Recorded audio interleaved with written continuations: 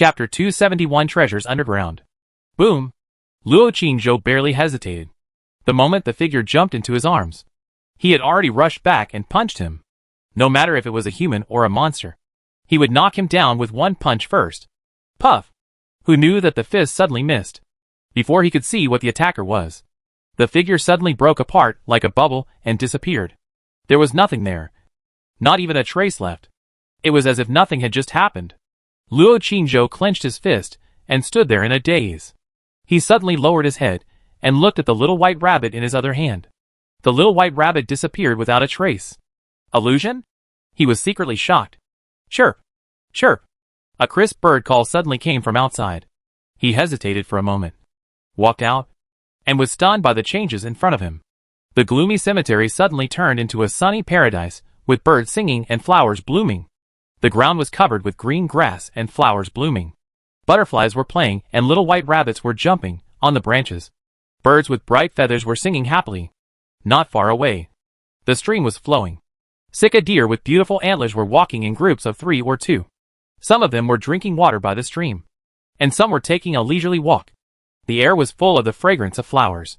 Luo Qingzhou stayed there for a long time before he raised his feet, stepped on the soft grass, and walked forward. When he met a tree, he reached out to touch it. The tree was actually real. In the grass by the roadside, 2 little white rabbits were jumping and chasing each other. He immediately went up and grabbed one, stroking and rubbing it, pulling and pinching it, and checking it up and down. It turned out to be real. Bang! He clenched his fist and hit the little white rabbit lightly on the head. The little white rabbit opened its eyes wide, looking at him curiously and terrified. Its body soft, and did not suddenly break or disappear. At this time, another little white rabbit was under his feet, biting his shoes fiercely. Put down my second baby. Luo Qingzhou looked into its eyes and vaguely heard what it said in its heart. Strange. Luo Qingzhou was secretly puzzled. Put down the little white rabbit in his hand and continued to walk forward. Looking down, the little white rabbit under his feet was still biting his shoes, staring angrily with 2 eyes. And the snow-white and soft body was dragged on the ground by him, as if unwilling to let him go easily. Luo Qingzhou raised his other foot and stepped on its petite rabbit face, rubbing and squeezing it hard for a few times. It finally let go of its mouth, and made a strange cry in anger. Luo Qingzhou ignored it, and continued to walk forward, looking around in surprise. He came to the stream. The stream was clear and flowing slowly. It was filled with beautiful pebbles, and small fish were swimming at the bottom of the water. But there was no shadow of him in the water. He looked up and saw the blue sky and white clouds. A sun was hanging high in the sky, emitting brilliant light. Everything here was so realistic. But obviously, it was all fake. He squatted down by the stream and scooped up a palmful of water. It was icy and refreshing. He looked at the water again, but still could not see his reflection. He stood up and walked down along the river. There seemed to be a small bridge over the stream there. He looked down and saw that the 2 little white rabbits were chasing him again. The little white rabbit that he stepped on was still biting his shoes fiercely, and was dragged by him. The other little white rabbit that he had trampled on was jumping and following curiously behind. Luo Qingzhou could not feel the weight, so he ignored them and continued to walk forward. He came to the bridge. He hesitated for a moment and walked up. The wooden bridge was narrow, but it looked stable. After crossing the bridge, there was a valley with green grass and blooming flowers on the opposite side. 2 beautiful Sika deer were eating grass with their heads down. When they saw him coming, they just glanced at him and ignored him. Luo Qingzhou stared at them for a while, then suddenly walked over and touched the antlers of one of the Sika deer. Who knew that the Sika deer suddenly said, "Rogue." Then, the 2 Sika deer quickly ran away. Luo Qingzhou was stunned. When he was staring at their backs in a daze, he suddenly found that the stone wall in front of him was flashing with light, emitting beautiful colorful light in the sun. He focused his eyes and walked over immediately. The stone wall was as smooth as a mirror. Under the sunlight, some pictures appeared on it. Those pictures flowed slowly from right to left, as if playing movie clips. Luo Qingzhou walked closer, looked up, and immediately stepped back and stood farther away, so that he could see the pictures on it clearly. The first picture was many monsters with strange horns on their heads and fierce looks, standing densely in several rows. The second picture was a tall creature riding a monster, who looked like a human but had horns on his forehead. He was holding a spear. majestic, and followed by a dense army of monsters. The third picture was a scene of a melee on the battlefield.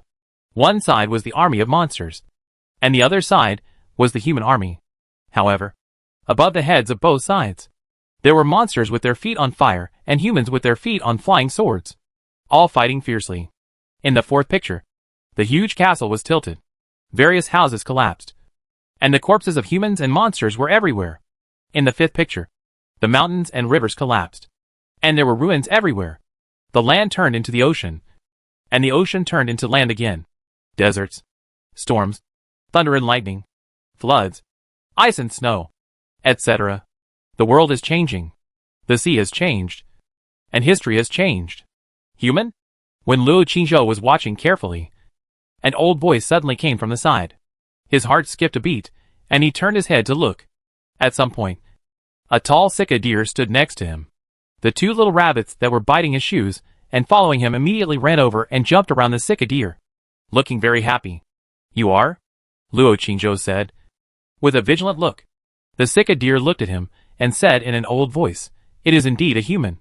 Strange that a human can come in. Are all those restrictions invalid?" Luo Qingzhou heard its voice, like an old man, and bowed and said, "I found a secret passage and came in from that secret passage." "Old man, is this your place?" The Sika deer shook his head slightly. "No. Here, I am just a wandering soul who is lucky enough not to disappear." Then he said, "You are a human. Not only can you come in, but you can also see us and the things on the stone wall. It's very strange." Luo Qingzhou was even more confused and asked respectfully, "When I came in before, I found that this was a cemetery. There was nothing here except graves. But this time, I saw these things. Do you know why?" "Cemetery?" The deer seemed a little surprised. After thinking for a while, he said, "I don't know why. It may be that the space overlaps. This is the battlefield where humans and monsters fought in ancient times. There are many memory spaces left. Maybe you didn't enter the same place every time you came in from that secret passage." Luo Qingzhou was stunned. The battlefield where humans and monsters fought in ancient times? The deer's voice was vicissitudes. "I don't know how many years it has been. I have never left here, and I don't know what the outside world has become. But since you can find the passage to enter here, it seems that the outside world is now a human place." Luo Qingzhou said, "Outside is indeed a human city." The Sika deer raised his head and looked at the picture on the stone wall, saying, "That is a memory of the ancient times. In that war, the demon race was almost extinct. Although humans won, they also suffered heavy losses, and finally let the sea race take advantage. I remember that the continents that used to be turned into oceans. I don't know what the situation is now." Luo Qingzhou was secretly shocked when he heard this. He had seen the map of the Great Yan Empire and the known world in the Jubao Pavilion. There are indeed large oceans around each country. The area of land on the map is almost only 1/5 the size of the ocean. Could this be caused by the war between humans and demons in ancient times? Demons? Sea people? Luo Qingzhou felt that this world had become more complicated and terrifying. "Go out quickly before this space collapses. I can feel that this space will soon collapse and disappear like other spaces," the deer said in an old voice. Luo Qingzhou looked at the green grass, trees, butterflies, and birds around him, and couldn't help asking, "Old man, are the things here real or just illusions? I remember I hit something just now, and that thing suddenly broke and disappeared." The deer looked down and said, "Except for the two little rabbits under your feet. The other creatures here are all residual images of past memories. There should be no living things in this space. These two little rabbits also accidentally broke in from other spaces." Luo Qingzhou looked down and saw that the two little rabbits started biting his shoes again. He hesitated for a moment, then bowed and said, "Old man, I want to ask you something. When I was outside, I heard people say that there might be some treasures buried here. Do you know?" "Treasures?" The deer was stunned for a moment, then smiled old-fashionedly. "Of course there are treasures. In the ancient war, the treasures that were damaged alone were countless. There are naturally many other treasures that fell. At the beginning, I heard that the treasure of the demon clan, the heaven and earth divine pearl, was squeezed dry of its last power, and disappeared after being damaged. There are more treasures left by humans. But it has been so many years, and the battlefield has probably been cut apart and split into countless spaces and moved to various places. And those treasures have probably appeared in various places a long time ago. and have been picked up by people, or disappeared on their own. At this point, it sighed again. Nothing in this world can withstand the erosion of time. No matter how powerful a treasure is, it will become a waste after being buried in the soil for 10,000 years, millions of years, or even longer, isolated from the outside air, without the infiltration of energy. Any living thing will lose its vitality over time. After all, treasures are not dead things. After listening, Luo Qingzhou said nothing more, nodded, and said, "Then I'll take my leave." It was already night outside now. He had been here for a long time. If he didn't go back, Xiao Dai and the others would definitely be anxious. The Cicadier looked at the pictures on the stone wall, and didn't say anything. Luo Qingzhou turned and left, thinking about the treasure in his heart. It is estimated that someone knew that this was once a battlefield where the human race and the demon race fought in ancient times. So they guessed that there were treasures buried here. Just like the old man said just now, there were indeed many treasures left here. But so many years have passed. The Earth's crust has moved countless times, and the world has changed countless times. Those treasures have long gone to various parts of the world, and may have been picked up by creatures tens of thousands or hundreds of thousands of years ago. Of course, some may still be buried here, and some may have been picked up by people in watching. He suddenly remembered the sun and moon treasure mirror, and the mask he found at the bottom of the lake. Could it be that the two treasures were also left behind in ancient times? Because of the movement of the Earth's crust, or for other reasons. They emerged from the ground, and because they can be exposed to the sunlight and breath outside in the lake, they are not damaged. This is very likely. Although it took so long to open up the passage and did not get any treasures, it was still worth it to see this paradise and know so many things. And he was also practicing when he opened the way. He quickened his pace, entered the passage, and started running. It is estimated that Xiao Dai and Chior are already very anxious at this time. The two little girls may look for him everywhere, and even mobilize the entire Qin mansion to look for him. Plop! He ran out of the passage, jumped into the lake, quickly took off his clothes, and prepared to wash himself. What?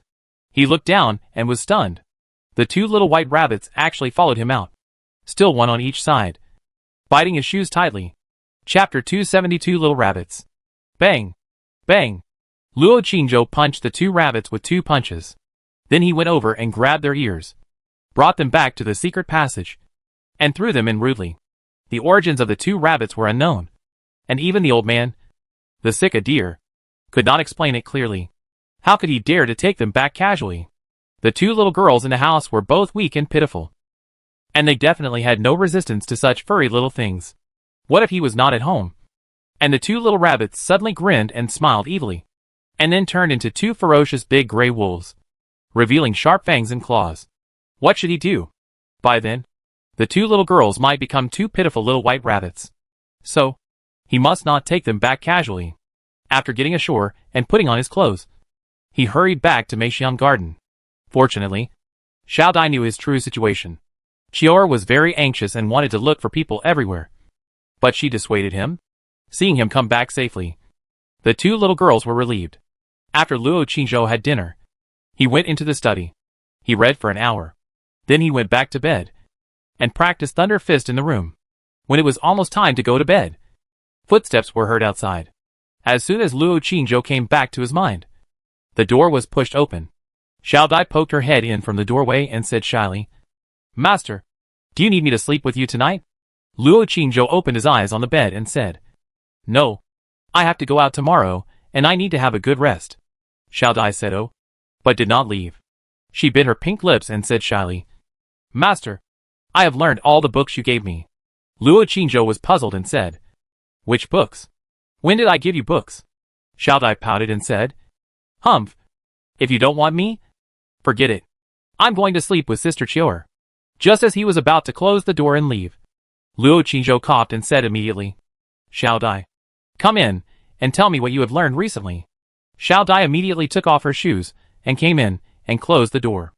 Outside the house, Chior was sitting in the living room, embroidering flowers while boiling hot water, preparing to help them wash later. The water in the pot soon began to puff. At 3 o'clock in the morning, Luo Qingzhou saw that the little girl in his arms had fallen asleep, and then his spirit left his body, flew through the roof and into the night sky. He carefully observed the Qin mansion and the surrounding streets in midair. and after seeing that there was nothing unusual, he flew to the Yuannong Tower. It has been more than a month since I last saw those two, and I wonder if they are still here tonight. To be honest, I still miss them a little after not seeing them for so long. After all, one of them sincerely helped him practice, and the other often called him brother sweetly and gave him so many good things. The spirit at night is very lonely. It feels good to have two of the same kind to talk and practice together occasionally. Not long. He has arrived at the Yuannong Tower. The eaves on the roof are empty. The moon-white figure and the red figure are still gone. Did the two agree to leave? However, the story and the scriptures have not been finished yet. Or maybe, they are in the process of breaking through the barrier recently. So they have been hiding at home in seclusion recently. He remembered the communication treasure letter that Sister Yu gave him. If the two really left, he could still use the communication treasure letter to contact Sister Yu. But what about Sister Yu? If she doesn't come again, won't he and her never see each other again? Floated to the roof. He didn't think about it anymore. Sat down on the roof. Closed his eyes. Bathed in the moonlight. Circulated his mind. And began to practice. The night passed quietly. On a rooftop in the distance, a moon-white figure stood there silently, looking at him quietly. An hour later, Luo Qingzhou opened his eyes and saw that no one came. So he flew into the sky and left. On the way to Qin Mansion, he hesitated for a moment, turned around, and flew to Chunghua Mansion. The moon-white figure on the eaves in the distance always looked at him in the dark. Luo Qingzhou stopped above the alley outside Chunghua Mansion and looked inside the mansion, but suddenly found a thin layer of gray smoke floating in the mansion, just blocking his sight. He couldn't see anything. His eyes looked at the two eaves on the roof of the main hall. One eave was inlaid with a red round bead, and the other eve was inlaid with a black round bead. Obviously, it was specially designed to guard against the soul. It seems that for Luo Yu's safety and cultivation, Chunghua Mansion has strengthened its vigilance. The two handkerchiefs here should be able to cover the two round beads. But the masters hidden in the mansion may find him immediately. So, he did not act rashly.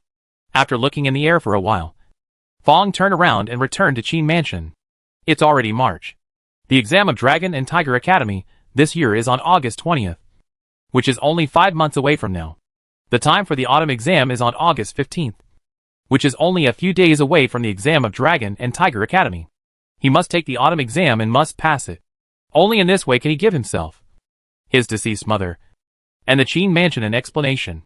Only in this way can he have the status and qualifications to do something. Thinking about things all the way, he returned to the Qin Mansion. His soul returned to his body, and he thought about it for a while on the bed. And then he hugged the little girl in his arms and closed his eyes. Not long after he returned to the mansion, the moon-white figure left from a roof. She came to the sky above Chunghua Mansion, looked down for a while, and then dissipated like moonlight and disappeared. In the military camp, dozens of kilometers away from Maching, Nandong Huiyue, wearing a fiery red dress, was lying in the tent, tossing and turning, unable to fall asleep. After a while, she suddenly took out a piece of jade as smooth as a mirror from the storage ring, and murmured, "At this time, the dog couple should be kissing each other in the Yuannong Tower." Her soul power moved, stretched out her slender jade fingers, tapped on the smooth jade, and wrote as a pen, "Brother, what are you doing?" After writing, she suddenly deleted it. With my current status, how can I call someone brother casually? What a joke, she said coldly, pondered for a moment, and suddenly lay down, her spirit out of her body. The spirit took the message and began to write. It was strange that once the spirit left the body, not only did I feel light, but my mood and state of mind also became light, without any scruples or heaviness. Brother, what are you doing? Are you telling your sister you a story? I want to hear a story too. It's been so long.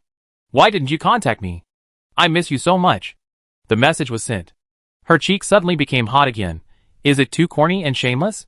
This palace, forget it. I am a spirit now, and the spirit has no identity, so I can do whatever I want. After waiting for a long time, the other party did not respond. She had to return to her spirit. At this time, thinking about the words she had just sent, her cheeks suddenly became hot again, and she felt extremely ashamed. But she quickly adjusted her mentality. The spirit is shameless. Why should I care about this palace? The spirit is the spirit, and the body is the body, and they really can't be confused. After all, the spirit can leave the body after the cultivation is strong. It can even leave the original body and occupy someone else's body, and even reincarnate. Immortal, and the cultivation of the spirit and the body, as well as the state of mind that needs to be maintained, are different. Therefore, what the spirit soul did had nothing to do with her, the eldest princess. In another month, she would go to Kyoto. Then she could continue to cultivate the spirit soul. This was a military camp, and the soldiers were full of vitality. Tens of thousands of people gathered together, which was no different from the most terrifying soul-devouring sea of fire. So she did not dare to go out casually. After thinking about it for a while, she calmed down and closed her eyes. A night passed quietly. When Luo Qingzhou got up in the morning and put on his clothes, he suddenly found that something in his storage bag vibrated. He opened the storage bag and saw that it was the communication treasure given by the sister Yu. He was stunned for a moment and hurriedly took it out and saw a line of clear small words on it. Brother. Brother. What are you doing? In just one sentence, 4 brothers appeared. Just looking at the words, it seemed that you could hear the sweet voice of the sister Yu. Luo Qingzhou stretched out his fingertips, urged the soul power, and replied, Where did you go? I go to Yuanong Tower every night. Why didn't I see you? After replying, he put the things back into the storage bag. After breakfast, he went to the bottom of the lake in Yueyetingyu Garden again to continue practicing. As soon as he entered the dark passage, he suddenly saw 2 snow-white figures rushing out from the darkness, one on each side, preparing to bite his shoes again. But he had just come out of the lake and was not wearing shoes. Seeing this, he immediately jumped up, and with 2 bangs, he kicked the 2 little white rabbits one by one and flew out directly. Unexpectedly, the 2 little white rabbits looked soft and cute, silly, but their defense and vitality were extremely tenacious. After being kicked out and falling to the ground, they immediately got up again, one on the left and one on the right, opening their mouths, and fiercely rushed towards his 2 feet. Bang! Bang! Luo Qingzhou was not polite. This time, he increased the force and kicked them out again. The 2 little white rabbits fell heavily to the ground, and this time, they did not get up again. After struggling a few times on the ground, they lay there, staring at him with wide eyes, and stopped moving. Luo Qingzhou saw that their abdomens were heaving, and they were not dead. So he ignored them, and went straight into the middle passage. He decided to take another look at the place he had been to yesterday. He quickened his pace, walked through the passage with ease, and walked out of the cave. However, it was pitch black outside. Yesterday's blue sky, white clouds, birdsong, flowers, green grass and streams suddenly disappeared, and it turned into the original gloomy and lifeless cemetery. He stood in the cemetery blankly, looking around, a little confused. It seems that it is really as the old man said. There are many overlapping spaces here. But why can he always come in this cemetery space? Luo Qingzhou thought secretly in his heart, and did not stay inside for long. Turning into the passage, suddenly, a flash of inspiration came to his mind, and he seemed to think of a possibility. When he came here last night, it was actually an accident, because he forgot the time during his practice last night, and it was already dark outside. He came in because of a rabbit, so he discovered the paradise here, and it turned out that every time he came here, it was daytime outside. Could it be related to this? As long as he came in during the day, this is a cemetery. And if he came in at night? Perhaps this is not a cemetery? Think about it carefully. Maybe it is really possible. He was secretly excited and decided to try again tonight. Maybe when he comes back tonight, this place will become that paradise again. Or even another space world. If he can really enter other spaces, maybe he will have a chance to get some treasures that have not yet appeared in the world. Thinking of this, he returned to the fork in the road and walked to the right passage, ready to continue to open the way and practice. Swoosh! At this moment, the 2 snow-white figures suddenly jumped out of the darkness again, one on each side, and bit his toes again. Chapter 273 The General's Gym. Letter from Kyoto. Bang! A punch was thrown, and stone chips flew. Luo Qingzhou came to the passage on the right, and began a day of practice and clearing the way. He put on his shoes. The 2 little white rabbits, one on each side, still bit his shoes. Anyway, they were not heavy, so he was too lazy to care. Rest at noon.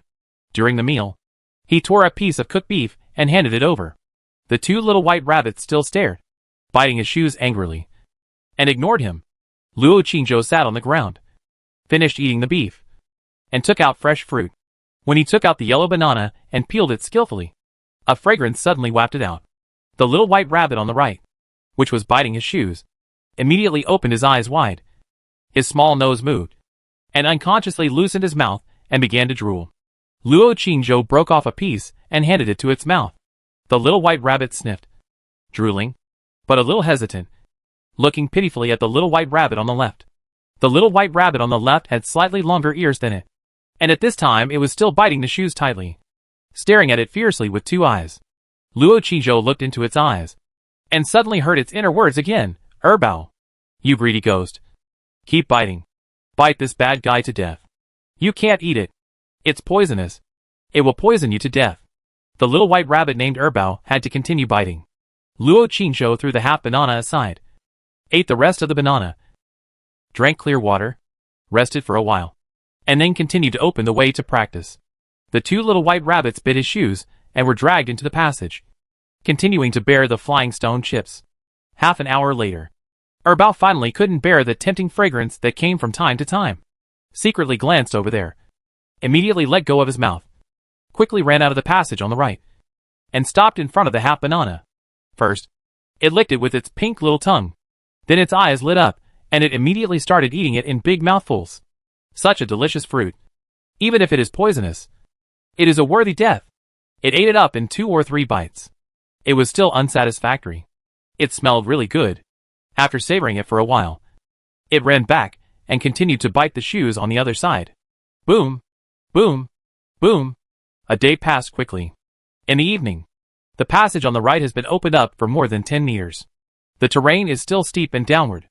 At the same time, the temperature of this passage is obviously much higher than that of the passage next to it. Luo Qingzhou walked out of the passage and took a short rest. Then he entered the stone room, took out the beef and ate a piece. The two little white rabbits still bit his shoes tightly. He sat cross-legged on the ground, took out the porcelain bottle, and dripped 2 drops of spiritual liquid on his palm. 1 drop each of moonlight spiritual liquid and sunlight spiritual liquid. When he dripped the spirit liquid, the little white rabbit with slightly longer ears and a more irritable look suddenly sniffed and looked at the porcelain bottle in his hand with a suspicious look. However, as soon as the spirit liquid came out, it was absorbed by him. The little white rabbit seemed to want to smell it carefully, but it didn't have the chance. Luo Qingzhou sat cross-legged, closed his eyes, and began to circulate the internal force in his body and practice the internal skills. A heat flow rose in his body and flowed through all the internal organs and acupoints in his body. The internal force and physical strength that had been exhausted were quickly recovered. The sky outside quickly darkened. After a while, Luo Qingzhou opened his eyes and stood up, feeling energetic and refreshed. He walked quickly to the passage in the middle that had been opened long ago. The two little white rabbits were still biting his shoes and were dragged by him. Their snow-white fur was already covered with stone dust. Luo Qingzhou was familiar with the road and quickened his pace. When he was about to reach the exit, a light suddenly appeared in front of him. He was secretly happy in his heart. Sure enough, only when he entered here after it was dark outside, this place would not be the lifeless cemetery. However, this light was obviously not as bright as the last time. He immediately quickened his pace and walked over. When he was about to reach the entrance of the cave, he suddenly felt a resistance, as if there was an invisible airflow that prevented him from moving forward. He was stunned for a moment, and immediately increased his strength, step by step, and walked forward with all his strength. The two little white rabbits on his feet were still biting his shoes tightly. Puff! For some reason, after he took a few steps forward with difficulty, the invisible barrier suddenly broke open like a film. He stumbled and rushed in, out of the cave. The sky outside was dark, and there was a smell of decay in the air. The ground was full of skeletons wearing armor. There were humans and monsters, and weapons were scattered all over the ground. This is no longer a cemetery, but the atmosphere here is obviously more gloomy and terrifying. This is a battlefield full of human and monster corpses. Luo Qingzhou looked at the skeletons on the ground and walked forward slowly. Puff! When he accidentally stepped on a suit of armor, the armor instantly shattered and turned into a pile of powder. Luo Qingzhou was stunned for a moment, and then stepped on the spear next to him. Similarly, the spear was instantly shattered into powder. Luo Qingzhou continued to walk forward, with mixed emotions, silently feeling the dead silence and the former magnificence and tragedy on the battlefield of this ancient war. The sound of fierce fighting and roars full of power seemed to echo in his ears. When he was almost at the end, he suddenly saw a skeleton kneeling on one knee, leaning on a sword with one hand, wearing golden armor. He walked over and looked carefully. This is a human skeleton. Judging from the situation, it should be a general.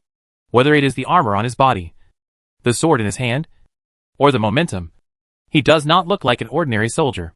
Luo Qingzhou squatted down and was carefully observing the armor on his body. The kneeling skeleton suddenly poofed and shattered, instantly turning into a pile of powder and falling to the ground. The armor on his body and the sword in his hand disappeared. Luo Qingzhou was stunned for a moment and looked down at the two rabbits under his feet. Did they touch it? Or maybe it was because of the aura he carried that was out of tune with this place. Or the aura of the new world? It could even be because of his breathing.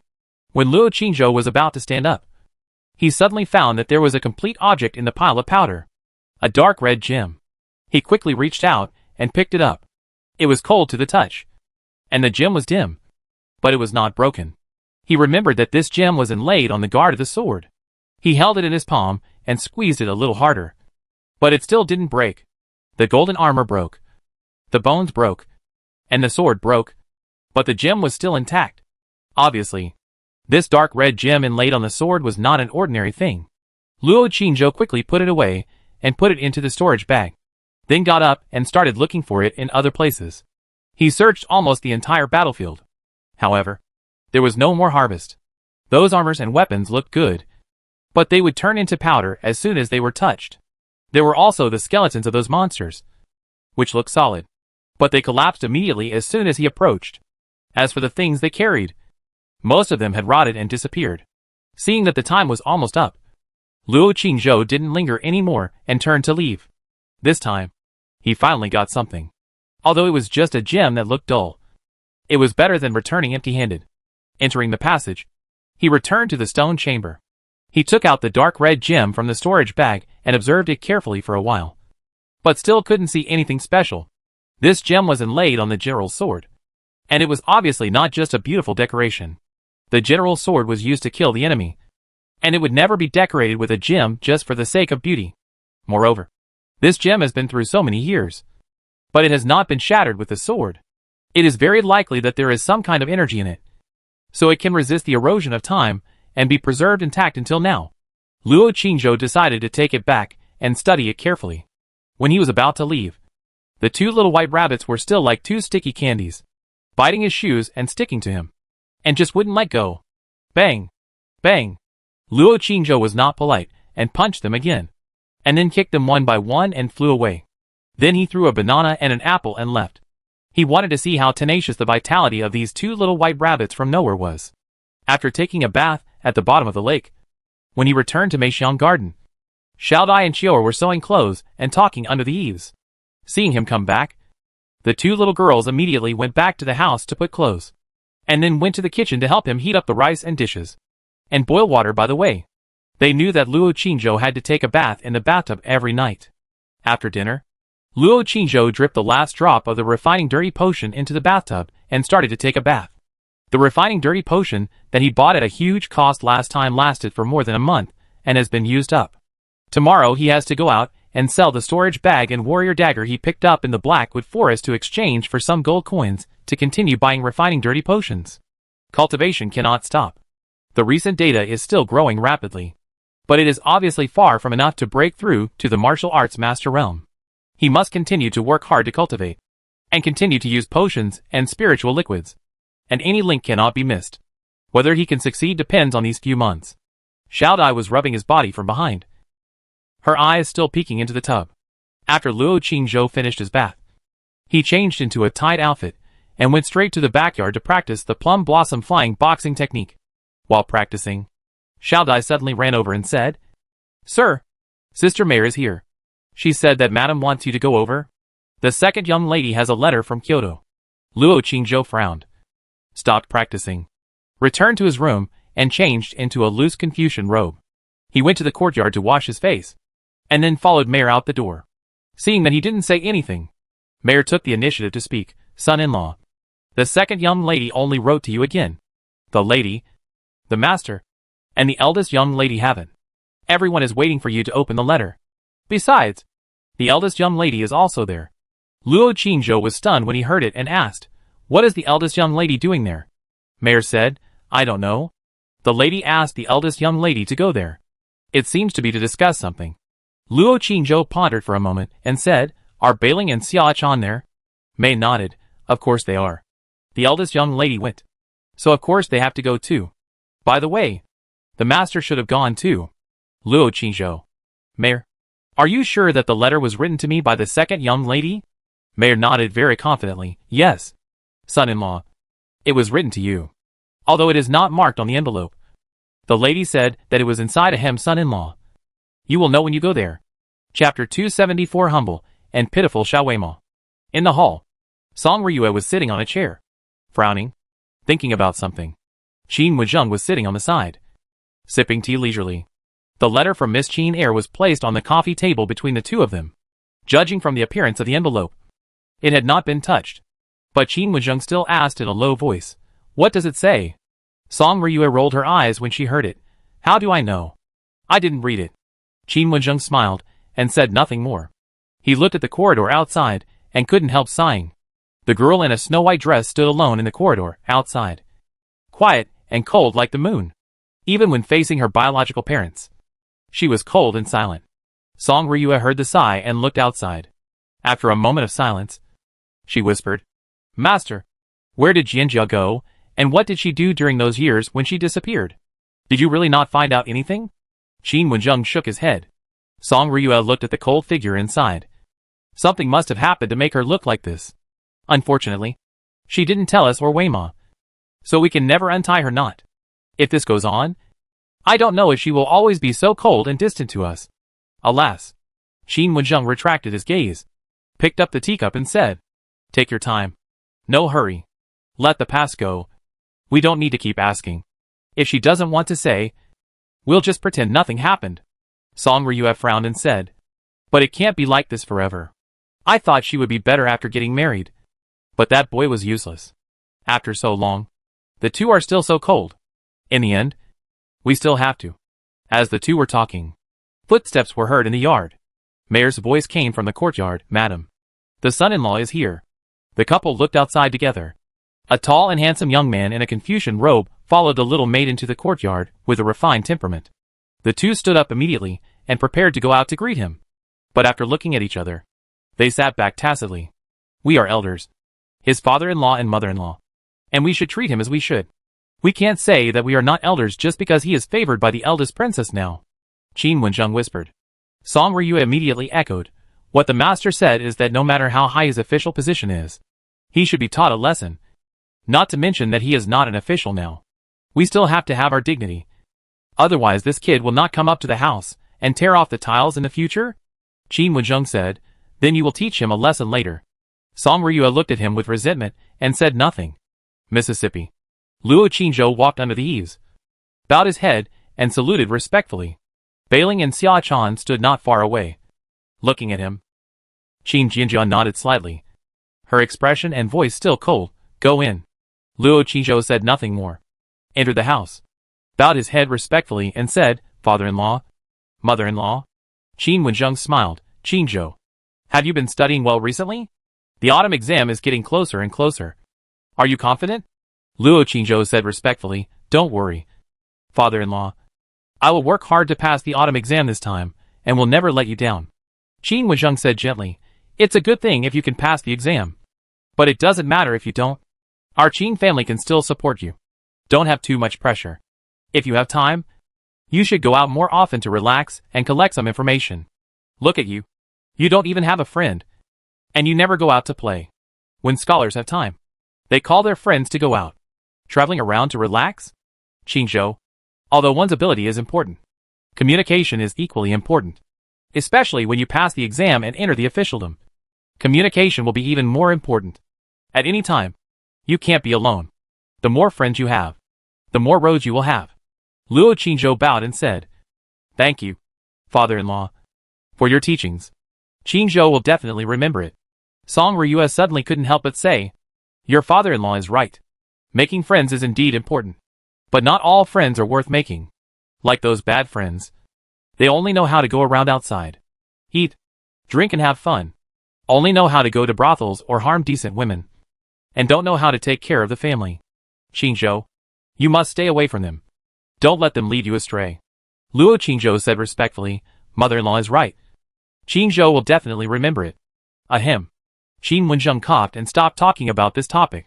He reached out and picked up the letter from the coffee table next to him and said, Qingzhou, give it to Weima. Luo Qingzhou took it in his hand, looked up and said, then, Qingzhou, take your leave? Qin Wenzheng looked at it, a glance at the side, with a hint of embarrassment on his face. He said, Qingzhou, please read it first. If it is convenient. Your mother-in-law and I also want to know the current situation of Weimo there. After all, the girl is in poor health. As parents, how can we not worry? Of course, if it is inconvenient. Forget it. Luo Qingzhou did not hesitate. Directly and respectfully handed the letter over, saying, father-in-law and mother-in-law, just read it first. There is no inconvenience. Based on his understanding of this mother-in-law, she must have read this letter a long time ago. And based on his understanding of Miss Qin Air, the other party will definitely not write anything weird in it. Bailing suddenly said at the door, son-in-law, my lady also wants to read it. Hearing this, Luo Qingzhou turned his head and looked at her. Bailing smiled, revealing two sweet dimples on her face. Son-in-law, since everyone wants to read it, let me read it. Okay. Then he said, don't worry, son-in-law. If there are any mushy parts, I will ignore them. Luo Qingzhou glanced at the snow-white figure in the corridor outside, paused, and handed the letter over. Bailing immediately came in happily and took the letter. After opening the letter, she first glanced at it roughly, and then read it in a crisp voice. In the corridor, Miss Qin's eyes looked at the night sky in the distance. In the corner of the wall not far away, Xiaochan held a sword, standing there silently, with her ears pricked up. Brother-in-law, Weima misses you. Mrs. Daddy, Mrs. Mommy, Mrs. Sister, Mrs. Bailing, Mrs. Xiaochan, and Mrs. You too. Brother-in-law, are you okay? How are you studying recently? The autumn exam is getting closer and closer, and Weima is actually more nervous than brother-in-law. But brother-in-law, don't worry.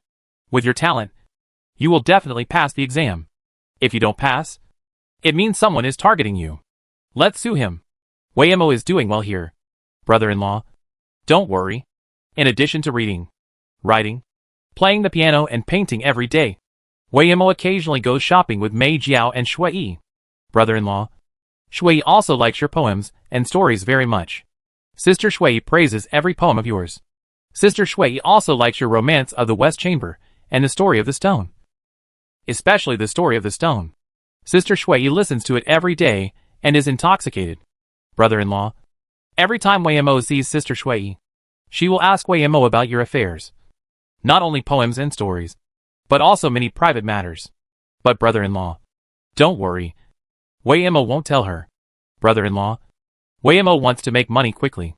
I hope that when you come, our family, Weimo, Dad, Mom and Sister, can move out together and stop living here. Weimo is afraid that his brother-in-law is too good and will. Brother-in-law, Weimo misses his father and mother. By the way, brother-in-law, Mei Jiao helped Weimo choose a store. The romance of the West Chamber and the story of the stone are already in production and will be available soon. Brother-in-law, you haven't finished writing the story of the stone yet. When will the Beijing King come out? Who will Miss Lin end up with? Sister Shui also said that Baoyu is a scumbag. So she asked brother-in-law to write Baoyu to death so that Miss Lin can have a happy ending. Also, Sister Shui also said that Miss Lin is Weimo. Brother-in-law, it's March, and the peach and pear blossoms in the yard are blooming. Isn't it beautiful there? Brother-in-law? Of course, it will be beautiful. There are my sister, Bai Ling, Xiaochan, Xiao Dai, and yes, my mother and father. Brother-in-law should be very happy. Weimo misses you very much. Weimo had dreams these past few nights, and all his dreams were about mother and father. Brother-in-law, did you have a dream? Who did you dream about? By the way, brother-in-law, Sister Mei Jiao got into trouble outside again a few days ago. I heard that she had a fight with someone in the restaurant, and in the end the whole restaurant was covered with white lime powder. And even the restaurant owner and the waiter were covered with lime powder all over their heads. faces, and bodies. And I heard that the people who fought with her were all ordinary people. And they couldn't beat her. But she still spread a lot of lime. Sister Shui said that the prince finally went to catch her back in person. And then found 20 sacks of lime on her. Brother-in-law. Sister Mei Jiao was not like this. Sister Mei Jiao only knew how to use a whip. The prince was very angry, and kept asking her where she learned these despicable methods. Wei Imo was so scared. I was afraid that Sister Mei Jiao would be punished. Brother-in-law. What do you think of using lime to fight with others? Do you think it's right? Well, Wei Imo shouldn't have asked my brother-in-law. My brother-in-law is a scholar. A gentleman with good manners. Of course, he doesn't know these despicable means. Oh! And my mother and father are both very upright and gentlemanly people. My mother is gentle and virtuous. And my father is gentle and elegant. Wei Imo loves you. My brother-in-law. I'll stop writing here today. And I won't disturb my brother-in-law from studying. And I think about the humble Wei Imo who loves my mother, father, and sister by Ling Chanshan every day. After Bailing finished reading, the room was quiet for a while. Qin Wensheng couldn't help asking, what's the matter with the last sentence, humble little Wei Imo? Why is Wei Imo humble? And what does adding the word little mean? The room was silent. And no one answered. Qin Wensheng turned his head and looked at his wife. Is there no one to help me answer? Ryu. Tell me. What does Wei Imo mean by writing like this? Who is she humble in front of in the Qin mansion? Did you scold her again when you wrote back last time? Song Ryua rolled her eyes and didn't bother to pay attention to him. No. Luo Qingzhou hurriedly snatched the letter from Bailing, bowed and said, Father-in-law, mother-in-law, Qizhou still has to study, so I'll go back first. Qin Wensheng was still frowning and thinking, and nodded when he heard it. Okay. You go back to study soon. Song Ryua said nothing with a cold face. Luo Qingzhou took the letter and bowed and retreated. Just after going down the stairs, a white figure in the corridor suddenly said, Let's go together. Luo Qingzhou was stunned for a moment and turned to look. Miss Qin looked at him indifferently. In the moonlight, her white clothes were like snow. Her face was cold and beautiful. Yeah. Luo Qingzhou immediately lowered his head and stepped aside. Miss Qin went down the stairs. The two of them took Bailing and Xia Chan and walked side by side in silence. In the hall, Qin Wensheng still frowned, thinking about those words. Song Ryua finally couldn't bear it anymore. She stood up and held up the hem of her skirt, kneeling directly in front of him, looking up at him with her young and charming face, looking at him with watery eyes, biting her pink lips, and said in a soft voice, Master, do you want me to sleep with you tonight? The humble and poor little Ryua is waiting for your answer in love. Qin Wensheng's bones softened immediately, and his eyes widened. Chapter 275 Reply. The moonlight is bright. The spring breeze is especially gentle. Bai Ling walked in front with a lantern, looking back from time to time, and stopped talking several times. Xia Chan followed behind with a sword. Still silent, Luo Qingzhou accompanied Miss Qin and walked in the middle. Both of them were silent, and no one spoke first, walking through the corridor and the rockery. When they were about to reach the Meixiang garden, Miss Qin suddenly said, When you reply to the letter, ask her if she has coughed up blood recently. Luo Qingzhou said, Okay. The two fell silent again. Bai Ling looked back a few more times, and finally couldn't help but said, Son-in-law, are you afraid of my lady? Luo Qingzhou glanced at her, and didn't answer. Bailing said angrily, Can't the son-in-law take the initiative to talk to my young lady? Luo Qingzhou was silent for a while, looked at the person next to him, and said, Miss, I will reply to the second young lady after I go back. Miss, do you need to add anything? You can tell me. At this time, several people have arrived at Meixiang Garden. Miss Qin stopped and looked at the plaque on the door. After a moment, she said, Add one sentence, take care of yourself. After that, she continued to walk forward and said lightly, No need to see you off.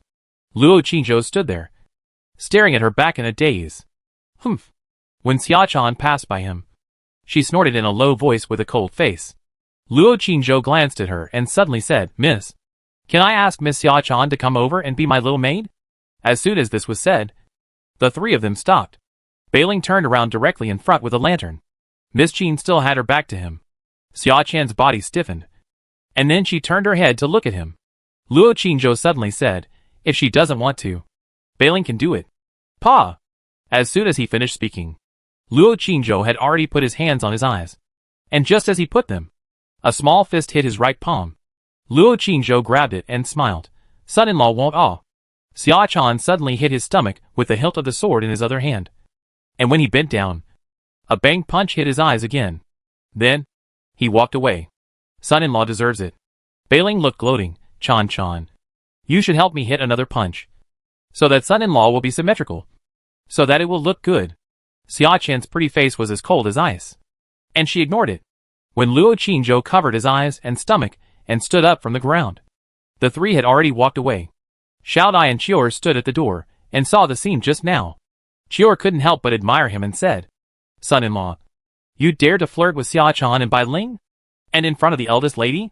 Luo Qingzhou covered his eyes with one hand and his stomach with the other, and said in embarrassment, It hurts. Help me in. The two little girls came over and supported him on the left and right.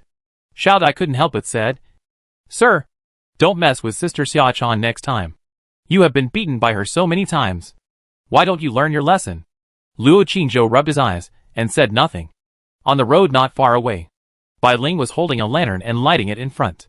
Miss Qin took Xia Chan and followed silently. When they were almost at Lingchan Moon Palace, Bai Ling suddenly stopped and turned around and said, Miss, I think that the uncle seems to be suspicious. No one responded. Miss Qin and Xia Chan remained silent. Back to the courtyard. Miss Qin went to the back garden. Bai Ling put down the lantern, called Xia Chan who was about to enter the house, and took her hand and said, Chan, your hands are so cold. Has the uncle touched them? And your feet? Has the uncle touched them too? Xia Chan was stunned for a while, did not answer, broke free, and went into the house. She stood in the dark for a long time. Silly girl. Bai Ling sighed and went to the back garden. In the pavilion by the pond, Miss Qin, dressed in a snow-white dress, sat there, staring blankly at the moonlight in the water, her soft black hair swaying slightly in the night breeze. Bai Ling came to the outside of the pavilion and leaned against the pillar next to her out of boredom. A cold light flickered between her slender jade fingers, and she could not see clearly what she looked like. On the courtyard wall not far away, a black shadow suddenly appeared and ran rapidly on the wall. It was a mouse. Shwa! A cold light flashed, and the mouse instantly fell outside. Dirty thing, Bai Ling muttered softly, then walked to the peach tree next to her, picked a peach blossom, and returned to the pillar outside the pavilion, and began to tear the petals out of boredom. Plum Fragrance Garden. In the study, Chior was grinding ink, and Luo Qingzhou picked up a pen to write back to the second lady. Second miss. Seeing the letter is like meeting you in person, and reading the letter makes you look happy. Mother-in-law, father-in-law, second brother, eldest lady, and everyone in the Qin mansion miss you very much. We are all fine. No need to worry. I have been studying well recently, and there is no problem. Having written here, he saw Chior grinding ink and reading, and added another sentence. Second miss, thank you for leaving Chior to me. Chior is very good, very well behaved, very cute, gentle and considerate. I like her very much. Chior blushed and said shyly, Son-in-law, please don't write me. I just took a look and didn't mean anything else. Son-in-law, you don't have to praise me specially. Luo Qingzhou said seriously, Of course I have to write. It's all true. You are better than Xiao Dai. At this time, Xiaojia's head suddenly stuck out from behind.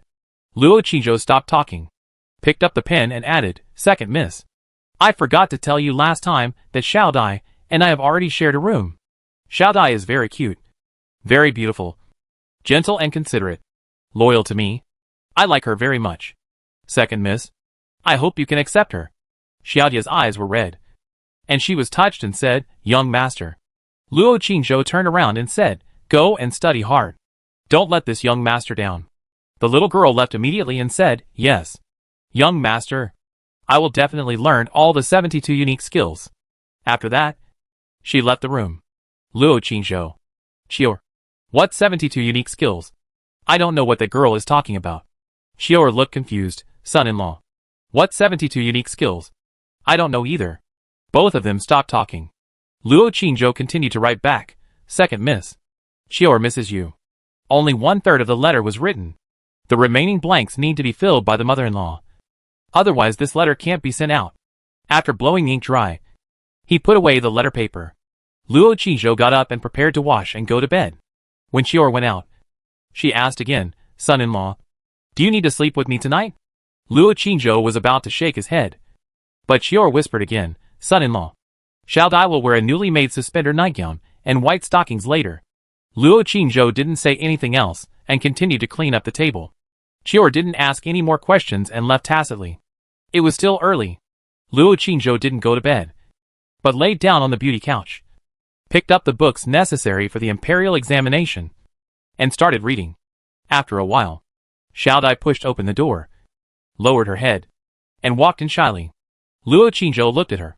Under the pink gauze skirt was a thin suspender nightgown, and on the slender jade legs below were white stockings, and 2 little feet wrapped in white silk were faintly visible under the skirt. Master, aren't you going to sleep yet? The little girl came to him, her eyes full of spring water, and her face delicate and charming. Luo Qingzhou stared at her for a while, patted the soft bed and said, come up and talk for a while. Oh! Xiao Dai climbed up shyly. Then she knelt between his legs, bit her slender waist, and lowered her blushing and tender cute face. Xiao Dai, let's talk for a while. Master said I was listening while practicing the instrument. Luo Qingzhou stopped talking. After a while, he picked up the book next to him, leaned on the soft backrest behind him, and continued to turn the pages of the book, reading carefully. Outside the room, Chiora was embroidering flowers while boiling water. Gurgle gurgle. Soon, the water in the pot boiled. Then it began to bubble and overflowed from the mouth of the pot. Chapter 276 Blind Date. In the morning, birds chirped and flowers bloomed. After Luo Qingzhou got up, he had a simple breakfast and went out. He changed his clothes and mask in the alley. When he arrived at Jubao Pavilion, Sister Dao just came in from outside. Today, Sister Dao not only did not carry the broadsword, but also wore a very ladylike skirt. She even wore a cute hairpin on her short silver hair. Luo Qingzhou looked at her strangely. Sister Dao rolled her eyes at him and took the initiative to explain, today's blind date. My father forced me to dress like this. It's so annoying that I can't even walk comfortably. Luo Qingzhou said, where's the knife? Sister Dao patted her waist and said, in the purse. A purse is a storage bag. Then he said, why are you here today? Everyone has asked for leave today and will not leave the city. Seeing her, Luo Qingzhou hurriedly said, Sister Dao, let's go upstairs and talk. I have some things I want to sell here. Please check the price first. The waiter who was wiping the counter with a rag couldn't help but laugh and said, Mr. Chu still trusts Sister Dao. But Mr. Chu, rest assured, the price Sister Dao gives is definitely not much different from my Jubao Pavilion. Hearing this, Luo Qingzhou deliberately said, Sister Dao, you can quote a few hundred more gold coins later. Then we will split it equally, so you can save up your dowry. Sister Dao walked upstairs in front and said indifferently, conspiring with you is like seeking the skin of a tiger. I dare not. I am afraid that I will not earn gold coins by then, and I will also get myself into trouble. Luo Qingzhou followed behind and said, Sister Dao, you are serious. I am not that bad. Uh-huh. Sister Dao chuckled and was too lazy to pay attention to him. The two went upstairs and came to the floor of warrior supplies. Luo Qingzhou walked to the counter, took a look at the storage bags inside, then took out 2 of his own storage bags and said, Sister Dao, take a look at how much these 2 storage bags are worth. One is ordinary, and the other is of slightly better quality. Sister Dao looked at him meaningfully and took it in her hand. Luo Qingzhou added, my friends.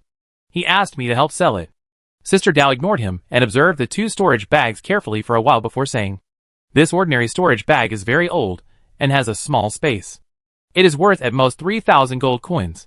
This storage bag of slightly better quality is also very old, but the material and space are good.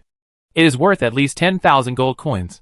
After hearing this, Luo Qingzhou secretly calculated how many potions these gold coins could buy. Then he took out 3 warrior daggers, handed them over, and said, Sister Dao, take another look at this dagger. Sister Dao took it in her hand, stroked the sharp blade with her fingertips, and weighed it again, saying, all 3 are the most common warrior daggers.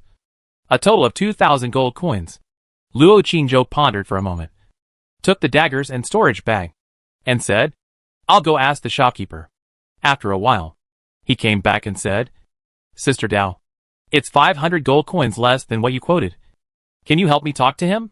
Sister Dao hesitated for a moment, glanced at him, and then took the dagger and storage bag from his hand and walked to the counter in the corner. Luo Qingzhou stood there and did not go over to eavesdrop. After a while, Sister Dao waved and said, "Come over. Mr. Chi said he can give you the price I quoted." Luo Qingzhou hurried over.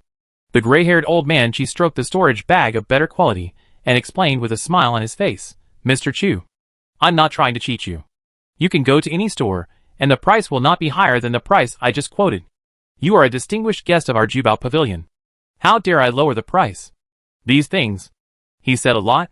Luo Qingzhou politely echoed a few words. Finally, the deal was made at the price Sister Dao said. 2 storage bags, plus 3 warrior daggers, sold for a total of 15,000 yuan. And a bottle of refining potion was given by the way. These were all obtained by Sister Dao for him. Of course, it was also because he had sold 2 monsters here before, and was a member of the hunting team here. If it were someone else, it would definitely not be possible to get this price. Gold coins exceeding 10,000 will be replaced with large gold coins, with a face value of 1,000. The large gold coin is about half the size of a palm. Very heavy, shining with gold, and the texture looks much better. Luo Qingzhou took the gold coins, but did not put them into the storage bag.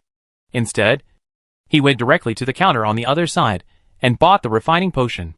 1 bottle of refining potion costs 800 gold coins. There is a discount for buying 10 bottles at a time, and a bigger discount for buying 20 bottles at a time. So he did not hesitate, and bought 20 bottles directly, just spending the 15,000 gold coins again. 20 bottles of refining potion are probably enough for him to use for more than 2 months. If he does not break through by then, he can only continue to make money.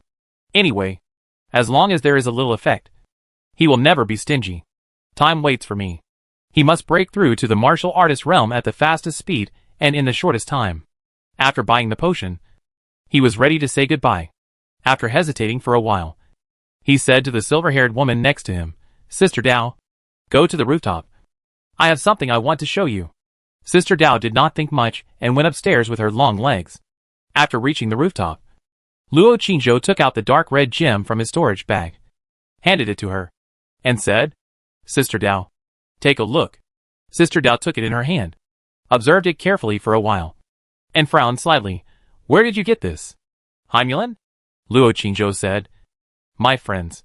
"Sister Dao, can you tell what it is? Can it be sold for money?" Sister Dao observed the sunlight outside the window for a while, and then said to him, "It looks like some kind of gem, but it doesn't look like one, and the energy inside has been exhausted, and it doesn't work when facing the sun. There is no light. It is probably too old and has been ruined. I can't see it. Otherwise, you take it down and show it to old Qi."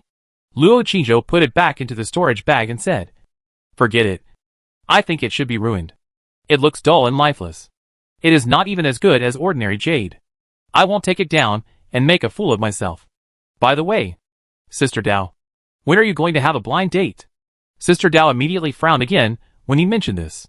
She sighed and said, "Noon. Who is the other party? A warrior?" Luo Qingzhou asked curiously. Sister Dao shook her head and said, "It's a scholar. Dad said that this is a good match. Otherwise, we will fight often." Luo Qingzhou nodded and said, "Scholars are good, gentle, and they speak softly. They are very suitable for Sister Dao."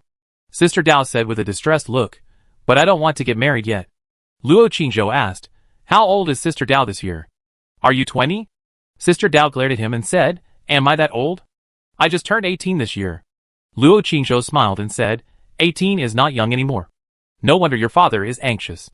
In this era, 18 years old is already an old woman. In the previous dynasty, if a woman was not married at the age of 14, the country would force her to collect taxes in order to increase the population. Sister Dao suddenly asked, "Are you married?"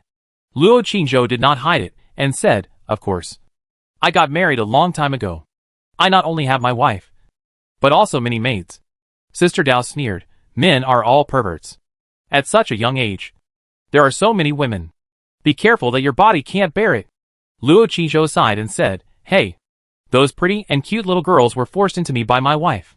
I am also helpless. Hee hee." Luo Qingzhou chatted with her for a while before leaving. After buying a few strings of candied haws on the street, I returned to the mansion. Xiao Dai and Chiao were sitting in the corridor basking in the sun, embroidering flowers, chatting, and looking very comfortable. Luo Qingzhou gave them the candied haws. then went into the house. Put the sun and moon mirror on the table in front of the window. Thought for a while.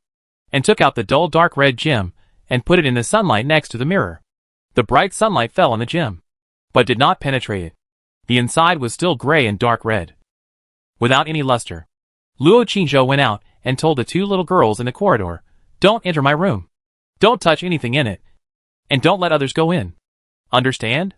Xiao Dai knew it a long time ago, and nodded when she heard it. Xiao also said, "Well, don't worry, son-in-law."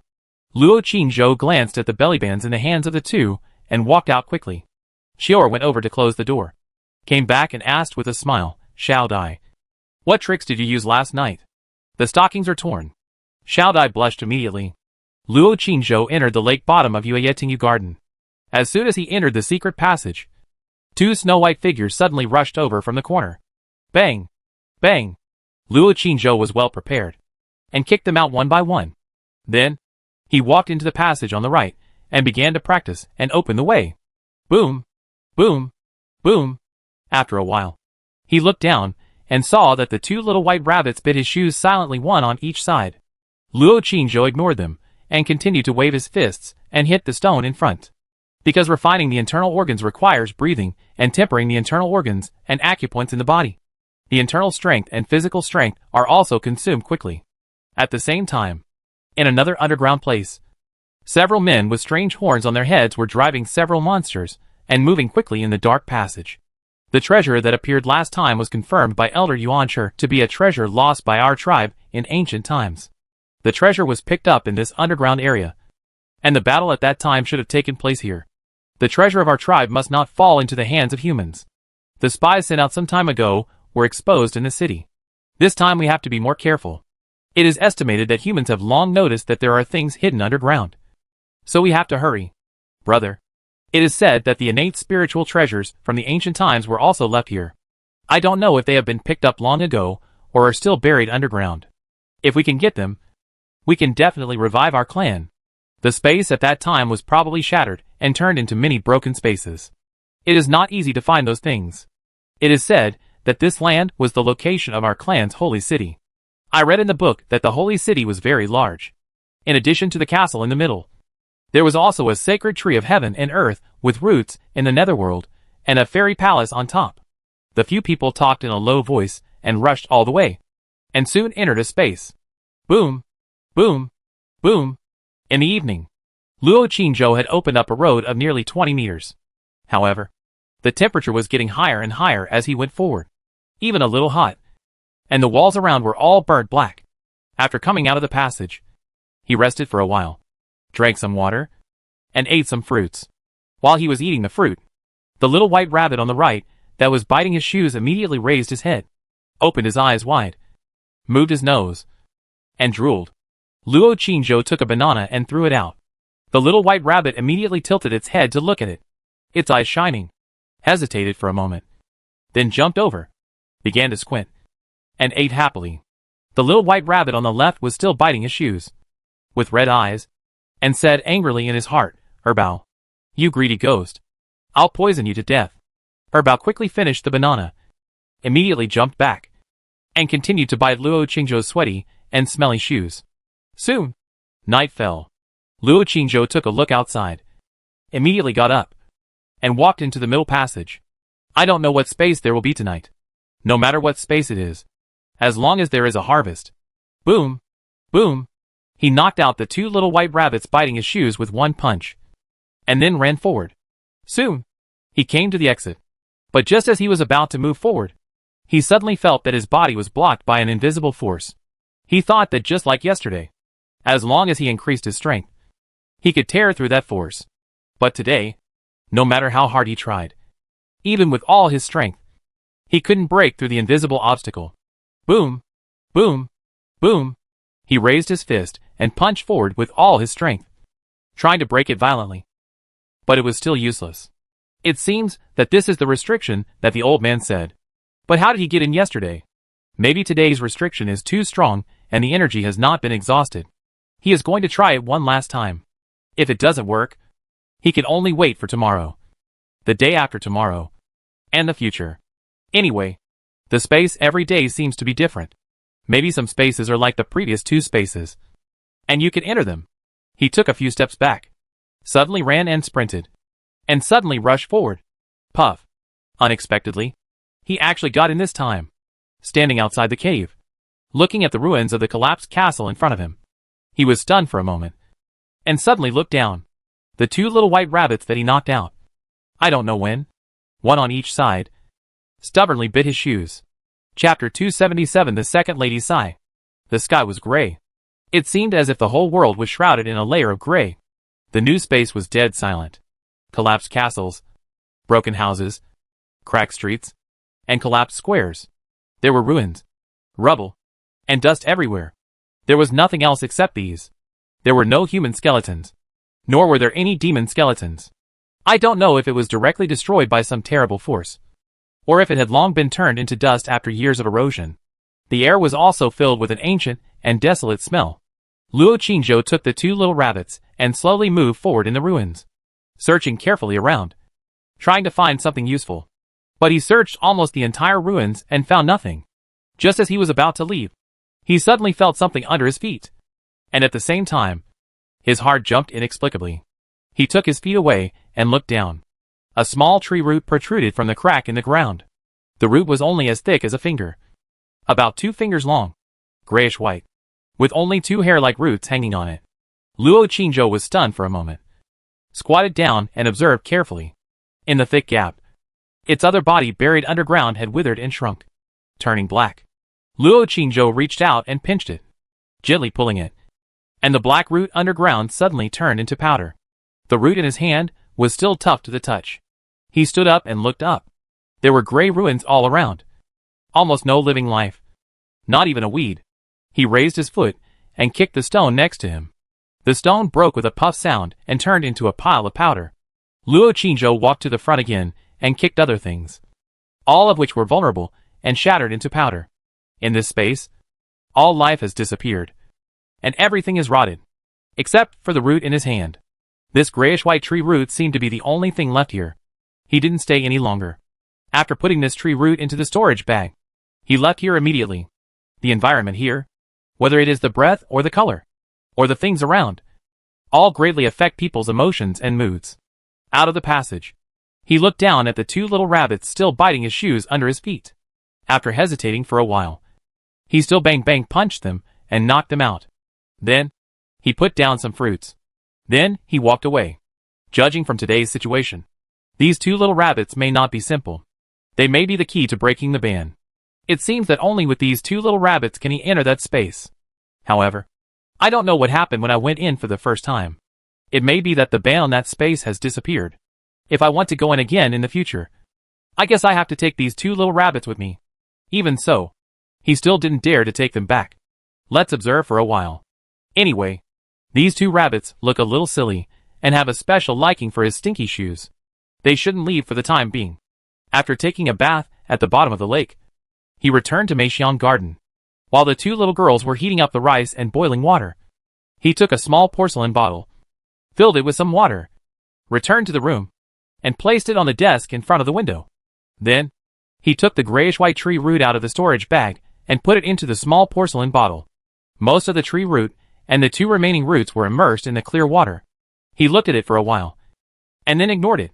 He took out the porcelain bottle, collected the 2 spiritual liquids on the sun and moon treasure mirror, and turned the mirror over to face the moonlight. After putting away the porcelain bottle, he picked up the dark red gem from the table, observed it carefully in the moonlight for a while, and saw that there was no other abnormality. So he put it back to its original place. After dinner, he dripped a drop of refining dirty potion into the bathtub and started to take a bath. Before the refining dirty potion was used up, he decided not to go out again. It's better to study hard, practice well, and explore treasures at home. Time flies. In a blink of an eye, another 2 months have passed. It's less than 3 months away from the autumn test on August 15th. During this period of time, his various data are still advancing by leaps and bounds. And at the same time, he feels that the energy in his body is ready to move. Every time the spiritual liquid and potion are absorbed, they will quickly transform into a hot stream and sink into the Danhai. The Danhai seems to be accumulating a lot of energy quickly, waiting for the moment of qualitative change and explosion. He seems to be breaking through again. This time the breakthrough is from the martial student realm to the martial master realm. So it is more difficult and more important than before. He must continue to work hard and make a breakthrough quickly. If he gets stuck suddenly, it will not be a matter of a few months, but a matter of a few years or even a lifetime. Many warriors are stuck in the refining organ realm and cannot break through again in their lifetime. Therefore, he must continue to provide enough energy and practice for the body, so that the energy accumulated in the Danhai is more and more pure, so that he can break through in one go. In recent days, he has gone out of the city to hunt monsters in the Blackwood Forest. In addition to making money, he also honed his combat skills and used combat to temper his internal organs, so that the organs and acupoints of the body are stronger, so as to meet the sudden outbreak at that time. During this period, the monsters in the Blackwood Forest suddenly became fewer, and I don't know where they went. He only hunted one and exchanged it for a month's worth of potion for refining. But it should be enough. The underground space suddenly disappeared after he explored it 5 times in a row, whether it was day or night. Every time he went in, it was that lifeless cemetery. And when he went in last night, he found that the space had cracks and seemed to be about to collapse. But fortunately, the passage on the right seemed to be opened again. The deeper you go, the higher the temperature. Now the stones have started to get hot. He plans to persist for a few more days. If he still can't get through, he can't move forward. Otherwise he will be burned to death by the high temperature. Nothing else was found in the space, except for the dull gem and the branch that had been soaked in water and had not moved. He didn't pick up anything else. Although he was a little disappointed, he had a good attitude. It didn't belong to him in the first place, so it was a surprise to get it. And it would be fine if he didn't get it. Well, he forgot that he also got 2 silly rabbits, one Dabeo and one Erbao. After spending some time together, the 2 stubborn little rabbits finally stopped biting his shoes every time they met. But they would continue to bite them when they were angry or upset occasionally. Dabeo likes to eat meat, and Erbao likes to eat bananas. Dabeo is fiercer and bolder, Erbao is more docile and timid.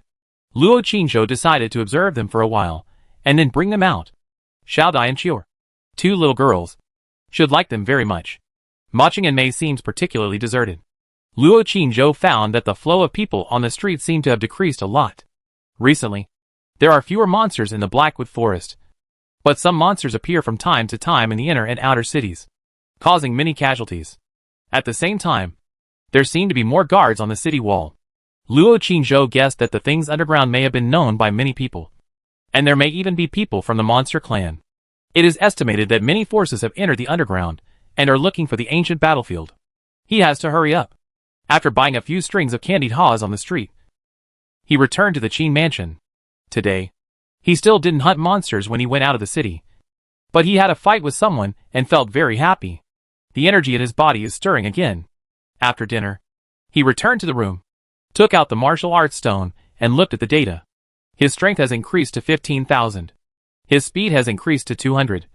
And his resistance to blows has increased to 3,000. His mental strength has increased even more terribly, reaching 1,500.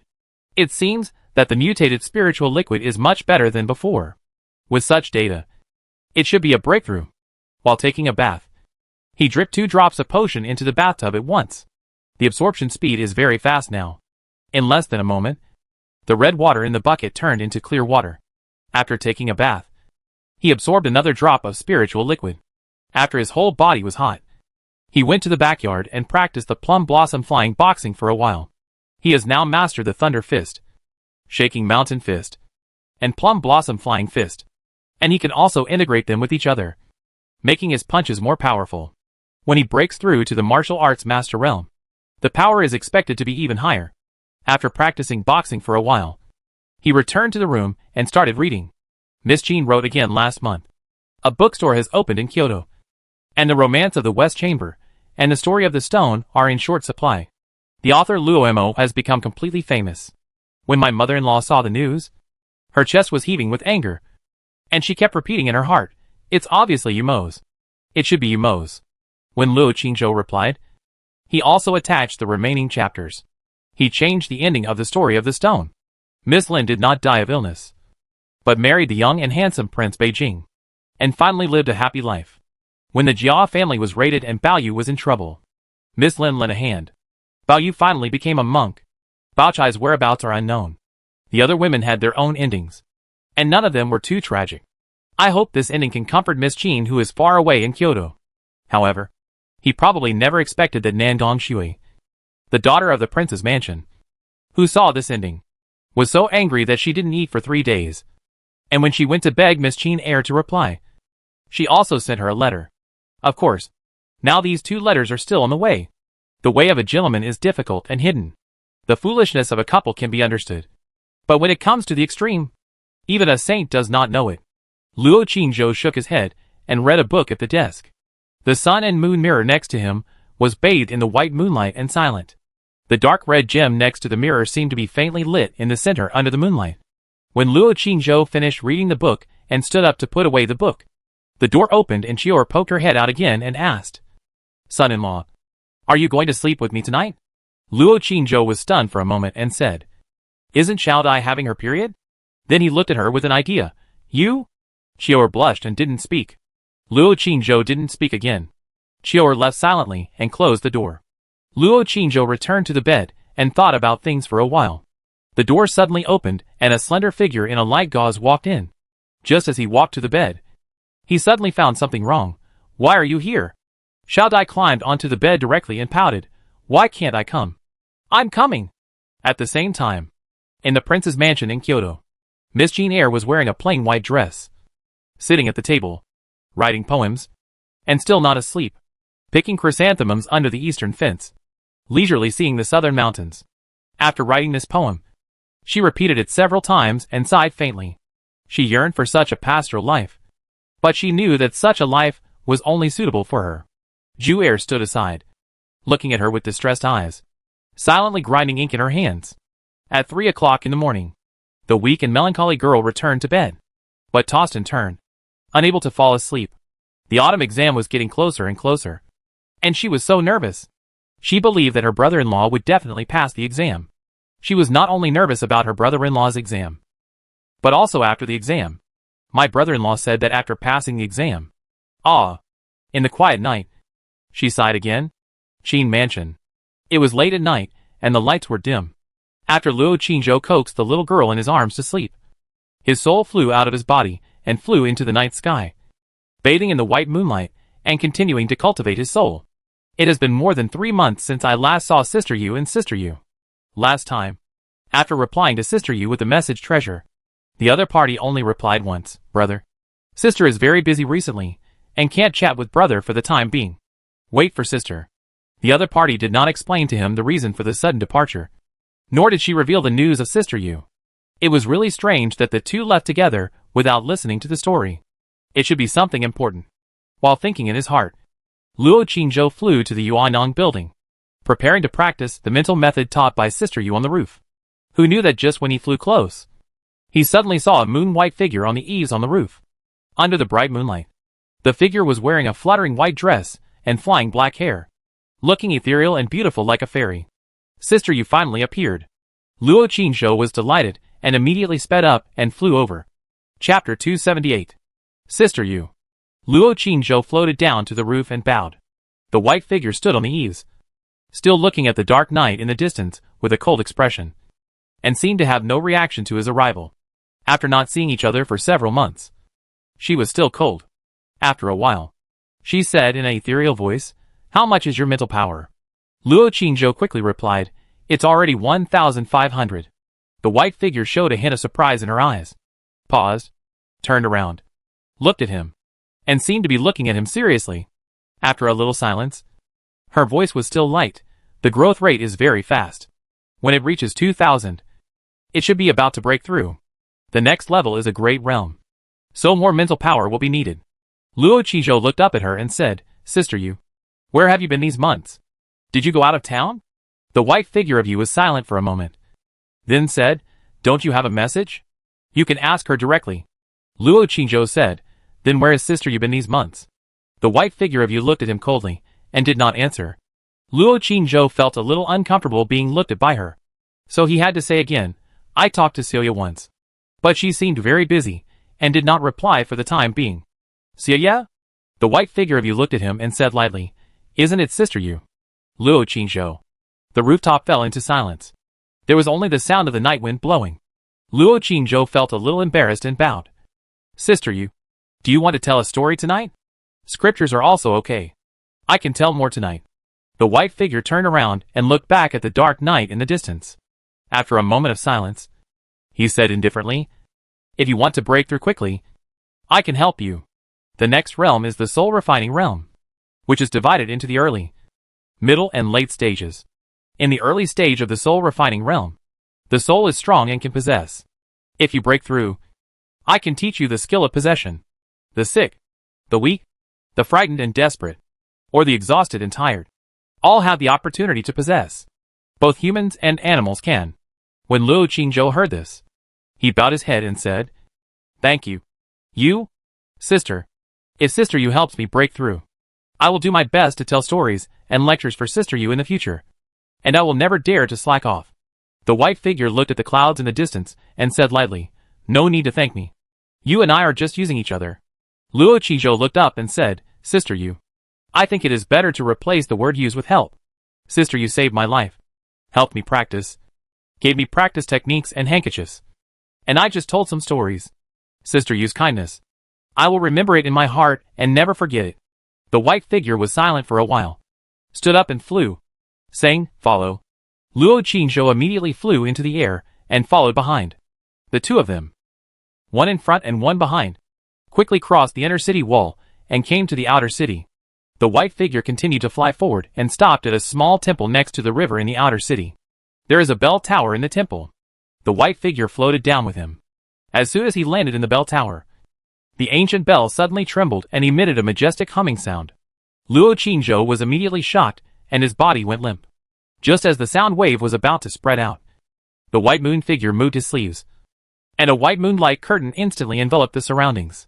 The white moon figure looked at the big bell in front of him and said, If your mental strength is sufficient, the remaining energy of this Buddha bell is enough for you to temper your soul and break through successfully. But the process is still a bit painful. Can you bear it? Luo Qingzhou glanced at the majestic Buddha bell in front of him, and a firm look appeared in his eyes. He bowed his hands and said, Don't worry, Sister Yu. I can definitely bear it. As he said that, he took out the pair of red stockings that Sister Yu gave him, holding one tightly in his hand and biting the other tightly in his mouth. The white moon figure stared at him for a while, and said lightly, I haven't said to start yet. Oh! Luo Qingzhou spit out the small stocking in his mouth again. The bell tower fell into silence. Dang! The ancient Buddha bell suddenly rang. Luo Qingzhou trembled all over, and hurriedly bit the small stocking that he spit out of his mouth again. The sound waves spread out like ripples, and instantly hit his soul. A huge force suddenly lifted him up and flew out, and with a puff, he hit the moon-white light curtain outside the bell tower heavily. Then, it bounced back. A huge force rushed again. He was knocked out again. Then, it bounced back again. This repeated several times, and when he was limp and dizzy, the moon-white figure said lightly, Begin. Luo Qingzhou. Dang. The bell rang again. The ancient and solemn voice was like a wave in a hurricane, and he was like a leaf in the wave, being repeatedly beaten and hit. His soul was not shattered like last time, but it felt more painful than last time. After several impacts, his whole body was soft, and he felt that his entire soul had been deformed by collisions and beatings, from a drum to a flat, from a large to a small, and from a long strip to a round shape, like dough, being pulled and squeezed constantly, over and over again, endlessly. Dang. The bell rang suddenly again. Luo Qingzhou flew out again. A quarter of an hour later, the bell finally stopped slowly again. Luo Qingzhou fell to the ground, his whole body limp as mud, his mouth crooked, his eyes slanted, his body twisted, and he could no longer speak. The white figure stood beside him, looking at him silently. After a long time, Luo Qingzhou's body just recovered, and he got up from the ground tremblingly, saying, Sister Yu, can you give me some time to prepare next time? The white figure said lightly, Only when you are not prepared can you temper better. When Luo Qingzhou was about to speak again, she had already flown out of the bell tower and said, Go back, and continue tomorrow night. After that, she had dissipated like moonlight and disappeared. Luo Qingzhou stood in the bell tower, stunned for a long time, and then came back to his senses. He stretched out his hand and carefully touched the Buddha bell in front of him. but his entire palm suddenly passed through. Even if the Buddha bell didn't move or ring, he felt a tremor in his heart just by looking at it. If it were an ordinary ghost, it would not even dare to enter this temple after seeing this Buddha bell. He did not dare to stay any longer. After recovering his strength and soul power, he flew into the air and flew towards the Qin mansion. Fortunately, he came out tonight. Without Sister Yu, he would probably be in the dark. And he didn't know how long his soul would be stuck in this realm. Although Sister Yu was cold, she was still very good to him. From the beginning to now, the other party has been helping him silently. Although he also told her so many stories and helped her break through, he always felt that his efforts were not enough to repay the other party's favor. But it doesn't matter. He still has a lot of scriptures here, and the other party should need them. And Sister Yu, although hypocritical, she still gave him a lot of things. After he breaks through to the realm of refining the spirit, he will probably need some things. After thinking about it, he took out the communication treasure, urged his soul power, and left a message on it. Sister Yu, I saw Sister Yu tonight. I am about to break through. Sister Yu is helping me practice. Sister Yu, when will you come back? Brother Mrs. Yu. Just as he was about to send it out, he suddenly looked up. Then his face changed, and hurriedly stopped flying. Yu Bai's figure appeared in front of him silently, and was almost hit by him. Sister Yu. You? Luo Qingzhou was about to ask, and Yu Bai said lightly, let me take a look. Luo Qingzhou was stunned for a moment, clenched the communication treasure in his hand, and his thumb quietly moved on it, wondering, what does Sister Yu want to see? Yu Bai looked at him coldly and stopped talking.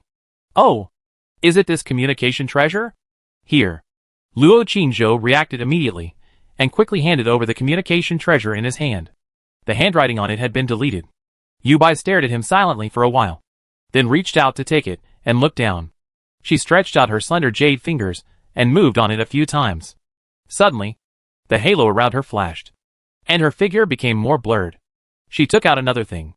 After a while, she handed the communication certificate out from the halo, and said lightly, I just checked it for you, and there is nothing abnormal.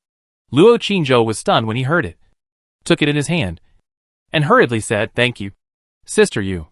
It turned out that he was judging others by his own meanness. The white figure looked at him again, said nothing more, and turned away. After Luo Qingzhou watched her disappear in the night, he continued to fly towards the Qin mansion while looking down at the communication certificate in his hand. Then, his face suddenly froze. The surface of the certificate actually clearly showed the sentence he had just deleted. There were a few small words at the beginning, draft restored. So advanced. The corners of his mouth twitched. After staying there for a long time, he continued to fly forward. Forget it. Just see it. It's just called Xiaoya's sister a few times. It's not like he hasn't called it in front of her. Although it's still a bit embarrassing. He sent this sentence directly. At the same time, on the roof of the Yuanan building, Yu Bai stood on the eaves, bathing in the white moonlight. Motionless. She held another communication treasure in her hand. A message was received on the treasure. Sister Yu. I saw Sister Yu tonight. I am about to break through. Sister Yu is helping me practice. Sister Yu. When will you come back? Brother Mrs. Yu. At the border line dozens of kilometers outside the city, in a tent in the military camp, Nandong Huiyue, wearing a red dress, was frowning and looking at the news from Kyoto and other borders. Suddenly, her expression changed. Then, she took out the communication treasure, took a look, and her eyes suddenly flashed. Are you going to break through again? Refining God realm? So fast? It's faster than the senior sister back then. Her expression was complicated and her face changed. After a moment, she stretched out her jade finger and replied, Brother. Brother is awesome. Suddenly, she stopped again, stared at these words for a few times. Her cheek suddenly burned, and she deleted it immediately. Damn it! I am the eldest princess, the general of Tians, the sister of the current emperor, the ruler of Huiyue country. How can I write such shameful words? Her face was as cold as frost, and with a bang, she threw the communication treasure in her hand heavily on the table.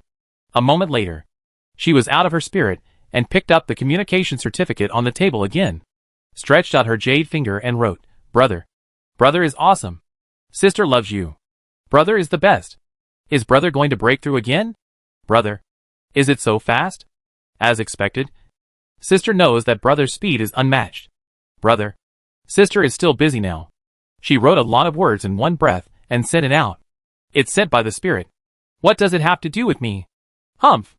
As soon as Luo Qingzhou arrived at the Qin mansion, he suddenly felt the communication certificate move, and quickly took it out and looked down. At the same time, on the eaves of the Yuannong building, the communication certificate in the hand of the moon-white figure also moved suddenly, and many small words appeared clearly on it. Brother. Brother is awesome. Sister loves you. Brother. Chapter 279 Brother and Sister-in-Law. Well-dressed scholars. Plum-scented garden. On the roof. The moonlight is like water, gently falling. Luo Qingzhou sat on the eaves, holding the message in his hand, replying to the message. Oh, sister, you are busy then. Come back when you have time. Brother has many stories and scriptures here, which should be able to help you practice. After a while, the message came back. Brother. Sister is penniless here. Nothing left. Luo Qingzhou, sister. Don't get me wrong. Brother just misses you. Xiaoya, brother. If you don't believe it, sister will show the storage ring to brother. It will be really empty inside. Nothing left. Luo Qingzhou, oh. Xiaoya, brother. Can you send me some passages from the scriptures? Luo Qingzhou, Xiaoya. Scriptures can only be passed on orally, not teleported. It's getting late. I'm going to sleep. Bye. Xiaoya, brother. Although I don't have any treasures here, I still have a lot of socks. Do you want them? Luo Qingzhou, what socks? Xiaoya, just ordinary socks. Worn or unworn. Which kind do you want? Yuannong building.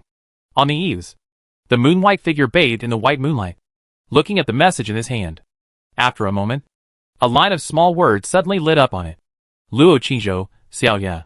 You have given me enough things. I can't take your things anymore. However, if you have worn socks that you don't want, you can give them to me. I will take them back to your sister-in-law to wear, so as not to waste them. The moon-white figure narrowed his eyes, and continued to look down. Xiaoya, what does my brother's family do? You can't even buy socks for your sister-in-law? Luo Qingzhou, it's mainly because your sister-in-law is frugal, and your sister-in-law grew up in a poor family, so she developed a habit of wearing socks that others had worn and didn't want. Sometimes I wanted to buy her new ones, but she insisted on not wearing them. Xiaoya, brother. Does sister-in-law want clothes besides socks? Luo Qingzhou, no. Xiaoya, don't you need belly bands, underwear, etc.? Pause for a moment. The message appeared again. Luo Qingzhou, no. Just socks.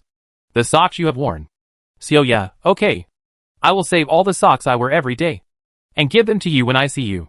Luo Qingzhou, well, thank you. Your sister-in-law will be very happy when she knows. Yuannong Tower. On the eaves, the white figure put away the communication letter, looked at the darkness in the distance, and her flawless face was still as cold as snow.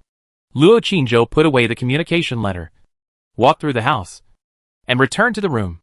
The soul returned to the body. He held the little girl in his arms, not wanting to sleep. It didn't matter about the original socks. He just wanted the rich sister Yu to come back and get some good things from her. He believed that she must have a lot of good things. Of course, he wouldn't take it for nothing. He told her stories and scriptures.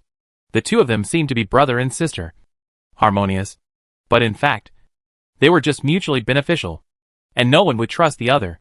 But strangely, he had great trust in Sister Yu.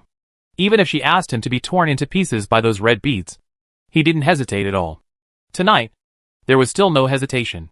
The two had not known each other for long. Or rather, they had never really known each other. But the feeling that Sister Yu gave him was completely different from that of Sister Yu, and he would hardly have any doubts about what the other said. On the roof, on the eaves where he had just sat, a moon-white figure, with a white skirt fluttering and black hair flying, stood there silently, until dawn. Chiji. In the early morning, Luo Qingzhou was awakened by the sound of birds. Xiao Dai and Qiu'er were both driving away sparrows in the yard, one holding a broom and the other waving a belly band that was just about to be dried. But the sparrows were in groups of 3 or 5, and just after being driven away, they turned around in the air and fell down again, as if they were deliberately teasing the two little girls. The courtyard was very large. The two little girls were tired and panting, but they did not drive them away, until Luo Qingzhou went out, concentrated his spirit, and thunder burst out of his throat, and suddenly shouted at the group of sparrows, "Get out!" The group of sparrows fled in panic, and never came back. The two little girls looked at him with admiration. Luo Qingzhou went back to the house to put on his clothes. After dinner, he went out. He left through the back door. In the deserted alley, he changed into a black suit and put on a mask. Then, he walked towards the Jubao Pavilion. The power in his body has been restless and ready to move in the past few days. He must temper his internal organs in a more violent way and accumulate energy. He took a bath with potion last night and absorbed 2 drops of spiritual liquid this morning. A hot current in his body quickly flowed and washed between his internal organs and various acupoints. And even his exhaled breath was burning. Today he decided to go to the Blackwood Forest and have a good outbreak. Only by stimulating all the potential in the body and tempering all the internal organs and acupoints to the extreme can more energy be accumulated, and the final sprint and breakthrough can be started. When we arrived at Jubao Pavilion, except for Sister Dao, everyone was there. Chu Xiaoxiao guessed. After Sister Dao came back last night, she was forced by her father to go on a blind date again. I wonder if something happened again last night. Why again? Because the last time Sister Dao went on a blind date, the man opposite her was a scholar. The scholar looked gentle and refined, but he disliked her silver hair, her cold face and silence, and her old age. Finally, he said directly, "You are already 18 years old. Are you still clean? I need to check it tonight." It was this sentence that directly ignited Sister Dao's anger that was about to explode. Sister Dao punched him and knocked out 2 of his front teeth, and then kicked the scholar in the stomach, knocking him unconscious on the spot. If my father didn't know his family, I would have punched that bastard's head. What a bunch of bullshit scholars. They are all a bunch of hypocritical and well-dressed bastards and perverts. That day, Sister Dao came to Jubao Pavilion and lost her temper. She was so angry that her clothes on her chest almost exploded. Several people tried to persuade her while echoing and scolding the scholars. Luo Qingzhou had to curse a few words insincerely. Unexpectedly, Sister Dao was forced by her father to go on a blind date again last night. Every morning, Sister Dao is always the first to come. She hasn't come yet at this time today. It is estimated that it is true as Chu Xiaoxiao said. And something went wrong with the blind date last night. Chu Xiaoxiao said again. Sister Dao said that the blind date last night was a scholar. And he was also a scholar. And he was preparing to take the imperial examination this year. Wu Kuei said, "The imperial examination for scholars is more difficult than our martial arts training. Only 1 person out of 100 can pass it." Zhou Boyue also said, "My wife's brother is also going to take the autumn examination this year. He studies at home every day and feels much harder than us. His family supervises him every day and he can't go anywhere." Wu Kuei glanced at him and said, "After all, there are less than 3 months before the autumn examination. We really have to hurry up." As the few people were chatting, hurried footsteps finally sounded on the stairs. Sister Dao hurried up and said apologetically, "Sorry, I was late because of something this morning. Let's go. The carriage is waiting at the door." Chu Xiaoxiao hurriedly said, "Sister Dao, don't worry. How was your blind date last night? Was it successful?" Sister Dao felt embarrassed when she saw everyone looking at her curiously. She turned around and went downstairs, saying, "We only met once. How could it be so fast?" When the few people heard this, they looked at each other. "This is a good thing." Chu Xiaoxiao immediately asked, "Sister Dao, how is the other party? Are you satisfied?" Sister Dao hesitated for a moment, then said, "There is nothing to be satisfied or dissatisfied with. I don't want to get married in a hurry. And I don't have any feelings for that person. But that person looks okay. Very polite. And seems to have good talent. At least I don't hate him."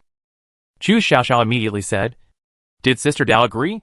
Sister Dao smiled and said, "How is it possible? I just promised my father to get along with him for a few days first. The main reason is that my father is too tight. Otherwise, I would have refused directly." As they talked, they went downstairs.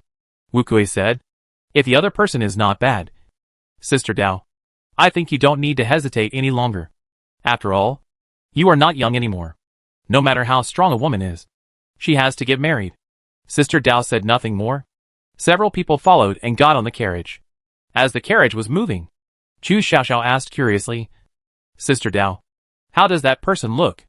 I heard he is a scholar. Did he write poems for Sister Dao? Otherwise, how would Sister Dao know that he is very talented?" Sister Dao smiled faintly and said, "He looks okay. We chatted for a while. And he read 2 poems, which sounded good. But I don't know much about poems. so I don't know if they are really good, Zhou Boyue suddenly said. Sister Dao, read it for me. The eyes of several people all looked at him. Zhou Boyue was a little embarrassed by everyone's gaze, and explained, I often listen to my wife's brother reading poems, and I occasionally read some books, so I know a little bit. Luo Qingzhou looked at him deeply. This knowing a little bit is probably not simple. Sister Dao thought for a moment and said, I only remember a few lines. In the first song, there seems to be a line like the cloud think of clothes and the flowers think of. And the second song is very long. But every line sounds beautiful. Some of the lines are people have joys and sorrows. The moon has its ups and downs. I wish you a long life. I only remember these lines. Chu Xiaoxiao heard it and immediately said, Sister Dao, these lines sound very impressive. That person is really talented. Sister Dao, you must not miss this time. Luo Qingzhou looked at Zhou Boyue, who was sitting in the corner. Zhou Boyue frowned, moved his lips, and hesitated to speak.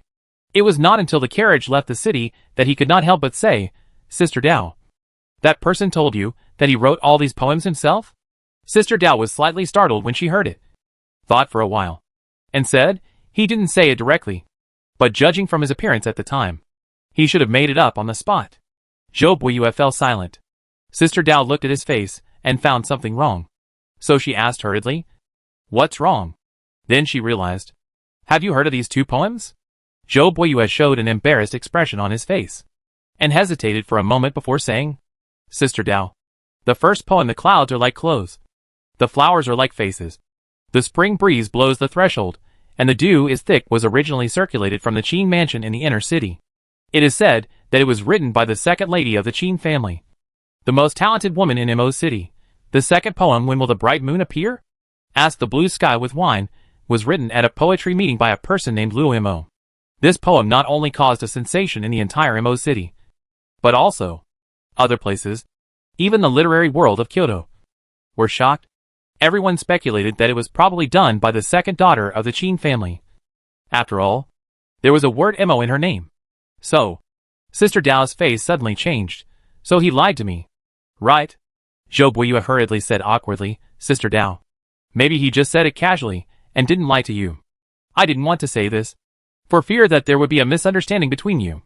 I think Sister Dao should ask again next time. Maybe he misunderstood him. Sister Dao frowned and fell silent, as if she was thinking about the scene last night. Chu Xiaoxiao whispered to the side, if that person really deliberately deceives Sister Dao, then he is not a good person. Be careful. At this time, Luo Qingzhou, who had been silent, suddenly asked, Sister Dao, what is the name of that person? Sister Dao came back to her senses, glanced at him, and said, Tang Jiasong. Then she looked at him and said, Chu Feiyang? Do you know him? Luo Qingzhou shook his head and said, I haven't heard of him. Since he is a scholar and will take part in the autumn exam this year, other literati must have heard of him. Sister Dao, I suggest you go to other talented women and ask about his character first. Chu Xiaoxiao also nodded quickly and said, Yes. Brother Chu is right. Sister Dao, you must go and ask first. Sister Dao was silent for a while, nodded and said, I know. Everyone saw that she seemed to be in a bad mood, and no one dared to speak again. Zhou Boyue saw that what he said affected her mood and everyone's mood, and suddenly regretted it. He lowered his head and dared not say anything. Silence all the way. Soon, the carriage stopped on the road outside the Blackwood Forest. Several people got off the carriage one after another. Luo Qingzhou just got off the carriage and saw a familiar carriage parked in front. Luo, you got off the carriage with the burly woman. He glanced at this place with a faint expression, and did not take the few people to heart, and went straight into the Blackwood Forest. Let's go, Wu Kuei said and left first. Zhou Boyue and Chu Xiaoxiao also chose a direction to leave. Sister Dao carried a knife and leaned on the carriage, frowning, as if she was still thinking about the scenes of last night. Luo Qingzhou left without disturbing her. He entered the Blackwood Forest and suddenly turned around, heading in the direction where Luo Yu and the burly woman had left. There were less than 3 months left. The autumn exam was coming soon. The Dragon and Tiger Academy exam was also coming soon. Luo, he used to bring this burly woman and the old man named Mei Lao with him every time he went out. But Mei Lao was dead.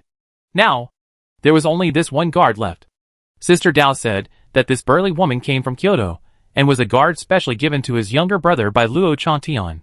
It was said that she was a martial artist in the early stage of cultivation. And her skin, flesh and bones were trained like steel and indestructible. The guard with amazing defense, combined with the second son of Luo, who had terrible explosive power. The two martial artists joined forces, and they could indeed walk sideways in this blackwood forest. Luo Yu did not wear a mask, and he went in and out of the blackwood forest so recklessly every day, which naturally had his confidence. He probably wished that someone would find trouble with him, so that he could hone his fighting skills. After all, the Dragon and Tiger Academy competition at that time will not only rely on cultivation, but also on overall strength. He comes to the Blackwood Forest every day, obviously not only to fight monsters, but also to fight some martial artists. Luo Qingzhou followed behind him, and walked quickly, thinking about things in his heart. To take revenge, he must first clip his wings. That burly woman is very important to him, and Chunghwa Mansion. After all, she is a powerful martial artist, and she was sent back by young Master Luo himself. His face suddenly changed and he stopped. There was no one in front, but behind him, there was a sound of leaves being crushed. He turned around and looked. Luo Yu, who was wearing a black tights and had an upright figure, was standing behind him, looking at him indifferently. The burly woman stood behind him motionlessly. "Follow me?" A hint of surprise appeared in Luo Yu's eyes, and then a hint of contempt appeared at the corner of his mouth. "I thought I could have a good fight today, but it turned out to be just a little martial artist. A waste of time." Luo Qingzhou bowed and said, "I just passed by here," not deliberately following. Luo Yu retracted his gaze from him, not interested in looking at him again, and walked directly to the forest next to him, saying lightly, "Remember to deal with the body. Don't dirty this road."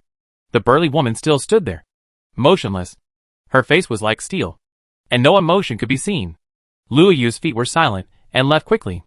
Luo Qingzhou looked at the burly woman in front of him, without saying another word, and without hesitation, whoosh, at the fastest speed, he rushed directly to the forest next to him.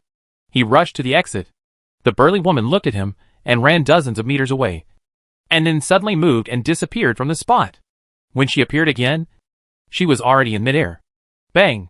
A punch landed, instantly covering all of Luo Qingzhou's escape routes. Chapter 280 Martial Master. There is no escape. Luo Qingzhou bent his knees slightly, poured strength into his arms, and his internal strength surged out instantly, and he directly hit upward with a mountain collapse, an earth-splitting move of the mountain-shaking fist. His fist suddenly enlarged. A sharp sonic boom sounded in the air. Boom! With a bang, the two fists collided heavily. A terrifying force surged through the fists. Luo Qingzhou's body shook, and his feet sank into the ground with a click. A sharp pain suddenly came from his fists and arms. The air waves were like tides, spreading in all directions. Luo Qingzhou almost didn't hesitate, bent his body, and hit the ground with his other fist. Boom! The feet that sank into the ground immediately jumped out with the force.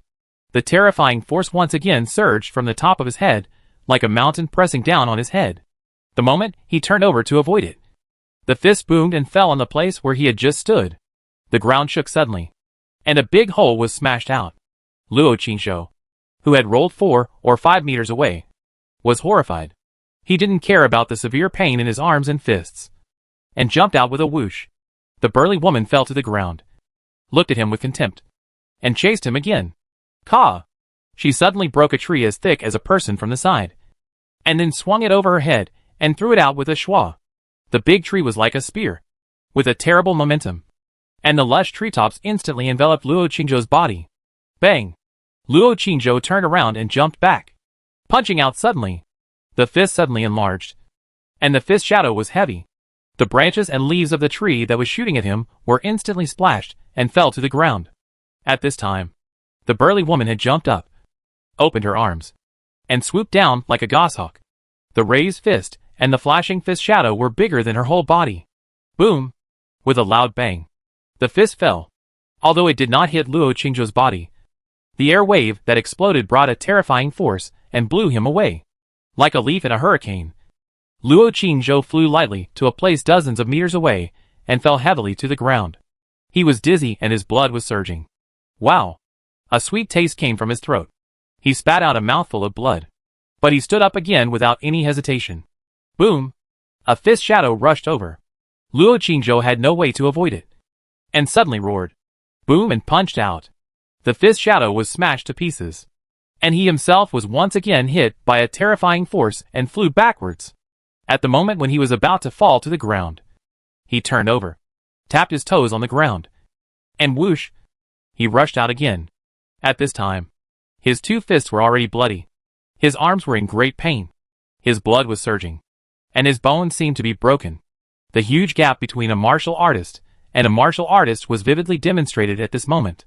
In front of the burly woman, he had almost no power to resist, and could only passively take the beating. As for using lime, it was useless in such a frontal battle. The swirling wind around the martial artist, and the air waves he created made it impossible for any powder to get close. Unless, like last time, there is another martial artist who fights him head-on, absorbing all the opponent's strength, and making the opponent exhausted, and unable to take care of other things. Boom! Although his speed is already very fast, the burly woman is faster. A terrible force once again enveloped him from behind. He couldn't avoid it, so he could only grit his teeth, pour strength into his arms, turn around suddenly, and punch him. A loud bang. He was knocked out again, and fell heavily more than 10 meters away. This time, he struggled a few times before standing up. The blood on his fist was almost exposed to the bone. The blood in his body was disordered. The internal force collapsed. The whole body was in severe pain, and he could hardly stand steadily. He couldn't run away. The burly woman seemed to have seen his desperate situation, and walked towards him step by step, with a hint of contempt in her eyes. The clenched fist flashed a silver luster like metal, and the whole body seemed to be taller and bullier than before. What's going on? Who knew that at this moment? A voice suddenly came from the forest next to them. The burly woman paused and narrowed her eyes. A silver-haired woman carrying a broad knife came out of the forest with a frown, looked at the two people, and said, "We are at the exit. Why are you fighting? Chu Feiyang, did you take the initiative to provoke them again? Apologize to them quickly." Sister Dao came over with a knife, her face serious, and stopped 7 or 8 meters away from the two people, and did not move forward. The burly woman squinted at her and clenched her fists. Suddenly, a cold light flashed in her eyes, turned her head, and looked at the forest on the right. A young man in a blue suit and ordinary appearance stood there silently. Seeing her looking over, he hesitated for a moment and said, "Brother Chu, listen to Sister Dao and apologize to them." "Yes, Brother Chu, you must have done something wrong. Apologize to this sister quickly." At this time, Chu Xiaoxiao also walked out of the woods next to him. But facing this burly woman with martial arts skills, no one dared to move forward. The woods suddenly fell silent. At this time, Wu Kuei also walked out of the woods and stood in the distance wondering, what's going on? The burly woman's robes fluttered, and the wind around her swirled, releasing the powerful aura of a martial artist. The faces of several people changed. The burly woman clenched her fists and continued to move forward. Sister Dao tightened the handle of the broad knife on her shoulder, hesitated for a moment, and then stepped forward with her long legs. The burly woman stopped and looked at her coldly. Sister Dao still carried the knife and walked forward, standing beside the injured boy, and bowed to the burly woman in front of her, saying, "Sister, we all come to the Blackwood Forest to make a living. There is no need to kill everyone. If he has done anything wrong to you, I will apologize to you on his behalf." At this time, Chu Xiaoxiao also ran over and stood on the other side of Luo Qingzhou. Zhou Boyle walked slowly over and stopped 4 or 5 meters away. Wu Kuei hesitated for a moment and still stood in the distance without moving. The burly woman's cold eyes swept over them one by one. When she saw Wu Kuei, his face changed, and he turned around and left quickly without any hesitation. They all knew this woman, the guard of the second son of Chunghua Mansion, a martial artist. Who in Maching could afford to offend such a person? If she had her eyes on him, who would dare to leave the city and come to Haimulan in the future? Wu Kuei left decisively. However, Dao Jie, Zhou Boyue, and Chu Xiaoxiao still stood there. The atmosphere was frozen and tense. Both sides were silent and did not speak again. After a while, the burly woman looked at them coldly, turned around and left, and soon disappeared into the woods in the distance. After she walked away, Chu Xiaoxiao's body softened and leaned against the big tree behind him, stroking his chest and said, "What a terrible aura, the martial artist is so terrible." Sister Dao also had cold sweat on her back. She turned her head to look at the young man next to her and said solemnly, "Chu Feiyang, how did you offend her? That's Chunghua Mansion's thug, a martial artist. Are you going to die? Luo Qingzhou didn't say anything. His eyes were still looking at the place where the burly woman disappeared. And he clenched his bloody fist with trembling. Let's go. Go back. Sister Dao took a look at his pale face and bloody fist. Reached out to support him. And said to Chu Xiaoxiao and Zhou Buiyue, you guys go and do your work. I'll take him back first. Just as Chu Xiaoxiao and Zhou Buiyue were about to leave, Sister Dao suddenly said again, be careful. That woman may not give up. The two nodded, looked solemn, and left quickly. Sister Dao did not dare to stay here. She immediately helped the silent boy beside her out of the blackwood forest and walked towards the carriage on the roadside. Su Qi was taking a nap in the carriage. He opened his eyes when he heard the sound, tilted his head and looked at the two people, then sat up immediately. Surprised, how did it become like this? Did you fight with someone again? As she said that, she quickly jumped down and helped to support him up. Sister Dao also got on the carriage and said, let's go. Send him back first. He was abused by the martial artist of Chunghua Mansion and almost lost his life. Su Qi's expression became solemn when he heard the words. He hurriedly got on the carriage and said, why did you provoke the martial artist? Brother Chu, you can't afford to provoke a martial artist. Although there is only one realm between the internal organs and the martial artist. It is a great realm, and the strength is very different. And the other party is from Chunghua Mansion. In watching, we ordinary people can't afford to provoke him. Luo Qingzhou sat in the carriage, looking at the broken flesh and bloody fists. Still silent, and didn't speak. Go! Su Qi saw that he was seriously injured and probably was in shock. So he didn't dare to say anything more. Chapter 281, he is indeed a pervert. In the carriage, the atmosphere was silent, and the smell of blood filled the air. Sister Dao took out the trauma medicine from the storage bag and said, bear with it. Then she held his wrist, and poured the trauma medicine on the back of his hand. The powder fell on the wound, and Luo Qingzhou trembled immediately. Sister Dao glanced at him, and continued to slowly sprinkle the powder, advising him, don't keep it in mind. It's not shameful to be abused by a martial artist. Don't think about revenge in the future. She has already reached the initial stage of martial artist cultivation, and you have only just broken through the martial artist refining internal organs. Even if you practice faster, it will take at least a year to break through. From martial artist to martial artist. That is a great realm. Not only do you need to accumulate enough energy, but you also need to refine your internal organs to the extreme. Many martial artists can only be stuck here for their entire lives. But with your cultivation talent, it should be no problem. But think about it. When you break through to the martial artist realm in a year, is it possible that she has also broken through to the middle stage of martial artist? And she is from Chunghua Mansion. And Luo, you is also in the initial stage of martial artist. Are you sure you can beat her? And after the Dragon and Tiger Academy exams this year, she may go to Kyoto. Are you still chasing her to Kyoto for revenge? It's really unnecessary. You have finally cultivated to this level. There is no need to regret it for a moment of impulse. Sister. Thank you. Sister put away the medicine bottle, and said with a faint way, if you really want to thank you, don't just talk about it. I don't want to be surprised. I just need gold coins. Luo Qingzhou laughed at that time. I will hit a big prey and give it to the sister.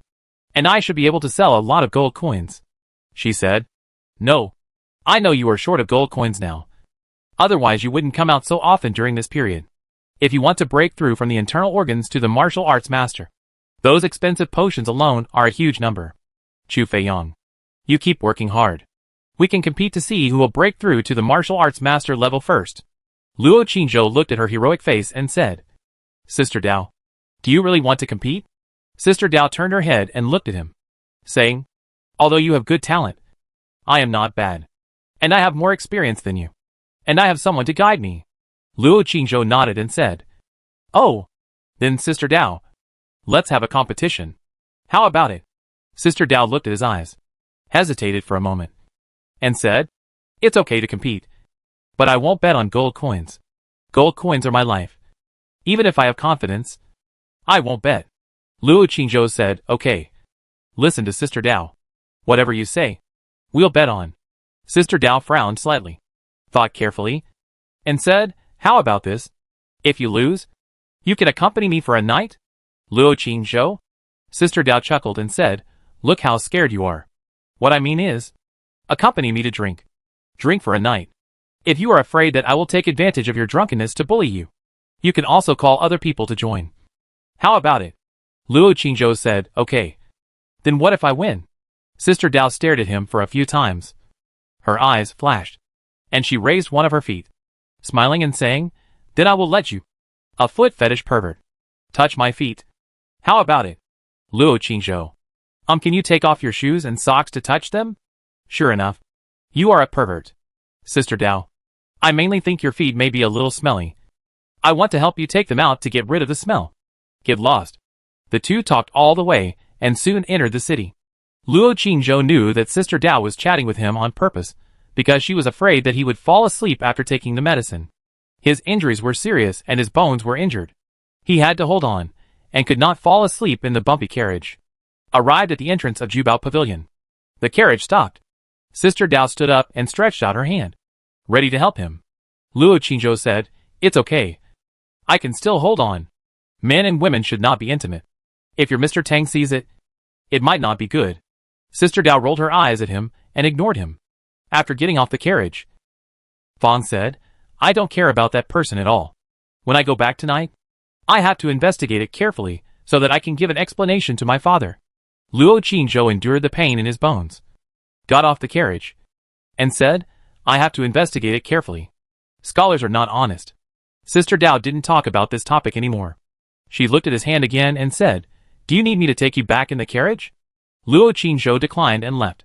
Sister Dao looked at his back.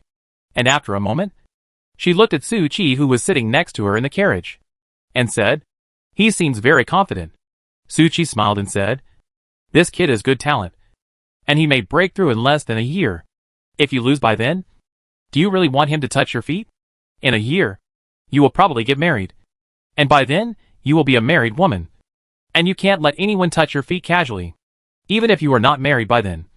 It doesn't seem good for an unmarried woman to let other men touch her feet. Right? Sister Dao sneered, got on the carriage, and said, don't worry. I won't lose. I am confident that I will break through within half a year. Su Qi was stunned for a moment when he heard this. And then he raised his thumb. After Luo Qingzhou walked into the alley behind the Qin mansion, he immediately took off his mask, took off his black clothes, and put on a wide Confucian robe. His hands were just covered by the wide sleeves. Entered the mansion. He did not return to the Meixiang garden, but went directly to the bottom of the lake in Yueyetingyu garden. He planned to rest in the stone room for a morning. Then he practiced internal skills and internal energy training. Although his skin and flesh have been trained to the extreme of the martial arts realm, the wound will recover quickly. But today's injury is too serious. It is estimated that it will take at least 3 to 5 days to recover. So he had to be careful these days and not be discovered, so as not to worry the two little girls. It would be best to go back when it was dark, so that it would not be easy to be discovered. Swoosh! As soon as he entered the passage, the two little white rabbits immediately jumped over again, one on each side, and bit his shoes again. Luo Qingzhou's bones ached all over, and he ignored them, dragged them, and walked into the dark room next to him. Then he took out the quilt from the storage bag, spread it in the corner, and lay down. The two little white rabbits were still biting his shoes, motionless, like two furry slipper ornaments. Luo Qingzhou lay on the ground, tossing and turning, unable to sleep. A thought suddenly flashed through his mind. I wonder if I can leave my body in this underground. Thinking of this, he immediately closed his eyes, calmed his mind, and the soul in his body rushed to the top of his head. Swish! Unexpectedly, he broke out of the SHL without any hindrance.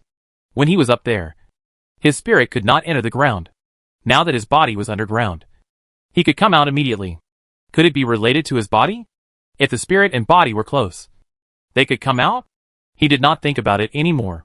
He floated around in the stone room, then floated out and looked around in the passage. When he came to the fork in the road, he looked at the passage in the middle and thought to himself, every time during the day, when the body went there, he would see the cemetery space. If the spirit went there, would the space he saw be different? Thinking of this, he immediately floated into the passage that was opened in the middle. It was a familiar road. Not long after, he arrived at the cave entrance. Looking at the dim light at the cave entrance, he was immediately disappointed. It seemed that the outside was still the cemetery. However, when he floated out of the cave entrance, he suddenly saw another scene. The space in front of him was indeed the cemetery space, But what the spirit saw at this moment was completely different from what the body often saw before. In every grave, he could see the skeletons inside, and the black air lingering over the graves. In some graves, the skeletons had turned into powder, and the black air on the graves was very dim. In some graves, the skeletons were still intact, and the black air on the graves was like clouds, extremely dense. Luo Qingzhou drove the flying sword and carefully floated in the graves surrounded by black air. In some graves, there were even coffins. Most of the skeletons in the coffins were still well preserved. Judging from the appearance of these skeletons, the people buried here were not human, but members of the demon race. Suddenly, Luo Qingzhou's eyes focused and looked at a grave not far ahead. The size of the grave looked no different from other graves, but the black air lingering over it was extremely powerful. The black air condensed into a huge black cloud, covering it. At the same time, the graves around the grave were all clustered in the middle in the shape of a moon surrounded by stars. Luo Qingzhou had not observed it particularly when he came in, but now he could see it clearly in his soul. That tomb was also the most eye-catching. Luo Qingzhou immediately floated to the highest point. Looking down from a high place, he found that all the tombs in this space formed a huge pattern that looked like some kind of animal.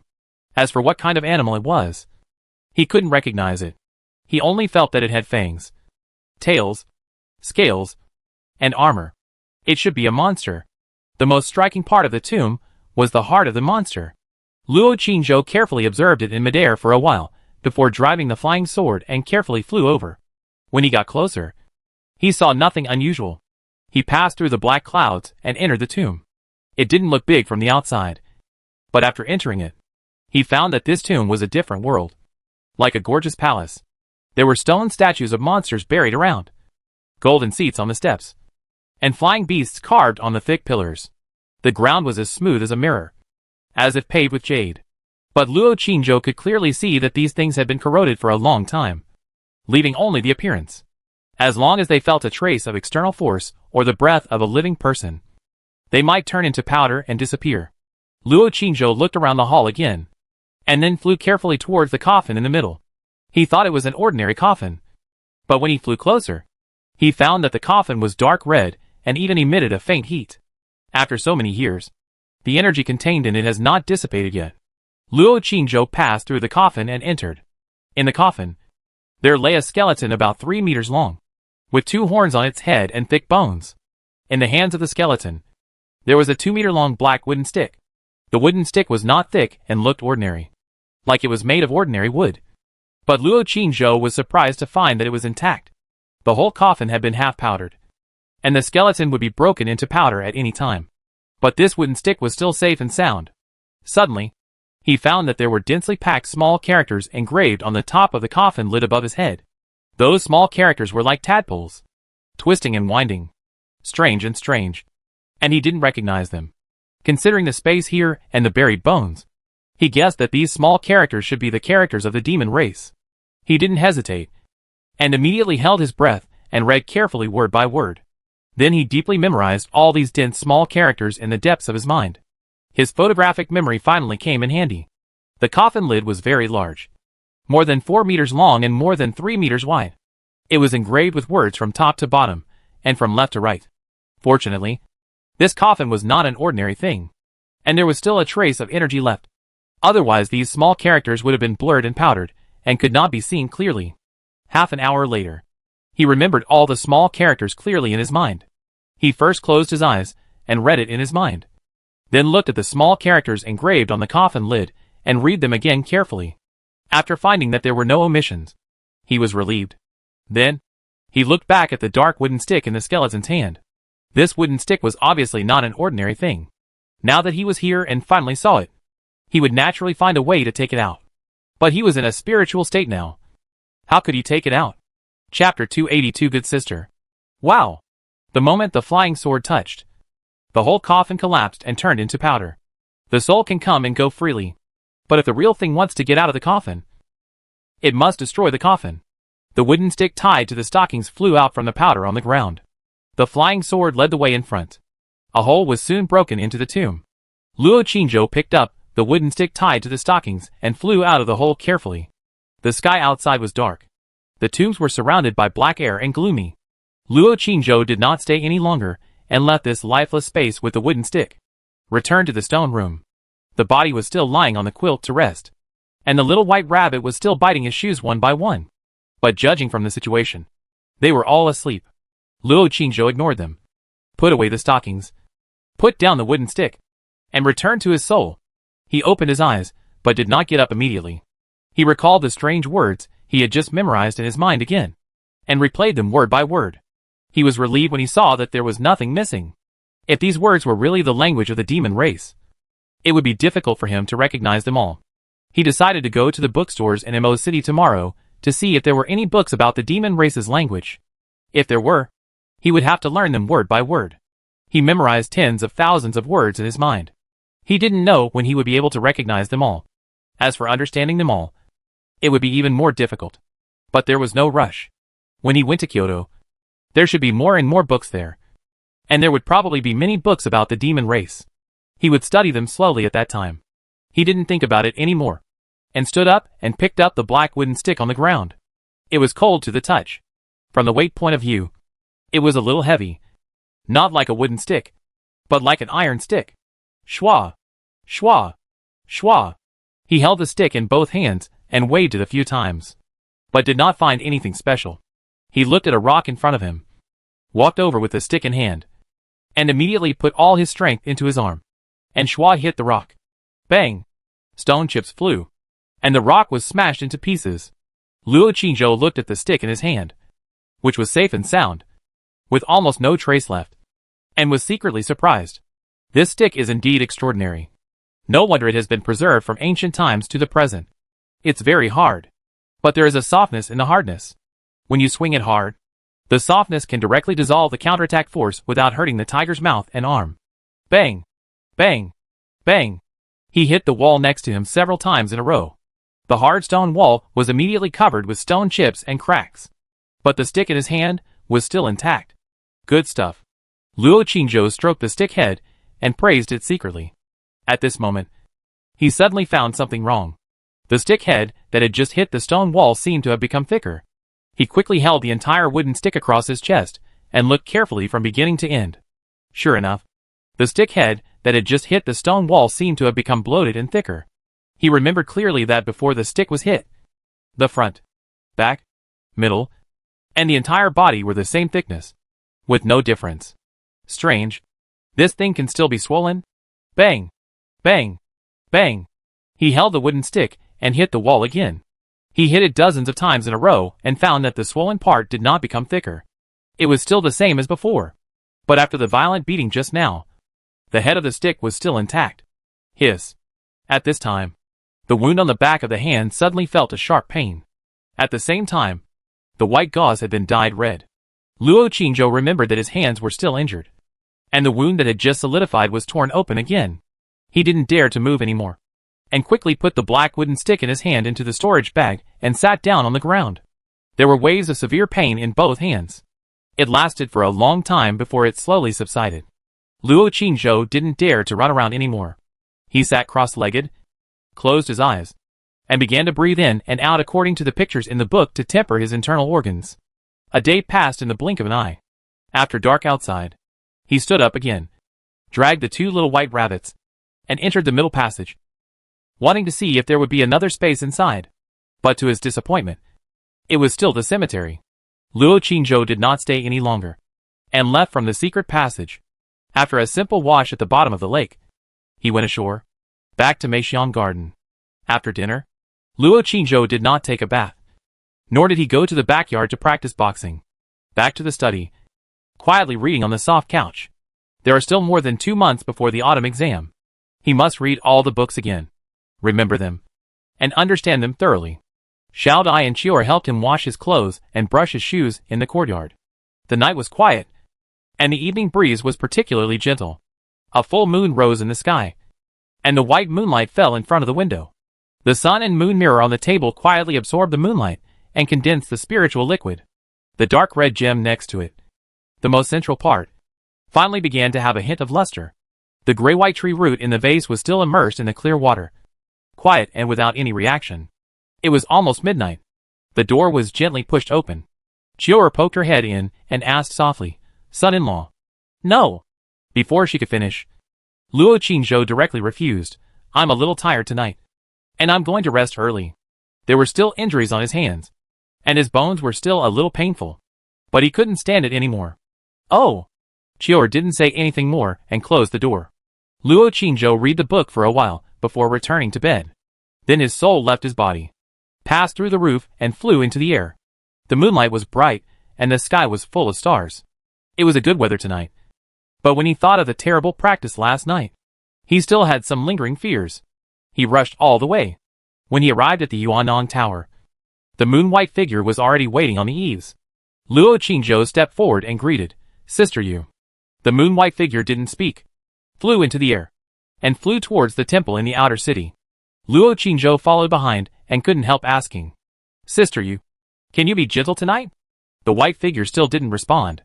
Soon, the two came to the bell tower in the temple. As soon as Luo Qingzhou floated in, he took out the two red stockings without any hesitation, biting one in his mouth and holding the other in his hand to prevent Sister Yu from attacking again. The moon-white figure glanced at him indifferently, and his sleeves moved slightly, and the light curtain suddenly lit up around the bell tower. Luo Qingzhou bit the stockings in his mouth tightly, his expression solemn, ready for battle. Dang! The bell rang. A terrible sound wave rushed over. Luo Qingzhou was directly blown away. Then, like a boat in the waves, he began to bounce back and forth between the bell tower and the light curtain. Layers of sound waves pressed and stretched his body, with all kinds of collisions and squeezes. Severe pain came. Luo Qingzhou bit the stockings in his mouth tightly, trying his best to keep his mind clear. Dang! Dang! The bell rang continuously, and the sound waves were like hurricane waves, hitting him dizzy and weak all over, almost unable to hold on, until he was numb and dying. The bell finally stopped. Tonight seemed more painful, but tonight he was stronger, and did not make a scream or beg for mercy.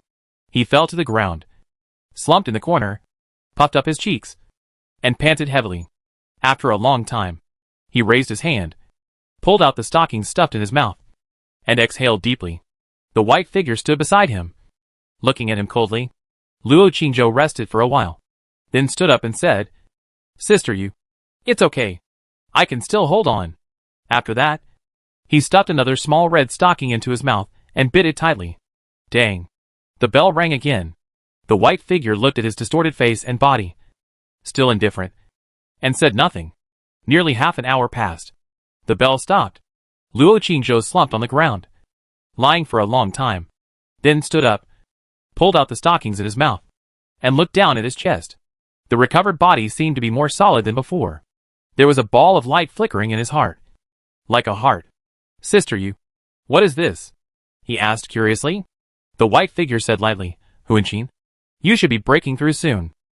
After saying this, he said no more. Luo Qingzhou leaned on the railing behind him, looked at the ancient clock in front of him with lingering fear, and said, "Sister Yu, do you want to continue later?" The white figure did not answer, stared at him for a while, flew out, and said, "Tomorrow night?" After that, it disappeared like the moonlight. Luo Qingzhou stared at the place where she disappeared in a daze, feeling a little strange in his heart, always feeling that Sister Yu tonight seemed to be colder than before. What did he do wrong? After resting for a while on the bell tower, he didn't dare to stay any longer, and immediately got up and left. While flying towards the Qin mansion, he took out the communication treasure. He decided to ask Sister Yu to see if the other party knew those strange words. Of course, for safety reasons, he said 2 words. If the other party really knew them, he would shuffle the order and ask 1 word at a time.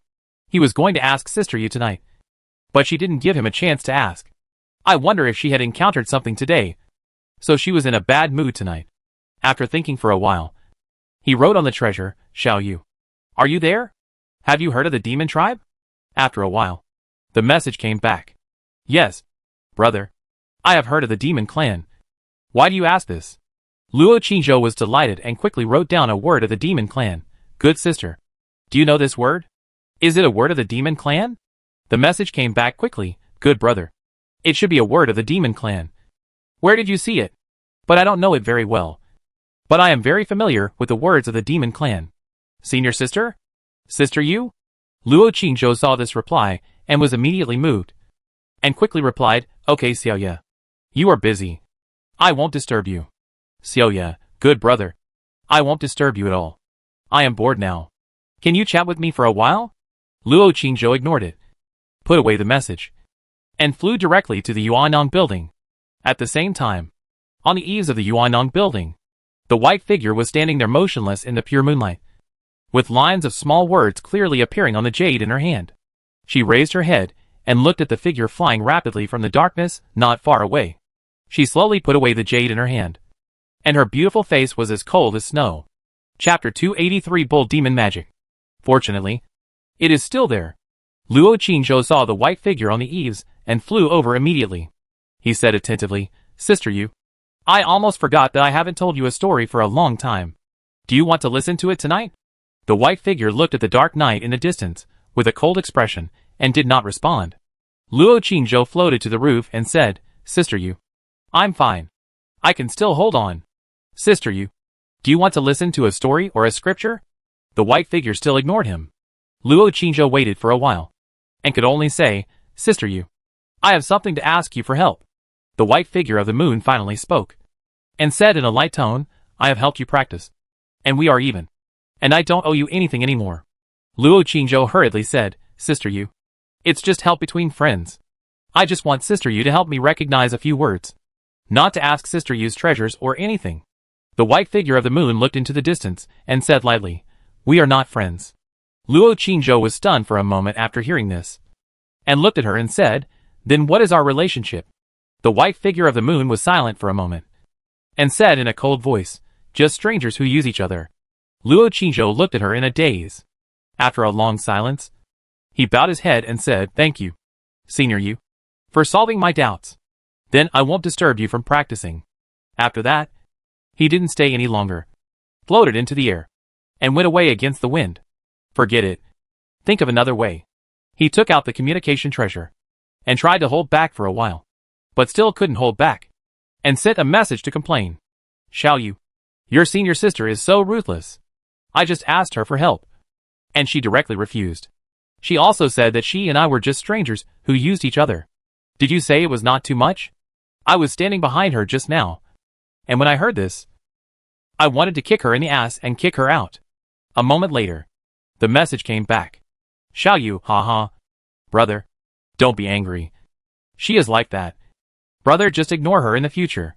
Brother, if you have anything in the future, you can find your sister. Brother has your sister is enough. Brother, do you want to recognize the words of the demon clan? You can send it to me. Sister will help brother find someone to ask."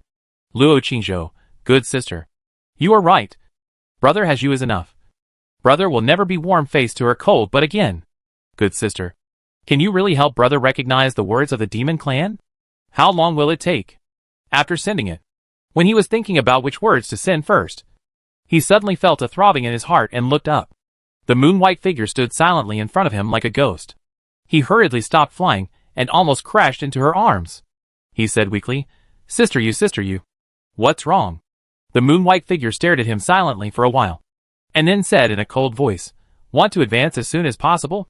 Luo Qingzhou was slightly startled when he heard it, and then nodded quickly, "Yes." The moon-white figure turned around and flew out of the city, saying lightly, "Follow?" Luo Qingzhou was immediately delighted and followed immediately. The two of them went out of the city unimpeded and flew to the distant mountains. Luo Qingzhou couldn't help asking, "Sister Yu, where are we going?" The moon-white figure did not answer. Another stick of incense passed. The white figure took him down to the deep mountains below. Luo Qingzhou looked down and found that there was a bigger temple hidden in the mountains. The white figure took him directly and floated into a bell tower. As soon as Luo Qingzhou floated in, he was suddenly frightened and his legs went weak. The ancient bell was more than twice as big as the previous one. At the same time, the surface of this bell was engraved with many strange patterns, which made him tremble with fear and shiver all over his body. "You, Sister Yu." He suddenly felt a little scared. "I think the big clock before is enough. There is no need to make such a big one." The white moon figure looked at him and said lightly, "Are you scared?" Luo Qingzhou's body was weak. He wanted to say that he was not afraid, but the solemn momentum of the big clock in front of him made him dare not pretend anymore. Scared. The white moon figure was silent for a while, and said directly, "Let's start." Luo Qingzhou trembled when he heard the words, and hurriedly took out the 2 silk stockings, then closed his eyes, clenched his fists, and trembled all over to prepare for the terrifying tempering. But after a long time, there was no movement. He slowly opened his eyes and looked. The white moon figure stood in front of him, still looking at him silently, without setting up the light curtain, and without any other movements. Luo Qingzhou was stunned for a moment, and then pulled off the silk stockings in his mouth, saying, "Sister Yu, let's go." The white moon figure flew away from the bell tower and flew towards Maching. Luo Qingzhou was slightly startled and hurriedly followed. Soon, the two entered the inner city.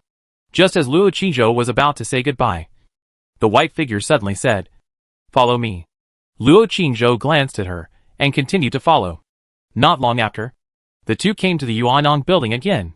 The white figure floated down to the roof, and after a moment of silence, he said, "Write it." Luo Qingzhou was stunned for a moment and said, "What to write?" Then, he suddenly reacted and said with surprise on his face, "Sister Yu is willing to help me?" The white figure looked at him coldly and didn't say anything. Luo Qingzhou hurriedly looked around, thinking about where to write. The white figure was silent for a moment, and said, "On the handkerchief. Just write it with your fingers." Luo Qingzhou quickly took out the handkerchief, approached her, spread the handkerchief, and then tapped it with his fingers, twisting and writing a word. Then he looked at her. In the white halo of the moon, her facial features and figure were still blurry, but Luo Qingzhou could feel that this should be a very beautiful girl. Seeing that she didn't speak, Luo Qingzhou hurriedly wrote it again with his fingers. The white figure still didn't speak. Luo Qingzhou was a little disappointed. Perhaps this wasn't the language of the demon race. Or perhaps Sister Yu knew only a limited number of the language of the demon race, so she didn't recognize it. When she was about to write another word, the white figure finally spoke. "I can't see it clearly." Luo Qingzhou was stunned for a moment, so he had to move the handkerchief closer to her, slowed down again, and wrote a few more times. The white figure continued to be silent. Luo Qingzhou stared at the red handkerchief in his hand for a while, and suddenly reacted. He immediately put away the red handkerchief, took out a snow-white handkerchief, and then wrote the word on it again with his fingers. The white figure was silent for a while, and finally said, "Nio? Nio?" Luo Qingzhou was stunned for a moment, and quickly wrote another word. The white figure said, "Heart." When Luo Qingzhou was about to write again, the white figure suddenly said lightly, "No need to disrupt the order, and no need to write word by word. Start from the first sentence. Write one sentence at a time. I can recognize it." When Luo Qingzhou heard this, and was hesitating, the white figure said again, "If you don't trust me, there is no need to ask me to recognize it. Since I recognize these words, I will naturally arrange them. And if you ask me to recognize them like this, it will affect you." Luo Qingzhou glanced at her, said nothing more, lowered his head, and started writing from the beginning. The white figure stared at her and read, "Nyo Mo's body training method. Nyo Mo's magic skills. Nyo Mo." At this point, she paused and continued to say lightly, "Nyo Mo's yang enhancing skills." Luo Qingzhou. The atmosphere was a little awkward. Luo Qingzhou paused and continued to write.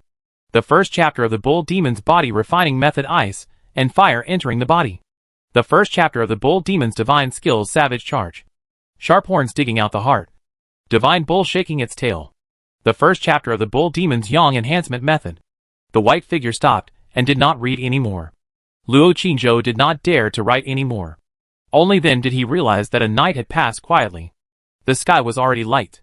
He was secretly excited. Sure enough, they were all cultivation methods. But could he practice them? He put away his handkerchief, took 2 steps back, and bowed, saying, "Thank you, Sister Yu, for your hard work." After a pause, he said, "Sister Yu, I want to ask, can we humans practice this kind of demon clan skills?" The white figure of the moon pondered for a moment and said, "Except for the bull demon skills. You can try it. It's best not to touch the others. The acupoints, chi and blood, and physique of monsters are all different from those of us humans. If you force yourself to practice, I'm afraid you will go astray." Luo Qingzhou hurriedly said, "Sister Yu, I just listened to the first chapter of the bull demon skills, but there are many places I don't understand. Sister Yu, can you help me explain it again?" Then he said, "Sister Yu, I will continue to tell you about the Tao Te Ching next time. Okay? There are also the Lotus Sutra and the Diamond Sutra. The white figure of the moon was silent for a moment and said, Okay. Thank you. Sister Yu. Luo Qingzhou was full of gratitude and bowed deeply again. Just as she was about to say goodbye, the white figure suddenly spoke again. I remind you again. It's best not to try other skills. Luo Qingzhou bowed and said, I will follow Sister Yu's instructions. The white figure did not speak again, turned around, and looked at a ray of light on the distant mountain. Luo Qingzhou said goodbye and left. After a long time, she also disappeared on the roof. Luo Qingzhou returned to the Qin mansion, and was about to float into the Meixiang garden, when he suddenly found a familiar figure standing under the big tree outside. She was wearing a light green dress, with a slender figure, holding a sword in her arms, leaning against a big tree, staring blankly at the closed courtyard door. I don't know how long she has been standing there. Luo Qingzhou looked at the roof for a while, penetrated the roof, returned to the room, and his soul returned to his body. Then he walked out of the room and went to the backyard. Going out of the backyard, he walked around a long circle and came behind her. Then, he approached her silently. The girl under the tree seemed to be in a trance, and did not notice the movement behind her. When Luo Qingzhou quietly approached to a distance of 3 meters, she came back to her senses, and pulled out the sword in her hand with a clang. Luo Qingzhou hurriedly said, Chan Chan. It's me. As soon as the words fell, the cold tip of the sword had touched his throat, and it was only a hair away from piercing in. Luo Qingzhou felt a chill on his back, and secretly said, This girl is faster. He was already in the stage of refining internal organs, and he didn't even see her turn around and draw her sword just now. In the blink of an eye, she was already in front of him. Xia Chan stared at him with cold eyes for a while. Then she put away her sword and turned to leave. Luo Qingzhou hurriedly chased after her, and held her cold little hand, saying, Chan Chan. Xia Chan was about to pry his hand open, but suddenly her footsteps stopped, lowered her head, and looked at his hand. Luo Qingzhou was stunned for a moment. Then he reacted, and quickly let go of his hand, and retracted his hand, which was still wrapped in gauze, into his wide sleeves. Xia Chan turned around and looked at him, her pretty face still as cold as ice. After a moment of silence, she suddenly walked close to him, stretched out her hand to grab his wrist, took his hand out of his sleeve, looked at it carefully for a few more times, and then looked at him and said, Who hid you? Luo Qingzhou looked at her dark and cold eyes, and found that the clear pupils suddenly seemed to be frozen, revealing 2 traces of coldness, which hit his heart directly. He was stunned for a moment, and said softly, I was practicing martial arts by myself, and I accidentally hit you. It's okay. I will be fine after 2 days of rest. Xia Chan still grabbed his wrist, looked at him with cold eyes and said, Lie. Luo Qingzhou looked at her pretty and immature face, and suddenly said, Let me kiss you. I will tell you. Okay? Chapter 284 Let her call me brother. Bang! Luo Qingzhou covered his eyes, and squatted on the ground. Xia Chan turned around and left quickly. After a while, Luo Qingzhou stood up, rubbed his eyes, returned to the Meixiang garden, and went into the house to sleep. Lingshan Moon Palace. Bai Ling was wearing a pink skirt, and was pounding medicine in the room, occasionally lowering her head and sniffing. The flower basket on the table was filled with petals of various colors. Xia Chan appeared at the door silently. After a long time, Bai Ling frowned, put down the pestle in her hand, and muttered to herself, There is still one more ingredient missing. She clapped her hands, stood up, picked up the flower basket on the table, and was about to go out when she was startled by the figure at the door. Chan Chan. What are you doing? You scared me to death. Bai Ling stroked her chest and added, I thought the stinky uncle was going to come to Cece's house again. Xia Chan looked at her and said nothing. Bai Ling walked up to her with a basket of flowers, got close to her, stared at her face with wide eyes for a while, and asked, What's wrong? Were you bullied by the stinky uncle?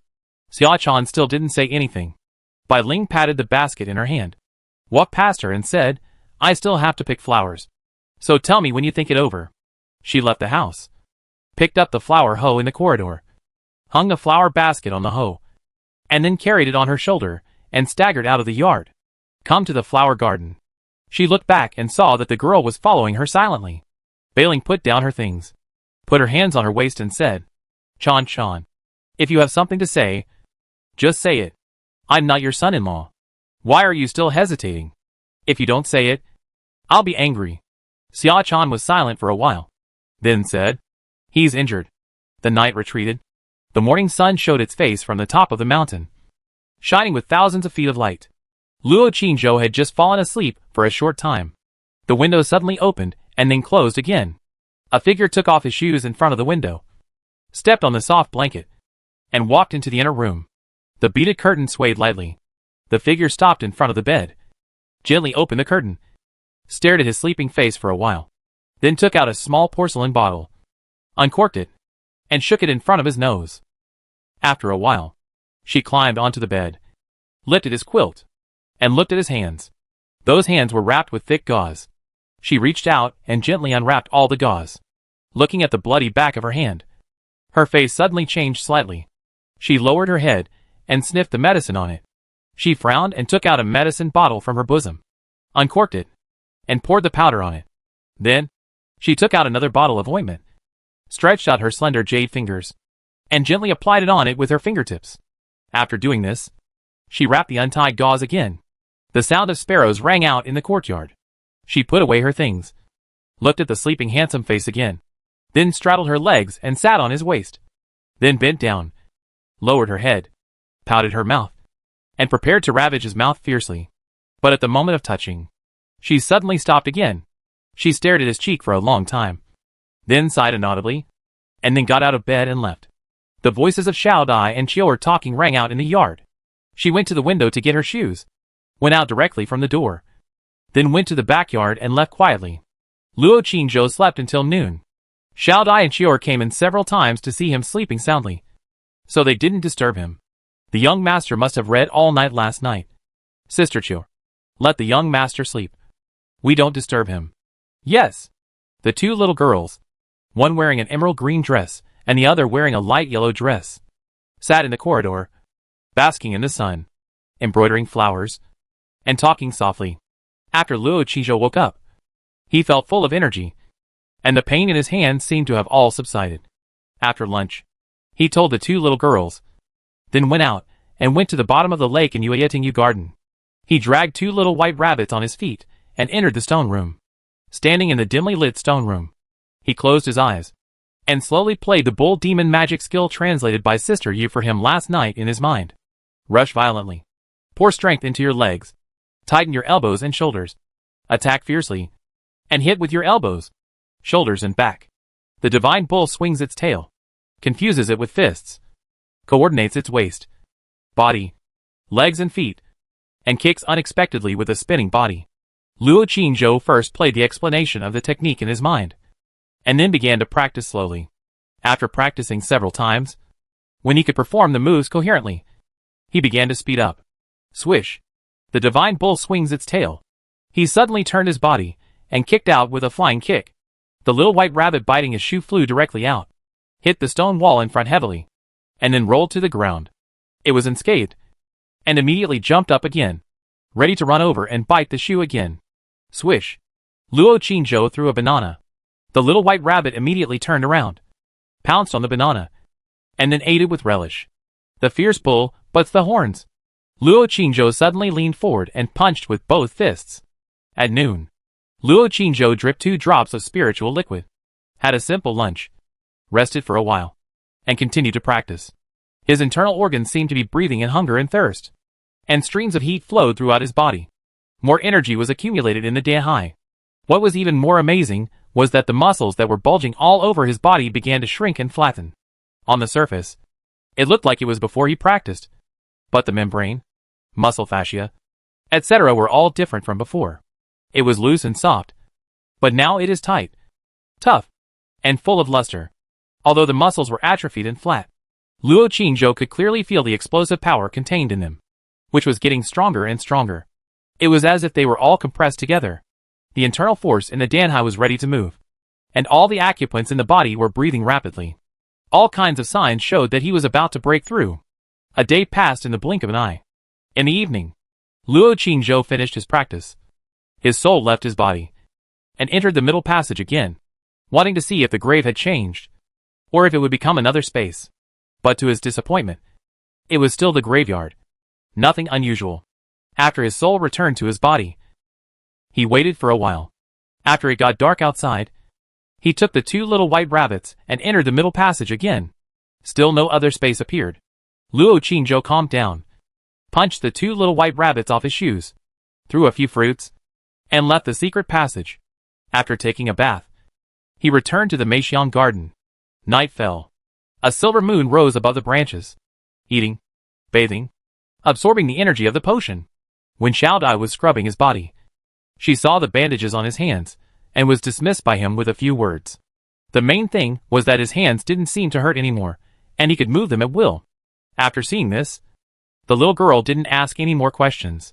After taking a bath and packing up, Xiao Dai asked, "Sir, do you want me to sleep with you tonight?" After a pause, she said shyly, "Sir, you are injured. You don't need to move. I can move." Luo Qingzhou refused. These days, he has to conserve his energy and accumulate energy to prepare for the sprint. His body is about to break through. His soul is about to break through. At this critical moment, he can't indulge in the gentleness. After the little girl left, he took advantage of the fact that he had just absorbed the potion and his body was hot, and immediately returned to bed and began to breathe in and out, activating the energy transformed by the potion and tempering his internal organs. It was approaching midnight. His soul left the Qin mansion and went to the Yuannong Tower. The white figure had been waiting for him on the eaves. The two flew to the temple in the outer city, one in front and one behind. Luo Qingzhou didn't know how she felt today, so he kept silent all the way and didn't dare to speak.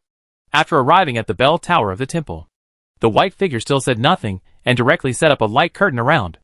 Luo Qingzhou floated down, just about to take out the pair of silk stockings, looked at her, and replaced the silk stockings with the snow-white handkerchief and bit it in his mouth. The bell tower was quiet for a while. Luo Qingzhou was about to spit out the handkerchief to speak, and with a dang, the bell finally rang. He flew out. The terrible sound wave impact ravaged his soul. But strangely, the pain tonight seemed not as severe as the previous 2 nights. His body was still squeezed and rounded, pulled and hit. Although it was still painful, it seemed to be within the tolerable range. He looked at the handkerchief in his mouth. This snow-white handkerchief was emitting a warm luster and a unique fragrance. Dang. Dang. This time, it lasted for half an hour. The bell stopped. Luo Qingzhou collapsed on the ground, and his long body slowly shrank and returned to its original state. After sitting there for a while, he got up from the ground, took off the handkerchief in his hand, and couldn't help asking, "Sister Yu, can your handkerchief help me bear some pain?" The white figure of the moon said in a cold voice, "Yes." Luo Qingzhou asked again, "Then will the effect of my practice be slightly weaker than last night and the night before?" The white figure of the moon said lightly, "No." Luo Qingzhou fell silent. The bell tower fell into silence again. After a long time, Luo Qingzhou looked at her with a gloomy look and said, "Sister Yu, why didn't you tell me earlier? Did you want to hurt me more?" The white figure looked at him and said, "Your first choice was to bite her socks, wasn't it?" Luo Qingzhou, "Sister Yu, look, the moonlight tonight is so beautiful." Luo Qingzhou changed the subject, and seeing that she didn't look up, he flattered her boldly and said, "I believe that if Sister Yu showed her face, it would be more beautiful than the moonlight tonight." Dang. The bell rang again suddenly. Luo Qingzhou's heart trembled, and he hurriedly bit his handkerchief in his mouth. Another half hour passed. Luo Qingzhou collapsed on the ground, dying, and never dared to speak again. Dang. After a moment's rest, the bell rang again. Tonight, a total of 4 temperings were made. Luo Qingzhou was dead and alive 4 times. But compared to last night and the night before, it was still much better. After the end, the white figure of Yu still did not speak, and left directly. Luo Qingzhou rested in the bell tower for a while, and after recovering some strength, he got up and left. While flying slowly, he couldn't help but take out the communication treasure and complain to Sister Yu, "Xiaoya, your senior sister is so hateful. Biting her handkerchief can relieve the pain, but she didn't tell me, making me live a life worse than death for 2 whole nights. If I couldn't beat her, I would have kicked her in the ass and kicked her out of the city." After a while, the message came back, "Haha. Brother, sister supports you, but brother has to endure humiliation for the time being. Live in humiliation, and lick her well. When brother's cultivation exceeds her in the future, he must take revenge. ravage her, and make her kneel down and call her grandpa. Ha ha ha. Luo Qingzhou, hee hee. Just let her call brother, okay. When he was about to reach the Yuanan building, he quickly put away his things. The moon-white figure stood on the eaves, as cold as snow, with a white skirt fluttering, looking at him motionlessly. Chapter 285 Breakthrough. I don't know if it's an illusion. Luo Qingzhou felt that this Sister Yu seemed to be colder than before. He flew closer and bowed carefully, saying, Sister Yu, there are still some things I don't understand about the bull demon magic. Can Sister Yu help me solve my doubts? The white figure of Yu stood on the eaves, looking at the dark night in the distance with a cold gaze, as if she didn't hear his words. Sister Yu. Luo Qingzhou waited for a while, but saw that she still had no reaction. Seeing that it was getting late, he had to bow and say goodbye. Then I will go back first. The other party remained silent. Luo Qingzhou didn't say anything else, flew into the air, and left quickly. On the eaves, the white figure of Yu was bathed in the white moonlight, lowered his head, and looked at the jade in his hand. Not long after, the surface of the jade flashed with light, and a line of small words appeared. Luo Qingzhou, Xiaoya. Your senior sister is like a mute. The white figure of Yu narrowed her eyes. After Luo Qingzhou couldn't help but complain. He put away the communication treasure, and returned to Qin's house. His soul returned to his body, and continued to sleep. After getting up in the morning, he continued to practice at the bottom of the lake, refining the body during the day, and refining the soul at night. Time passed quickly. 2 days later, he felt that the energy in the Danhai was already overflowing, and there was a faint power in his internal organs and various acupoints that was about to explode. When he got up in the morning, he took out the Jianwu stone and took a look. Strength, 20,000. Speed, 300. Strength against impact, 3,500. Spiritual power, 2,000. Both strength and mental power have made great progress and reached the limit of breakthrough. At this time, you must sprint forward in one go. And there must be no hesitation. It was just dawn. He had already left the house through the back door. He changed into a black suit, put on a mask, walked out of the alley, and headed towards the Jubao Pavilion. Before coming out, he absorbed 2 more drops of spiritual liquid. At this moment, in the Danhai, it was like a storm and thunder, and it was like a war drum, rumbling and rolling. He could clearly feel the surging power in his body, ready to go, ready to make the final sprint. So, he decided to go to the Blackwood Forest today. In addition to the possibility of a lot of noise, he also needed external help. Last night, I took off the gauze on my hands and took a look. I didn't expect that the wounds on both hands were healed, and there were no scars left. It is said that such injuries, even if they are at the level of refining internal organs, cannot be healed so quickly. It seems that the medicine Sister Dao gave him was not an ordinary wound medicine. It was still early. When I arrived at the Jubao Pavilion, only Sister Dao was sitting on the top floor, drinking breakfast and eating snacks. After seeing him, Sister Dao was surprised. Why did you come so soon?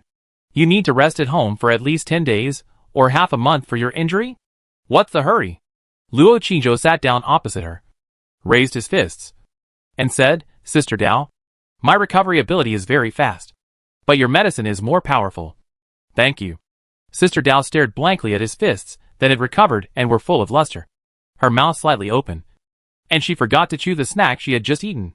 After a moment of stagnation, she chewed a few bites and swallowed them quickly, then picked up the teacup, gulped down a few mouthfuls, and then looked at him and said, Chu Feiyang, are you kidding me? The medicine I gave you is the most common wound medicine, which will take at least 10 days or half a month to heal. In just 3 days, not only did your wound heal, but there was no scar left. Did you take the elixir at home? Luo Qingzhou was stunned for a moment after hearing this, and looked down at his smooth fist, then looked at her and said, Sister Dao, is that really an ordinary golden wound medicine? Sister Dao shrugged and said, Of course. Do you think that if you don't give me money, I will give you a better golden wound medicine? Luo Qingzhou saw that she didn't seem to be lying, and was secretly puzzled. Is it the effect of the mutated spiritual fluid? Or is it because he has been practicing the bull demon divine art these days? There is another possibility that he is about to break through, and his body is full of energy, so he can repair the wound so quickly. Sister Dao looked at him deeply, and couldn't help but said, Chu Feiyang, if you really have such a good medicine, you can bring it over, and I will give you a high price. This kind of high-efficiency medicine is in short supply for warriors. And it will definitely make you a lot of money. Which is much better than you going out all day to work hard to find monsters. Luo Qingzhou frowned slightly. Thought for a while. And then said, Sister Dao, let's talk about something else. He didn't have that kind of medicine at all. However, he couldn't just deny it. Otherwise this recovery speed is really hard to explain. Sister Dao didn't ask any more questions, and continued to eat the snack. Then she picked up a piece and said, Would you like one? Luo Qingzhou said, Do you want money? Sister Dao couldn't help but smile. Handed the snack to him. And said, I'll tell you after you eat it. Luo Qingzhou took the snack, put it in his mouth, and swallowed it in a few bites. Sister Dao stretched out a finger, smiled and said, A gold coin. Luo Qingzhou said, What if I don't give it? Sister Dao patted the knife next to her and said, My knife is not vegetarian.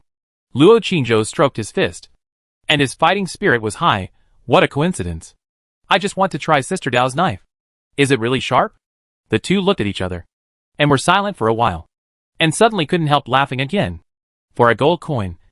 It's not worth it. After all, someone is despicable and insidious. And he is famous. I admit my weakness. Sister Dao said with a smile, and continued to eat snacks. Luo Qingzhou looked at her and said, Sister Dao seems to be in a good mood today. Did you succeed in the blind date? Sister Dao smiled and said, Failed. After hearing what you said that day, I went back and asked someone about it. That person has a bad reputation. He is idle, and often goes to other places to eat and drink. He already has several concubines at home. And it seems that there is domestic violence. He asked me out again last night. He was well dressed and looked polite. He came directly to my house. I kicked him in the stomach. He knelt on the ground for a long time, and then left by himself. As he said, he sneered, What I hate most is men who beat women at every turn. It's a cowardly behavior. Then he asked again, Chu Feiyang, have you ever beaten a woman? Luo Qingzhou, thinking carefully, he seems to have beaten Nangong Meiju. Other women, he killed them directly. No, he denied it directly. Sister Dao sneered and ignored him. After a while, Wu Kuei went upstairs first. When he saw Luo Qingzhou, he showed an awkward look on his face, smiled, and sat down next to him. Luo Qingzhou also smiled and greeted him, seemingly not caring about what happened that day. That day, when he was injured by the burly woman and was about to be killed. Dao Jia, Chu Xiaoxiao and Zhou Boyue all stood up and confronted the burly woman with him. Only this one left decisively after assessing the situation. In fact, Luo Qingzhou could understand. The burly woman was a martial artist and a member of Chunghua Mansion.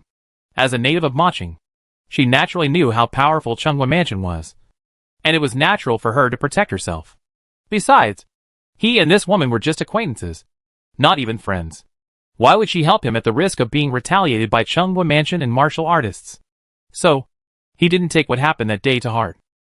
Of course, he would definitely remember Dao Jia, Chu Xiaoxiao, and Zhou Boyue's help regardless of their personal safety. Not long after, Chu Xiaoxiao and Zhou Boyue also came. When Chu Xiaoxiao saw him, she was surprised and said, Brother Chu, you are so seriously injured. Why did you come so soon? Don't you want to rest at home for a few days? Luo Qingzhou stood up, raised his fist and said, It's okay. Sister Dao gave me good medicine. I'm fine now. Several people looked at his fist, all with surprise. Then, they all looked at Sister Dao. Sister Dao rolled her eyes at someone, said nothing, picked up the knife, and went downstairs first. Several people followed her down. After getting on the carriage, Chu Xiaoxiao asked Sister Dao about her blind date. When she heard that it was a failure, she was disappointed and said, I was going to wait for Sister Dao to get married so that I could eat wedding candy. Sister Dao smiled faintly and said nothing more. After leaving the city, Chu Xiaoxiao looked at Luo Qingzhou again and said, Brother Chu, you have to be careful today. When we went to the Blackwood Forest yesterday, we met that woman again. That woman gave us a vicious look, and I was so scared that I waited for her to leave for a long time before I dared to go in. Sister Dao on the side couldn't help but say, That woman just glanced at us casually, and she probably didn't take what happened that day to heart. Of course, Chu Feiyang, she might also be looking for you. Anyway, you have to be careful. If it doesn't work, just apologize. If it doesn't work again, stay away from her and try to avoid her. A real man should be able to bend and stretch. Luo Qingzhou lowered his head slightly, stroking the smooth skin on his fist, and didn't speak. Wu Kui glanced at him, and didn't speak. Zhou Buiyue was also silent. The carriage galloped all the way, and soon arrived at the Blackwood Forest. What a coincidence. When the few people got off the carriage, a carriage just stopped in front of them. Then, Luo Yu, the second son of Chengwa Mansion, got off the carriage with the burly woman and looked over here. The burly woman's eyes were immediately fixed on Luo Qingzhou. The atmosphere suddenly froze. Wu Kui's face changed slightly. Without any hesitation or words, he walked quickly into the Blackwood Forest and left alone. Luo Qingzhou glanced at his back, and his eyes met the eyes of the burly woman. Chu Feiyang, go and apologize. Now she won't do anything outside the Blackwood Forest. Dao Jia whispered immediately. Zhou Buiyue, who had been silent all the way, also advised, Brother Chu, it's not shameful to endure humiliation. You are so talented. You will definitely go further in the future. There is no need to show off your ability for the time being. Go and apologize. And you don't have to worry about it when you go out to do missions in the future. Being able to stay alive is the most important thing. Sister Dao nodded and said, Zhou Buiyue is right. Let's go. Chu Xiaoxiao also said, Brother Chu, don't be afraid. We will go with you. Luo Qingzhou still stood there, staring at the burly woman silently, but did not go over. Luo Yu glanced at him indifferently, took the burly woman into the woods, and left quickly. For him, time is the most important thing. Luo Qingzhou saw them enter the Blackwood Forest. Then he took a step and followed them. Seeing this, Sister Dao's face suddenly changed. Chu Feiyang, are you crazy? Luo Qingzhou looked back at them and said, Sister Dao, you guys go and do your own things. Don't worry about me. After that, he entered the woods and followed the two people slowly. That kid is really crazy. Sister Dao frowned, feeling puzzled. Chu Xiaoxiao said anxiously, Sister Dao, I guess Brother Chu can't get over what happened that day. What should we do? Go and pull him back? There are two martial artists. Even if there is only one martial artist, we can't beat him. Zhou Buiyue's eyes flashed, and there was a hint of suspicion in his eyes. Sister Dao, let's follow him and see. Stay away for now, and see what Brother Chu is going to do. Sister Dao glanced at the figure walking away in front, and said angrily, Let's go.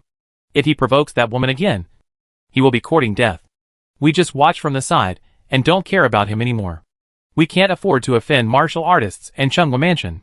The three of them followed immediately. Luo Qingzhou continued to follow the two people slowly. After entering the Blackwood Forest for about 2 kilometers, Luo Yu and the burly woman finally stopped. I still have to practice, and I don't want to waste time with this ant.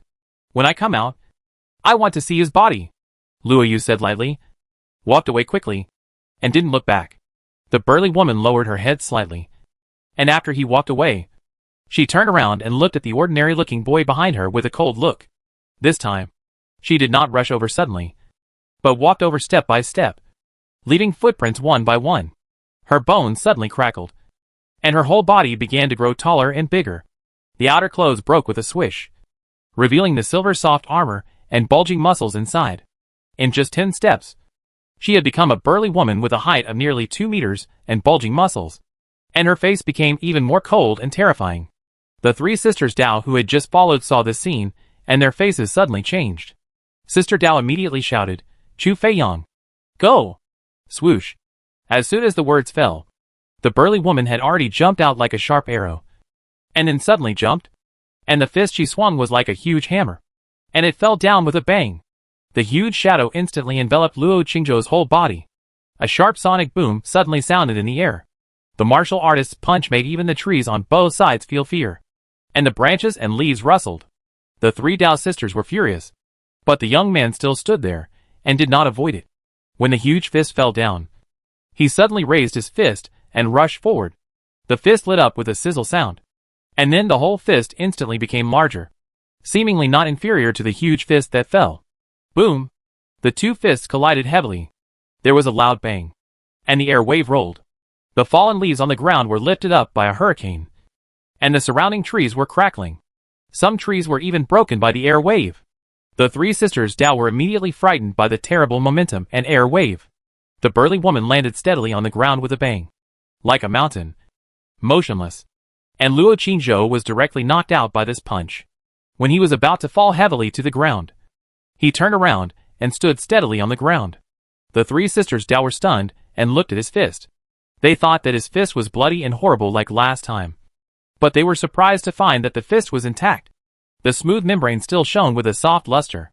Seeing this, the burly woman also showed a hint of surprise in her cold eyes. Swoosh. This time, it was Luo Qingzhou who rushed forward with his fists clenched. What a pleasure, he said secretly in his heart. The surging power in the Danhai and the restless energy in each acupoint made his whole body almost explode. He needed to pour it out. Pour it out fiercely. Bang! He suddenly jumped up and punched. The fist suddenly enlarged several times, with a terrible sonic boom, instantly covering the whole body of the burly woman. Bang! The huge fists hit each other heavily again. It was obviously the collision of flesh and bones. But there was a sound of metal collision. This time, both of them were shocked. The burly woman shook her body and took a step back involuntarily. Silver light flashed on her fist, and a layer of silver film condensed. Luo Qingzhou fell to the ground, took a few steps back, and then stomped his right foot back suddenly to stop his body. Cool! Not only did his fist not hurt, but it felt even more refreshing. The surging power in the Danhai all rushed to his arms and fists, urging him to continue. He tightened the muscle fascia of his legs, and suddenly there was a rumbling sound from his clenched fists. A stream of boiling power surged from his body and accumulated in his fists. Swoosh! He rushed up again. This time, the burly woman also clenched her fists and rushed up with a cold face. Boom! The two fists, which suddenly grew larger, collided heavily for the third time. With a bang, a terrible air wave swept away. The burly woman was shocked and took 2 steps back. Luo Qingzhou took a few steps back again, then stood firm, clenched his fists and said, "Come again!" He rushed up again. There was still no damage on his fist. The 3 Dao sisters who were hiding behind a big tree not far away were already stunned. They all held their breath and watched intently. No one spoke anymore. The burly woman's mouth twitched, revealing a hint of cold contempt, and her bones crackled again. And suddenly a strong wind rolled up around her body with a whoosh. Her burly body suddenly turned into a residual image on the spot, and then appeared in midair, booming into dozens of huge fists, overlapping and falling down. Phantom fist. A martial artist must learn boxing. This time, I'm afraid Chu Feiyong can't tell her real fist. As soon as Sister Dao finished speaking, she saw the young man punch out with a boom, and suddenly more huge fists appeared. The fists were so dense that they actually covered the dozens of fists. Bang, bang, bang, bang. A series of collisions sounded. The burly woman mixed in the fist shadows and instantly threw more than 20 punches. But each punch was caught by the other party. The two separated again, and both felt their arms and fists numb. The burly woman stood there with a look of doubt on her face. And for the first time she spoke hoarsely, "Plum blossoms flying? Are you the traitor in Chunghua Mansion?" Then she said, "No. Who are you to him? He actually passed this stolen boxing method to you." Swoosh. Luo Qingzhou said nothing, clenched his fists again, and rushed up. He never had the habit of talking nonsense when fighting. "Okay. Today I will let you know the real gap between a martial artist and a martial student." The burly woman laughed grimly, and her clothes tore apart with a hiss. Her arms and legs revealed strong and shiny muscles, and a layer of silver metal membrane instantly condensed all over her body. Boom! She stomped her thick soles on the ground suddenly, and her whole body shot out like an arrow, and punched out with a boom. The huge fist was actually flashing with a cold steel luster. Bang! The two fists collided heavily again. The huge air wave, like a hurricane, instantly uprooted the surrounding trees and flew out. A sharp collision sounded in the air. Luo Qingzhou's arm shook and flew out, and his internal organs and acupoints boomed and a thunderous sound rang out. More turbulent power surged out from the Danhai, from the internal organs, and from the acupoints, and rushed to his arms and fists. His whole body was burning. His eyes were red, and he was shaking because of the sudden huge power. At this moment, he stimulated all the power hidden in the organs and acupoints in his body. The huge explosive power was about to burst out. The opportunity was at this moment, and it was fleeting. He would break through. Bang! He fell heavily to the ground dozens of meters away, and continued to slide back for a distance of 7 or 8 meters, splashing a long row of fallen leaves, and just stopped in front of the big tree where Sister Dao and the other two were hiding. However, He was still unscathed and stood up again. This time, his momentum was extremely powerful. Chapter 286 The Demon Race's 72 Transformations. Schwa! He suddenly shot out like a cannonball. In almost an instant, he was in front of the burly woman, and suddenly attacked with his shoulders, elbows, and back. Moo! In the air that was cut, a faint sound of a cow mooing was heard. Brutal collision. Bang! The burly woman waved her fist to resist, her whole body flashing a layer of silver light, but was suddenly knocked away by the huge brutal force. The two of them stuck together, and after flying for more than 10 meters, Luo Qingzhou's feet landed on the ground with a bang, and the burly woman still flew back 7 or 8 meters before falling heavily to the ground. As soon as she landed, she jumped up. The muscles on her face twitched a few times, and when she looked down, the silver soft armor on her chest was actually sunken. There was a hint of disbelief in her eyes. But at this time, Luo Qingzhou rushed up again. The burly woman rushed forward like lightning, and punched out with a bang. The fist shadows were overlapping. The wind was whistling, and there was a faint sound of ghosts crying and wolves howling. But the dense fist shadows were suddenly dispersed by a huge fist. With a boom, the huge fist hit her face again. The burly woman roared and punched again. Bang! The two fists hit hard and hit each other heavily. But the two did not separate, and 4 huge fists with fist shadows began to beat like lightning. Bang! Bang! Bang! Bang! Bang! A series of collisions broke out, like thunder rolling, continuous and rumbling. The air waves were surging all around, and the fallen leaves were rolling. The two figures entangled, flashing up and down, left and right, and everywhere, surrounded by dense and overlapping fist shadows, directly covering the two people's rapidly moving bodies. The surrounding trees cracked and fell to the ground one after another. This fierce fight with great momentum immediately made the 3 Dao sisters, who were watching not far away, dumbfounded, and even their breathing and heartbeats almost stopped. Bang! Another series of punches to the flesh. After the two each threw hundreds of punches, they separated with a loud bang. At this time, Luo Qingzhou's clothes were torn. His body was covered with purple scars, and his fists were cracked and bloody. The burly woman opposite, the silver soft armor on her body had long been torn and disappeared, and the silver membrane on the surface of her skin was also full of cracks. Her clenched fists were trembling slightly, and her towering chest was violently heaving. The contempt in her eyes had long disappeared, replaced by bloody anger. She panted heavily, quickly recovering the internal force and physical strength that had been consumed. But Luo Qingzhou did not give her a chance, and rushed up again with a swish. His body was like a cannonball. His momentum was like a rainbow, and he was as fierce as a wild bull. Moo! A cow moo sounded in the silent woods. The burly woman roared suddenly. Her body became bigger again, and with a bang, she also rushed over. Bang! The two suddenly collided with each other. The burly woman was defeated, and was directly knocked away by a huge force. She fell heavily dozens of meters away, and the silver membrane on her chest was completely shattered. As soon as she jumped up from the ground, 2 fists flew in front of her with a bang. In her sight, the 2 fists suddenly turned into 2 blurry bull horns. The fierce bull is butting its horns. She hurriedly stretched out her hands to grab them, but suddenly grabbed nothing. Bang! The 2 fists hit her chest heavily, knocking her out again. Then, a series of fists, overlapping, covering the sky and the sun, continuously enveloped her in it. Bang, bang, bang, bang. In an instant, hundreds of fists fell heavily on her body, face, and head. Her internal force was disordered, and her chest was in great pain from the 2 bull horns. For a moment, she could only desperately muster up her muscles and membranes to resist, unable to resist or dodge. Bang! Boom! Boom! Dozens of fists with lightning and thunder hit her densely. She gritted her teeth and spit out a mouthful of blood, finally stopping the fists that were beating her like a storm. She flew backwards and fell heavily to the ground. But in an instant, she jumped up again, clenched her fists, widened her eyes, and stood there straight. Sister Dao and the other 2 looked at her intently, and were shocked to find that her skin and flesh were torn and charred. Her chest was sunken, her mouth was full of blood, and she was covered with scars. Roar!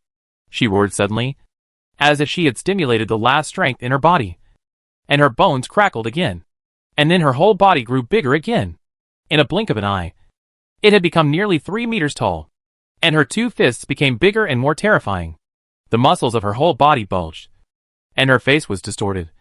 Like a monster, a terrifying breath burst out. Chu Xiaoxiao widened her eyes and exclaimed. Sister Dao said in a lost voice, "This seems to be one of the 72 transformations of the Demon Clan's skills. The Wrath of the Giant Ape. Chu Feiyang is in trouble." Zhou Buiyue, who was standing aside, stared at the figure and said in disbelief, "Brother Chu has made another breakthrough." Roar. The burly woman opened her mouth wide and roared like a beast, then pulled up a big tree next to her, moved her thick legs, and rushed towards the figure in front of her with bang bang bang. The surging power in Luo Qingzhou's body had been emptied at this moment, and the restless energy in various internal organs and acupoints had also calmed down. The rumbling thunder in the body also gradually stopped. The Danhai returned to calm. But his internal organs and acupoints became more powerful. His membrane muscles became more resilient. The internal force and energy deposited in his Danhai, although calm, are more refined and vast than before. His sight, hearing, smell, etc. are more acute. A strong wind that was hard to see with the naked eye began to appear around him, constantly surrounding him, like his invisible tentacles, clearly sensing the abnormalities around him. His breathing became longer. His strength became stronger. He finally advanced to the martial arts master level. The ground began to shake, and the huge, burly woman waved a big tree in her hand, stomped the ground with her feet, and rushed towards him with a roar. He clenched his fists, and the power in his body surged out, filling his arms with strength, and rushed forward. Puff. He suddenly scattered a pile of lime and turned and ran. The three Dao sisters. Bang! Bang! Bang! The huge figure of the burly woman, moving her long legs, quickly caught up with him, using the tree in her hand as a weapon, and smashed him hard.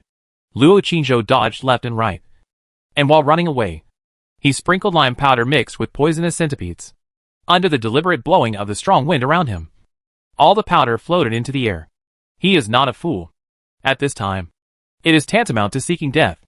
After all, the opponent reached the martial artist realm earlier than him, and practiced a martial art with amazing defensive power. Now is the time to stimulate the huge explosive power in his body. He dared to fight hard before because he had a huge force in his body that could impact the martial artist realm to protect his body. So he was not afraid. Now, there is no need at all, because the opponent has been hit by a series of violent punches from him. He is already at the end of his strength. Although the transformed body is huge, it consumes more internal strength and physical strength.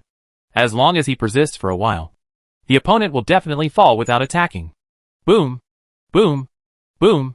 The tree in her hand couldn't hit him, so the burly woman threw the tree away and began to swing her fists, rumbling down at him.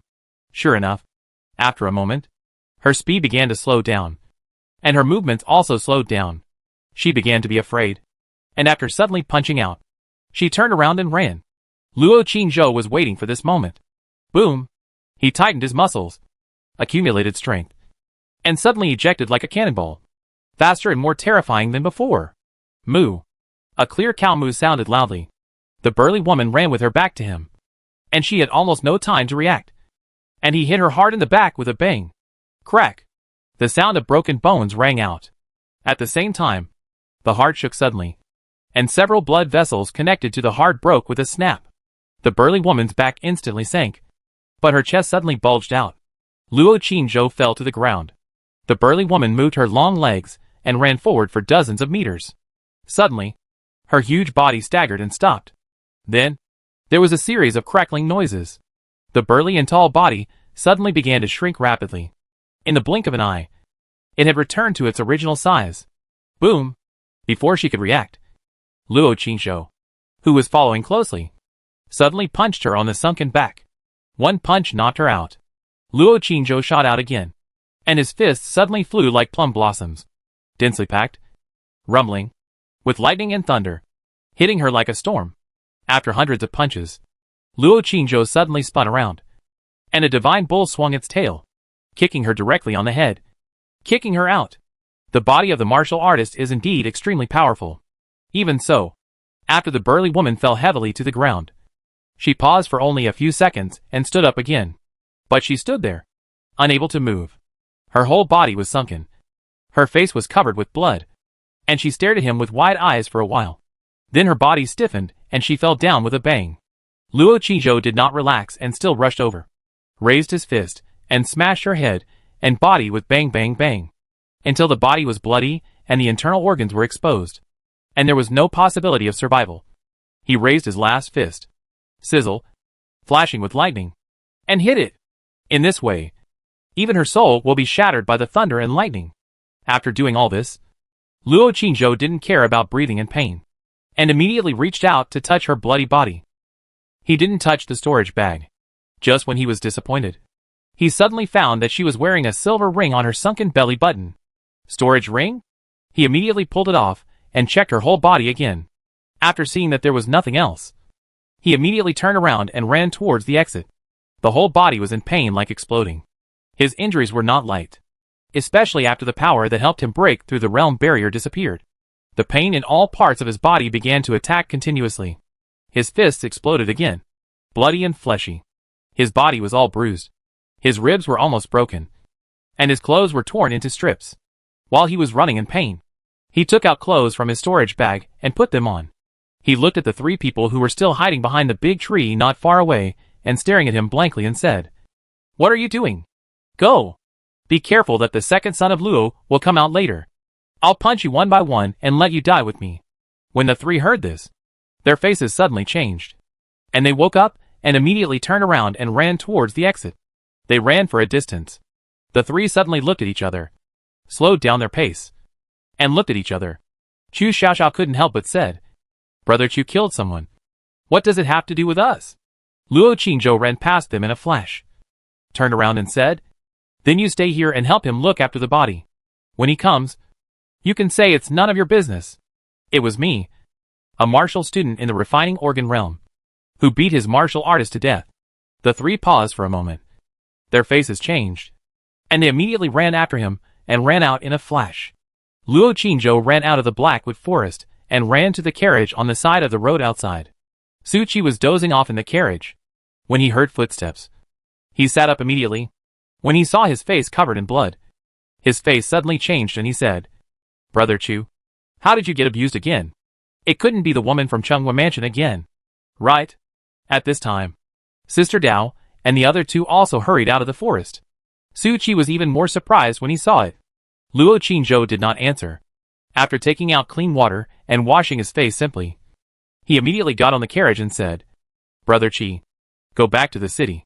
Before Su Qi could ask, Sister Dao had already jumped on the carriage with Chu Xiaoxiao and Zhou Boyue. Sister Dao also said, "Brother Qi, hurry up. Go back to the city." The voice was a little trembling. Su Qi's face changed, and he immediately picked up the reins and turned the horse's head. After the carriage started running, he couldn't help but look back and lift the curtain, and asked with a puzzled face, "What's going on?" No one answered. The three people in the carriage looked at someone, silent, and their expressions looked very complicated. Chapter 287. The second miss and the cousin miss have sent a letter. No words along the way. In the carriage, Luo Qingzhou felt pain all over his body and closed his eyes to rest. Others looked at him with mixed feelings. A few months ago, everyone had similar cultivation. But a few months later, he suddenly transformed into a martial artist. Moreover, this martial artist could not only kill them with one punch, but also killed another martial artist today. The key point is that 3 days ago, the martial artist easily abused him and almost beat him to death. This made them feel like they were dreaming. The carriage bumped all the way and entered the city quickly. It was not until after entering the inner city that Luo Qingzhou recovered some strength, opened his eyes, and looked at the three people and said, "Sorry, I have troubled you. I will treat you to dinner when I have a chance." Chu Xiaoxiao smiled and said, "Brother Chu, it's okay." Zhou Boyue just nodded politely and still didn't speak. Sister Dao said solemnly, "There's no need to eat. Chu Feiyong, you'd better not come out during this period. You killed a martial artist, and a martial artist from Chunghua Mansion. The second son Luo will definitely not let it go. He will definitely come to question us at that time. Anyway, he has no evidence, so we just don't admit it. And that woman is at the martial artist level. Even if we join together, we are not her opponent, let alone killing her. So as long as we make a good confession, there will be no problem. The key is you. If the second son Luo finds you, he will definitely take you back and torture you. You'd better be careful." Chu Xiaoxiao also hurriedly said, Yes, Brother Chu. You should stay at home during this period. If you kill that woman, the son Luo will definitely think that you colluded with other martial artists to kill together. It will be miserable if he catches you at that time. Luo Qingzhou smiled faintly, looked down at his cracked fist, and did not reply. Sister Dao also glanced at his fist, hesitated, and did not take out her trauma medicine again, because she knew that he had better medicine. The carriage soon arrived at the Jubao Pavilion. Dajie told Chu Xiaoxiao and Zhou Boyue, "Don't go out in the next few days. Let's wait until the storm of this matter has passed. No matter how domineering the people in Chunghua Mansion are, they dare not mess around in the inner city." The two agreed, looked at Luo Qingzhou again, and left in a hurry. Daojia walked up the steps and was about to enter the store when Luo Qingzhou suddenly shouted, "Daojia! Wait! I remember there is a bet between us?"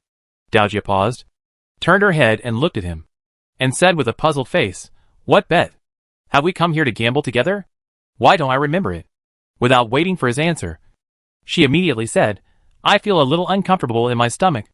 I'll go in first." After that, she hurried into the store, and soon disappeared. Luo Qingzhou. Back to Qin Mansion. Luo Qingzhou did not return to Meixiang Garden, but went directly underground. After applying the trauma medicine in the stone room, he lay on the quilt, and soon fell asleep tiredly. In the evening, Luo Yu hunted 2 mid-level monsters deep in the Blackwood Forest, and came out in a good mood. When he was about to reach the exit, he suddenly saw a group of warriors gathered in front of him, all looking at the ground and talking. Luo Yu glanced at the surrounding woods, and found that the trees here had fallen, and the ground was full of cracks. It was obvious that there had been a fierce battle here. He suddenly had an ominous premonition in his heart, and immediately quickened his pace, walked to the crowd, looked at the ground, and suddenly shook his body. It was a body that was unrecognizable and bloody. But he recognized at a glance that this body was his guard. The guard that his brother sent back to him from Kyoto. Martial arts guard. He clenched his fists, and his eyes were red. 2 martial arts guards. Mei Lao's body and head were separated, and this one died without a complete body. In this Imo city, 2 martial arts masters can walk sideways. They are the guarantee that he can go out to do the mission with confidence. And they are also the strong guarantee of Chunghua Mansion. But now, suddenly, they are all gone. His eyes were red, and his heart was burning with anger. Qin Mansion. The bottom of the lake. Luo Qingzhou slept until the evening. After getting up, he felt that the pain in his body was much better, and the cracked skin began to recover quickly. He ate something simple, and then took out the silver ring. Following the method of the storage bag, the surface of the ring really flashed, and a huge space appeared inside. The space inside seemed to be divided into 3 places. One place seemed to be specially used to place things. Another place had fertile land and fragrant medicine. Dozens of spiritual medicines were planted alone in a few acres of fields, which seemed to be specially used to grow spiritual medicines. The last place was blue sky and white clouds, green mountains and green waters, and the scenery was picturesque. There were 2 birds with bright feathers flying freely in it, which seemed to be captive animals. It's really different from Kyoto. Luo Qingzhou secretly sighed at the power of this storage ring, and his eyes immediately looked at the place where things were specially placed. The first thing that came into view was a few bags of gold coins. Among them, another small bag was full of gold coins with a face value of 1,000. Roughly estimated, there were about 200,000 gold coins in total. It's made. This is much more valuable than hunting monsters. This trip is worth it. He killed Luo Yu's right-hand man and took the opportunity to break through to the martial artist realm, and got so many gold coins. He jumped from a poor guy with 100 gold coins to a rich man with 200,000 gold coins. It's awesome. Luo Qingzhou suppressed his excitement and continued to read. Basic daily necessities. Wound medicine gauze. Quilts. Clothes. Etc. A lot of them. Specially placed in a cabinet. Then, more than a dozen bottles of potions appeared, all of which were potions needed for the initial practice of martial artists. In this way, he can practice for free for a month without spending gold coins. In addition to potions, there is actually a demon pill. Judging from the quality, it is estimated that it can be sold for at least tens of thousands of gold coins. Luo Qingzhou became more and more excited as he read, and continued to look down. Suddenly, he found a book. He has just broken through the martial artist realm and urgently needs a new internal skill. If there are other skills, it would be better. He immediately took out the book, opened it and took a look, and was immediately disappointed. This book is very thin, and it only records one technique, one of the 72 unique skills of the demon race, the rage of the giant ape. Thinking of the transformation and roar of the burly woman before, Luo Qingzhou was not very interested. He didn't want to become a monster, mainly because of the large size. It is not necessarily a good thing in many cases. He put away the books and looked at the storage ring again. Apart from these, there was nothing else. Although he was a little disappointed that he didn't find the inner strength method, these gains were enough. People should not be too greedy. He suddenly thought that if it was Luo Yu who was killed today, he didn't know what good things he could get from that guy. As the most favored youngest son of Chengwa Mansion, the other party probably has more good things. He still didn't know the other party's true cultivation level. Maybe it was the early stage of martial arts, or the middle stage of martial arts. As for the late stage, it should be unlikely. In the whole Imo city, there was no one in the late stage of martial arts. If he really broke through the realm of the late stage of martial arts at this age, he would not have to take the entrance examination for the Dragon and Tiger Academy this year, and he would have a place directly. Therefore, the other party is at most the middle stage of martial arts. Most likely, it is just the early stage of martial arts, and he is about to break through the middle stage of martial arts. Otherwise, he would not have to go to Haimuland so frequently. Luo Qingzhou decided to wait until his injury healed, then find an opportunity to go to the Blackwood Forest to test the opponent's true strength. His soul should be about to break through. When the soul breaks through to the refining god realm, not only will the skill of controlling objects be greatly enhanced, but also the possession technique can be practiced. At that time, he will naturally have a way to avenge his mother. Of course, the safest way is that he continues to work hard to practice and strive to advance again in less than 3 months. When he reaches the middle stage of the martial artist, he will be more confident. Although the promotion between martial artists is not as difficult as the promotion of those small realms of martial students, it will become more difficult. But he believes that with the help of the Sun and Moon Treasure Mirror Spirit Liquid, he still has a good chance. After all, his current upgrade speed is getting faster and faster. The sky outside soon darkened. He put the gold coins, spirit liquid, demon pills, and other items in his storage bag, put away the storage ring, dragged the 2 little white rabbits, and went to the middle passage again. When he came to the exit, he found that the space here was still the cemetery. Moreover, many wide cracks suddenly appeared in the sky, surroundings, and ground of this cemetery. Obviously, this space was about to collapse. He did not dare to go in again, and retreated from the passage. After thinking about it, he punched the 2 little white rabbits one by one and threw a few fruits down. He took a simple bath at the bottom of the lake and returned to the Meixiang garden. Under the peach tree in the courtyard, Bai Ling, wearing a pink skirt, was standing there coquettishly, smelling the peach blossoms on the branches. Xiao Dai and Chior stood obediently under the eaves. Bai Ling heard the footsteps and looked at him, then glanced at his wide sleeves, and then said crisply, "Sir, why don't you go to pay respects to my young lady?" Chan Chan was very angry, and said she wanted to come over to stab you. But fortunately I stopped her. Luo Qingzhou walked up to her, stared at her for a while, and said, "Then thank you, sir." Bai Ling smiled sweetly, revealing 2 shallow dimples on her face. "You're welcome. But sir, you have to pay respects to my young lady tonight. Otherwise Chan Chan will really come to you with a sword."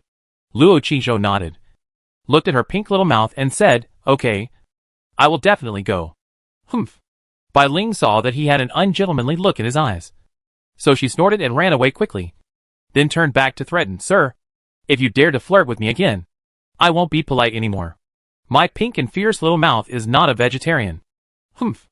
As soon as she left the house, Mayor hurried in and said, "Sir, go to the lady quickly.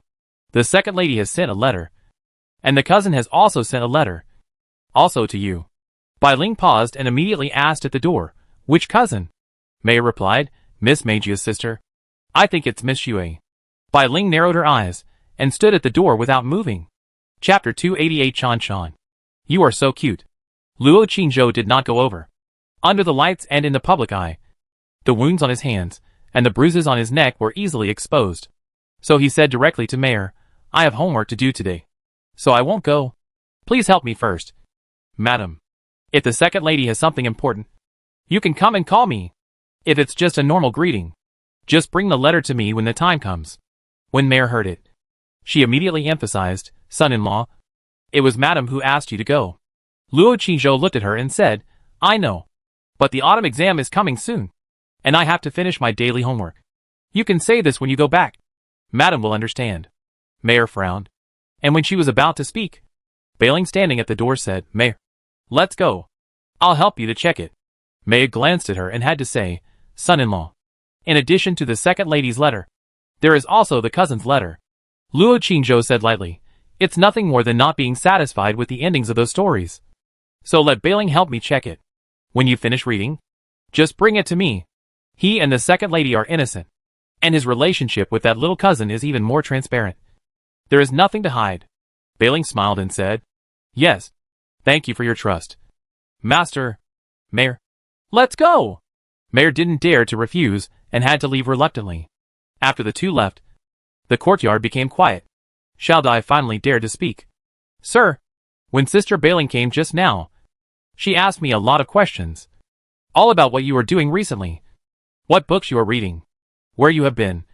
And also asked me how many times you have slept with me. Luo Qingzhou was stunned for a moment and said, how did you answer? Xiaodia's cheeks were slightly red. I just said that you have been studying at home recently and have not gone anywhere. As for sleeping with me, I answered truthfully. Luo Qingzhou's eyes flashed for a moment. And he said indifferently, it's okay. Don't worry about her. If she asks again in the future, just answer like this. After that, he entered the study and said, no bath tonight, and no need to sleep with you. Under the eaves, the two little girls looked at each other and said, oh. Luo Qingzhou thought about it in the room, then walked to the desk and sat down, spread out a piece of rice paper, ground the ink himself, and prepared to copy down the bold demon magic in his mind. There are some parts that he still doesn't understand. So he will ask Sister Yu tonight. I hope she can speak tonight.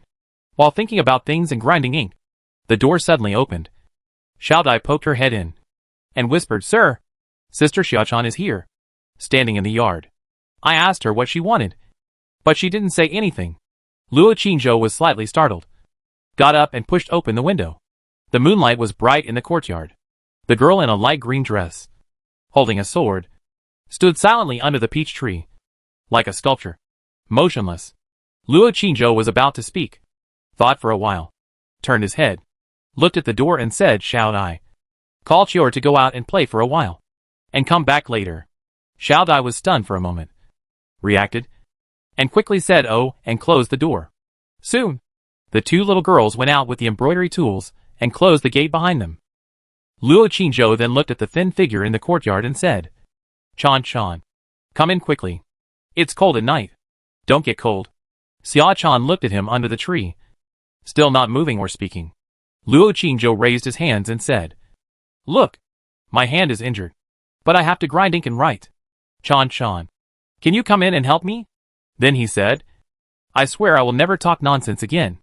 Xia Chan still stood there, motionless, without responding.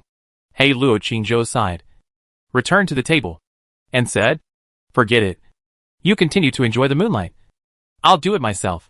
He picked up the ink block, frowned while grinding, and made a hissing sound of pain from his mouth.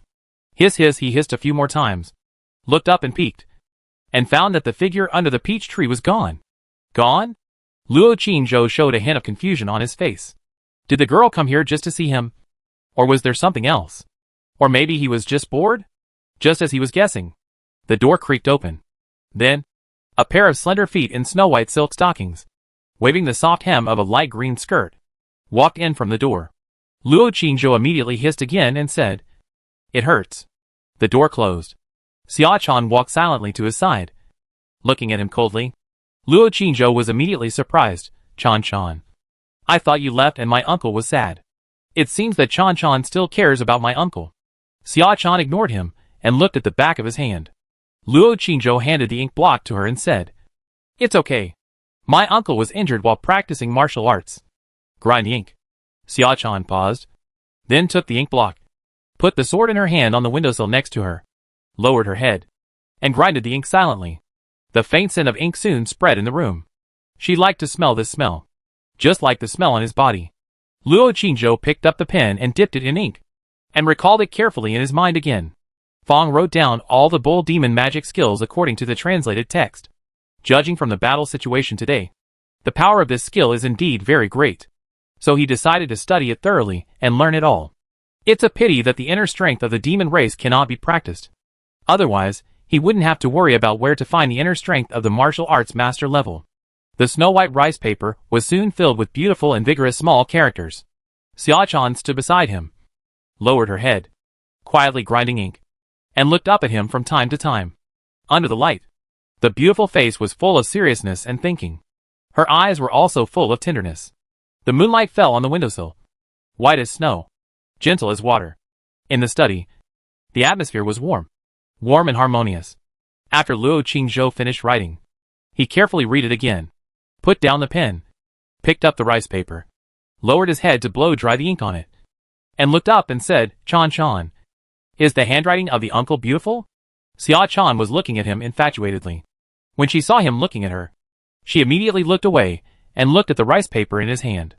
After a pause, she said coldly, Just so. Luo Qingzhou couldn't help laughing when he heard it. There is still one missing mama. Hoo.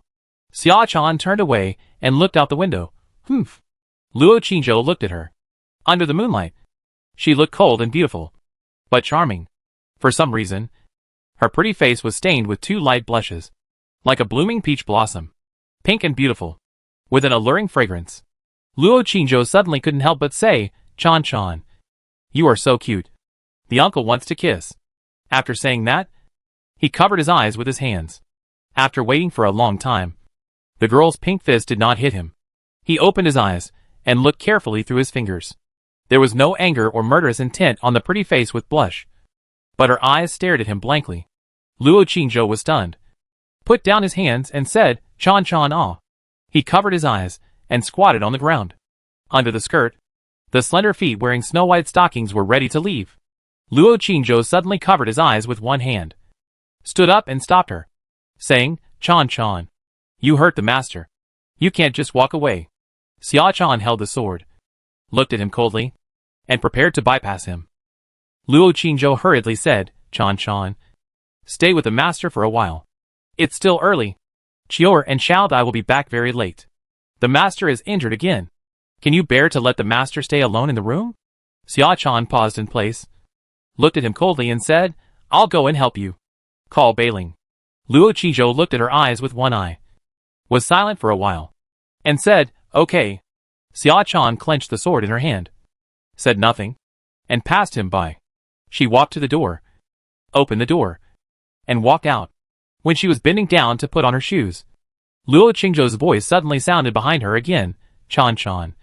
The master suddenly feels that he still wants you to accompany him. Okay? Xiao-chan paused, put on her shoes, and prepared to leave. As soon as she took a step, two arms suddenly stretched out from behind her, gently hugging her slender waist from behind. Her body trembled, and just as she clenched her fists, the body behind her suddenly pressed against her back, and a voice with a warm breath sounded gently in her ears, Chan. Accompany the uncle for a while. Okay? Her body froze, and she stood there, motionless. On that pretty face, the blush suddenly bloomed like a delicate flower, and began to become hot. Her thick and long eyelashes trembled slightly, and her eyes lowered, looking at the hands tightly hugging her waist. She stood blankly at the door, motionless and silent. Luo Qingzhou hugged her from behind, his cheek buried in her soft hair. After a moment, he suddenly leaned close to her ear, opened his mouth, gently bit her pink and blushing earlobe, and murmured in a low voice, Chan. The girl trembled and suddenly became a little weak. Luo Qingzhou's hand gently caressed her soft waist, then slowly moved up and got into her clothes. Bang! Ah! Luo Qingzhou squatted on the ground and covered his other eye.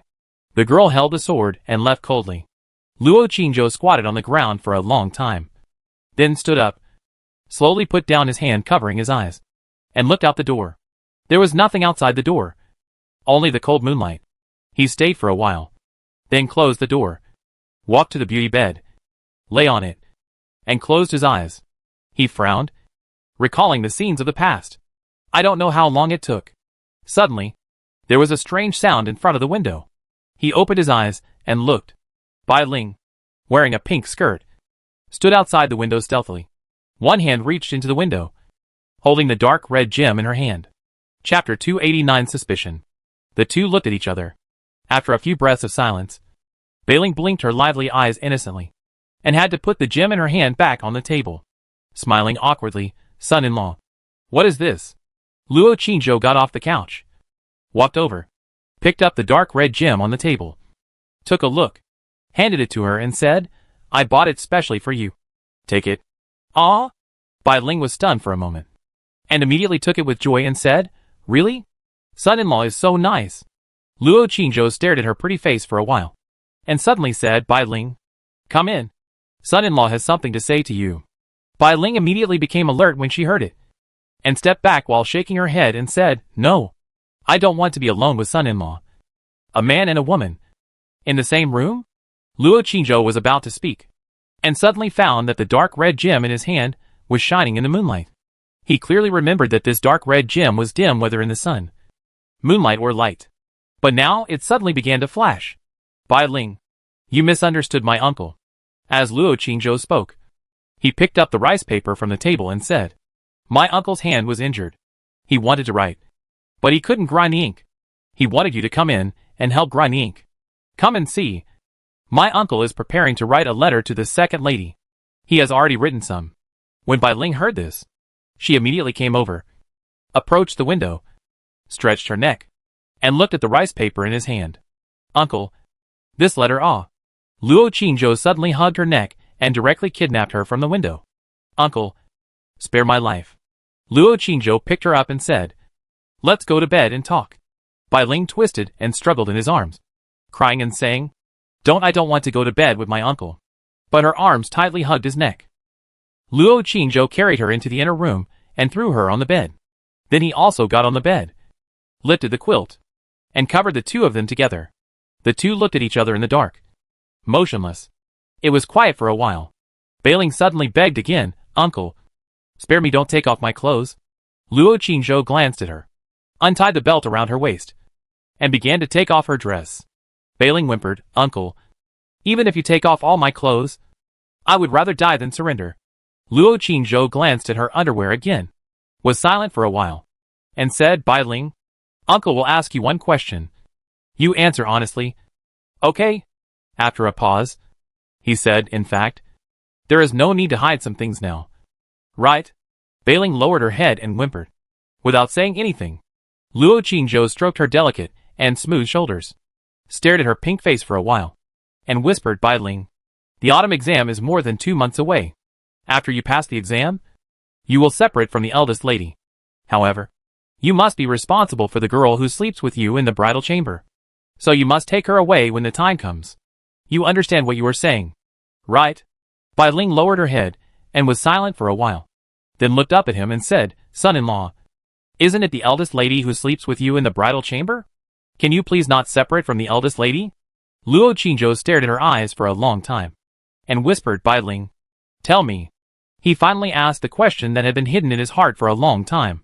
Who was the one who slept with me that night and those few times? Was it you? Or, my dear, it's my daughter. Bai Ling replied. Luo Qingzhou stared at her for a while, and his hand suddenly fell down, holding her, and said, Since you don't say it, I will judge it myself. Bai Ling's body trembled, and her cheeks were immediately flushed. She trembled and said, my dear, I can't judge it. But it doesn't matter.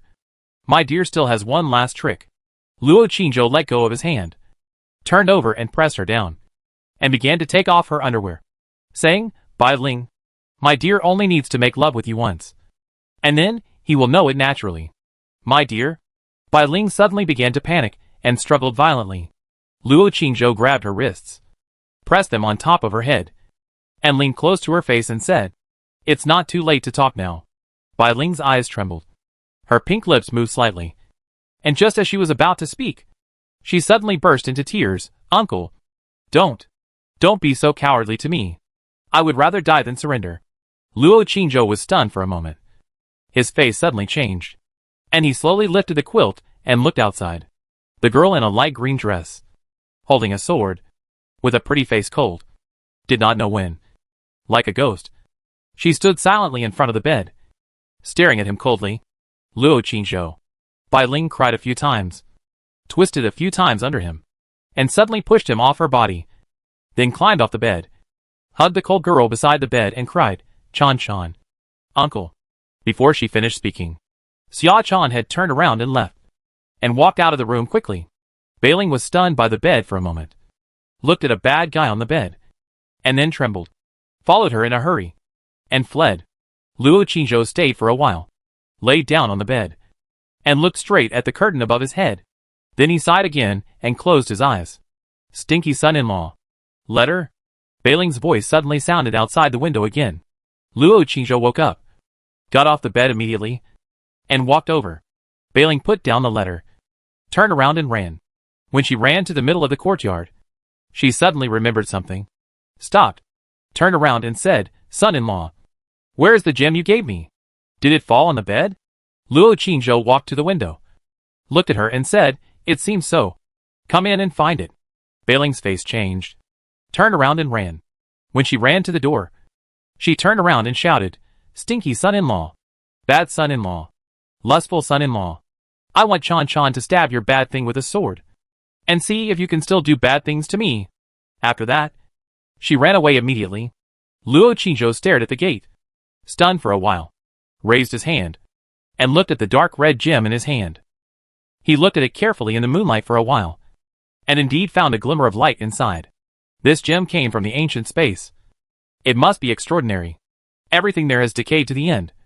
Only this one is still intact. It was dim and colorless before, and he thought it was useless. But now it has been placed in the sun and moonlight for a while, and it actually began to light up, which means that it may still have hope to recover its previous state. So of course he couldn't just give it away again. I'll give Bai Ling some candied haws to compensate him. He put the gem on the table under the moonlight. Next to it was the sun and moon treasure mirror. This mirror looked too ordinary, so Bai Ling didn't care at all just now.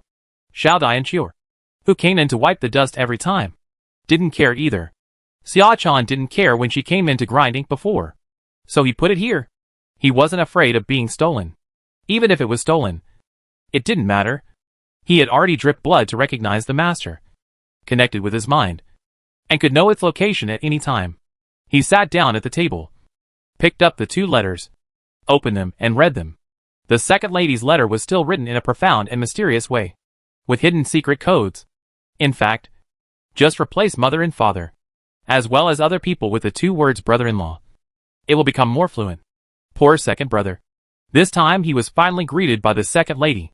It is estimated that the second lady also knows that during this period, Qin's second brother is nervously preparing for the Dragon and Tiger Academy exam in more than 2 months. After reading the letter from the second lady, he opened another one. As expected, the sister in snow clothes was very dissatisfied with the ending of the story of the stone. "Mr. Luo, you wrote it wrong. From the emotional trend of the whole story and various hints, it should have a tragic ending. Miss Lin finally married King Beijing, and the ending was happy, which I can understand. But you shouldn't have given Baoyu and Baochai that ending. Also, what you wrote here is not right. You should write it like this." Luo Qingzhou read half of it, and was too lazy to read it anymore. He crumpled it into a ball, and threw it into the trash can next to him. To put it bluntly, the story of the stone he compiled was written for Miss Qin Air, so of course it couldn't be a tragedy. Luo Qingzhou ignored the sister, put Miss Qin Air's letter away, put it back in the envelope, and put it in the storage bag. Look at the time. It's almost time. He has to hurry up to practice. After putting away bull demon magic, closing the window, he returned to bed, and his soul left his body. After checking around the Qin mansion and finding nothing unusual, Fong flew to the Yuannong Tower. Chapter 290. Sister Yu is so gentle. The night wind is gentle. On the roof of Yuannong building, Luo Qingzhou drove the flying sword and spread out the rice paper on which the bull demon art was copied. Lines of small black characters were revealed under the white moonlight. Yuebai's figure stood on the eaves, still as cold as snow. But tonight, she seemed to be much easier to talk to. As long as Luo Qingzhou asked questions, she would answer and explain patiently. After listening to her explanation, Luo Qingzhou suddenly felt enlightened. He admired Sister Yu more and more in his heart, and became more and more curious about her true identity. It is not easy to be so familiar with the words and cultivation methods of the demon race, but he did not dare to ask more. Half an hour later, he finally understood the whole article bull demon art. It was just 3 o'clock at this time.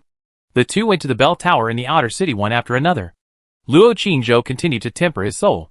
Refining the soul is like refining the body. Through repeated beatings, the soul becomes more solid and pure. Pain is inevitable. When it was almost dawn, he returned to the mansion exhausted. The soul returned to the body. He took out the black spiritual liquid from the storage bag and absorbed another drop. After recovering the next day, he took out the martial arts stone to check. His mental power has increased to 2,200. It is said that the later it is, the harder it will be to increase mental power. However, perhaps because of the spiritual liquid and the help of Sister Yu, his mental power is still increasing very quickly. During the day, he refined his body at the bottom of the lake and practiced the bull demon magic art. At night, his soul left his body and went to the bell tower to temper his soul with the help of Sister Yu. 3 days later, under the last wave of impact from the big bell, he finally broke through. At the moment, he was promoted from the initial glimpse to the spirit refining realm. He felt that the whole world had changed. His vision was farther and clearer. He could even hear the sound of mice running in the temple. The soul power in the body is more refined. The whole soul is more solid. Although the weight does not seem to increase, it feels more like a person. Shua. The flying sword shot out quickly, and could be easily driven within 10 meters around him. He clearly felt that his mind was stronger. In addition to driving the flying sword, it seemed that he was also ready to move other things around him. He suppressed the excitement in his heart and bowed to the Yubai figure next to him to thank him. Sister Yu. Thank you very much. If it weren't for you, I don't know when I can break through. The Yubai figure turned around and looked at the temple outside the building. He said lightly, with your talent, even without my help, you will break through in a month at most. So, you don't need to thank me. Luo Qingzhou said respectfully, Sister Yu. That possession method. The Yubai figure didn't say anything else. Luo Qingzhou waited for a while and said, Sister Yu. It's still early. Can I tell you about the Tao Te Ching? The white figure was silent for a while, and then said, Not tonight.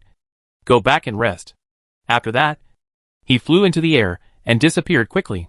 Luo Qingzhou was stunned on the bell tower for a while, and then his figure flashed, floated into the air, and flew towards the Qin mansion. The speed was very fast, and the body was lighter. The perception of the surroundings was also more acute and clear. He took out the communication treasure and sent a message to Xiaoya. Xiaoya. I have broken through, and now I am in the realm of soul refining. Not long after, the message came back. Wow. Brother. You are so awesome.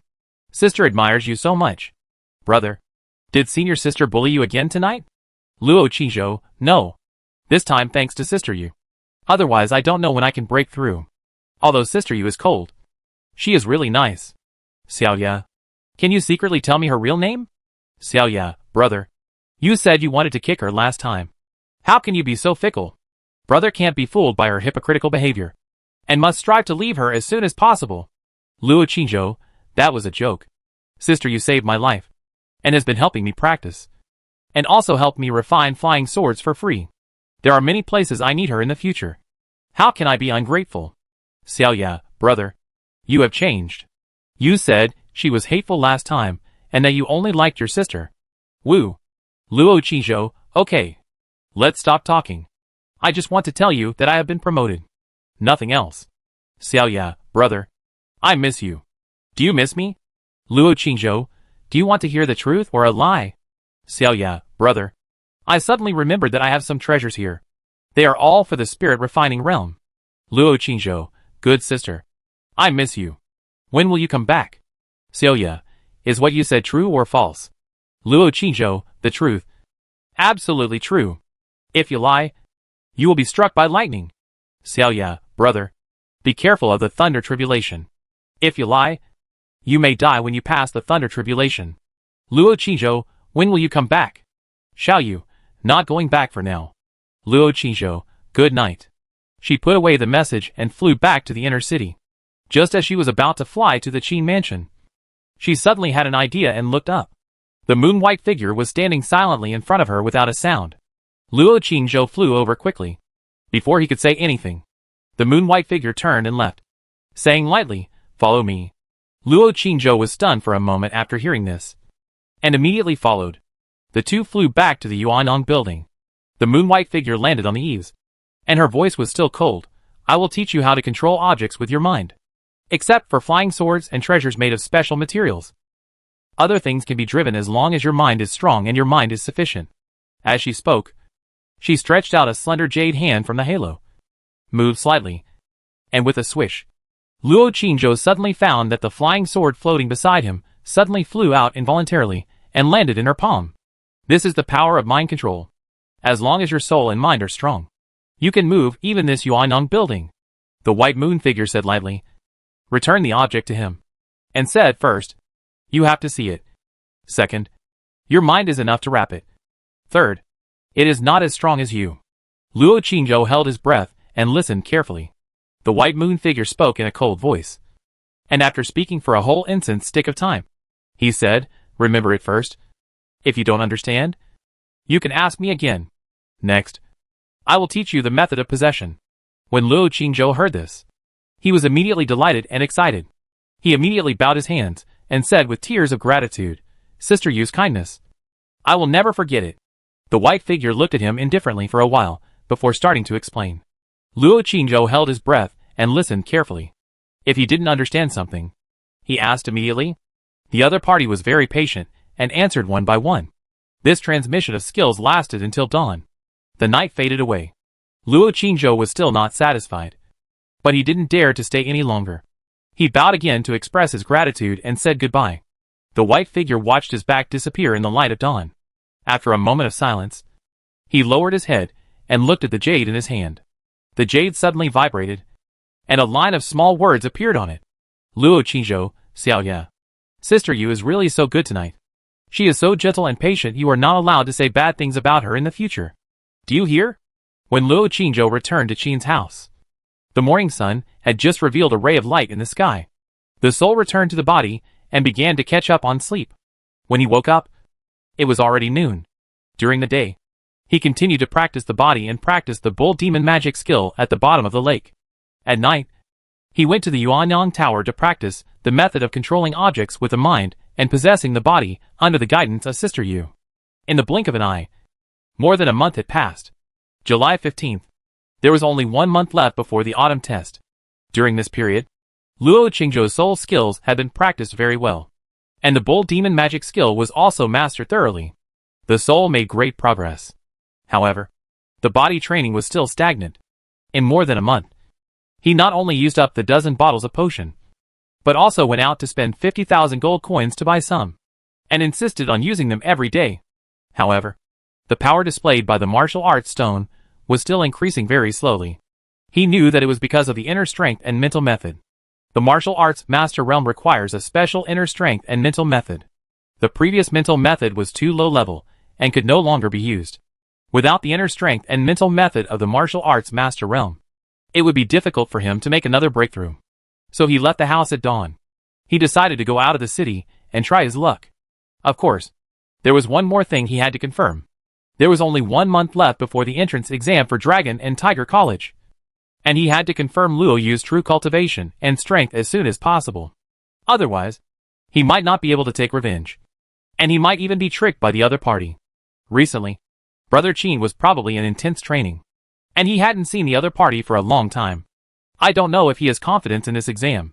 This time, the entrance exam for Dragon and Tiger College will not only involve Luo Yu and Brother Qin, but also people from the entire Mo City and nearby sections.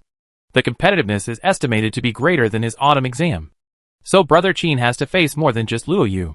Luo Qingzhou thought about things all the way, and soon came to the treasure pavilion.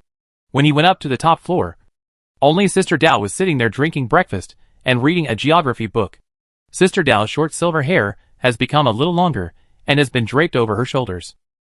Today he was wearing silver soft armor, shoulder pads, knee pads and boxing gloves.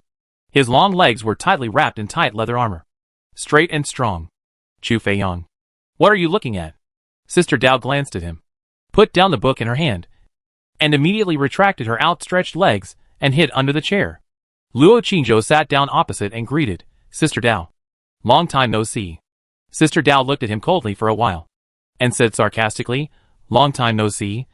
You covet my feet as soon as you meet. Mr. Chu, can you not be so perverted and unscrupulous?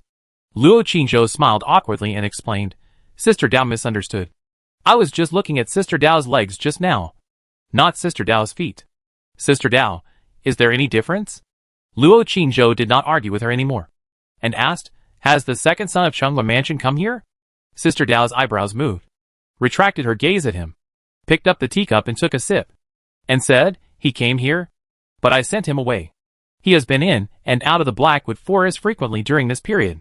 Chu Feiyong, I advise you not to go out today. If you meet him, no one will help you anymore.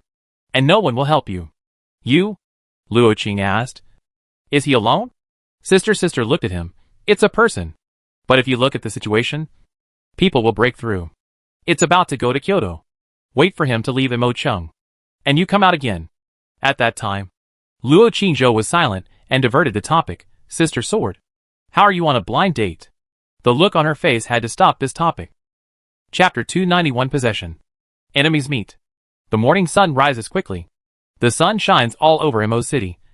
Hawkers shout on the streets, and pedestrians are bustling. Not long. Wu Kuei, Zhou Boyue and Chu Xiaoxiao all come one after another. Luo Qingzhou greets them one by one. When Wu Kuei saw him, in addition to embarrassment, he was also restrained and uneasy. He probably regretted it in his heart. When Luo Qingzhou was in trouble, Dao Jia and the other two stood firmly by his side and confronted the burly woman. Only he left silently for fear of being implicated. However, he probably never thought that the boy who was originally going to be tortured by the burly woman would kill the burly woman in just 3 days, and even became a martial artist. This story is probably more outrageous than a dream. So when the two met at this moment, he naturally felt very uncomfortable. Except for the low greeting at the beginning. He didn't speak again along the way. The carriage carried several people out of the city, galloping on the road outside the city, raising dust all the way. In the surrounding forests, the noise of cicadas rose one after another. In the blink of an eye, it was summer. The weather in July was full of hot air even in the morning. Chu Xiaoxiao opened the curtains and wanted to blow the wind, but her mouth was full of dust. She hurriedly pulled the curtains. Pooh! Pooh! Pooh! There were still many carriages on the road at this time. The carriage was very stuffy. Several people lost interest in chatting. As soon as the carriage arrived outside the Blackwood Forest, several people couldn't wait to jump off. Fortunately, the morning breeze blowing from the woods was still very cool. The sun was also slightly mild at this time. Wu Kuei got off the carriage and went into the woods in silence. Zhou Boyue and Chu Xiaoxiao greeted everyone and left one after another. Sister Dao looked at Luo Qingzhou next to her and said, What's wrong? Are you afraid to go in? Or are you going to hire me? Luo Qingzhou ignored her and waited for a while. Seeing that no carriage came, Fong waved his hand and said, Let's go. He walked directly to the road that Luo Yu took every time to enter the Blackwood Forest. Sister Dao looked outside the forest and was stunned for a moment. Then, she frowned and muttered to herself, This guy. He won't do anything outrageous again? She hesitated for a moment, took out the broadsword from the storage bag, carried it on her shoulder, and walked in. With her current strength, she can only be a spectator at most. She will never intervene in the conflicts between martial artists again. At that time, that young Master Luo had already warned them about the Jubao Pavilion. Luo Qingzhou moved forward all the way. In addition to searching for monsters, he also searched for the figure of the second young Master Luo. He went directly into the depths of the Blackwood Forest. With his current strength, he is indeed qualified to go in. Not long after, he suddenly saw a sika deer, as big as a horse, jumping out from the woods next to him. After seeing him, it immediately jumped and ran away at a very fast speed. Luo Qingzhou looked at its figure, hesitated for a moment, and did not chase it. At this speed, even with his current martial arts cultivation, he might not be able to catch up. So there was no need to waste time and energy. He continued to walk towards the depths of the Blackwood Forest. At noon, he suddenly heard the roar of a wild beast and the sound of a warrior punching in the forest in front of him. He could now clearly feel the breath and air waves of the warriors fighting not far away. He walked over immediately. When he saw the figure of the warrior, he was a little disappointed. It was not Luo Yu. A huge black bear and a middle-aged man in the early stage of martial arts. One man and one bear were fighting fiercely. The middle-aged man's boxing skills were sharp. In a short while, the black bear had been hit by several punches, and then it was dizzy and fell to the ground. The middle-aged man did not continue to move forward, but suddenly turned his head and looked at him with a vigilant look. Luo Qingzhou was afraid that he would misunderstand. So he immediately said, "I just passed by." After that, he walked away quickly from the side.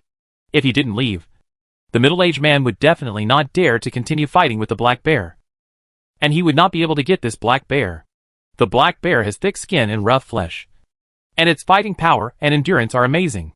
It is estimated that it will take a while to fight before it can be taken down. No one dared to continue fighting the black bear under the watchful eyes of another martial artist. Of course he didn't dare. He didn't come here to hunt monsters today. He had something important to do. He walked forward another 2 kilometers. He felt a little hungry. He stopped and carefully observed the surroundings for a while. And then observed the top of his head for a while. Then jumped onto a big tree, climbed to the crown of the tree, and found a stable place to sit down. He took out the beef and water and started eating. After a simple lunch, he rested for a while. And when he was about to go down to continue searching, he suddenly found a bird with bright feathers landing on the crown of a big tree next to him.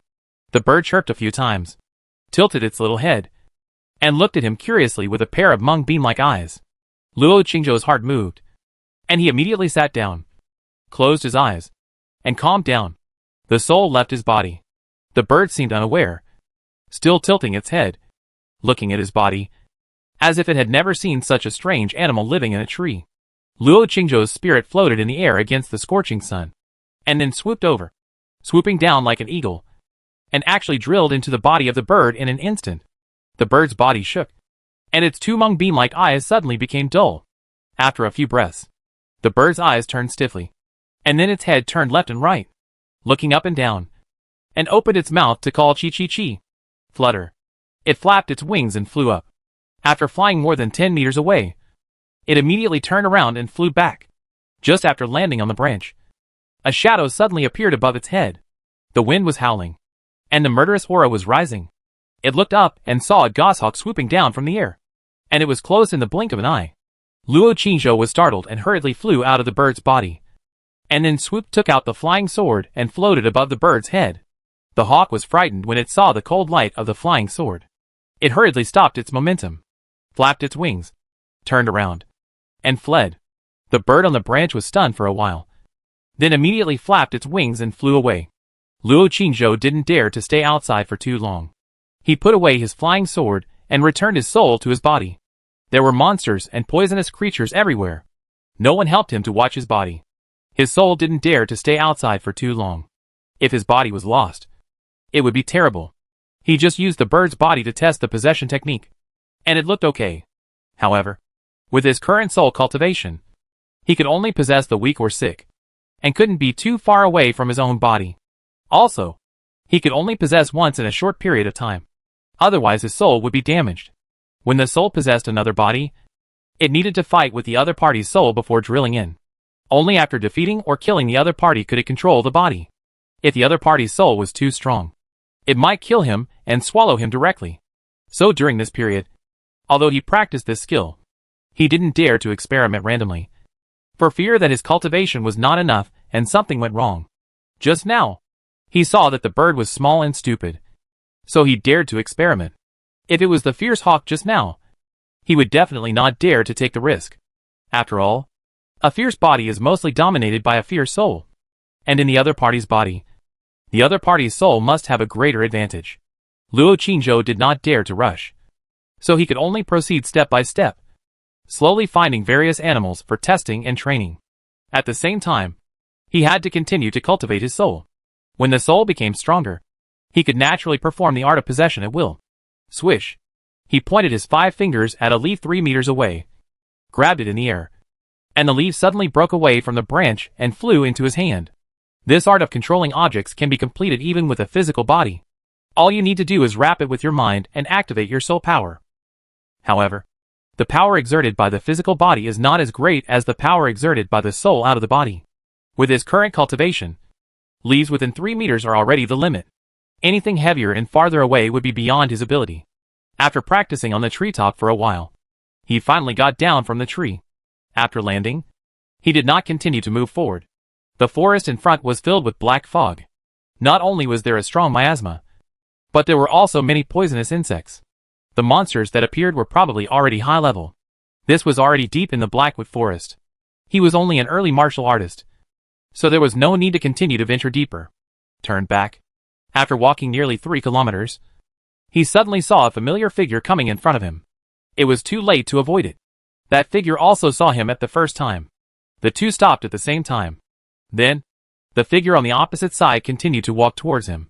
Luo Qingzhou stood still and clenched his fists. What a coincidence. I didn't find it after searching for a long time. But I didn't expect to meet it when I was going back. The other party was dressed in blue tights, with a tall figure, excellent temperament, and indifferent expression. It was the second son of Chunghwa Mansion, Luo Yu. Luo Qingzhou looked at him, and suddenly an inexplicable feeling surged in his heart. It felt a bit like a dream. Once upon a time, he was so humble and cautious when he met this second young master Luo. But now, facing this noble and powerful second young master of Chunghwa Mansion, he can stand upright and no longer have to bow his head and be submissive to him. If it weren't for that humiliating marriage, he would still be living under the roof of Chunghwa Mansion, being respectful and servile to the enemy who killed his mother, and not even having the courage to look at him. Fate favored him. It was also his poor mother, whose spirit in heaven protected him. When the enemies met, they did not envy each other, but were unusually calm and composed. You killed her? Luo Yu stopped only 5 meters away from him, looking at him with some surprise and curiosity. It turns out that I misjudged you. A few months ago, you were only at the Wuxing Yanjin realm. Right? In just a few months, you have broken through to the Wuxia realm. I have to admire you. But I am very curious. I know all the potential warriors in the whole Maching, but I don't know you. Could it be that you are from a sect outside the city? After a pause, he suddenly laughed again. Little brother, don't be nervous. You killed her because she was not as skilled as others. I will not pursue this matter anymore. What I, Luo Yu, admire most is people like you who are talented and low-key. If possible, I really want to be friends with you. How about it? Luo Qingzhou looked at the familiar hypocritical smile on his face, was silent for a while, and said, okay. After that, he rushed over with a whoosh, raised his fist, and bang hit him in the face. Chapter 292 Battle with Luo Yu. Boom! A loud explosion. Like a thunder, a huge wave of air spread out, and the fallen leaves rolled around, and the branches rustled. Luo Yu clenched his fists and stood still. Luo Qingzhou fell to the ground, and swooshed back more than 10 steps. Just as he stood still, he rushed up again. Since you want to die, I will fulfill your wish.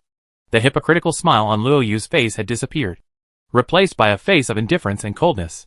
His figure flashed, and he was in front of him, and he punched him with a boom. Moo! A cow mooed. Luo Qingzhou's fist was like an iron hammer, and it fell with a bang. Bang! The iron fist collided with a rumbling sound.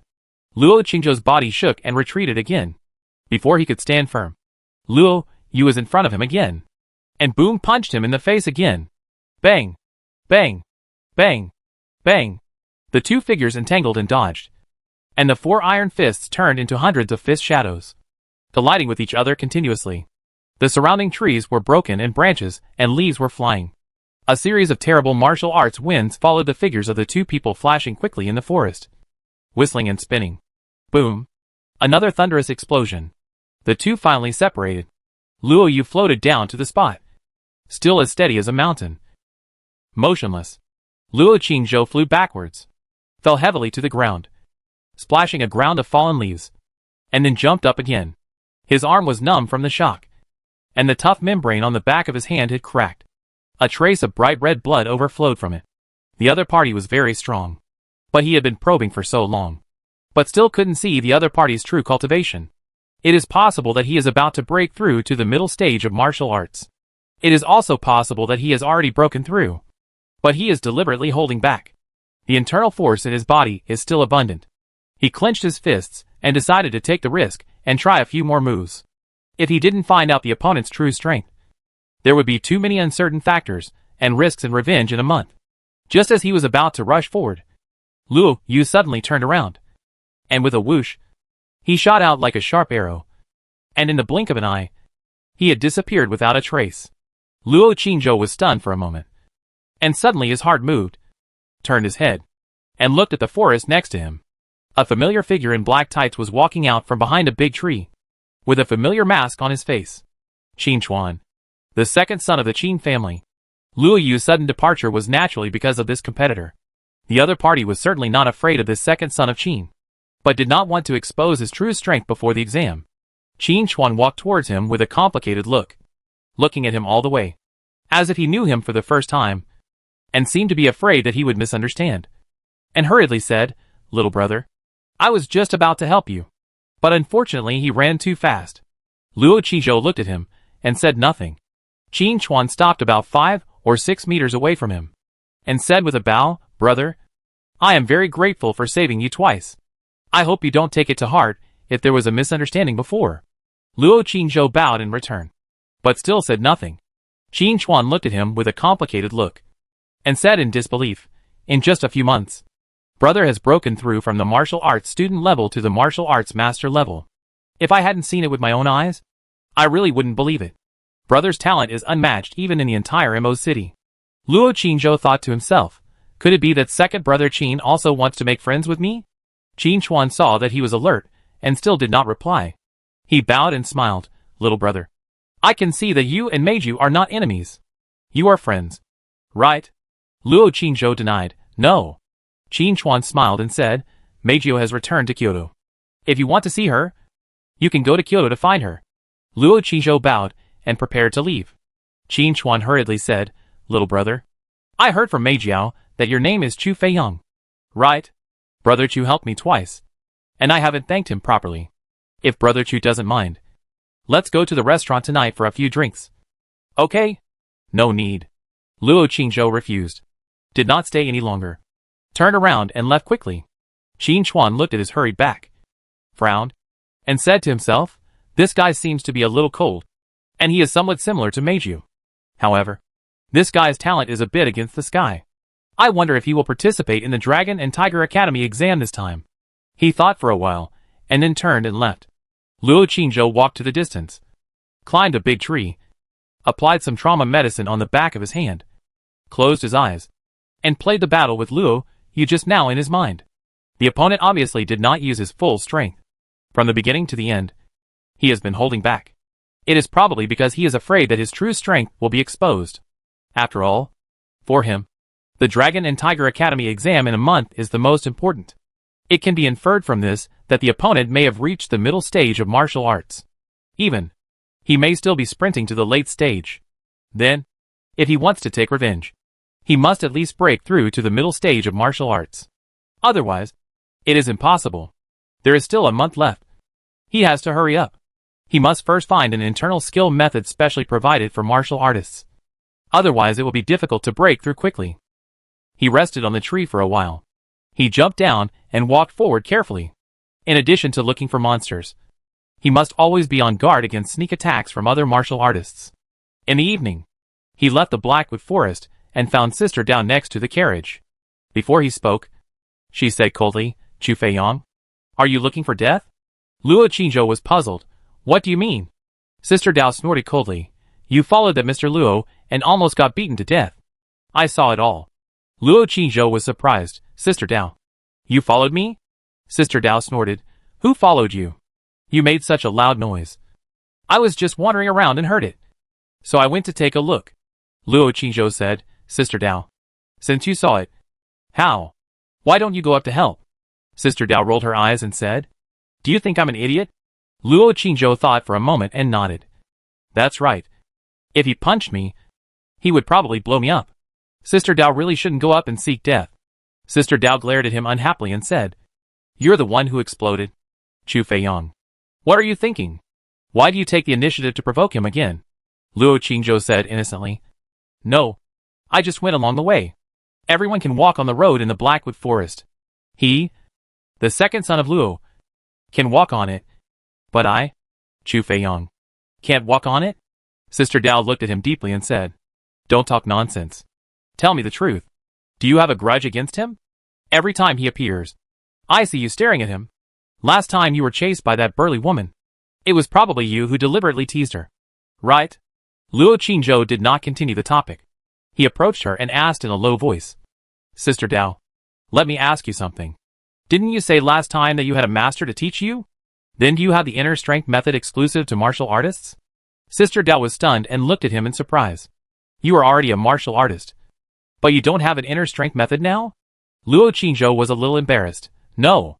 Sister Dao looked at him strangely and said, Chu Feiyang, don't tell me that you don't have a master or elder to teach you. From a martial artist to the current martial artist realm. You practiced alone? Luo Qingzhou shrugged and said, That's true. Sister Dao, Su Qi, who was napping in the carriage, finally couldn't help but get up and said, Brother Chu, you can practice so fast by practicing alone. If you find another master, guidance, isn't it just heaven? If that's the case, then I advise you to find a sect or a master quickly. With your talent, it's a waste for you to practice without thinking. It's just a waste of heaven's gift. Sister Dao echoed, Seventh brother is right. Chu Feiyang, with your talent, if you have a master to guide and lead you to practice, you can avoid many obstacles and practice faster. You want the inner strength of the martial arts master level. Others will definitely not give it to you, unless you go to worship, or join a sect, or your family has it. This kind of thing. Even if you have money, you may not be able to buy it. After all, it is the inheritance of the skills of various families and sects. My master has it, but I can't help you get it. Luo Qingzhou was silent for a while, and said, Isn't there anything for sale in Jubao Pavilion? Su Qi smiled bitterly and said, Brother Chu, we dare not sell this kind of thing. The inner strength of the martial arts master level. Each one has a source and a great background. Unless you are tired of living, who dares to sell it? Luo Qingzhou's heart was suddenly full of disappointment. It's probably too late to join the sect and become a disciple. It's impossible that you have just joined and they haven't figured out your details yet, and don't know whether you are loyal. So they will teach you this inherited skill. Is there any other way? He thought of Brother Qin Heir. He didn't know where Brother Qin Heir got his internal skills. Was it passed down from the Qin family? It's a pity that Miss Qin Heir was not at home. Otherwise he would have asked directly. Not long after, Chu Xiaoxiao, Wu Kuei, and Zhou Buiyue all came out of the Black Woods one after another. Let's go! Seeing that they had nothing to gain, Sister Dao got on the car directly. Just as Luo Qingzhou was about to get on the car, he suddenly saw a familiar figure walking out of the woods and walking towards another carriage in front. Luo Yu's eyes also looked at him. The other party didn't seem to take him seriously. He just glanced at him lightly and got on the carriage. Luo Qingzhou knew that the second young master Luo was now cultivating wholeheartedly, and all his thoughts were on the exam in a month. He should put other things aside for the time being. After all, the exam of Dragon and Tiger Academy at that time would affect the glory and future of him and the entire Chunghua mansion. Luo Qingzhou got on the carriage, with a lot on his mind. Sister Dao glanced at him and hesitated for a long time. After the carriage entered the city, she said, Chu Feiyang, how about you become my junior brother? How about it? Once this was said, everyone else was stunned. Luo Qingzhou looked at her and said, Thank you, Sister Dao, but no need. I will find a way. It is definitely too late to become a disciple, and becoming a disciple must reveal one's true identity and family, etc., which is not convenient for him for the time being. He decided to ask Sister Yu and Sister Yu tonight to see if they have any solutions. If it really doesn't work, he will copy out the demon clan's internal power and ask Sister Yu to help translate and explain it.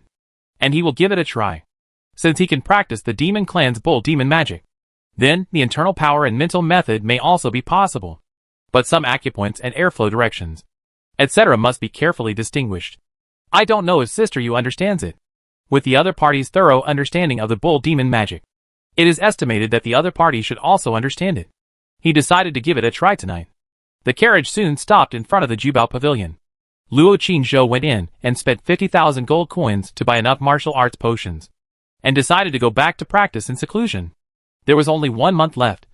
He had to use up his last bit of potential and seize every minute of time to practice.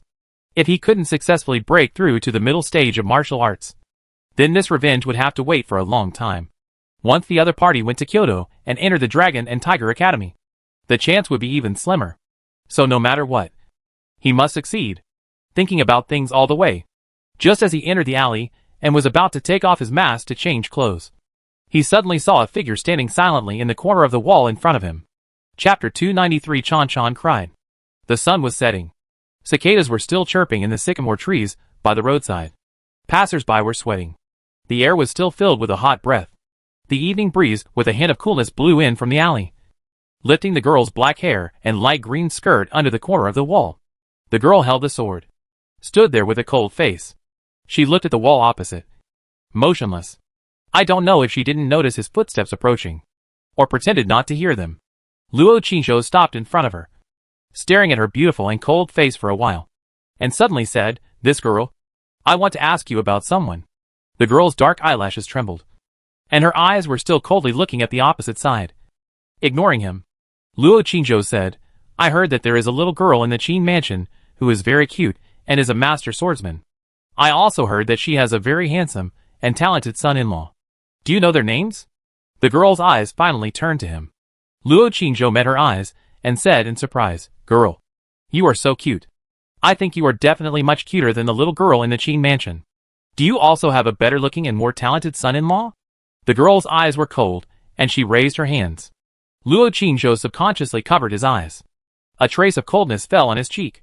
The girl's slender fingers gently pressed on his cheek, as if looking for something.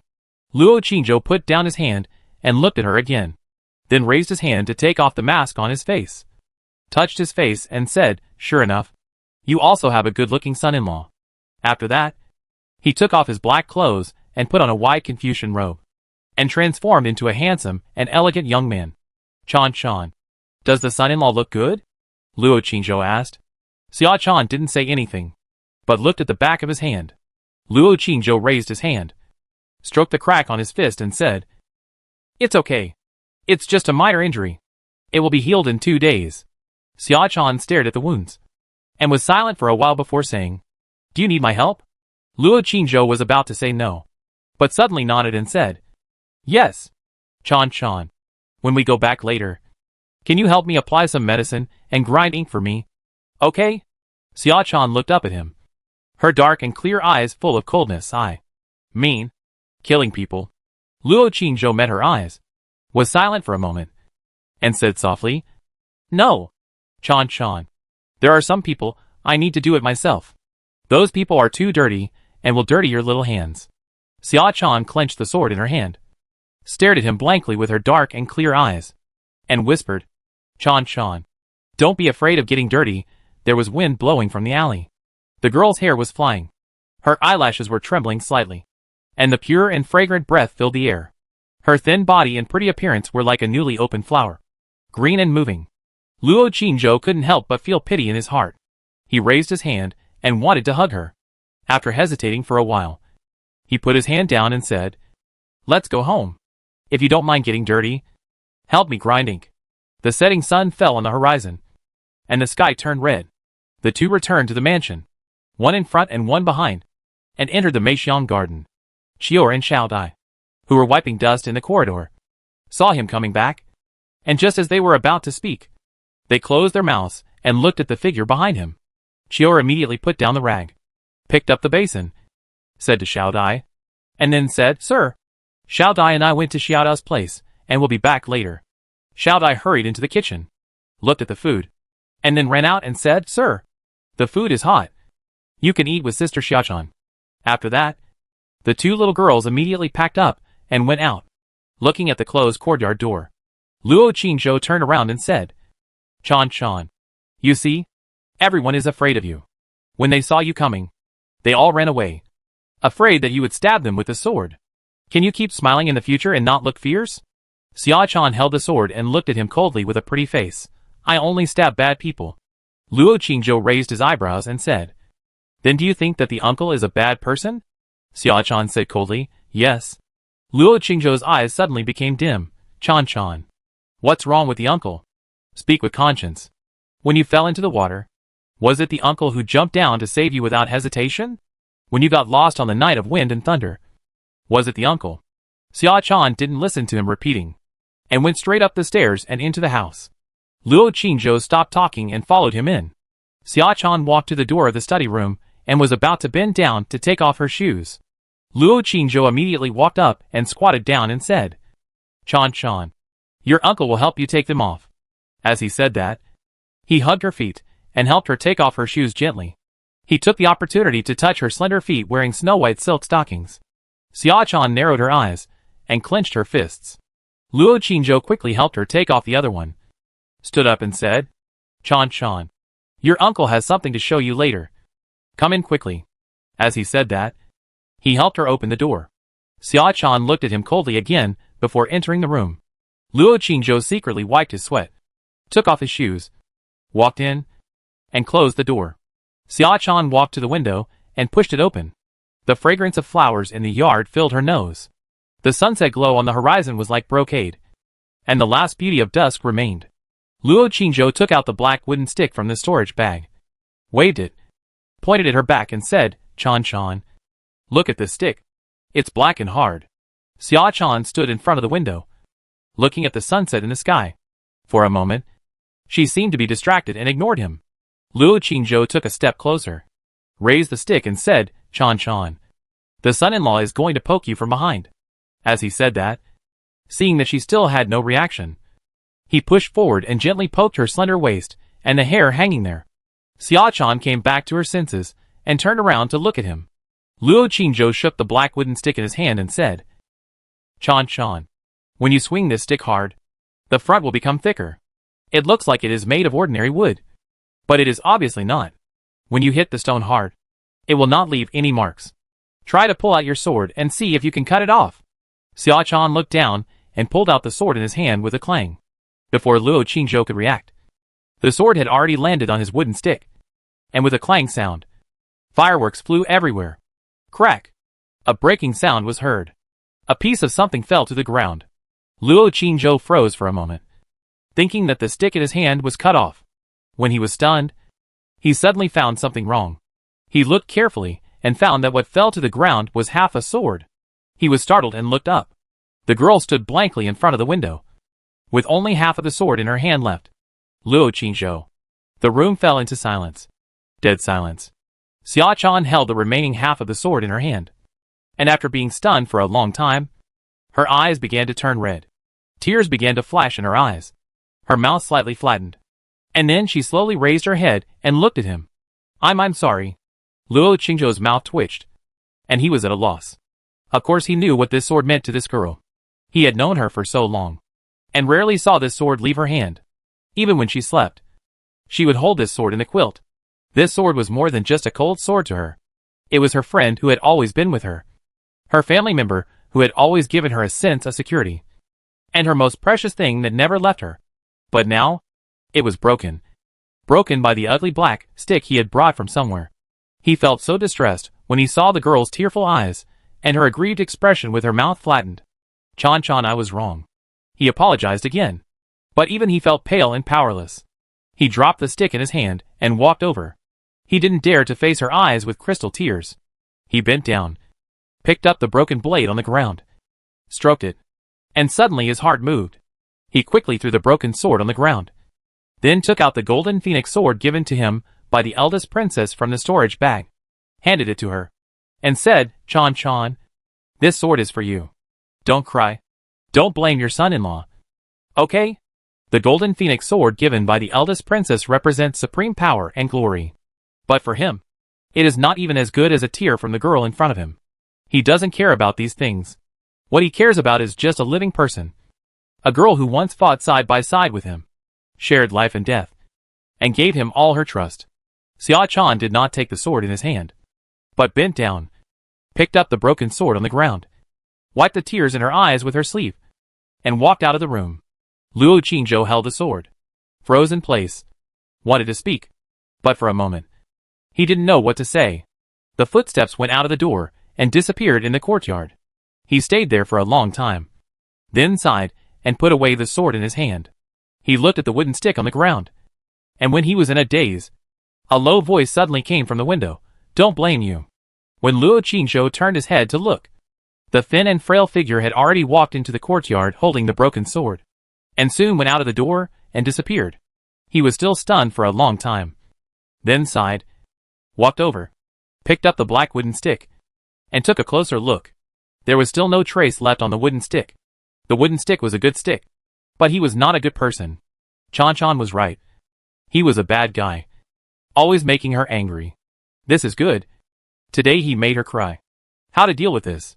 Thinking for a while in the study, He decided to go to Lingshanyu Palace to apologize. If he didn't go, I guarantee that Bailing will come to question him angrily later. He had to find a way to compensate. I don't know if the sword can be bought outside. He still has 100,000 gold coins and a demon pill. I don't know if it is enough.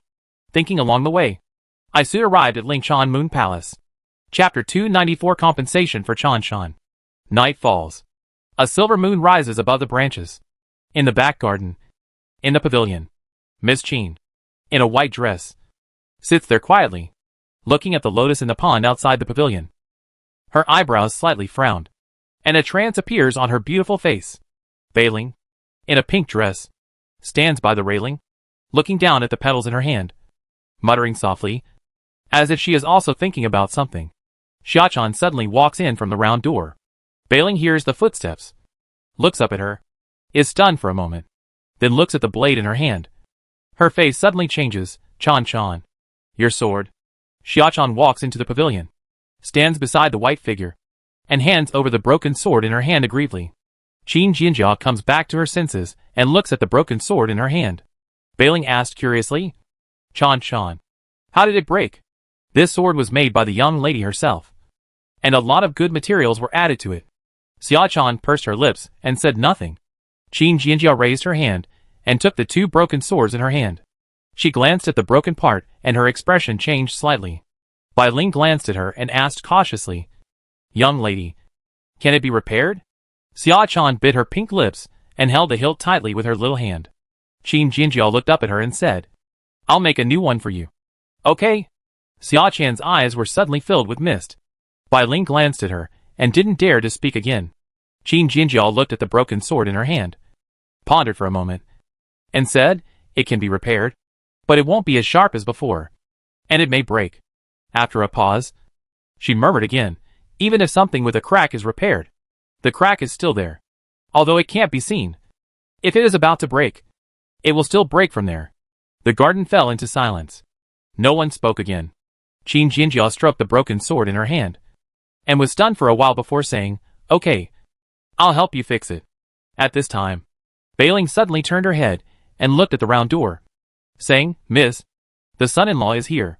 Not long after, footsteps sounded outside the door. Luo Qingzhou walked into the round door and saw that the three were there. He also saw Bailing holding the two broken swords in his hands, frowning and thinking, while Xiachan was looking away, looking elsewhere, and there seemed to be crystal tears hanging on her curved eyelashes. He walked over and took the initiative to apologize. Miss, I broke Miss Xiachan's sword. I'm sorry. How much does this sword cost? I'll compensate her. When Bai Ling heard this, she looked at him in surprise and said, son-in-law, did you do it? How did you do it? Chan Chan's sword is very hard. Luo Qingzhou glanced at her and said, I have a wooden stick. I asked Chan to try it with the sword. I didn't expect it to. What wooden stick? Bai Ling was curious. Luo Qingzhou ignored her and looked at Miss Qin in the pavilion. He bowed again and said, Miss, it's my fault. I know this sword is very important to Miss Xiachan. I want to ask, can I buy her another one? In fact, this was also said to Xiachan. Qin Jinjia looked up at him and said lightly, ask her. Luo Qingzhou then looked at the girl next to him. Xiachan turned away, looked away, bit her pink lips, and whispered, no need. Bailing suddenly interrupted, Uncle, we are all family, and you didn't mean it. Chanshan won't blame you. But, Uncle can compensate Chanshan. Luo Qingzhou looked at her and said, what compensation? Bailing tilted her head, thought carefully, and suddenly her eyes lit up, saying, Uncle, don't you have a very beautiful gem? You can give it to Chanshan, just as an apology. Chanshan will definitely not be angry with Uncle anymore. Luo Qingzhou was stunned for a moment, looked at her, and without hesitation, he took out the dark red gem from his arms. Under the moonlight, a faint light flickered in the center of the gem. He handed the gem to Xiachan and said, Chanshan, here you go. Xiachan turned away and was about to refuse when Miss Qin suddenly said, take it. Xiachan was slightly startled and glanced at her, then turned her head and looked at the dark red gem. She reached out and took it, placed it in her palm, and stared at it in a daze.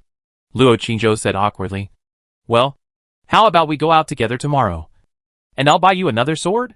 Xia Chan did not reply. Bailing said again, son-in-law. Chan Chan said, she doesn't need it. Even if you buy it, Chan Chan won't want it. And Chan Chan's sword can actually be repaired. I'll go to the second master tomorrow. The second master knows a sword forger and should be able to help repair it. Luo Qingzhou said, really? Bailing nodded and said, yeah. Then he hummed, I'm not like you. Who likes to lie? Luo Qingzhou glanced at the girl in the pavilion. Didn't dare to stay any longer. Bowed and said goodbye. And then said, Bailing? Come and see you off. Bailing was stunned for a moment. Hurriedly ran behind Xia Chan and hid. Poked her head out and shook her head, no. I don't want. Luo Qingzhou glanced at her. Said nothing more. And left quickly. After he left, the garden was quiet for a while.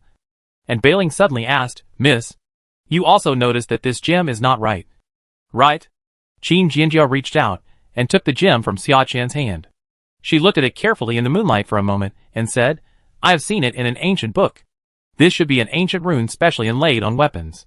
Bailing's eyes lit up and said, no wonder Miss asked Chan Chan to take it. This kind of thing is useless even if it is placed with the son-in-law. Qin Jianjiao stood up and walked out of the pavilion, saying, bring the sword here. I have something to do tonight. Yes.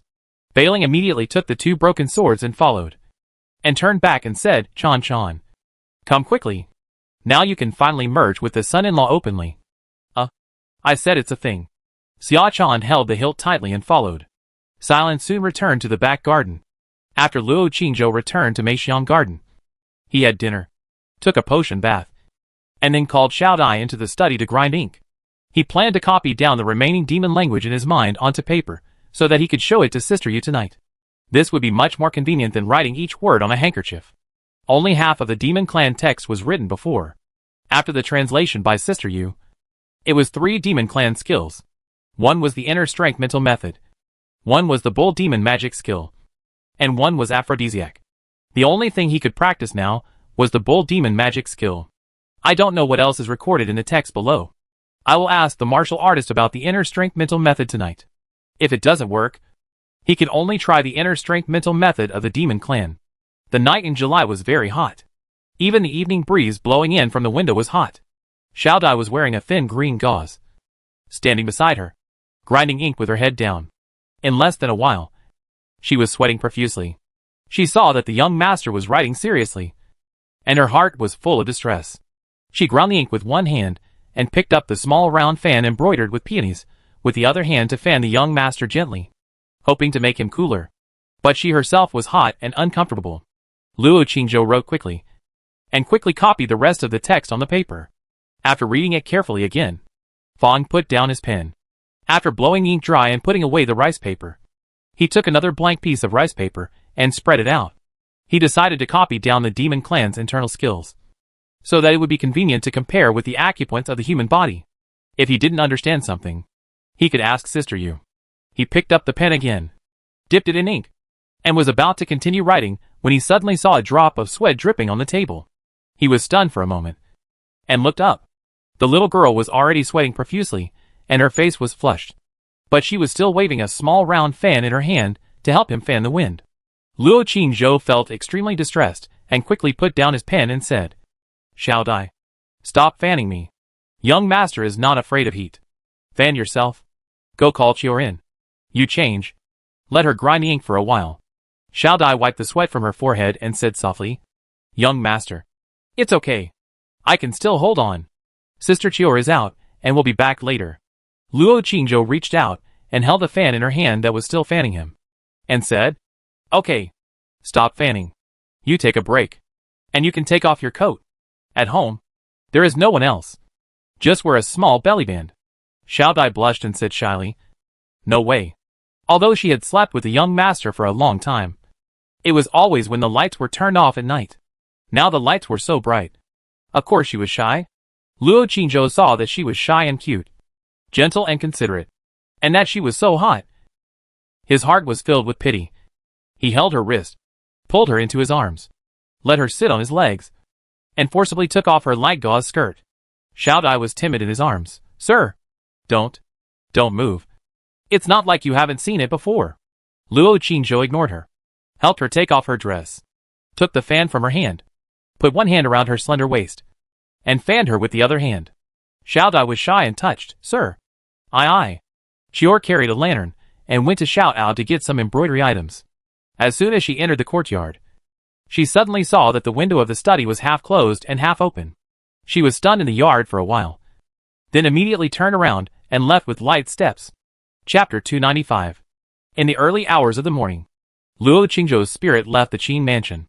When he arrived at the Yuannong Tower, there was no one on the eaves.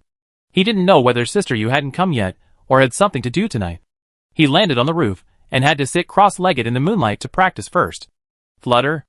A black shadow flew out from under the eaves. Several bats shuttled back and forth in the night sky, chasing insects under the moonlight. He waited for another half an hour. The moon-white figure finally came slowly. Luo Qingzhou quickly got up and greeted her attentively. Sister Yu. The moon-white figure landed on the eaves, glanced at him a few times, and took the initiative to say, something happened tonight, so I came late. The voice was still cold, but Luo Qingzhou was a little flattered. In the past, even if she made him wait here for a whole night in vain, she would never take the initiative to explain. Luo Qingzhou said quickly, It's okay. I just came here not long ago. The moon-white figure looked at him, was silent for a while, and said, Do you have any more words of the demon race? Hearing this, Luo Qingzhou quickly took out the rice paper and unfolded it, saying, There is still half left. I wrote it on this paper. It looks more convenient. As he said this, he wrapped it with his mind and handed it over. Now he can hold some things that are not too heavy without socks. The control of objects in the realm of refining spirits is much stronger than before. The moon-white figure took the paper and lowered his head to read it quietly. Luo Qingzhou stared at her for a while and couldn't help asking, Sister Yu, can humans really not practice the bull demon body refining heart method? The moon-white figure heard the words, raised his eyes, looked at him, and said lightly, No. Luo Qingzhou was a little unwilling. Can the direction of the meridians and acupoints in it be replaced with human ones? Modify it slightly. The moon-white figure did not respond again, and lowered his head to continue looking at the rice paper in his hand. Luo Qingzhou sighed secretly. There was only 1 month left. Where should he go to find the martial arts master's cultivation method? After a moment's hesitation, he saw that Sister Yu would not be able to finish translating for a while, so he had to take out the communication treasure and start sending messages to Sister Yu. For the sake of cultivation. No shame. Good sister. What are you doing? Brother Mrs. Yu. In the tent of the border military camp, a tall girl in a fiery red dress, with a pair of bare white jade feet, was sitting under the lamp with a frown, studying the 36th stratagem seriously. Hearing the movement, she hesitated for a moment, but still took out the communication treasure. When she saw the message on it, she sneered and said sarcastically, Call Xiaoya when nothing happens. Call good sister when something happens. The reincarnation of a great power is not ashamed. Disgusting.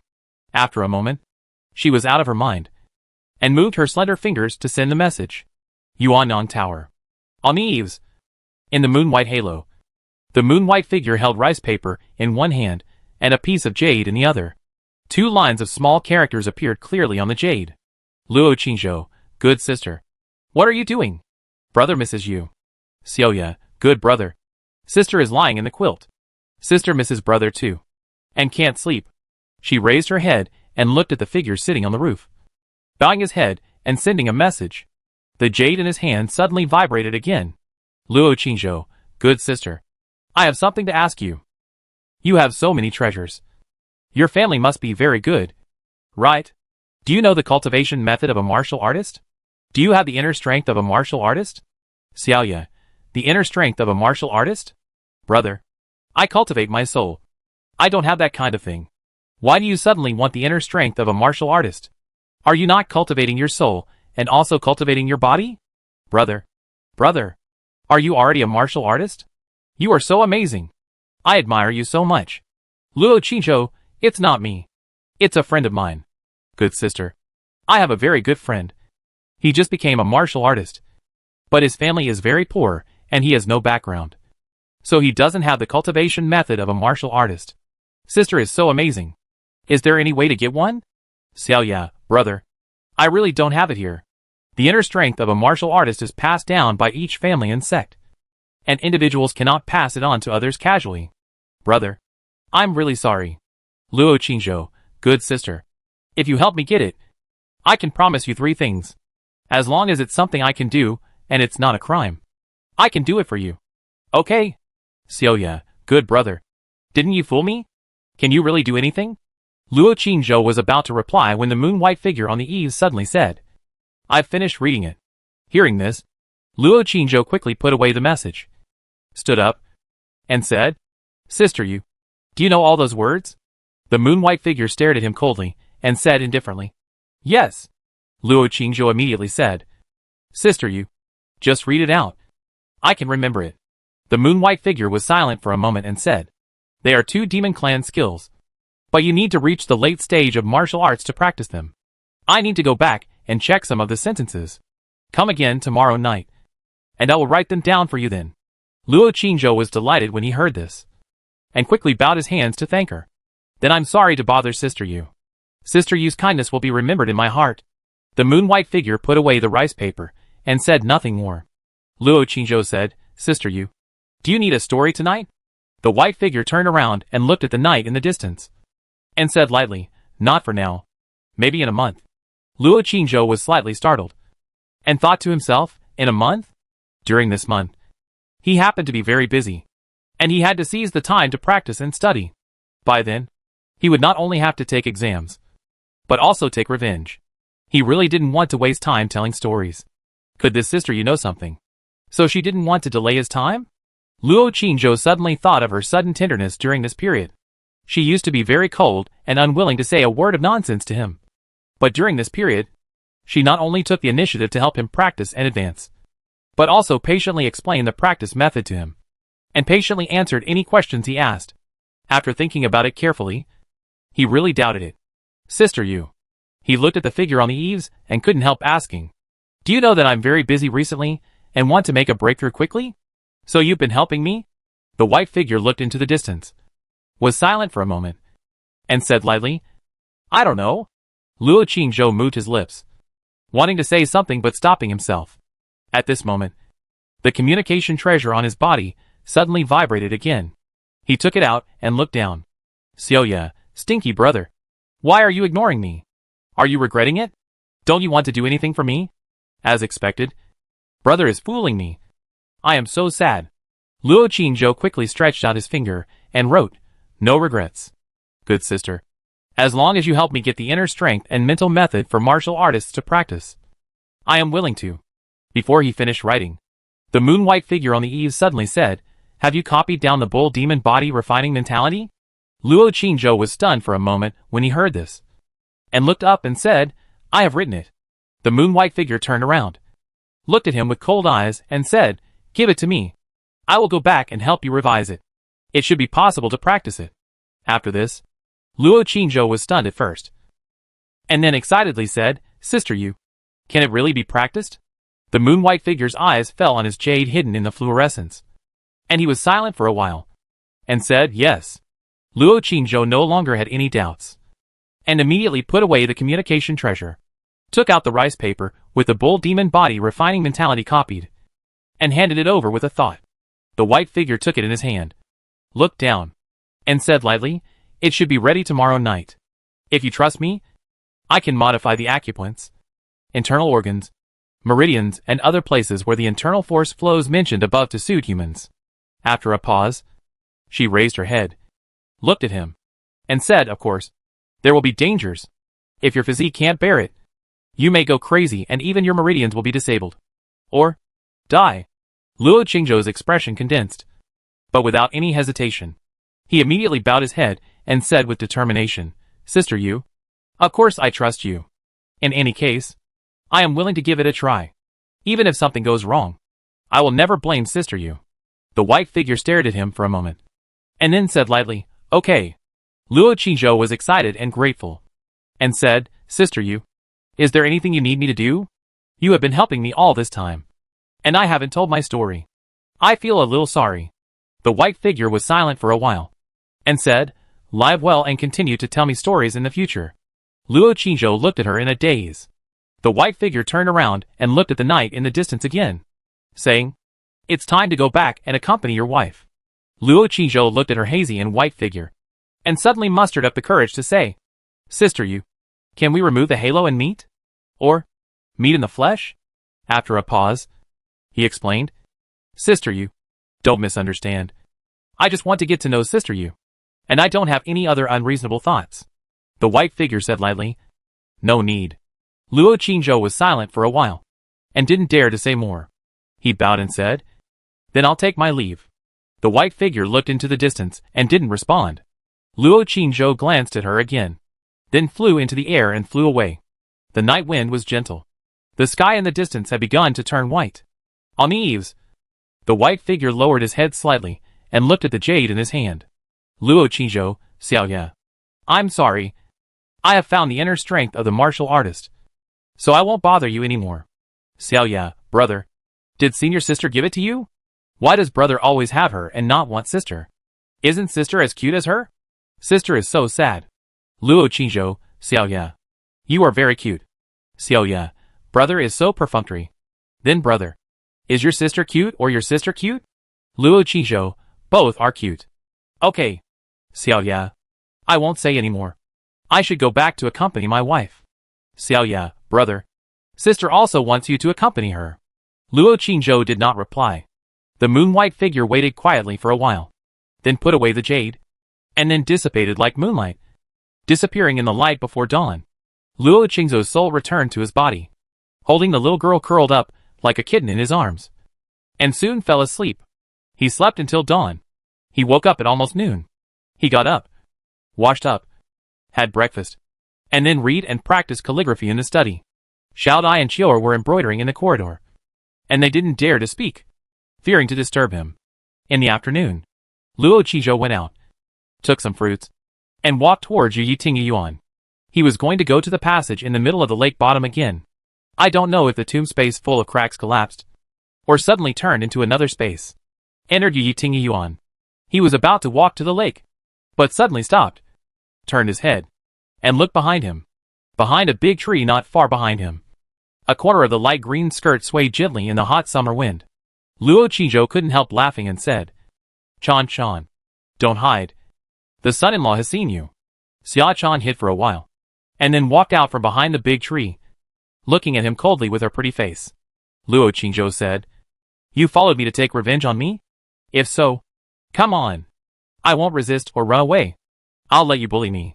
Xia Chan stood there, staring at him for a while, then walked over, stopped in front of him, and raised the sword in his hand. Luo Qingzhou was stunned for a moment, and said in surprise, "Is it fixed?"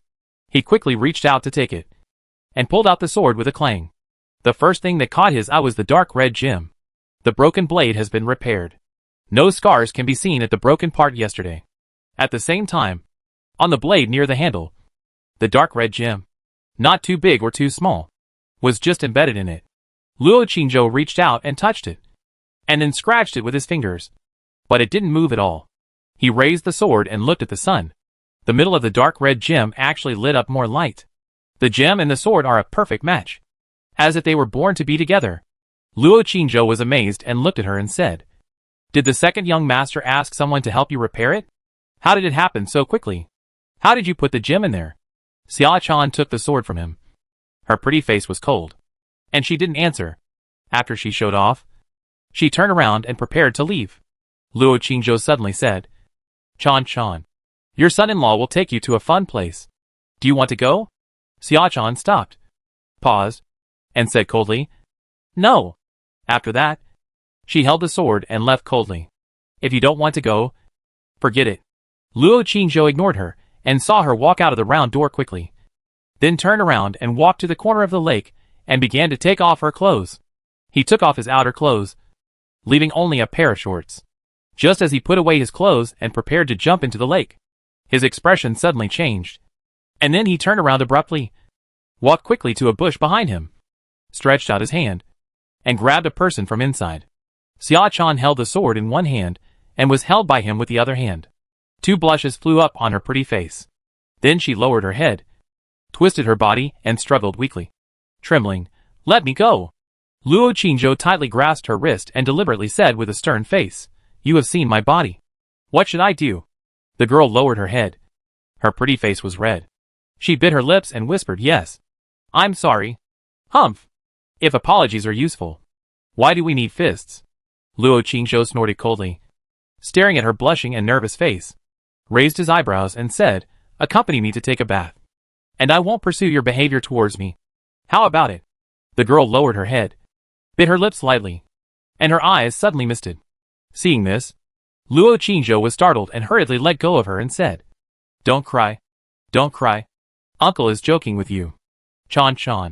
Aunt actually wants to take you down to play, not to accompany Aunt to take a bath. Uncle has never thought of bullying you. Uncle swears. The girl raised her head, looked at him with tears in her eyes, pursed her lips, and said aggrievedly, Bad guy.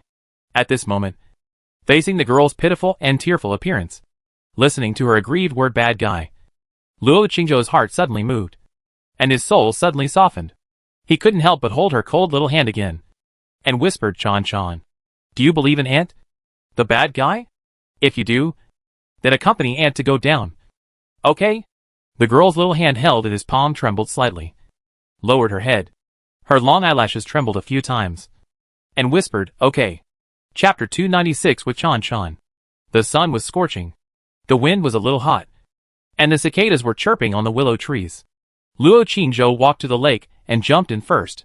The water was still warm in the summer, but it wrapped the whole body gently and softly, which was much more comfortable than being on the shore.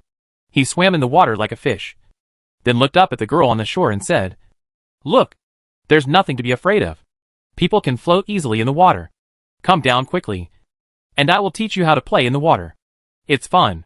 Xia Chan stood on the shore, holding the sword in her hand tightly, looking at the rippling lake water, with a hint of uneasiness and hesitation in her eyes. Luo Qingzhou looked up at her, without urging her, and said softly, Chan. It's okay. I will protect you.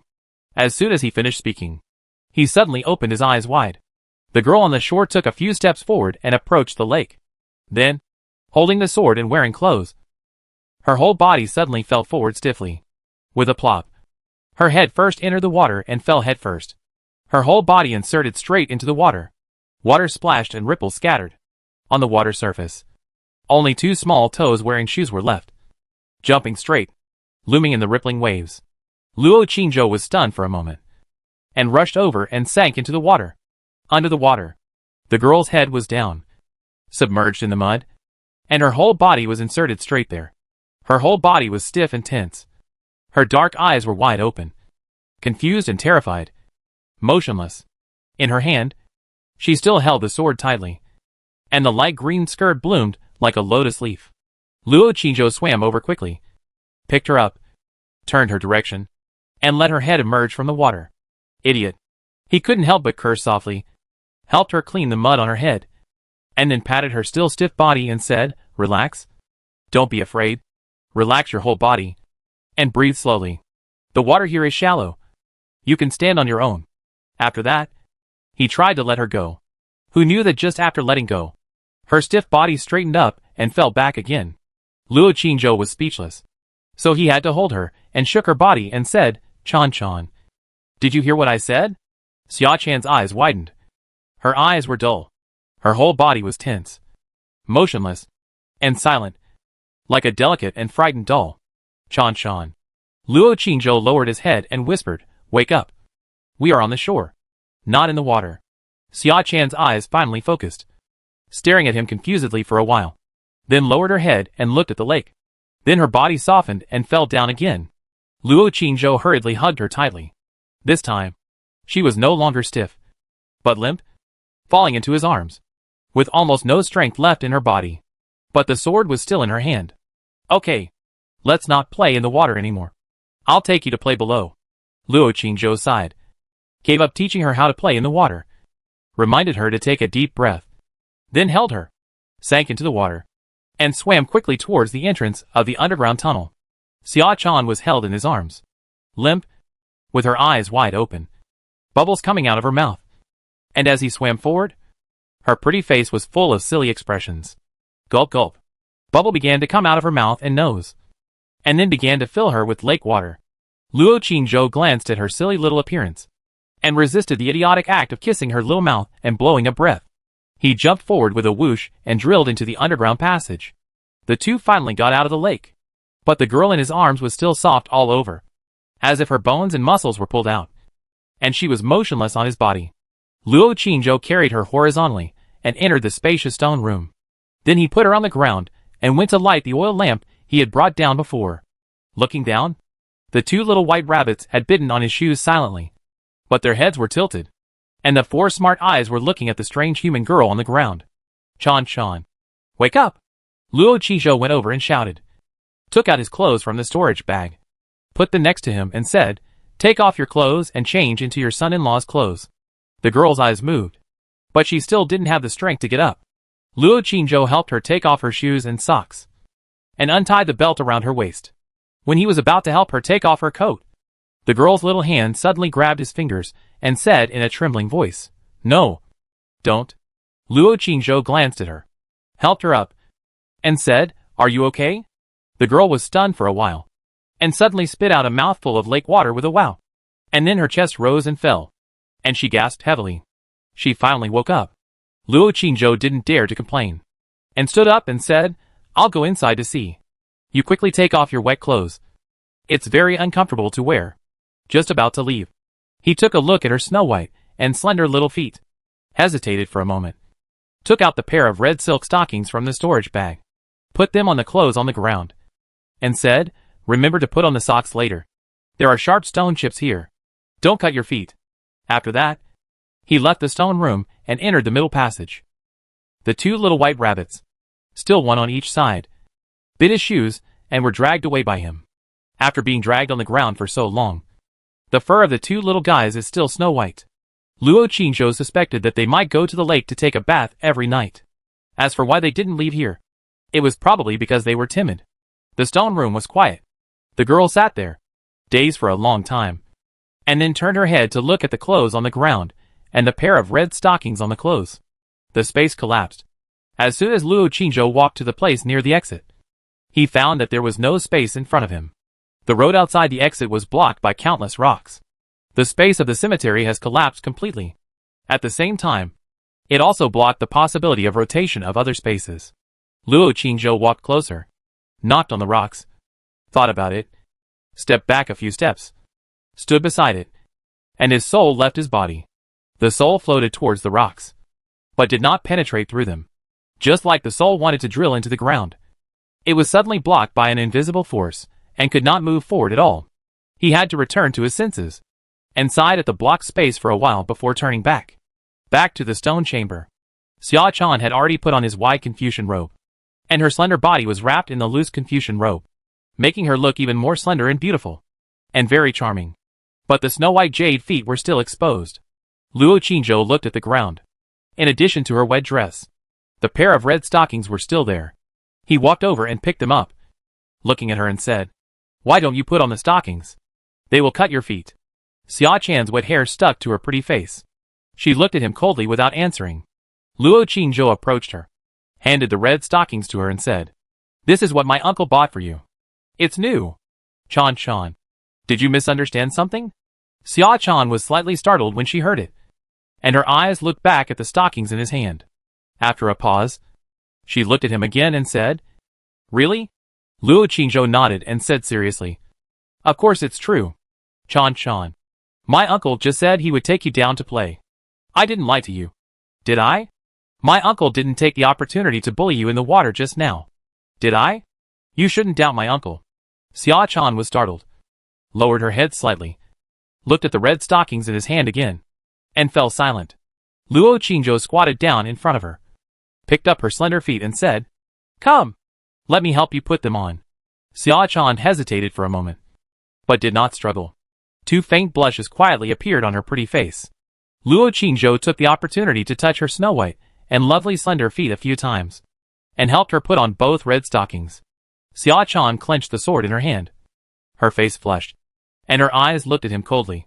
Luo Qingzhou stood up, raised a little white rabbit in his hand and said, look, Chan, what fun things did I catch for you? The coldness in Xia Chan's eyes was stunned at first, and then melted instantly. Rabbit. The cold expression on her face suddenly became gentle, and a light shone in her dark eyes. She reached out and hugged the little rabbit. Debeo was held in her arms and immediately struggled violently, and then suddenly bit her little hand. Xia-chan's hand trembled. Her eyebrows slightly frowned, but she didn't scream, nor did she let go, still holding it gently. Seeing a trace of blood on the back of her hand, Luo Qingzhou was immediately furious. He grabbed the little rabbit's ear and pulled it out of her arms fiercely. Then he raised his other fist and punched it out with a bang. Dare to bite my little Chan. You're looking for death. Luo Qingzhou gritted his teeth, extremely angry. He didn't even want to bite it, but this little beast actually bit it as soon as they met. How could he bear it? Xia-chan opened her eyes wide, stagnated in place for a while, and hurried to run to see if the little white rabbit was alive or dead.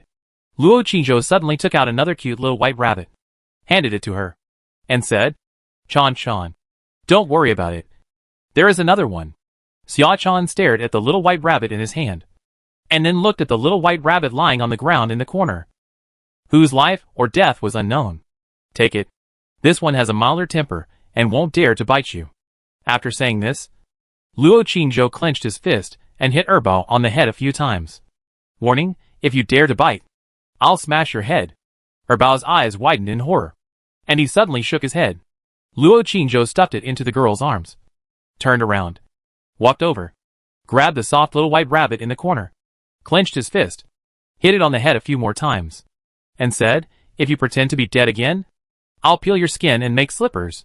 As soon as he finished speaking, Debeo straightened up, came back to life, opened his eyes, and began to twist and struggle violently, but did not dare to bite him.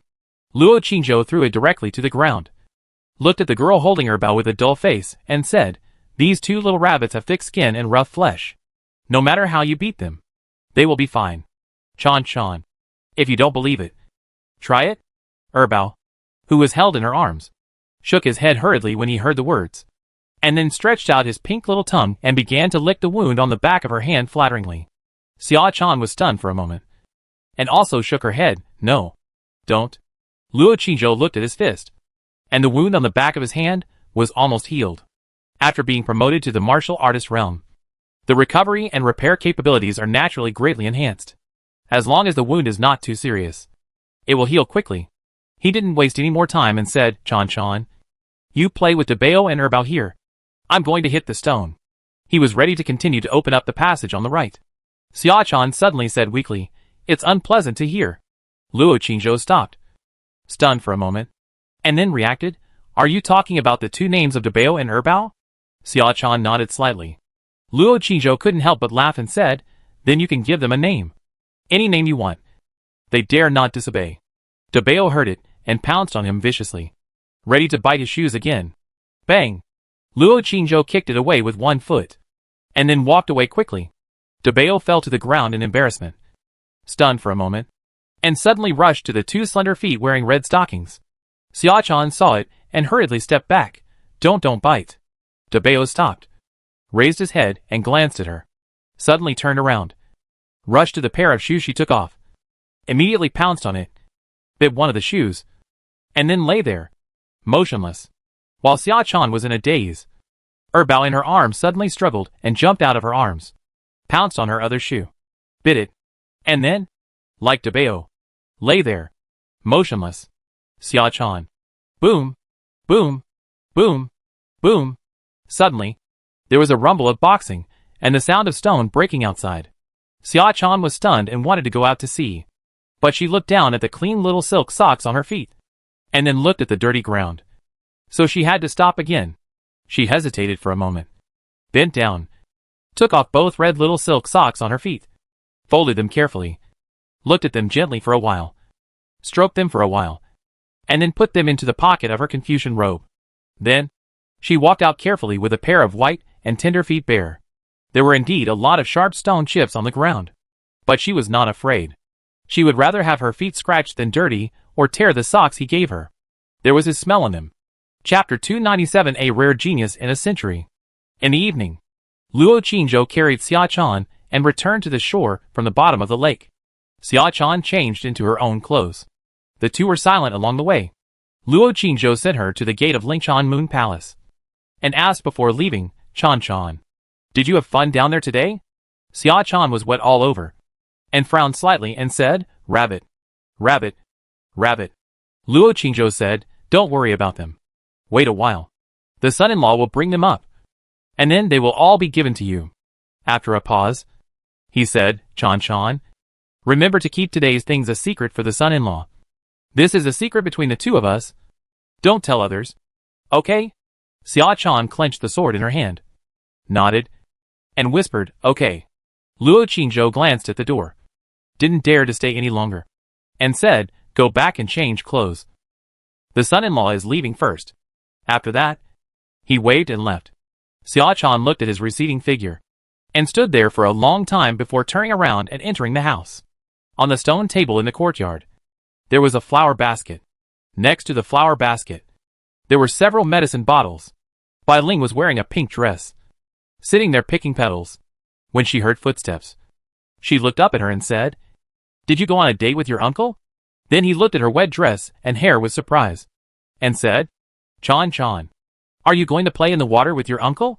Xia Chan lowered her head, did not answer, and hurried into the house. Bai Ling was stunned for a while, continued to tear the petals in the flower basket, lowered her head, and sighed inaudibly. After a while, Xia Chan changed into clean clothes and came out of the house.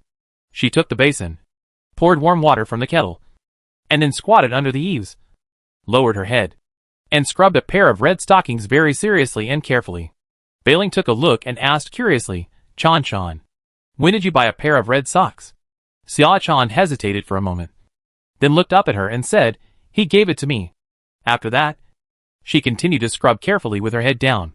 Bai Ling was stunned when she heard it, then stood up, walked in front of her, stared at the red stockings in her hand, and wondered, "Given by my brother-in-law? Strange. Why would my brother-in-law give such things to girls?" She frowned and thought about it, and suddenly said, Chan, does my brother-in-law want to take the opportunity to see your feet? Did my brother-in-law touch your feet? Xia Chan scrubbed her head down without saying a word, and 2 light blushes quietly climbed up on her fair cheeks, which were beautiful and lovely under the golden sunset. Bai Ling immediately understood, Chan. I read in a book that many writers like girls' feet, and my brother-in-law may also like them. You have to be careful in the future. My brother-in-law may take the opportunity to play with them, and even lick them. Xia Chan raised her head and looked at her in a daze. When Bai Ling was about to continue asking about what happened today, she suddenly raised her head and looked at the corridor. Miss Qin was standing in the corridor in a white dress, quietly looking at the pair of red stockings in Xia Chan's hand. "Miss, this pair of stockings was given to Chan by her brother-in-law," Bai Ling explained. Then she added in a low voice, "My brother-in-law seems to have a foot fetish." Xia Chan lowered her head, and her cheeks were covered with blushes. Miss Qin looked at it for a while before she said, "Bai Ling, come in and help me grind the ink. I want to write something." "Yes, Mississippi." Bai Ling hurriedly followed into the house. The courtyard was quiet again. Xia Chan scrubbed and washed for a while, then washed it several times with clean water, wrung it dry, and hung it under the eaves, under the golden sunset. The 2 lovely red stockings swayed gently in the evening breeze.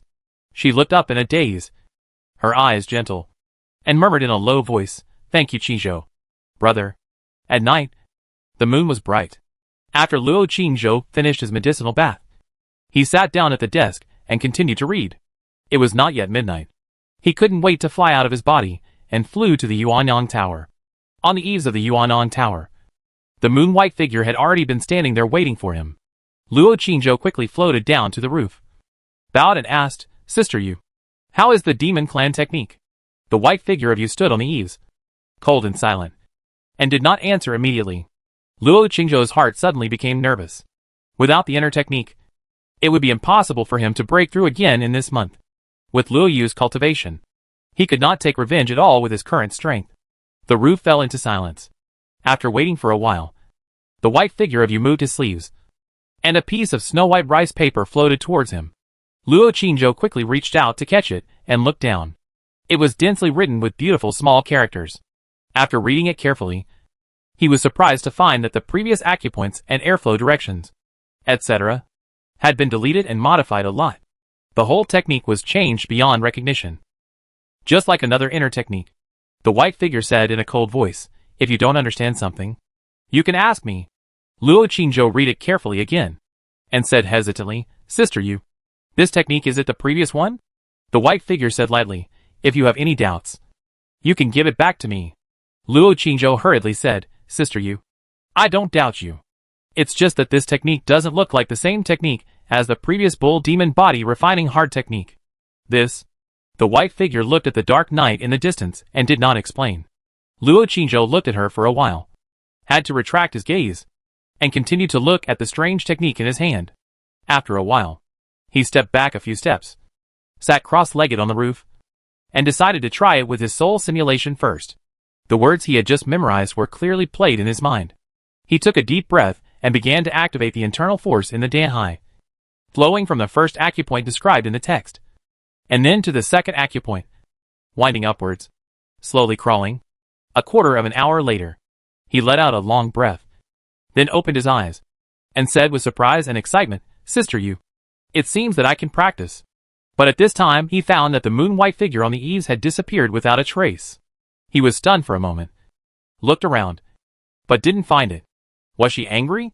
He regretted what he had just asked, sighed, and didn't waste any more time.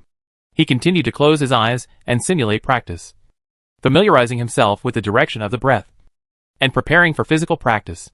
The night passed quietly. Unconsciously, the sky in the distance began to turn white.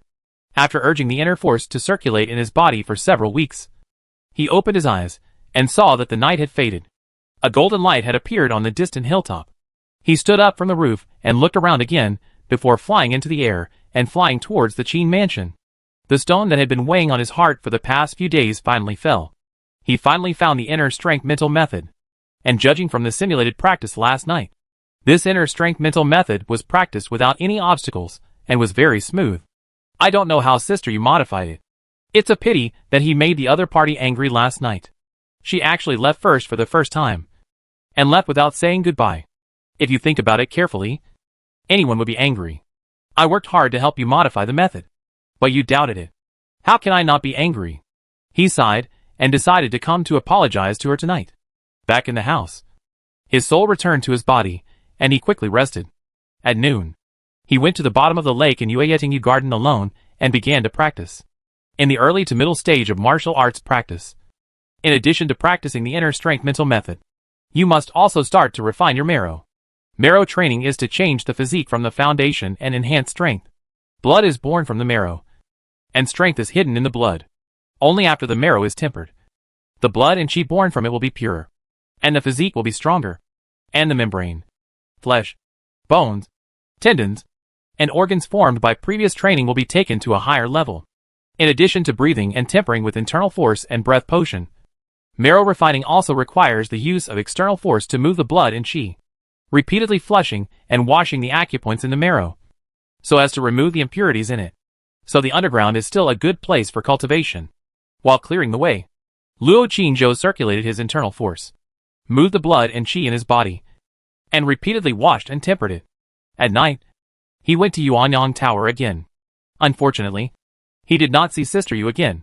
He practiced there until dawn, and then returned to Qin Mansion. In the next few nights, Sister Yu was still not there, as if she had suddenly disappeared. Luo Qingzhou went there for 5 consecutive days, but did not see her. And then he stopped going. He did not have enough time. He began to seize the time to practice.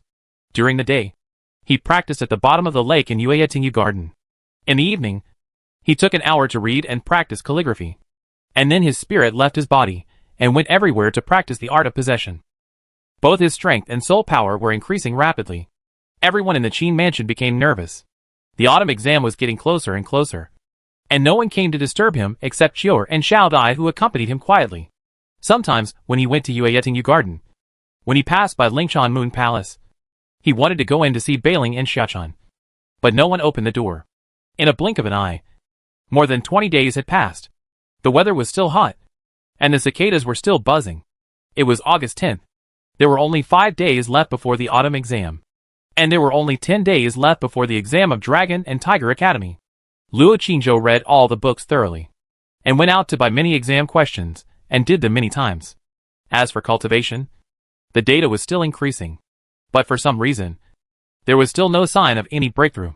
Seeing that the time was getting closer, He became a little anxious. However, he became more and more proficient in practicing bull demon magic skills and mountain shaking fist and so on.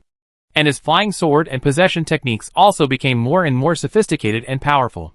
That night, he was in a trance, ready to explore Chunghwa Mansion, and took a look at Yuanyang Tower on the way. He thought that Sister Yu was not there, just like before.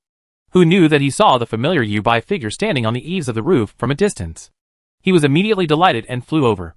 Sister Yu, he called out affectionately and landed on the roof. The Yu Bai figure stood on the eaves, still cold and silent, and did not respond. After a while, Fawn said calmly, "How much mental power do you have?"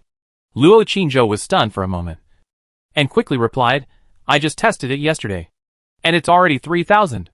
The white moon figure heard the words, and the expression hidden in the halo moved slightly, then slowly turned around, looked at him and said, "Are you sure?" Luo Qingzhou hesitated for a moment, and said, "It was tested with the martial arts stone. It should be accurate." The white moon figure stared at him for a while, and said, "Drive the flying sword. Let me see."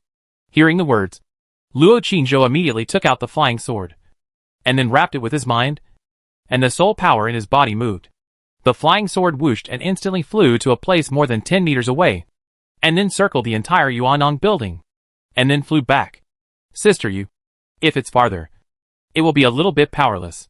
The soul is still a little too weak, and I have failed Sister Yu's expectations. He was a little ashamed. The white moon figure looked at him quietly. Silent, Luo Qingzhou put away his flying sword and said, "Sister Yu, follow." The white moon suddenly flew into the air and flew away. Luo Qingzhou was stunned for a moment, and hurriedly followed. The two quickly flew out of the inner city, flew out of the outer city, and then continued to fly towards the distant mountains and forests. Luo Qingzhou found that the route was somewhat familiar, and hurriedly chased after her and said, "Sister Yu, are you going to the temple last time? That big bell." The white moon was silent for a while, and said lightly, "Your soul power and mental power are enough, and with the help of that big bell, you should be able to advance soon." When Luo Qingzhou heard this, his heart was immediately full of excitement. "Can I advance again? Sister Yu, after this advancement, can the flying sword fly farther?" The white moon was silent for a while, and slowly said, "I was at your level at the beginning. The flying sword can only fly 8 meters at most. It took me half a year to break through from your current realm to the middle stage." Luo Qingzhou was stunned for a moment, and quickly flattered her. "Sister Yu is really amazing. Sister Yu is really a genius." After saying this, the Yu Bai figure couldn't help but look at him, paused, and said, "Your sister Yu took a year." Luo Qingzhou said, "Sure enough, she is much more stupid than Sister Yu. Sister Yu is really a genius rarely seen in 100 years. The Yu Bai figure didn't say anything and continued to fly forward. Luo Qingzhou followed behind her, thinking carefully about what she had just said, and suddenly came to his senses. He is about to break through to the middle stage of the refining god realm. Calculating carefully, it seems that it has been less than a month since the last breakthrough to the early stage of the refining god realm. Looking at the Yu Bai figure flying in front, he closed his mouth and dared not say anything. When, not long after, on the bell tower of the temple in the deep mountains, the ancient bell suddenly made of vicissitudes and melodious bell sound. But the sound waves, like waves, did not spread out, but were blocked by a thin layer of light shield, echoing repeatedly ravaging and destroying the poor soul. He bit the snow-white handkerchief, but was still in so much pain that he almost fainted. At the same time, on the official road dozens of kilometers away from Imo City, a team of guards surrounded a carriage, bathing in the moonlight, and traveled overnight. Behind the carriage was a bright yellow flag, on which was embroidered a winding and soaring four-clawed golden python. It was obviously a royal family traveling. Chapter 298. I don't want my son-in-law to pass the exam. Dang. On the bell tower, the old bell was still ringing continuously. Luo Qingzhou's pain seemed to be hovering on the edge of life and death, and it was lingering continuously. I don't know how long it took. The terrible bell finally stopped gradually. He fell to the ground, his body torn and scarred, and dying. The white moon figure stood by and looked at him quietly for a while, then said coldly, "Practice is like climbing a mountain. The further you go, the harder it is. Mental power, soul power, etc. will grow slower and slower. But the mental power, soul power, etc. required for breakthrough will increase. the risk of each breakthrough will also increase. So, if you want to break through as soon as possible, pain is inevitable.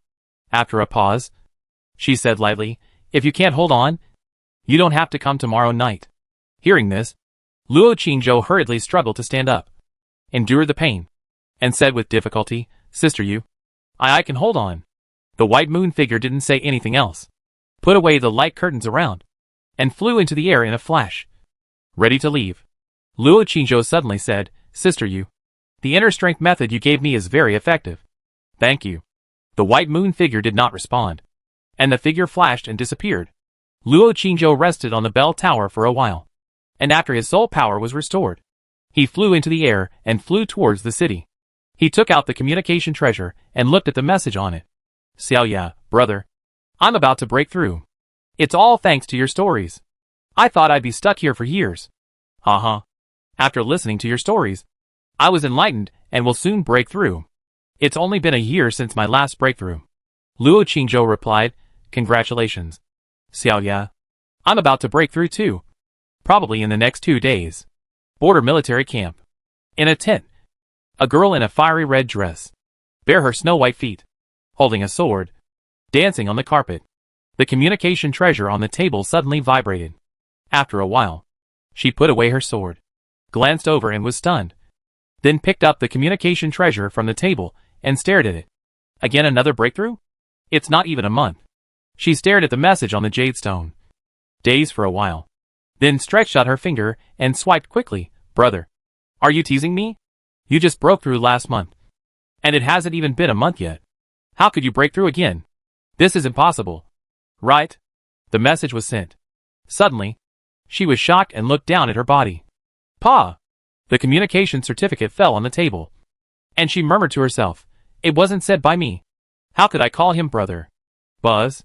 The communication certificate suddenly vibrated again. She immediately walked to the side and sat down, her soul leaving her body. Luo Qingzhou, I'm a little puzzled. But sister, you told me.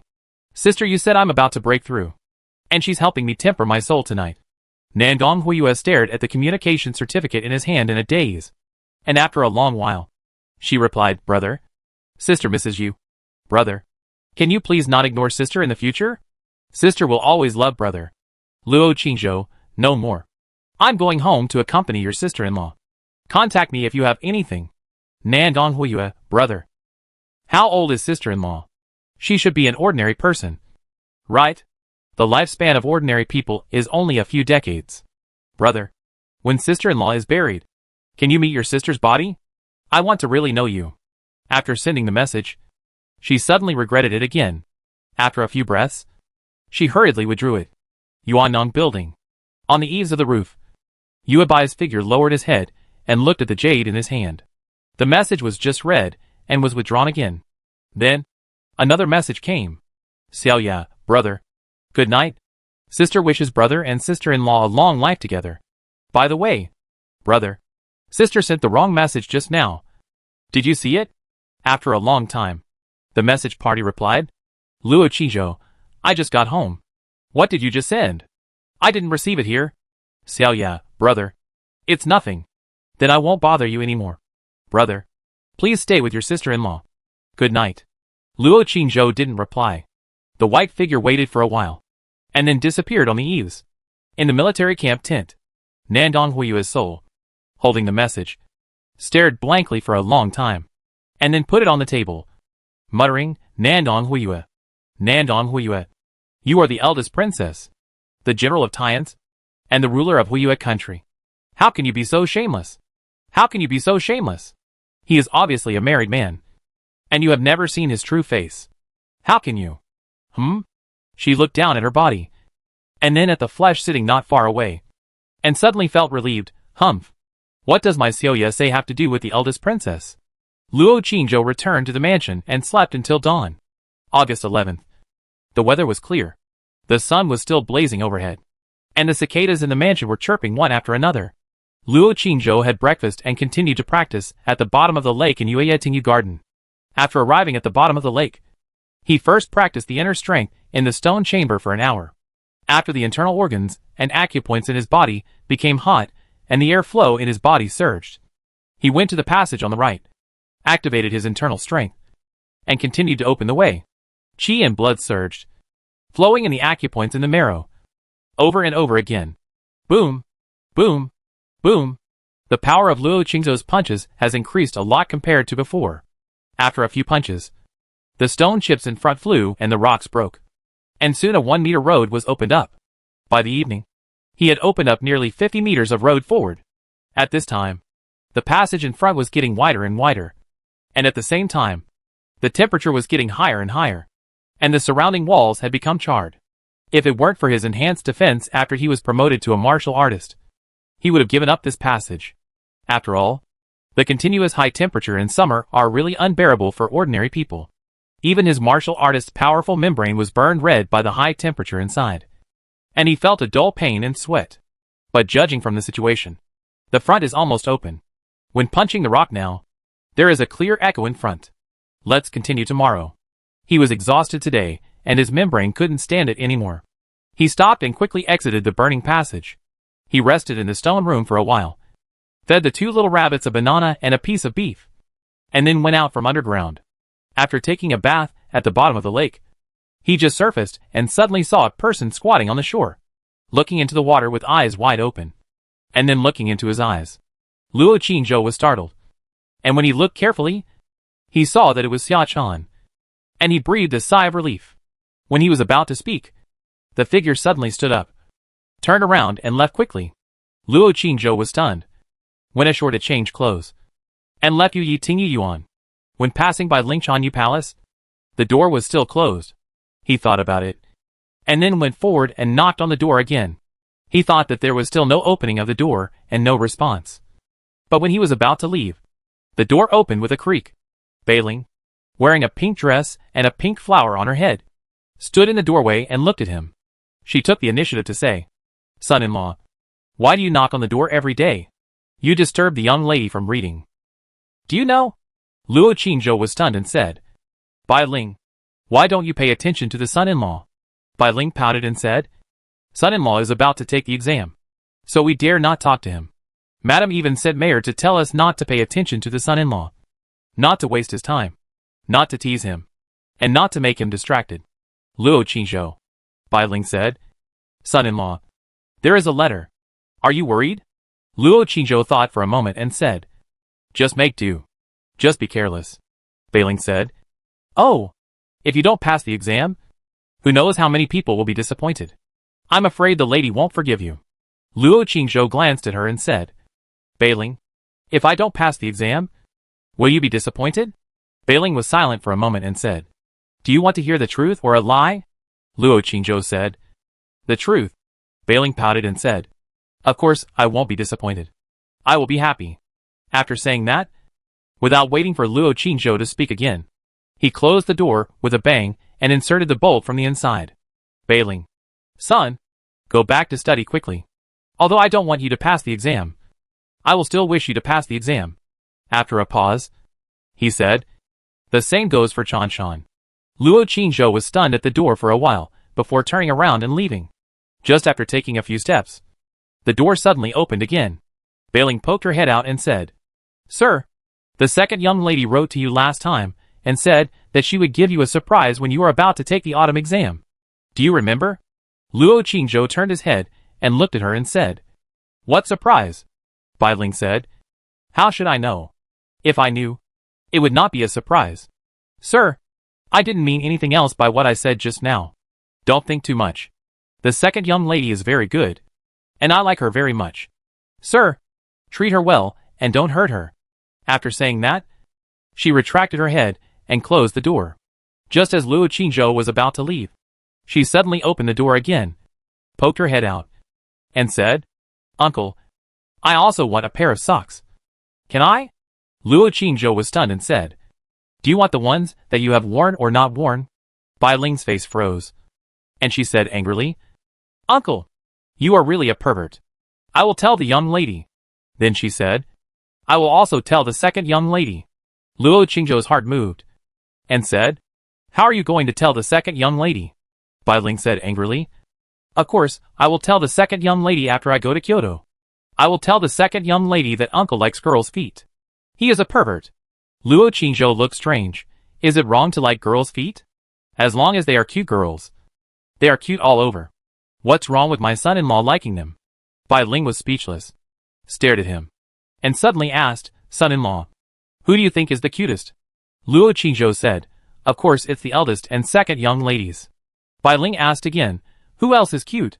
Luo Qingzhou thought for a while, and said, there are also Xia Chan, Xiao Dai, Qiu, Zhu, etc.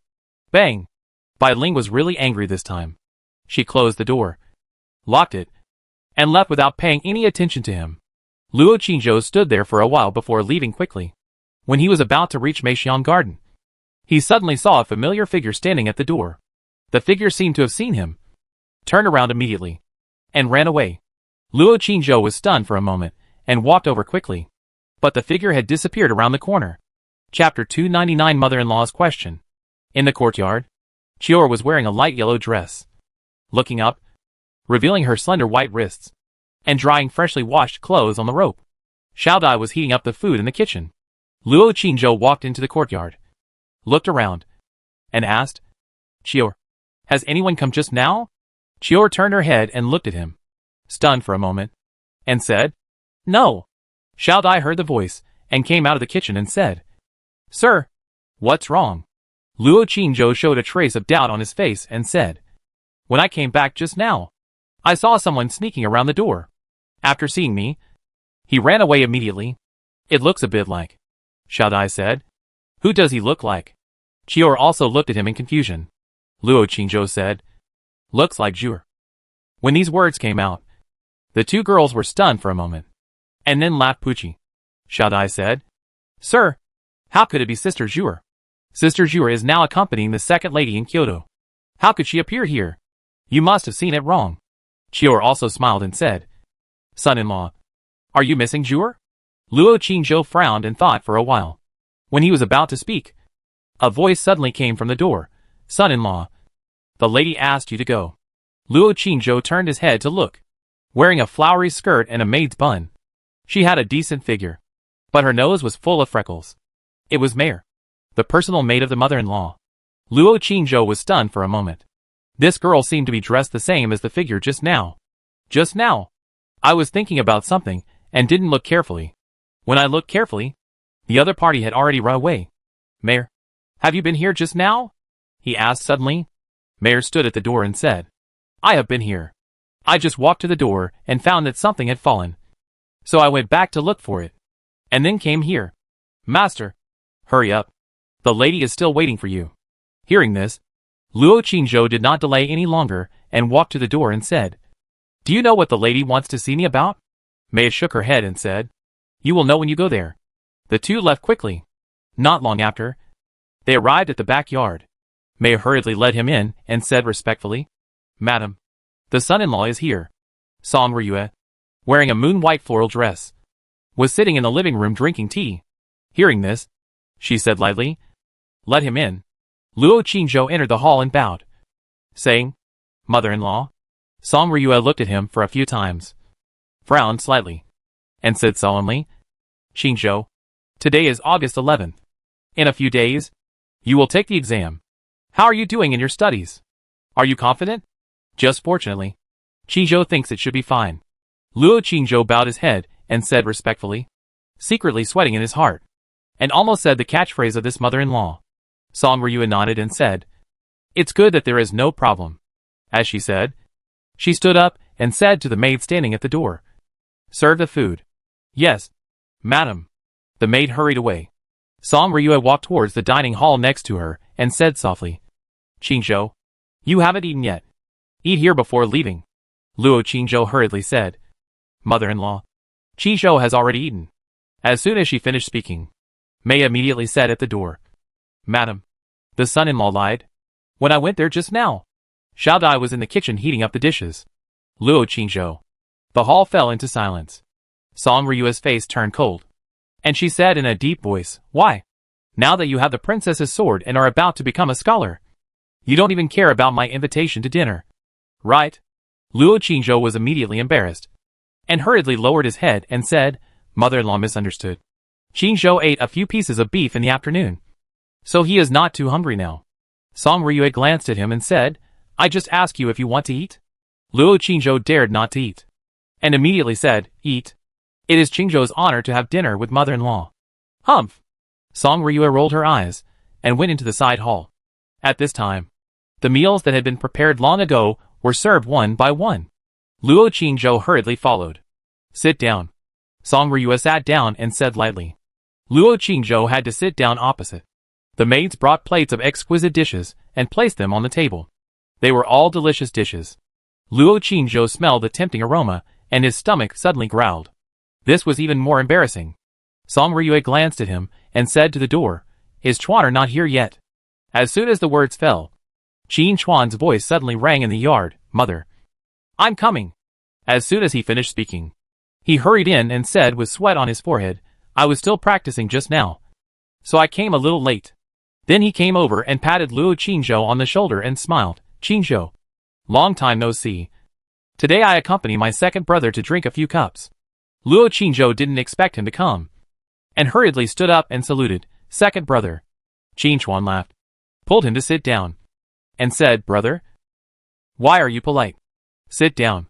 Mei hurriedly brought in a basin of water, and helped him wash his face and hands. Qin Chuan wiped the sweat off his face and neck with a towel, and rubbed it vigorously for a few times. And the basin of water suddenly changed color. Song Ryue hurriedly said, Go and bring another basin. Then she scolded with disgust, I asked you to come to eat, but I didn't tell you to wash it first. This table of food has been stained by you. Qin Chuan opened his mouth, showing his big white teeth, and smiled, saying, Mother, we are family, and there are no outsiders. Why are there so many rules? Then he looked at Luo Qingzhou next to him and said, Isn't it? Qingzhou? Luo Qingzhou was about to nod, but looked at the mother-in-law again and said nothing. Mei went to bring in another basin of water. After washing, Qin Chuan picked up the chopsticks and said, Eat. Eat. Eat. I have to go back to practice later. Luo Qingzhou picked up the wine pot and poured him a glass of wine. Qin Chuan laughed, without being polite, picked up the wine glass, drank it all, and said, Qingzhou, pour a glass for you too. Scholars, how can they not drink? I heard that the more you literati drink, the more inspiration you have. Right? Song Ryue rolled her eyes and said, Nonsense again. Luo Qingzhou stood up and poured her a glass. The wine exuded a fruity aroma, which smelled very tempting, but it was different from the previous fruity aroma, so it should be fine. So he poured himself a glass. Qin Chuan picked up the wine glass and said, Come on. Qingzhou, second brother wishes you a successful start, and you will definitely pass the exam. Luo Qingzhou picked up the wine glass, clinked it with him, and drank it all. At this time, Mei came over and picked up the wine pot to help them pour wine. Seeing that he had taken a few bites of food, Song Ryue also picked up the wine glass and said, Qingzhou, I'll toast you a glass too. I hope you can pass the exam. When the time comes, my Qin family and my daughter will also benefit from you. Luo Qingzhou raised his glass with both hands and said, Thank you, mother-in-law. The three of them drank wine and ate food. Qin Chuan was probably hungry, and he didn't care about his image and kept eating voraciously. Song Ryue just took a few bites lightly. Luo Qingzhou lowered his head and ate, secretly guessing the intention of his mother-in-law to call him to dinner tonight. Qingzhou, no one has disturbed you recently? Song Ryue suddenly asked. Luo Qingzhou looked up and replied, No. Song Ryue said, What about Bailing and Xiachuan? Didn't they go there? Luo Qingzhou said, No. Song Ryue asked again, Have you visited Jianjia recently? Luo Qingzhou was silent for a moment and said, No. Hearing this, Qin Chuan looked up at him and said while gnawing on a chicken leg, Qingzhou, although studying is important, Jianjia is your wife after all. You should visit her and talk to her from time to time. After saying this, he sighed again and said, That girl is actually quite pitiful. It's our fault that we didn't protect her well and caused her to be lost. So after coming back, she has this kind of personality. We can't talk to her. You are her husband. You should accompany her often. Shut up. Song Ryue suddenly glared at him and said, Eat your chicken leg. You said these words? What should I say? Qin Chuan. Song Ryue said coldly. Also, how many times have I told you? Don't mention Jianjia's kidnapping in the future. Qin Chuan said weakly. continued to gnaw on the chicken leg, didn't dare to say anything more, raised the wine glass and said, "Qingzhou, drink." Luo Qingzhou picked up the wine glass, clinked it with him, and drank it all. A jade hand stretched out from the side, and quickly filled the wine glasses for the two. Song Ryue stroked the wine glass on the table, pondered for a while, and said, "Qingzhou, last time I asked your father-in-law about you and Jianjia. You should still remember it? Now I ask you again.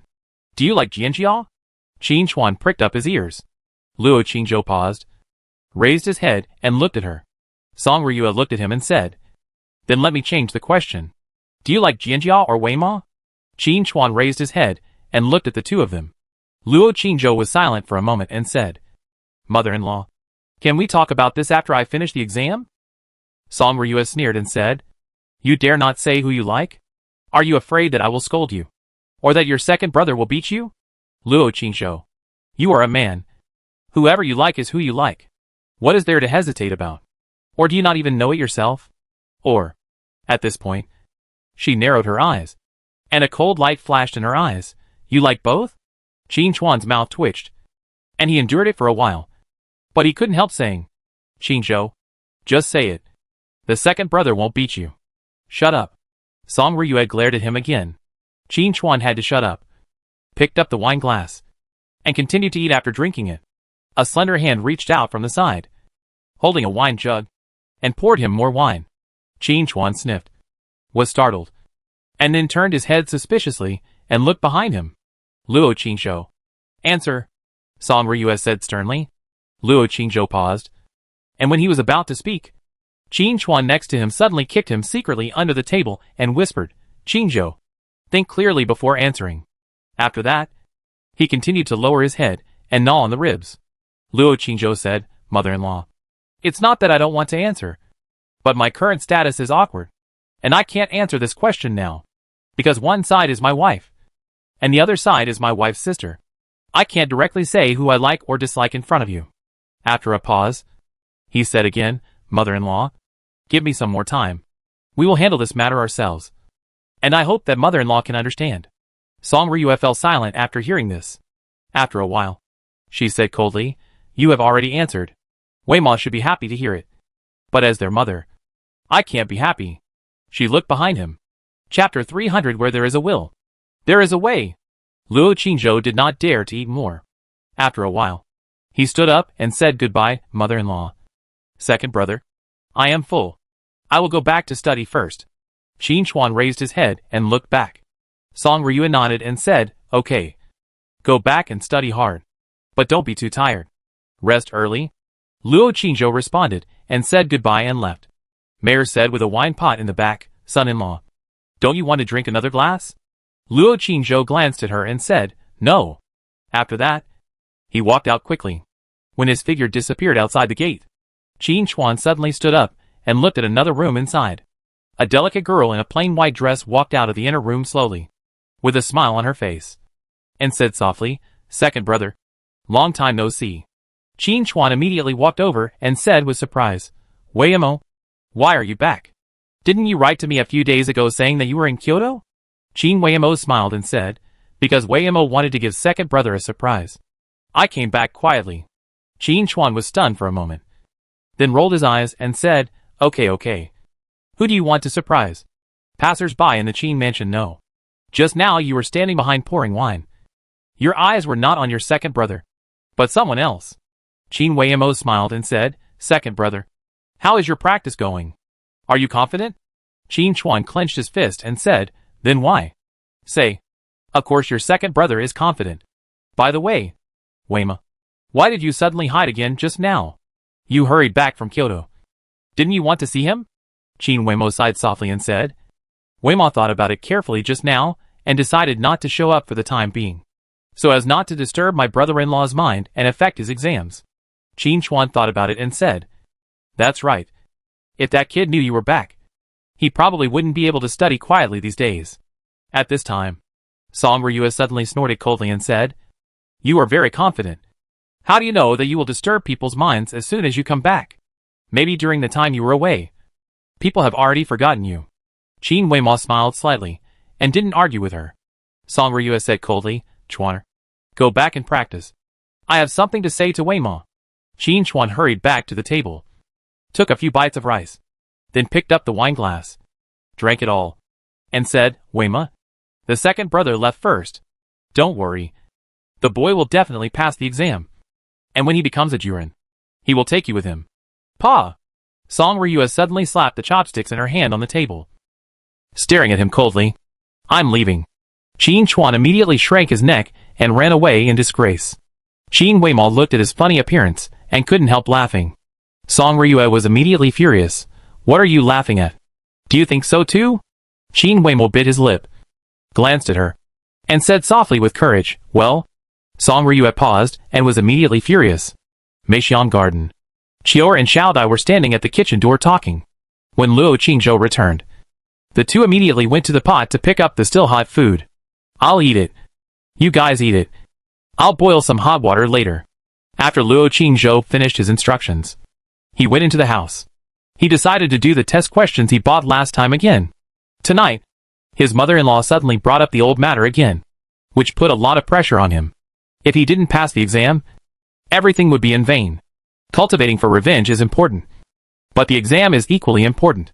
If he doesn't have an identity, he will always be a humble son-in-law, no matter how good the Qin mansion is to him. Some rules can't be broken. An hour later, he did all the test questions again. When he got up and moved, Xiaodai dared to ask outside the window, Young master, are you done? Do you want to take a bath? Take a bath. Luo Qingzhou walked out and directly helped the two little girls carry the bathtub in and put it behind the screen. Added hot water and dripped medicine. He took off his clothes and soaked in it comfortably. Xiaodai rubbed his back, massaged his shoulders, neck and back, and pinched his head, saying softly, Sir, don't be too tired. It doesn't matter if you fail the exam. Luo Qingzhou closed his eyes and rubbed himself, saying, Of course it matters. It matters a lot. If you pass the exam, you will be the concubine of the Jiren master. If you fail the exam, you can only be the maid of the son-in-law. Right? Xiaodai was excited when she heard it, and immediately changed her words. Sir, you must pass the exam. It doesn't matter if you are tired. I will help you massage. As she said that, she became more forceful. Luo Qingzhou couldn't help but smile, grabbed one of her little hands, turned his head to look at her delicate face, and said, Do you really want to be the concubine of the Jiren master? Xiaodai blushed immediately, blinked and said, I want to. Luo Qingzhou looked at her shy and cute appearance, couldn't help but lean over and kiss her little mouth, and ordered, Take off your clothes. Ah? What? Didn't you say you wanted to give the young master a good massage? Come in and massage. The young master doesn't only need a back massage. The little girl blushed, twisted and turned, untied her belt, took off her dress and underwear. Then she walked to the bathtub, shyly raised a white and slender foot, and entered the bathtub. Luo Qingzhou carried her into the tub. Chior went out for a while. When she came back, she was full of happy smiles, humming unconsciously. Just after entering the courtyard, she suddenly saw two figures reflected on the screen in the room through the half-covered window. Chior was stunned in the courtyard for a moment, and then turned around and left immediately.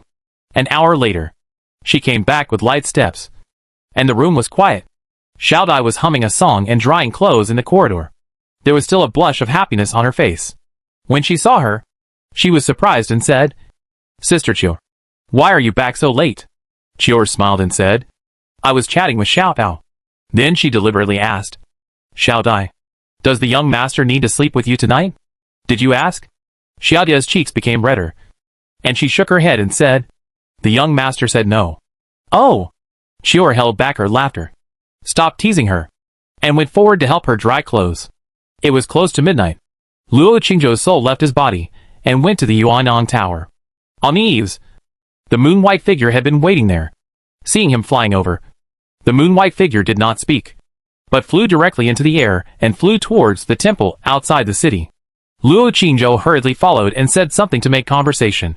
Sister Yu, the city will be lively in a few days. I heard that August 15th is the day for scholars to take exams, and August 20th is the day for warriors to take exams. Will you go to watch the excitement then? The white figure of Yu was silent for a while and said, No. Luo Qingzhou looked at her figure and said, There is really nothing interesting about the exam for scholars. But the exam for warriors should be very exciting. The white figure of you ignored him. Luo Qingzhou said to himself. But there should be more exciting things to happen. The white figure of you moved his eyes, was silent for a moment, and said, "How is the cultivation of that piece of internal power mental method going?" Luo Qingzhou said, "The effect is very good. And the strength has increased much faster than before." "Thank you. Sister Yu." After a pause, he asked carefully, "Sister Yu, that piece of skills is the skills of the demon clan, right?" The white figure of you said, "Yes." Luo Qingzhou said, "Oh," looked at her again, and said nothing more. The two of them left the city quickly, one in front and one behind. Arriving at the temple, he floated directly onto the tall bell tower. "Sister Yu, biting your handkerchief doesn't seem to have any effect. Do you still need to bite it?" Luo Qingzhou looked at the ancient bell in front of him, still in shock, and said casually. The white figure looked at him coldly, and said lightly, "Then you can continue to bite her stockings." Luo Qingzhou, "Sister Yu, you can start." He took out the snow-white handkerchief and bit it in his mouth. Swish! The light curtains around lit up. Then, with a dang, the bell rang. A huge sound wave rushed over. Luo Qingzhou was like a small boat in the huge waves, being hit and slapped by the surging waves between the light curtain and the bell tower. Severe pain came. He bit the snow-white handkerchief in his mouth, thinking of his mother's vague appearance and the thin and pitiful figure in his mind. He must persist. The severe pain was like a wave, and his soul was wandering on the edge of life and death. His consciousness gradually blurred, and the handkerchief in his mouth floated down and was caught by the white figure. The bell gradually stopped. He also fell to the ground with his last breath. Half an hour later, the bell rang again. It was not until dawn that he dragged his tired and wounded soul to fly towards the Qin mansion. On the eaves of the Yuannong building, the white figure looked down at the jade in his hand, hesitated for a while, and moved his slender fingers to send a message out. Luo Qingzhou returned to the house. His soul returned to his body, and when he was about to fall asleep, he suddenly felt the message on his body vibrate. He took it out and took a look. It turned out to be a message from a stranger. "Where there is a will, there is a way." Luo Qingzhou looked at these words, stunned for a while, and suddenly his heart moved, secretly excited, and immediately replied, "Sister Yu? Is it you?" A moment later, the message came back, "No." Luo Qingzhou immediately edited the message and sent it over. "Sister Yu, do you have a communication certificate? Have we added each other as friends?" He edited a lot of questions and sent them over. However, it was like a stone sinking into the sea, and he never received a response from the other party. He lay in bed for a long while, feeling sleepy and having a splitting headache. He had to put away the communication certificate, not daring to think about it anymore. Closed his eyes, and soon fell asleep. Yuannong building. On the eaves, the white figure put away the jade until dawn, and then followed the silver moon and disappeared in the light of dawn. Early morning. After Xiaodai woke up, she just went out of the house, and suddenly saw Chior walking in from outside with a big bowl of soup. She was stunned for a moment, walked over and said, "Sister Chior, what is this?" A faint smell of medicine suddenly followed the morning breeze and rushed into her nose. Xiaodai immediately drooled. Chior smiled and walked to the kitchen and said, "Madam made it specially for the son-in-law. It's a tonic. You can't eat it." She thought about what the lady had just said, and whispered, "Xiaodai, don't sleep with the son-in-law these 2 days." Chapter 301 Chan Chan is so cool. August 13th. The sky was dark, and the temperature was unusually hot. Occasionally, thunder rumbled from a distance. A summer rainstorm was brewing.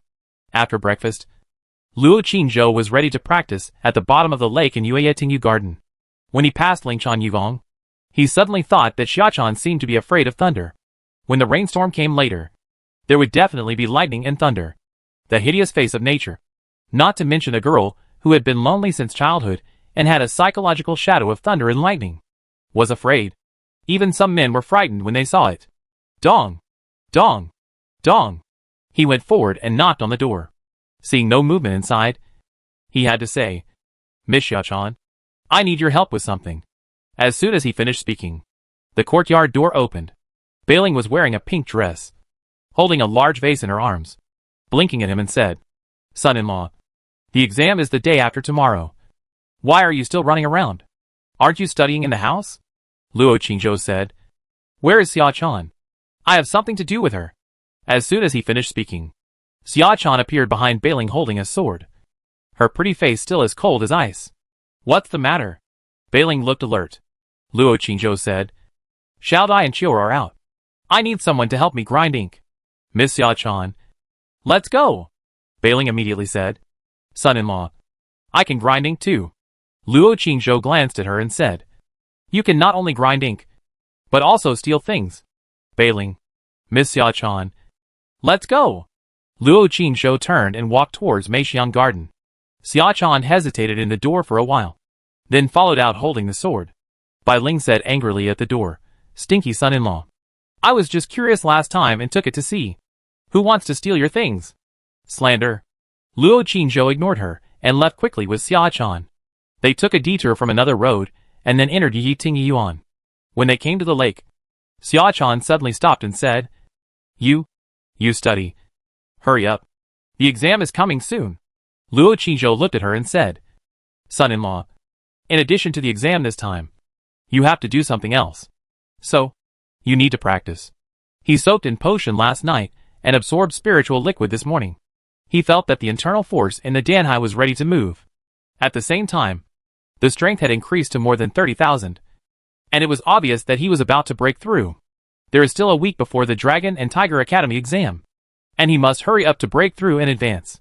Taking Xia-chan down there, firstly, would prevent this poor lonely girl from being disturbed by thunder and lightning, and allow her to play with the little rabbit. Secondly, he wanted to practice with her a few times to see how strong she was now. Thirdly, having someone by his side, and being very quiet, would definitely not disturb him, which was better than him practicing alone and lonely down there.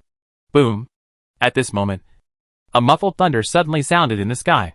At the same time, dark clouds gathered and lightning appeared. The rainstorm was about to fall. Xia-chan was frightened by the thunder and trembled. Approaching him, her little face slightly pale, Luo Qingzhou held her little hand and said, Let's go. Go down to take shelter and play with the little rabbit. You haven't been there for so long. Dabao and Erbao must miss you. Hearing him mention the little rabbit, Xia-chan's eyes suddenly lit up. Luo Qingzhou took her to the corner, looked at the door, and saw that no one came in. Then he took off his clothes and went into the water, opening his arms and said, Come on. Chan. Jump down. I will hold you. Don't be like that day before he finished speaking. Xia-chan was already standing by the lake, and fell straight down like last time. Plop. Her head still went into the water first.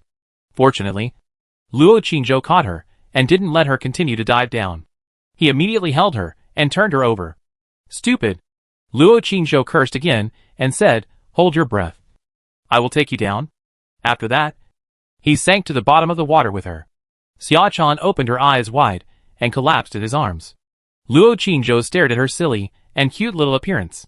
When he was about to reach the entrance, he suddenly couldn't help but lower his head, and kissed her little mouth.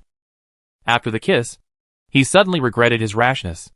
Xia-chan's eyes opened wider. Luo Qingzhou took her into the secret passage, and held her into the stone room. Two little white rabbits immediately jumped out from the corner, one on each side, and bit his shoes. Luo Qingzhou put Xia-chan on the ground, took out clean clothes and his own socks from the storage bag, put them next to him, and said, Hurry up and change.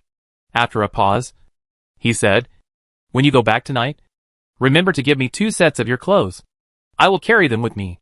If you come down next time, you don't have to wear my clothes. After that, he turned and left the stone room, and continued to open the road and practice in the passage on the right. Xia-chan lay on the ground for a while, and then gradually recovered, sat up, and was stunned for a long time, and then took off his wet clothes, shoes and socks, and changed into his clothes and socks. Bang! Boom! Boom! Luo Qingzhou's punch was as powerful as the wind.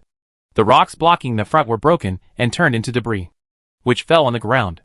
The ground was soon covered with a thick layer of powder. At noon, he opened up a distance of more than 20 meters forward. At this time, a clear echo was heard from the front, and at the same time, the sound of gurgling water could be heard faintly. Luo Qingzhou was sweating all over. His skin was burnt red. His fascia and muscles were sore, and the internal force in his Danhai was also exhausted. The continuous violent punches in the morning had exhausted all the energy in his body. He exited the passage and came to the stone room. In the stone room, Xia-Chan was wearing his large robe and socks. Sitting in the corner, holding Erbo in his arms, stroking him gently, with a gentle expression on his pretty face. Dabeo was beside her, biting the silk shoe she had taken off. Luo Qingzhou walked over, kicked Dabeo away, picked up her shoes and socks from the ground, and put them into the storage bag. Xia-Chan looked at him blankly. Luo Qingzhou hurriedly explained, "Don't get me wrong.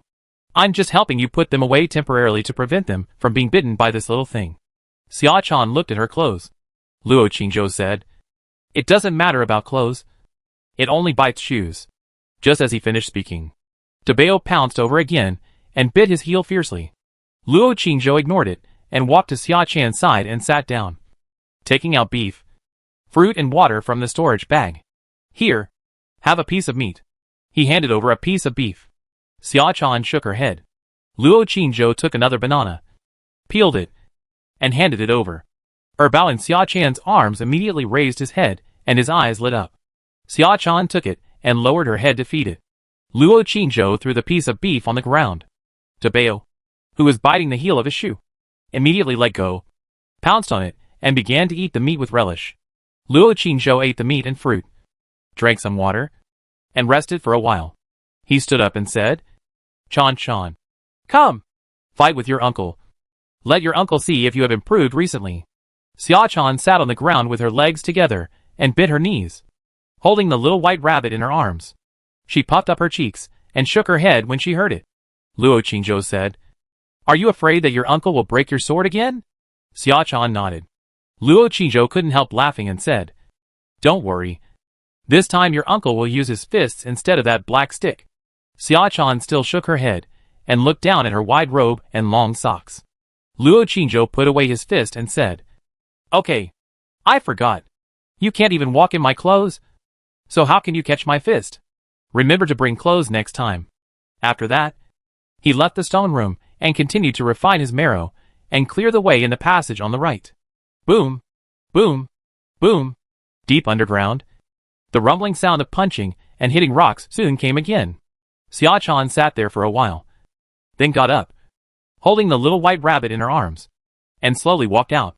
She listened to the sound, walked into the passage on the right, dragged her white socks, and slowly walked forward. The temperature in the passage was getting higher and higher. Luo Qingzhou was soon sweating profusely again, and his skin was painful. He insisted on continuing to punch. Boom! With a loud bang, stone chips flew away, and suddenly a ray of light came from the front. "It's almost opened." He was delighted, and continued to stimulate the internal force in his body, accumulating his fists, and fiercely smashed the rock in front. Boom! Boom! Boom! After a few more punches, the stone in front of him broke with a crack sound, and suddenly a red light appeared. He continued to punch several more times, smashing the remaining stones into pieces. The road ahead was finally open. There was a corner in front of him, and the wall at the corner was reflecting red light and shadow. A hot breath came to his face. Luo Qingzhou wiped the sweat from his forehead, and just as he was about to step forward, he suddenly felt a chill coming from behind him. He turned his head and looked. A delicate girl in a loose robe and long socks was holding a little white rabbit and standing quietly behind him. Luo Qingzhou was stunned for a moment, took a look at the rabbit in her arms, and his heart suddenly moved. If there was another space in front, would these two rabbits be needed to enter? Chan, do you feel hot? He asked quickly. Xia-Chan was stunned, shook her head, and whispered, warm.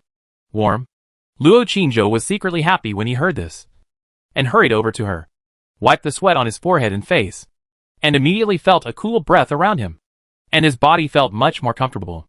Chan, come on, let me take you into play. Luo Qingzhou hurriedly took her little hand, and immediately felt a cool touch on his palm, which made him tremble with comfort, and he couldn't help but stick his whole body to her. Xia-Chan glanced ahead, and a trace of doubt appeared on her little face. Play? What to play? It's fun. Luo Qingzhou didn't know what was fun inside, so he just said something perfunctory and pulled her forward. With this girl by his side, the scorching temperature finally dropped a little and was within the tolerable range. Xia-Chan didn't say anything else and followed him obediently. Luo Qingzhou took her to the corner and continued to walk forward for more than 10 meters. Suddenly, there was another turn and a dilapidated palace appeared in front of him. The walls around were cracked. The ground was full of cracks. And there were stone chips and broken things everywhere. And in the middle of the palace, there was a pool of boiling red magma. The scorching heat was emitted from the pool. Just as the two were about to move forward, there was a whoosh sound beside them. And suddenly a red figure rushed over. Bang!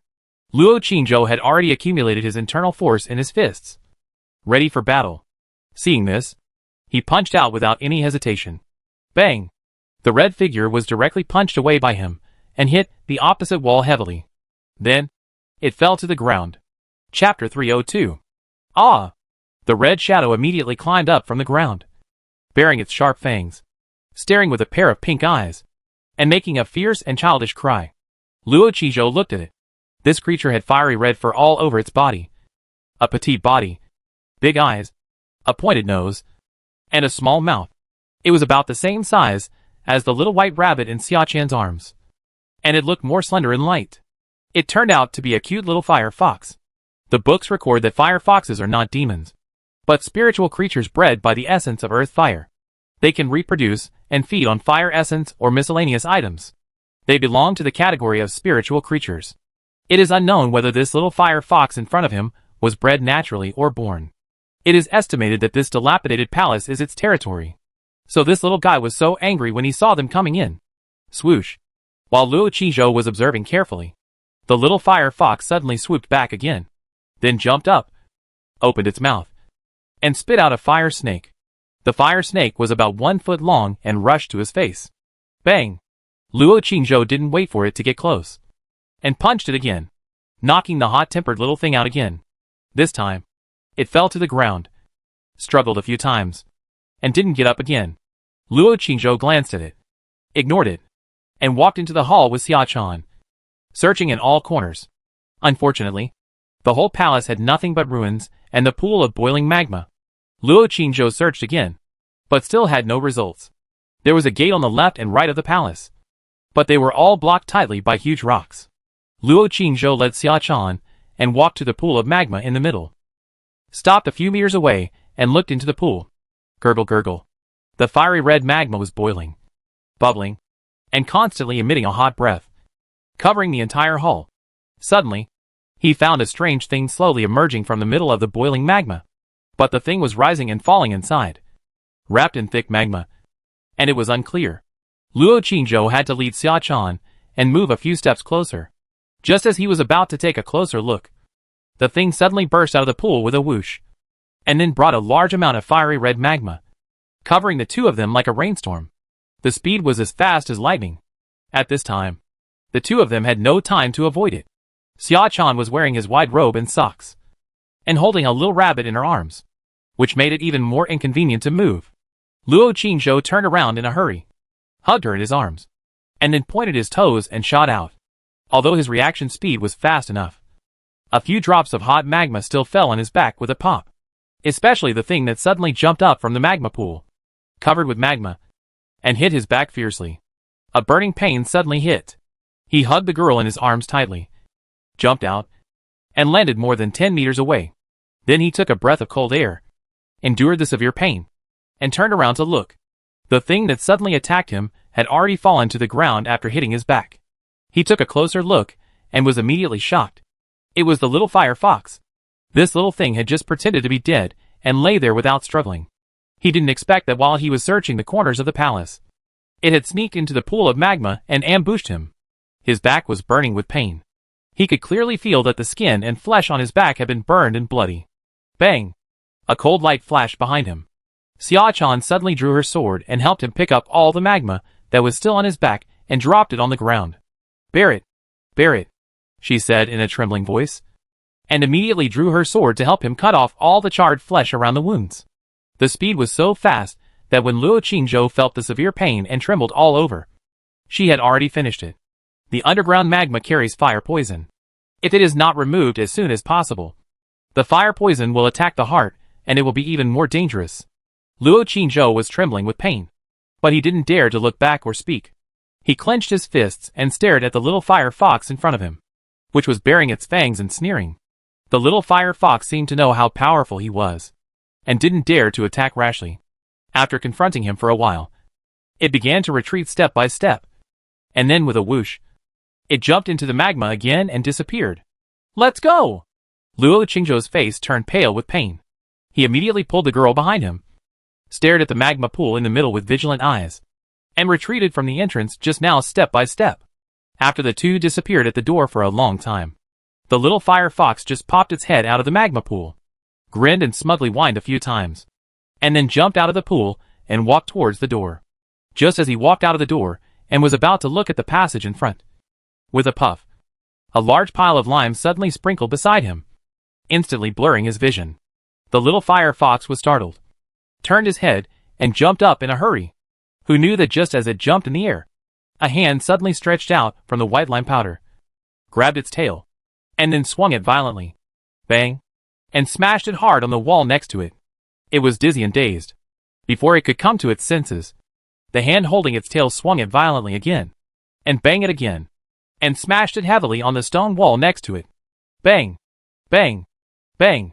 After hitting it dozens of times in a row, it fainted, and the hand still did not stop, and smashed it hard to the ground again.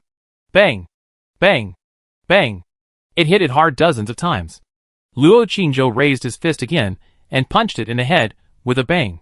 The little head was immediately crushed and blood flowed out.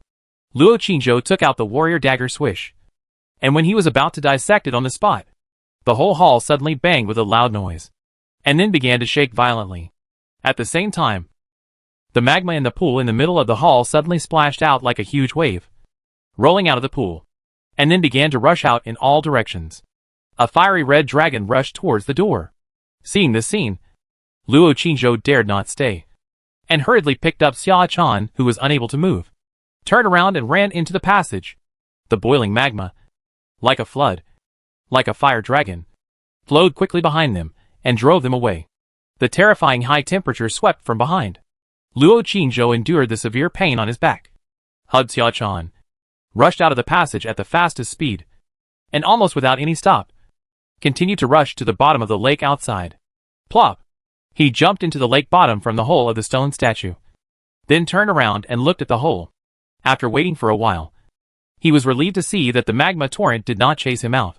Debao bit his shoes and escaped together. Erbo was still held in Xia Chan's arms. Xia Chan was held in his arms, and in his hand, he was still holding the little fire fox with a dented head. Luo Qingzhou waited at the bottom of the lake for a while, and then carefully drilled in from the hole of the stone statue. When he walked inside, he was shocked to find that the passage inside, including the stone chamber, had been filled with surging magma.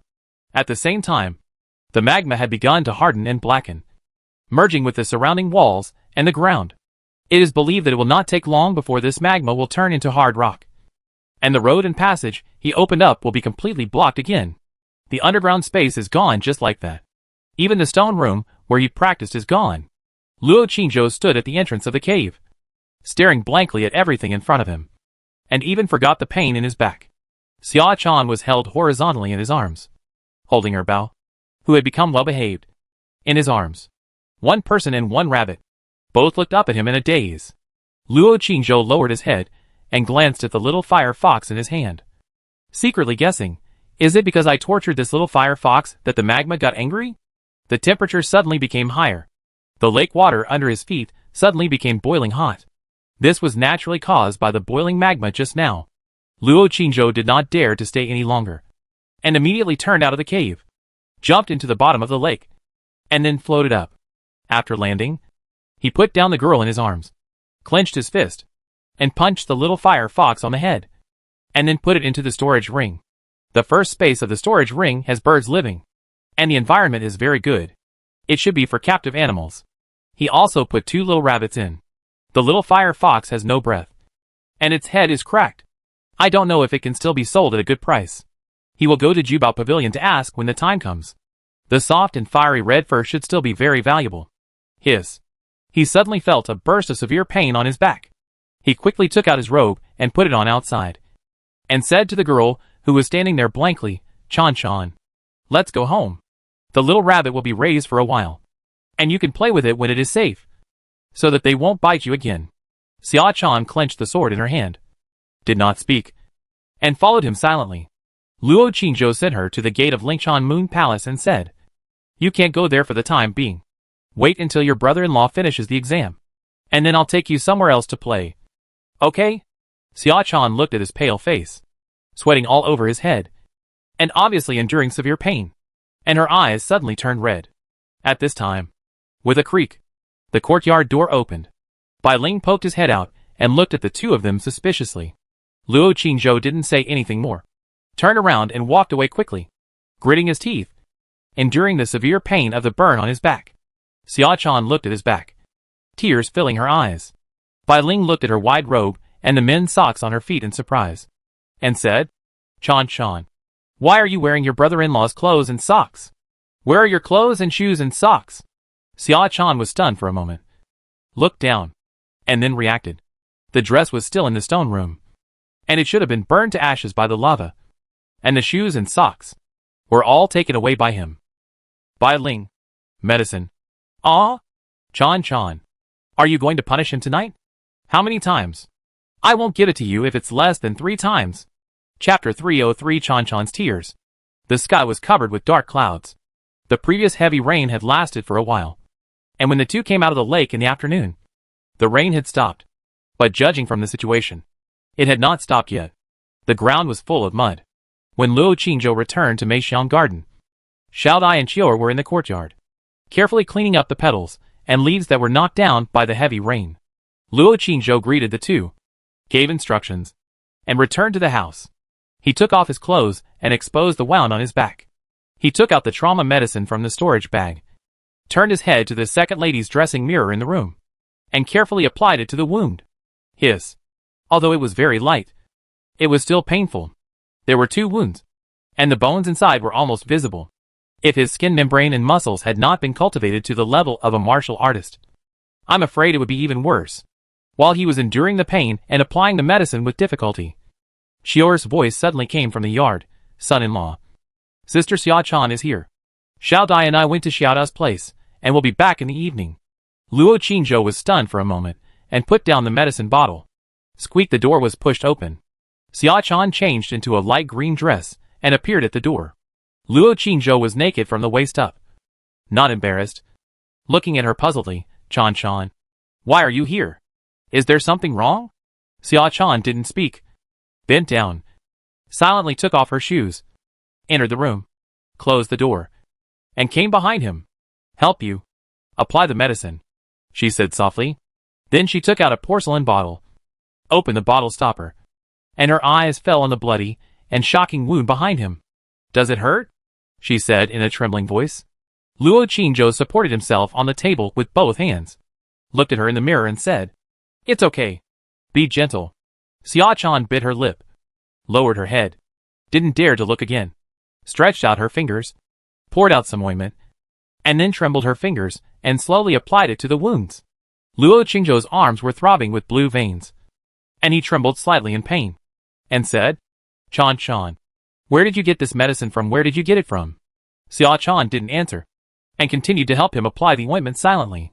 Luo Qingzhou raised his head and looked at her in the mirror. I don't know when. The girl behind him was already full of tears. Chan, my son-in-law is fine. Luo Qingzhou's face was pale, and his voice trembled. Xia Chan still didn't speak. After applying it for him, she took out the gauze and gently bandaged him again. Luo Qingzhou was sweating profusely in pain, and sat down on the stool. A trace of coolness came from the hot and painful wound, and the coolness flowed into the body, which was very comfortable. It was unknown whether it was due to the effect of the medicine or because he was too tired. But he lay on the table for a while and fell asleep unconsciously. Xia Chan did not disturb him, went over to get clothes, and gently put them on him. Then she stood beside him and watched him silently, until dark. When Luo Qingzhou woke up, the moon outside had risen. After a while, Xiao Dai and Chior came back. Luo Qingzhou had a simple dinner, did not take a bath, and did not let the 2 little girls serve him. He returned to the room and lay on the bed. Then, his soul left his body. The pain in the body could no longer be felt, but the soul still needed to rely on the body, so it was a little weaker than before. He passed through the roof and flew into the air. At this moment, a lightning suddenly flashed in the sky. The lightning looked far away, But Luo Qingzhou's soul suddenly felt a terrible pressure coming at him. He trembled and became weak. He fell down in a hurry and returned to the house. His soul returned to his body. He almost forgot that it was a thunderstorm today and there might be thunder at night. And with his current soul strength, going out in this weather would be tantamount to seeking death. If he was hit by lightning, his soul would be scattered on the spot. After thinking about it, he took out the communication treasure from the storage bag. When he was about to send a message to remind them to be careful of lightning tonight, he found that it had received 2 messages at some point. One from each person. Xiaoya, brother. I heard that there will be heavy rain and lightning in Mo City tonight. You can't go out tonight. Be careful of being struck by lightning. If something happens to my brother, I will cry to death. Stranger, thunder tonight. It is indeed that sister you. The cold tone of these 4 words is about to overflow from the message. Luo Qingzhou thought about it, and replied one by one. Thank you for your concern. If my sister is struck by lightning, my brother will cry to death. What's wrong with thunder? Who are you? I won't chat with you anymore. I have to go out tonight. After a while, Xiaoya replied, brother. Sister never lies. Will not be struck by lightning. Brother is assured. Luo Qingzhou did not reply to her again. After a long time, the stranger still did not reply to the message. Luo Qingzhou pondered for a while, and sent another message. Sister you. I have arrived at the Yuanong Tower. Where are you? Haven't you come yet? After waiting for a long time, no one replied. At the same time, on the eaves of the Yuanong Tower, the moon-white figure had been standing there for a long time. Occasionally, lightning flashed across the night sky, and thunder roared. But she still stood there, motionless, as if she didn't hear anything. Boom! After a while, another muffled thunder sounded. Then, crash! The heavy rain that had accumulated for half a day finally fell again. Luo Qingzhou got up from the bed and looked outside. The rain was pouring down, and the bluestone slabs outside were crackling. Boom! The lightning continued, and the thunder sounded one after another. Luo Qingzhou was stunned for a moment, and suddenly remembered something. He immediately got dressed and got out of bed, opened the door, and walked out. In the next room, Xiao Dai and Chior's voices came. Sister Chior, I'm afraid. Don't be afraid. Hold me tight. I'm here. Ah. Sister Chior, why are you not wearing clothes? Are you wearing clothes too? Luo Qingzhou didn't listen anymore. Silently took the wallpaper umbrella from the corner, and quietly went out. There were thunder rumbling outside, and heavy rain pouring. On the bluestone slab, water splashed and crackled. Luo Qingzhou held an umbrella and stepped on the rain, and soon arrived outside the Lingchan Moon Palace. He raised his hand and prepared to knock on the door. After thinking for a while, he retracted his hand, stepped back a few steps, and with a whoosh, he jumped directly from the outside of the courtyard wall. I don't know if it's an illusion. Just before landing, he suddenly felt a chill. But the chill disappeared in an instant. Boom! Another thunder sounded. Lightning continued in the sky, illuminating the entire night. The power of nature frightened all creatures on the ground. Luo Qingzhou held an umbrella and stepped on the bluestone slabs full of rain. He quickly walked under the eaves, shook off the rain on the umbrella, and put it aside. He walked to the door and was about to raise his hand to knock on the door, but suddenly found that the door was ajar. Squeak! He pushed gently, and the door opened. There was no sound in the room, and no one was there. He was stunned for a moment, walked in, and closed the door again. Then, he came to Xia Chen's room, pushed the door gently, and the door was also ajar, and it opened at once. He hesitated at the door and walked in. A red candle was burning on the candlestick in the room. Under the dim light, the room was silent. A frail figure was sitting quietly on the bed, hugging her knees, holding her sword tightly in her hand, staring at him blankly. Luo Qingzhou was stunned for a moment, and said awkwardly, Chan. I was going to knock on the door, but the door was not closed, so I came in directly. Xia Chan looked at him quietly, and did not speak. Luo Qingzhou walked over and explained, I saw a lot of thunder outside, and I was afraid that you would be scared. So I came to see you and thank you. Your trauma medicine is very effective. I can hardly feel the pain in my back now. Thank you. Xia Chan still did not speak. Luo Qingzhou whispered, Chan, do you want your uncle to accompany you? Xia Chan finally spoke, whispering, accompany. Bailing. Luo Qingzhou immediately said. That girl doesn't need to accompany her. She is not afraid of thunder.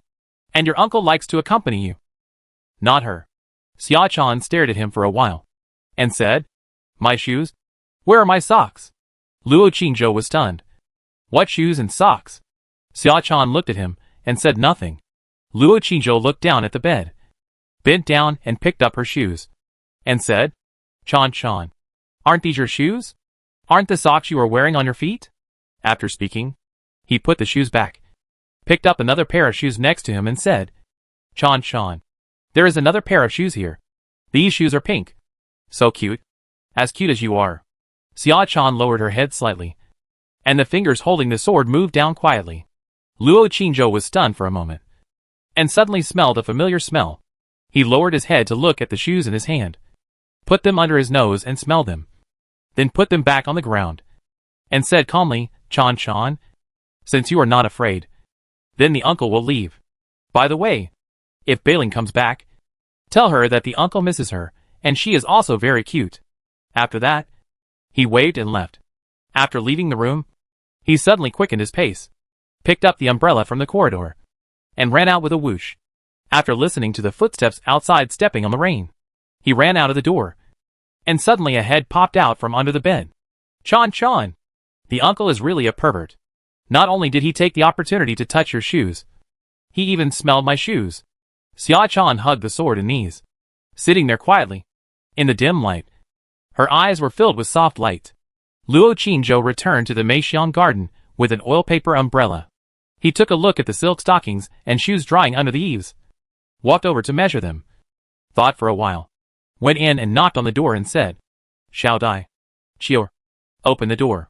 The two little girls were naked and hugging each other and playing.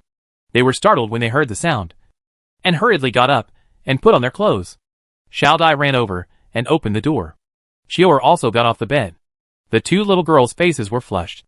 Luo Qingzhou glanced at the two of them, walked in directly, and said, Where are the socks you made? Bring them over to me. Chior was stunned for a moment, and immediately went over to get a pair of semi-finished products and handed them to him. Luo Qingzhou took it in his hand, looked at it for a while, and said, Look here. The socks can be made into hollow lace. This one can be longer. Solid color is best. And a few stripes can be embroidered on the top. Shao Dai and Chior listened to him talking, and they all looked at each other in surprise. After Luo Qingzhou finished speaking, he returned the socks to them and said, The socks and shoes hanging in the corridor outside are the same size. Can you make 2 new pairs for me? Chior and Shao Dai were stunned for a moment, then nodded quickly. Chior said, When do you want them? Sir? Luo Qingzhou thought for a moment and said, After the Chior test, I will give you a few pictures tomorrow, and you just need to make them according to the pictures. Is it in time? Chior nodded immediately and said, Don't worry. Sir, we will definitely help you make them when the time comes. Luo Qingzhou glanced at their chests again, walked out of the room and said, Okay, you can rest. Don't worry about me. The two of them were stunned in the room again, and then looked at each other's chests. They both got up in a hurry just now, and only wore a light veil, and had no time to put on the underwear. So, Shao Dai, the son-in-law seems to have seen. Sister Chior, it's okay. Sooner or later my master will see you anyway. Not only to see, but also to touch. Hee. Luo Qingzhou went back to the room and lay down, unable to sleep. Boom boom outside. Thunder sounded again. At this moment, the communication treasure on his body suddenly vibrated again. He quickly took it out. The message from the stranger, there is a chance to advance tonight, if you dare to come. Luo Qingzhou was stunned for a moment, and looked up at the lightning that had just passed by the window. Chapter 304 Promotion. Sister Yu's embrace. Sister Yu's flattery. Dark night. Heavy rain. The strong wind swept the dark clouds, gathering and colliding in the sky. There were lightning and thunder in the night sky, rumbling continuously. The whole Mo city was shrouded in this terrifying and ferocious power of the sky, trembling in fear. And on the Yuannong building, the moon-white figure still stood motionless on the eaves, as if he didn't hear anything around him. Luo Qingzhou's soul left his body, and just after passing through the roof, another thunderclap sounded. He trembled all over, hesitated on the roof, and then made up his mind, and flew towards the Yuannong building at the height of the house. If you want to change your fate, there will be no risk. He has no time. If he doesn't break through, it will be too late. Slow down all the way. He carefully passed through the gaps between the houses, not daring to fly too high. Whenever lightning flashed and thunder had not yet arrived, he would immediately lower his altitude and stare at the night sky, fearing that a bolt of lightning would strike and send his soul flying. He finally arrived at the Yuannong building. Looking up, the moon-white figure was still standing on the highest eaves of the roof, motionless. Above her head, huge black clouds were rolling like demons, with lightning flashing and thunder roaring from time to time, looking extremely terrifying. Luo Qingzhou looked up for a while, and had to bite the bullet and fly up. When he was halfway through the flight, his heart suddenly jumped, and then he saw a flash of lightning flashing in the dark clouds above his head, and then it shot towards him with a terrifying pressure. At this moment, he seemed to be suddenly cast into a fixed body spell, fixed in place, unable to move. The whole soul seemed to have suddenly fallen into an ice cave, cold and desperate. Zizi. The thick lightning bared its fangs and claws, like the huge claws of a dark cloud beast in the night sky, and fell towards his soul. Pa! A white shadow flashed, and lightning splashed. The moon-white figure, who had been standing motionless on the eaves, suddenly appeared above his head and directly caught the lightning with her body. The lightning fell on her body, sizzling, but soon disappeared. Luo Qingzhou froze in place, still unable to move. The moon-white figure floated down and reached out to touch his chest. Luo Qingzhou then discovered that the lightning just now did not completely disappear, but turned into a smaller lightning, winding around her arm like a spirit snake. When her jade hand stretched out from the moon-white halo and touched his heart, the sizzling lightning suddenly jumped along her jade hand and jumped onto his body. Hold it, the moon-white figure said in a cold voice. As soon as he finished speaking, the lightning suddenly entered his body from his chest, and then there was a crackling sound in his body. Luo Qingzhou's body suddenly trembled uncontrollably, and there were flashes of lightning in his pupils, mouth, and even in his palms. His entire soul suddenly shattered. Zizi, the lightning jumped in his soul for a while before completely disappearing. His shattered soul was already charred. An unbearable and terrible pain suddenly invaded his head, and he blacked out on the spot. The lightning disappeared, and the fragmented and burnt soul fragments began to slowly close and merge. The moon-white figure stood in front of him, watching silently. After a moment, the broken soul merged together again, but the whole soul became extremely transparent and weak. Luo Qingzhou's body softened and floated down. The moon-white figure hesitated for a moment, landed below, reached out to hug him, and then took him, facing the storm and lightning, flew into the sky, and flew towards the mountains and forests outside the city. She looked down at the unfamiliar face in her arms that had withdrawn the fluorescence, hesitated for a moment, and reached out to take off the mask on his face. Boom! A thunder sounded above her head. The lightning that flashed by illuminated the handsome face. She stared at it for a while, then helped him put on the mask again, then hugged him tightly, flew directly into the dark clouds, and shuttled through the thunder and lightning. The moon-white halo on her body had disappeared, revealing a flawless face, and a slender and graceful figure in a white dress. She held him, facing the most violent storm, passing through the ferocious lightning, washing and tempering the dirty soul in the deafening thunder. When the thick lightning struck the two, she caught it, but she still retained some of the power of the lightning and drilled into his soul. His soul split, shattered, entangled, and slowly condensed, closed, merged, and shattered again in her arms, repeatedly many times, until his soul was crystal clear and the heart part was shining. She held him and floated down. In the dark night, heavy rain poured on the splashing river. A small boat was quietly parked there. The moon-white figure held him and landed on the small boat, her eyes quietly looking at his beautiful face. Wow! A huge wave flew up, and a fish monster suddenly flew out from the bottom of the river, opened its bloody mouth full of fangs, and pounced on the two people on the boat. But before it could get close, its whole body suddenly broke into several pieces, and then fell into the water with a pop, disappearing as if it had never appeared. Only a ray of crimson flashed on the water surface. The rainstorm crackled. The boat drifted slowly with the water, and no one knew where it was drifting. The moon-white figure on the boat held a person in his arms, looking at the darkness in the distance, and his beautiful and flawless cheeks were still as cold as snow. I don't know how long it took.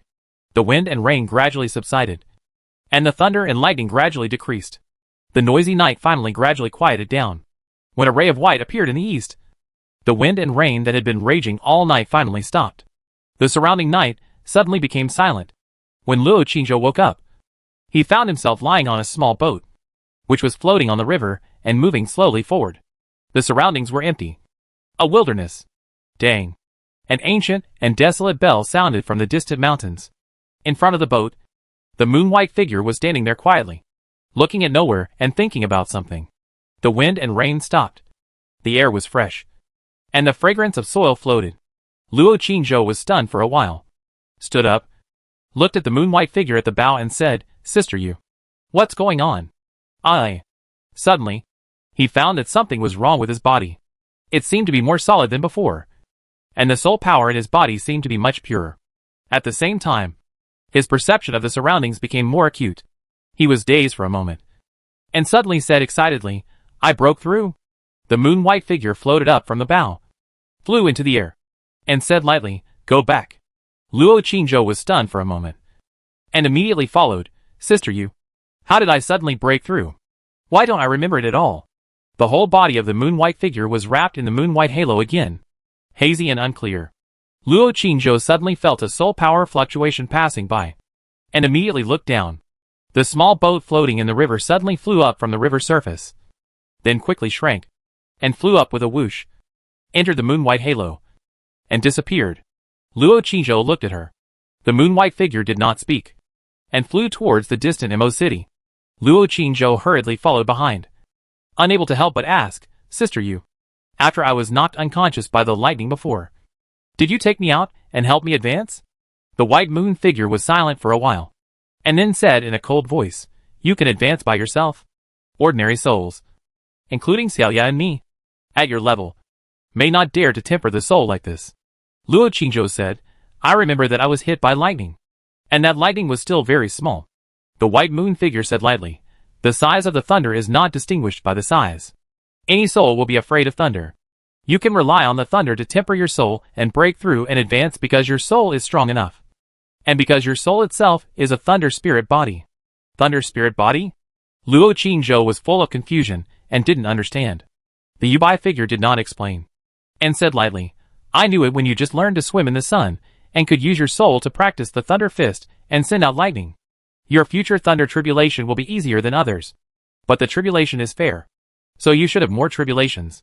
Luo Qingzhou suddenly realized, no wonder when my soul left my body and I practiced the thunder fist for the first time, I felt it was easy to get started, and it was powerful immediately. I was wondering at the time, isn't the thunder fist only practiced by the physical body?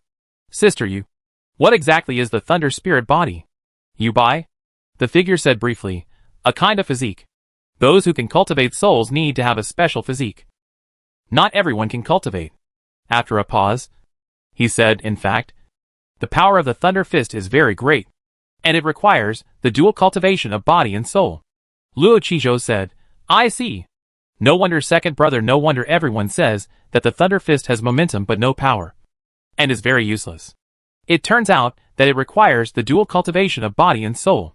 He asked curiously, "Sister Yu, what is your physique? You are so powerful. Your physique must be very good, right?" The Yubai figure fell silent and did not reply. After entering the inner city, she said, "You are now in the middle stage of the spirit refining realm, and you can possess some sick and weak bodies, or even weak bodies. However, if the other party's soul is strong, there is still a possibility of backlash. I will teach you the soul and soul mind method. The possession technique. You still need to practice more." Luo Qingzhou immediately bowed and said, "Thank you, Sister Yu. Sister Yu also helped me to advance tonight. Sister Yu is so kind. It's the result of your own efforts." The white figure of Yu stopped in the air, turned her head and looked at him and said, "Go back and rest. You don't have to come out these few nights." After that, she left gracefully. Luo Qingzhou looked at her white figure and suddenly said, "Thank you, Sister Yu." The white figure of Yu flashed and disappeared. Luo Qingzhou was stunned for a while before returning to Qin's house. Back to the house, the soul returned to the body. After thinking for a while, he took out the communication treasure and sent a message to Xiaoya. "Xiaoya, I broke through. Let me ask you one thing. What is your soul constitution?" In the military camp. In the tent. A girl in a fiery red dress, with a pair of white jade feet bare and long black hair, frowned at the table and looked at the news from Kyoto. When she heard the vibration of the communication treasure, she ignored it. After a while, she took it out, looked down, and narrowed her eyes. She said solemnly, "Breakthrough," so fast she hesitated for a moment, stretched out her finger and replied, "Congratulations." She only said 2 words, then threw the communication certificate on the table and ignored it. After a while, the certificate vibrated again. She was thinking about things seriously. Seeing this, she suddenly showed a trace of anger on her face. She clenched her fist and said, "The current situation in Kyoto is so urgent. I can't fall any further. What a shitty brother, master, and grandpa. Get out of here. Delete him."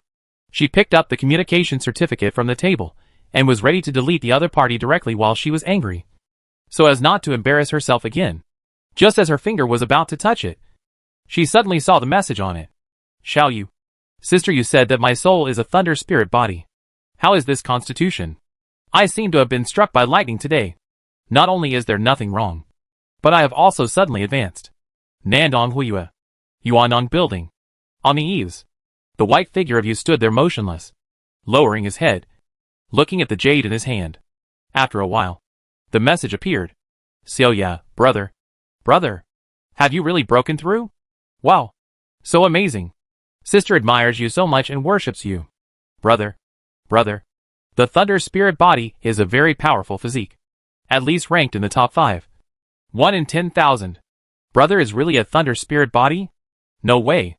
This is too shocking for sister. How can brother be so powerful? Such a genius? Sister loves you. Love you so much. Sister is a fire spirit body. Ranked in the 30s. Far behind brother. Woo woo. By the way, brother, how old is sister-in-law? Luo Qizhou, we are soul friends, so don't ask about real things. By the way, do you know what kind of physique sister you is? What's her ranking? Xiao Yu. Wow. Brother, I don't want to be friends with you only in spirit and soul. I also want to be friends with you in the flesh. Senior sister's physique is amazing. It is a spirit body of ice and jade, ranking in the top 3. By the way, this physique also has a title, called Virgin Spirit Body. It means that if senior sister wants to go further, she must remain a virgin. So in order to practice with all her heart, senior sister chose that kind of ruthless and cold method. But brother, senior sister's spirit can be unrestricted. Luo Qizhou, no wonder she has such a bad temper. Okay. No more chat. I'm going to sleep. Xiaoya, brother. Brother. The body and the soul can actually be viewed and live separately. Doesn't brother's soul still have a wife? Do you want to consider it? Luo Qizhou, don't talk nonsense. There is nothing wrong between me and sister you. We are just friends. Don't insult her. Don't insult me. Xiaoya, brother. Sister is not talking about senior sister. Luo Qizhou, good night. No more replies. Damn it. In the military tent, the soul of a girl in a red dress threw the communication treasure in her hand and rolled to the ground. This palace Xiaoya, will make you come here obediently one day and beg me to kneel and lick your ass. Something seems wrong? Thunder spirit body? With him, my chances of breaking through in the future thunder tribulation can be greatly improved. She murmured to herself for a while, and then calmed down her emotions, then floated over, and her soul returned to her body. At the table, the girl in a fiery red dress, with a cold and arrogant face, continued to read the news from Kyoto. Luo Qizhou had a good sleep. August 14th. At noon, Wang Chun of Chunghua Mansion suddenly came to Qin Mansion, handed a wedding invitation outside the gate, and then left. Butler Zhou took it in his hand and took a look, then hurried in.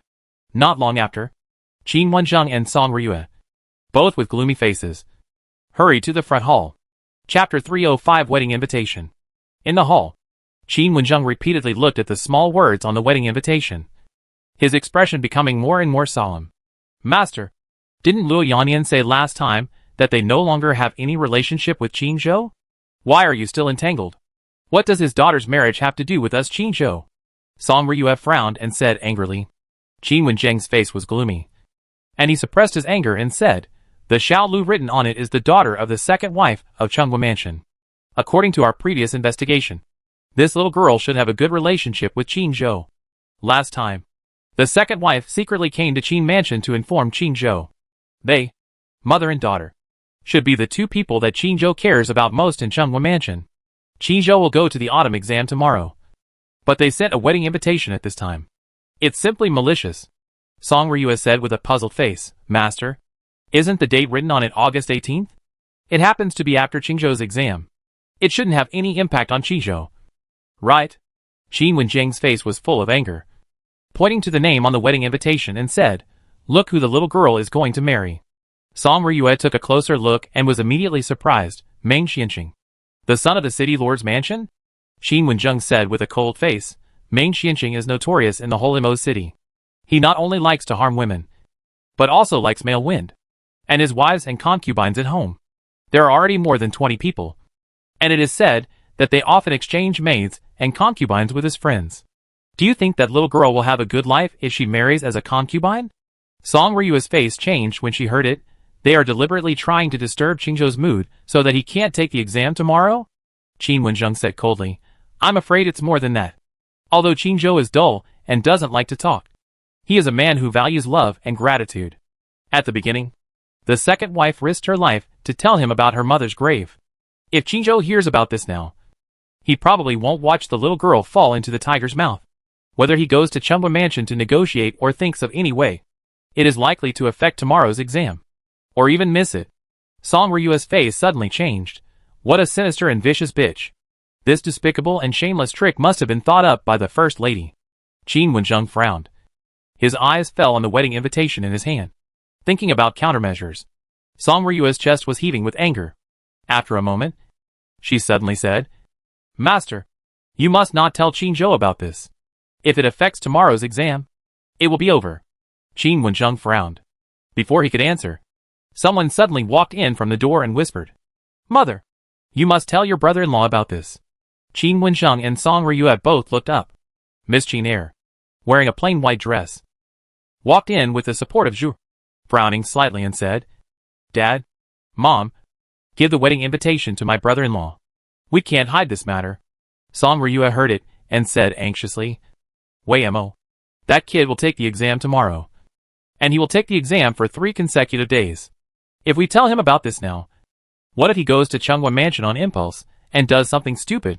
If the exam tomorrow is delayed, it will be over. Qin Weimo said softly. Mom, if the exam is delayed, there will be another one in 3 years. But if the person is gone, it can never be recovered. Dad just said that my brother-in-law is a man who values friendship and gratitude. If he is asked to choose between taking the exam and saving people, Weimo believes that my brother-in-law will choose to save people without hesitation.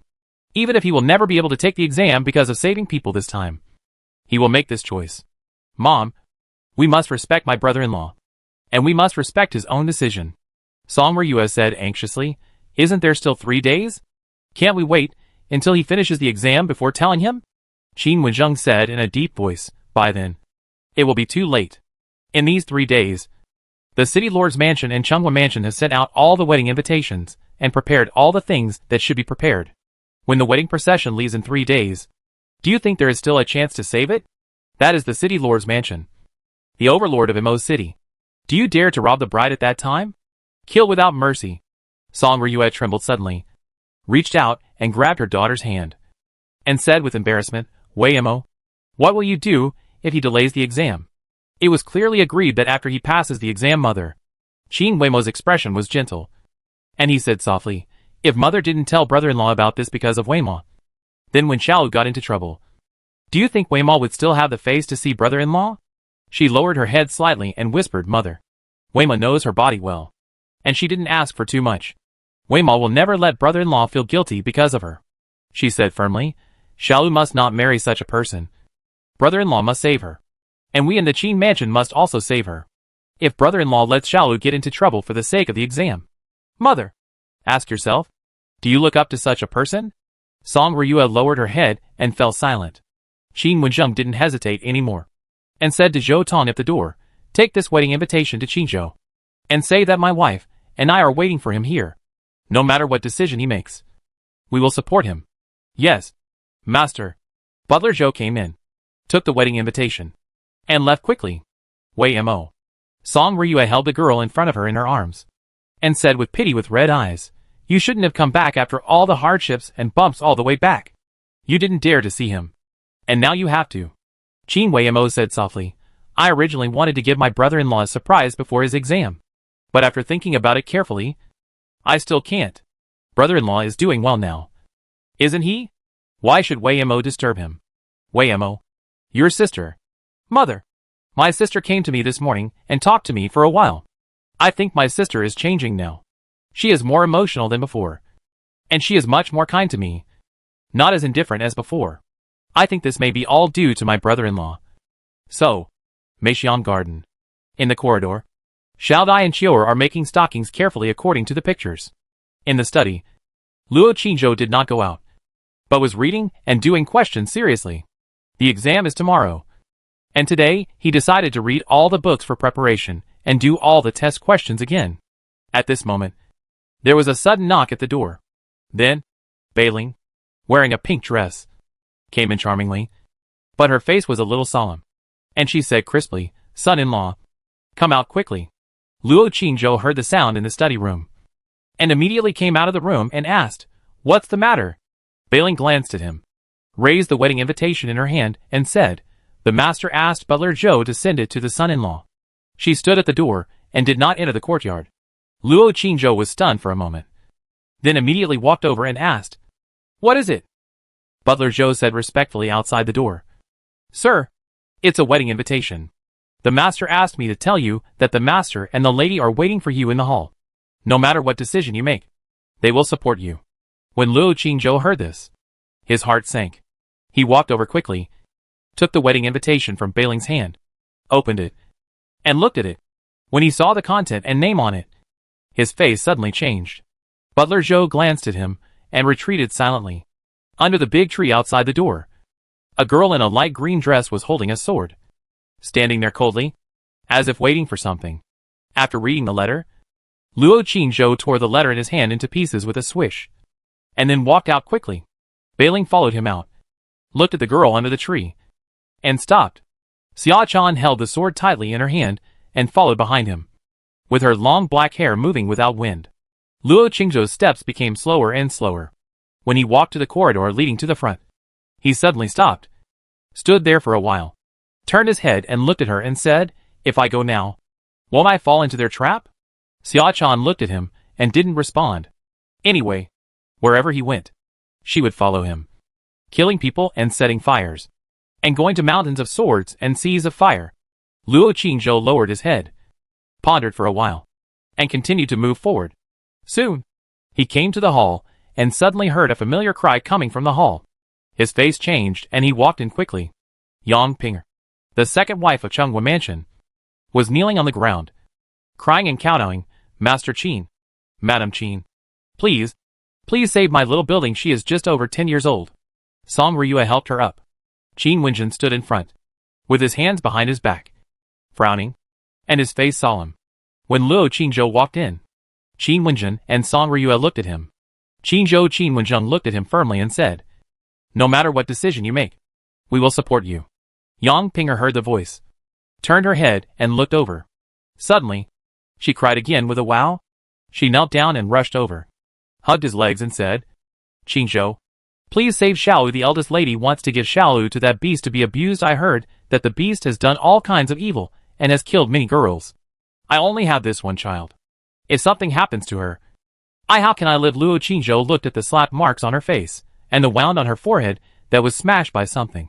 He bent down, helped her up, and said calmly, "Second madam, don't worry. Xiaolu will not marry that man." Yang Pinger's crying stopped, and suddenly she started crying again. "Qingzhou, they have already decided and have started sending wedding invitations. That beast from the city lord's mansion was invited by Luo Yu to have dinner in the mansion today. And now he is still there. I really have no choice." Luo Qingzhou was silent for a while, raised his head, looked at Qin Wensheng and Song Ryue, and bowed his hands and said, "Father-in-law, mother-in-law, I want to go to Chunghua Mansion." As soon as these words came out, the hall suddenly became quiet. Yang Pinger's crying also stopped abruptly. Luo Qingzhou looked into her eyes and said, "Second madam, you go back first. I will go there later." Qingzhou. You? Go back quickly. Don't let Xiaolu stay at home alone. Be careful of accidents.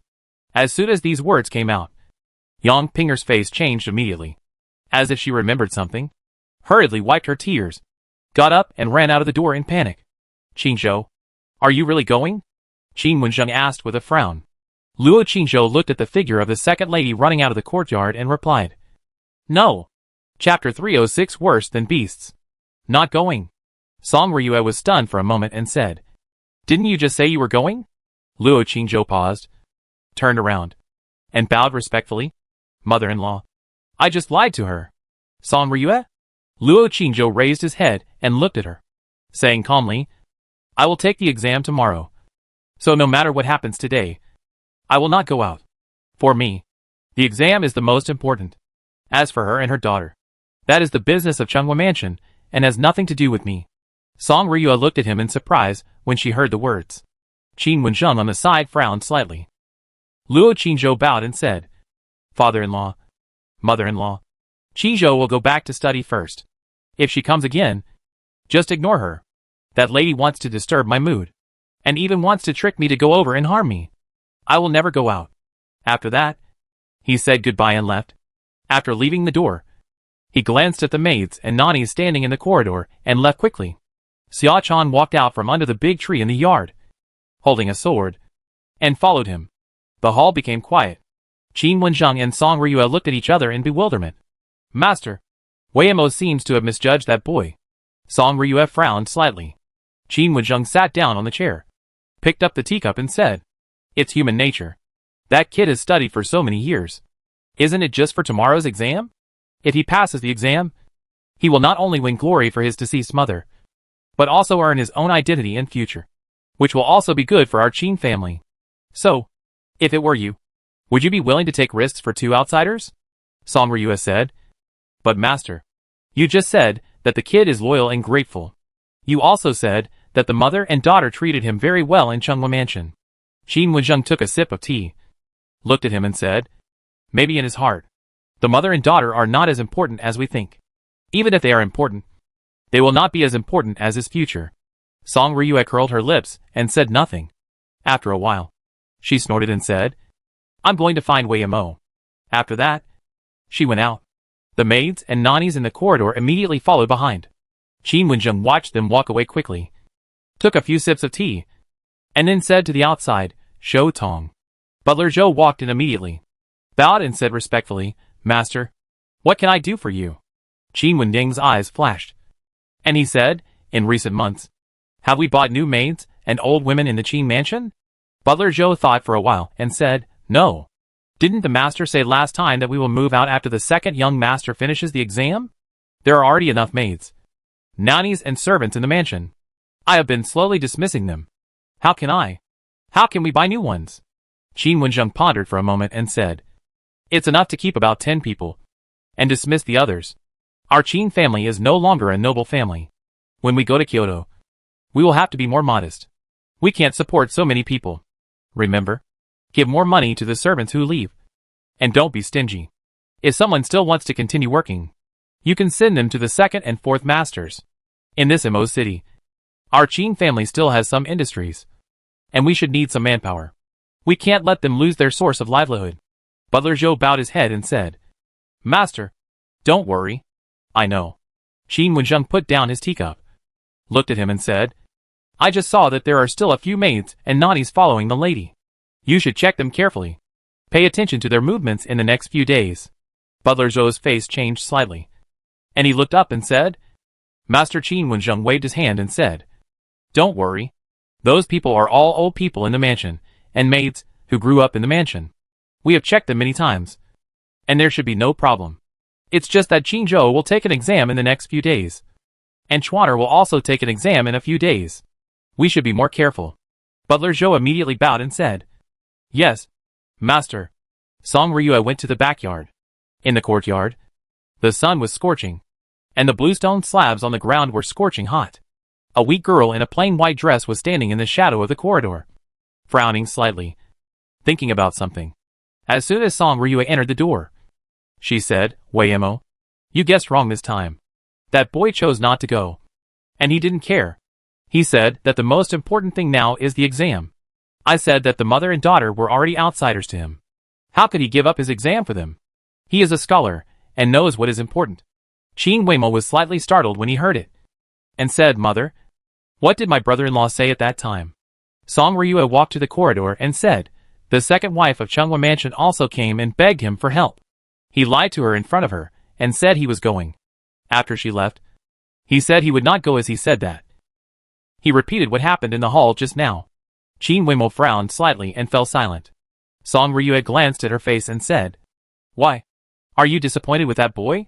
In fact, Mother thinks that he is doing great things this way. It is not worth delaying his future and happiness for a pair of strangers. Qin Weimo pondered for a while, looked at the maids and nannies standing in the corridor next to him, paused, and said softly, Mother, the weather is hot. Let them all go down to rest. Zhuer and Meyer are enough here. Song Ryue glanced at the maids and nannies, and ordered, all retreat. Meyer can stay. Yes, madam. The maids and nannies bowed, wiped the sweat, and retreated respectfully. When Qin Weimo saw them leave, he turned around and said, Mother, go in. There are ice cubes in the house. It's cooler. Song Ryue followed her in, and suddenly realized, is there a spy? Qin Weimo entered the house, and did not answer immediately. After a while, Fong said to Zhuer, who was standing at the door, Zhu, go call Chiu. Remember, don't let the son-in-law find out. Yes, Mississippi. Zhuer hurried away immediately. Qin Weimo then whispered, Mother, my brother-in-law must have his reasons for doing this. But Weimo believes that if the incident in Chunghwa Mansion is true, my brother-in-law will definitely not sit idly by. Song Ryue curled her lips and said, he is just a scholar, and he knows some tricks. What can he do? Both families have agreed.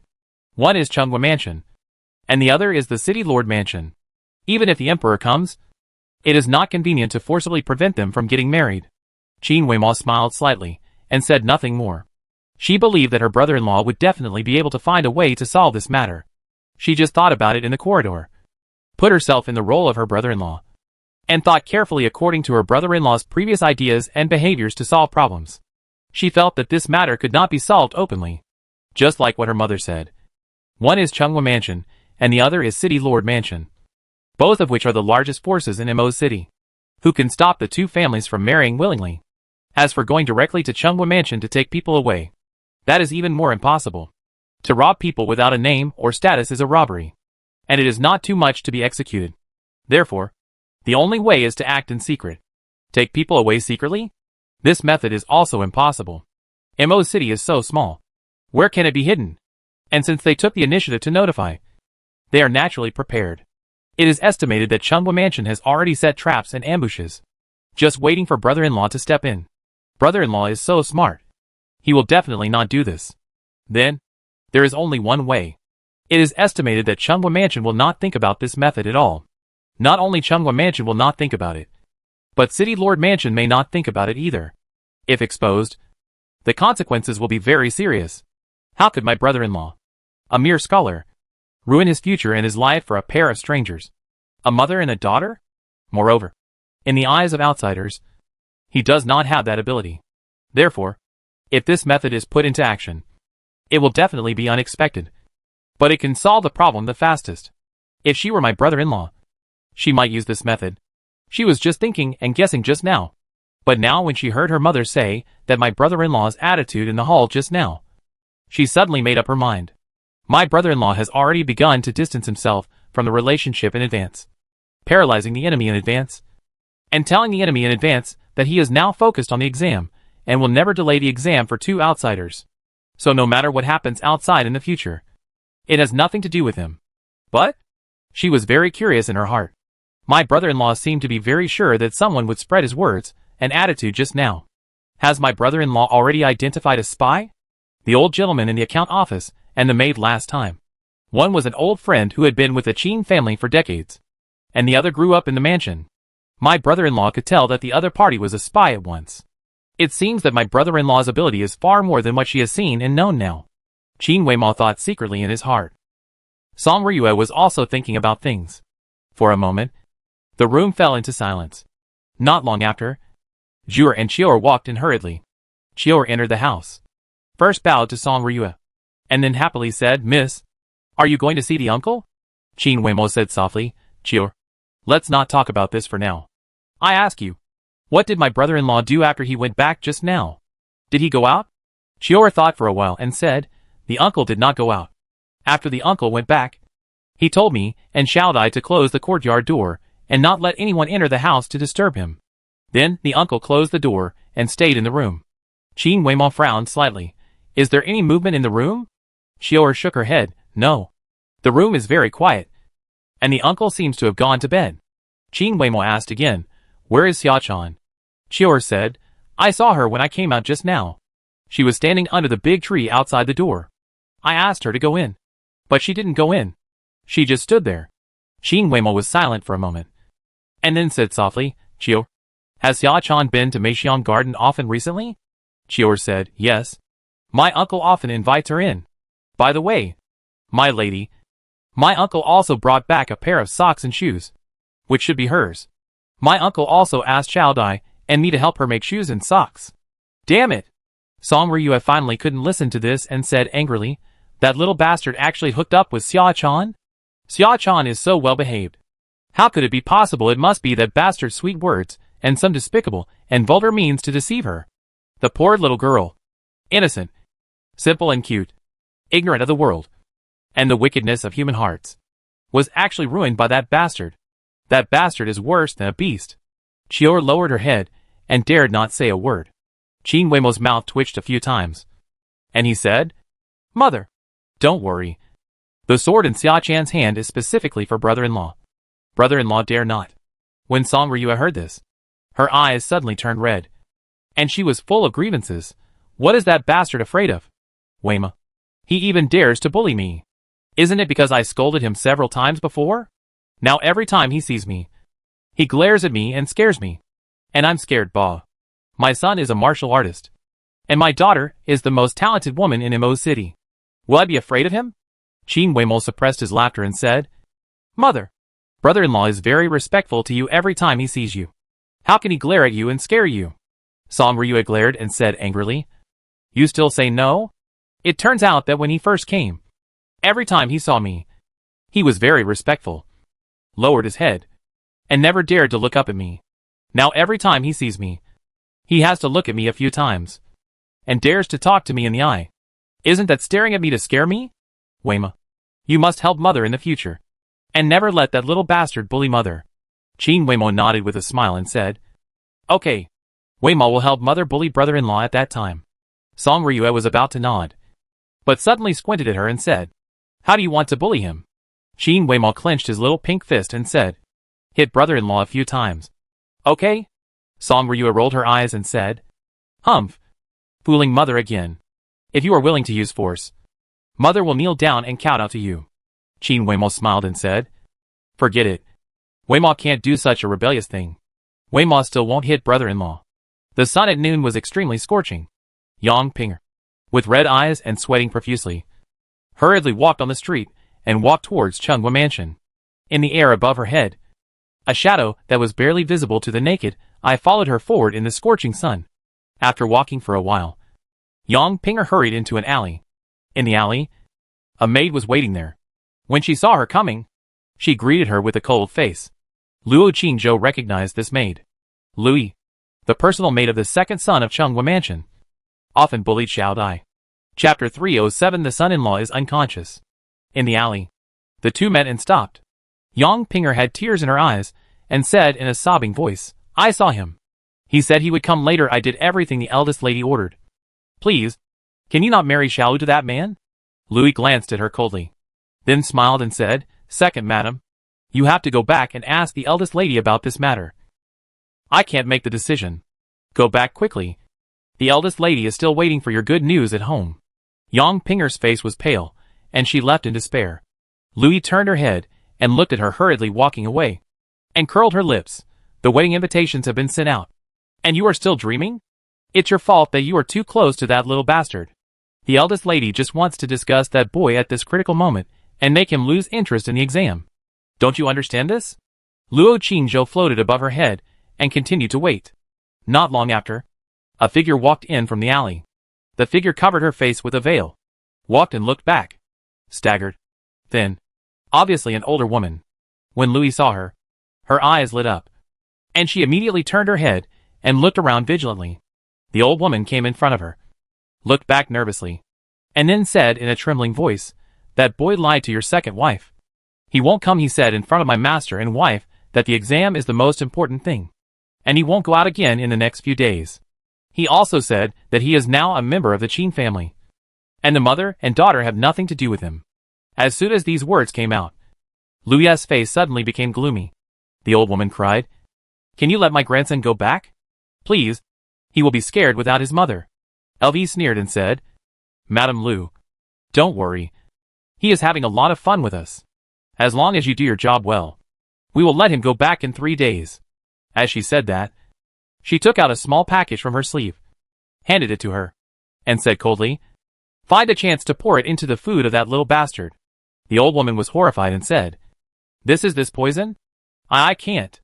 LV sneered, "Don't worry. It's not poison.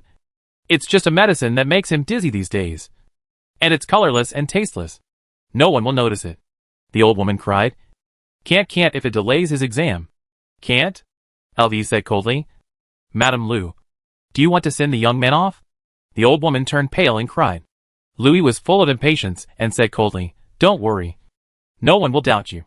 And we won't be so stupid as to poison him at this critical moment. If you don't believe it, you can try it on an animal first." The old woman wiped her tears, then took the medicine with trembling hands. Louis said with satisfaction, "Okay. Go back quickly. After the matter is done, your lovely baby grandson will naturally go back safely. At that time, you will naturally benefit from it." The old woman didn't say anything else. Turned around, wiped her tears and left. Louis showed a trace of contempt on her face. Turned around, and walked quickly towards another exit of the alley. When she was about to reach the exit, she suddenly stopped. Her whole body was stiff, and her eyes were straight. After a few breaths, she blinked, moved her body, raised her hands, moved a few times, and murmured, "Sure enough, after the promotion, it is much easier to possess. But the physical body is not here. The time cannot be too long, and the soul power cannot be used for this body." She moved around in the alley for a while, practiced her movements and speech tone, and then stood still and stopped moving. A shadow that was difficult to see with the naked eye suddenly flew out from above her head. Louis stood still. After a few breaths, she blinked, and her feet continued to move forward subconsciously. After leaving the alley, she suddenly froze for a moment, turned her head, looked at the alley behind her, and showed a trace of confusion on her face, as if she felt that something was wrong. But after thinking about it carefully, she couldn't think of it. She didn't think any more and hurried away. Luo Qingzhou floated in the air above the alley until she walked away, then turned back. Not long after, he caught up with the staggering old woman. The old woman bought some snacks and candies on the street, then walked into the alley behind and entered the Qin mansion from the back door. Behind the old woman, there was another figure. The figure was petite and wore a green dress. She was a maid. Luo Qingzhou had seen her several times. The maid's name was Qing'er. She was the daughter of housekeeper Zhou. She usually helped take care of the flowers and plants in the front yard. Luo Qingzhou floated in the air and continued to follow her. She continued to follow the old woman. The old woman went straight to the backyard, chatted with other maids and nannies for a few words, said tired, then left the small courtyard, went to the back kitchen, chatted with several cooks for a while, asked about tonight's meals, and then left. It was afternoon. The sun was scorching, and the temperature was very high. The old woman turned into the servants' resting room, wiped the sweat off her face, sat there in a daze for a while, took out the bag of medicine from her arms, sighed for a while, and put it back in her arms. After a while, she lay on the couch tired and fell asleep. At this time, many maids and nannies were taking a nap.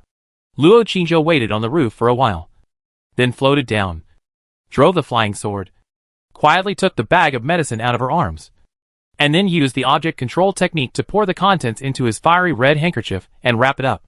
Then, he immediately went back to his soul, wrapped a bag of flour, and came over and quietly stuffed it into her arms. After doing all this, he returned to Meixiang Garden to continue studying and prepare for tomorrow's exam. As for everything outside, He no longer thought about it. Only when those people thought that he really didn't care about the little girl and was really focused on the exam. It would be the best time for him to take action. At the same time, Qing'er went to the front yard and found Butler Zhou, who was enjoying the cool air in the shadow of the door. She whispered, "Dad? Just now Madame Lu went out the back door. I followed her to the street. She went into an alley and met a girl dressed as a maid. We talked for a while. And then she came back with red eyes. She told him everything that happened just now." Shou Tong's eyes sparkled after hearing her words. "And he said? Did you hear what she said?" Qing'er shook her head and said, "She was very alert and kept looking back. I didn't dare to get close. I only saw her enter the alley and meet the maid. Then I hid and didn't dare to show up again." Shou Tong pondered for a moment, stood up and said, "Go. Keep watching her. I'll go find the master." "Yes, Dad." Qing'er immediately left. In the backyard house, the door and windows were closed, and Song Ryue was chatting with her daughter. Not long after, Mayor said respectfully outside, "Madam, the master is here and said he wants to find the second lady." Song Ryue was puzzled when she heard this. Why is the master here at this time? Let him in quickly. The door opened. Qin Wenjing walked in with a serious look, glanced at her and said, "Ryue, go out first. I have something to tell Weima." Song Ryue was stunned for a moment, then said angrily, "Master, what can't I listen to?" Qin Wenjing's face suddenly darkened. "Get out." Song Ryue's face suddenly changed. Then she pouted, twisted her waist, and left the room aggrievedly. "Just go out. Why are you so fierce? Annoying." The door was closed. Qin Weimo frowned slightly and said, "Dad, have you found the spy?"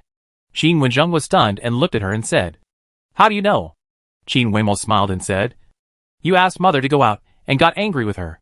The spy must be someone around Mother." "Right?" Qin Wenjing stared at her for a while, and suddenly sighed. "What a pity. Weima, if you were a man, my Qin family would not have fallen to this point." Qin Weimo said softly, "Dad, my brother-in-law is a man, and he is also one of us. He is much more powerful than Weima. So don't worry. Dad, our Qin family will definitely get better in the future." Qin Wenjing looked at her and said, "I saw that he was not right in the hall at noon. Otherwise he would not have said that. I don't know if he suspected or really knew that there was a spy." Qin Weimo said, "Brother-in-law should know." Qin Wenjing said, "Do you trust him so much?" Qin Weimo smiled and said, "Dad, how about we make a bet? Weimo bets that brother-in-law not only knows that there is a spy in our Qin mansion, but also knows who the spy is. Okay?" Qin Wenjing paused and said, "Okay. I don't believe that kid is so powerful. I just found out who the spy is, and the spy just started to act. The kid knew about the wedding invitation at noon today. It is impossible that he started to investigate the spy a long time ago." Qin Weimo smiled slightly, walked to the window, opened the window, and said to the outside, "Mayor, go to Meixiang Garden and tell the son-in-law that there seems to be a situation in our Qin mansion. Ask him how to deal with it. And say that the master asked you to ask." Mayor was stunned for a moment, immediately agreed, and left in a hurry. Not long after, she ran back in a hurry with sweat all over her head. As soon as she entered the room, she hurriedly closed the door and panted and whispered, "Second miss, the uncle said that we don't need to worry about it for the time being, and asked me to tell the master to pretend that nothing happened and not to let Qing'er look at that person again." Qin Wenjing. Qin Weimo smiled slightly and looked at him. In her clear and gentle eyes, a little pride appeared. "Dad, do you admit that your brother-in-law is powerful?" Qin Wenjing was stunned for a while, and then he sighed. "Dad has known that the boy is powerful for a long time, from the fact that those poems caused the Song family to be wiped out. But I really didn't expect that the boy could be so powerful. What just happened?" He suddenly looked at her again and said, "But Weima, Dad thinks you are more powerful. You just stayed in the room, and you can accurately guess the boy's situation. It seems in the future, the Qin mansion can only rely on you to manage the boy. Except for you, I'm afraid no one can manage him. To be honest, Dad is also beginning to be afraid of him. Dad can finally understand your mother." "Humph. I'm not afraid." Song Ryue's cold and stubborn voice suddenly came from the door. It turned out that when Mayor came in just now, she closed the door with a gap under her eyes.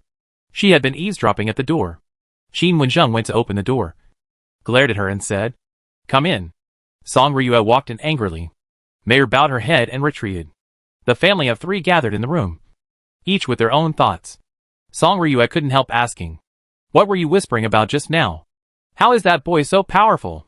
How is he going to solve the problem of the mother and daughter? Are you just waiting like this?" Qin Weimao smiled slightly, went to open the door and said, "Dad, Mom, you guys talk. I'm going to the kitchen to make soup for my brother-in-law. I have an exam tomorrow, and I need to give him some supplements." After that, he left with the help of Zhu.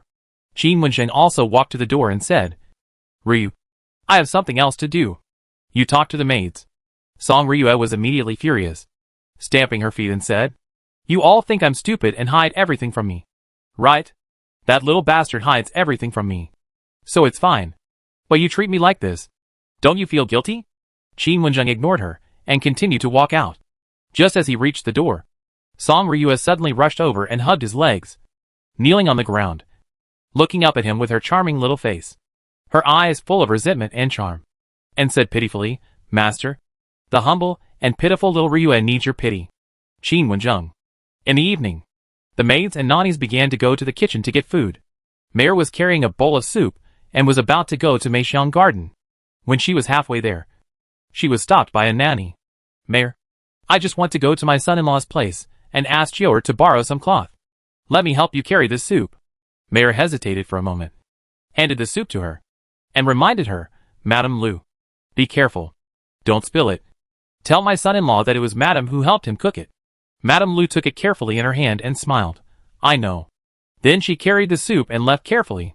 Maya looked at her back and saw that she was holding it steadily, so she turned around and left. Madame Lu brought the soup and entered the Meixiang Garden. Xiao Dai and Chiao received her warmly. Luo Qingshou also came out of the house, greeted her politely, and then drank the bowl of soup in front of her. Before it got dark, Chiao suddenly went out to find a doctor. Soon, the whole Qin mansion was alarmed.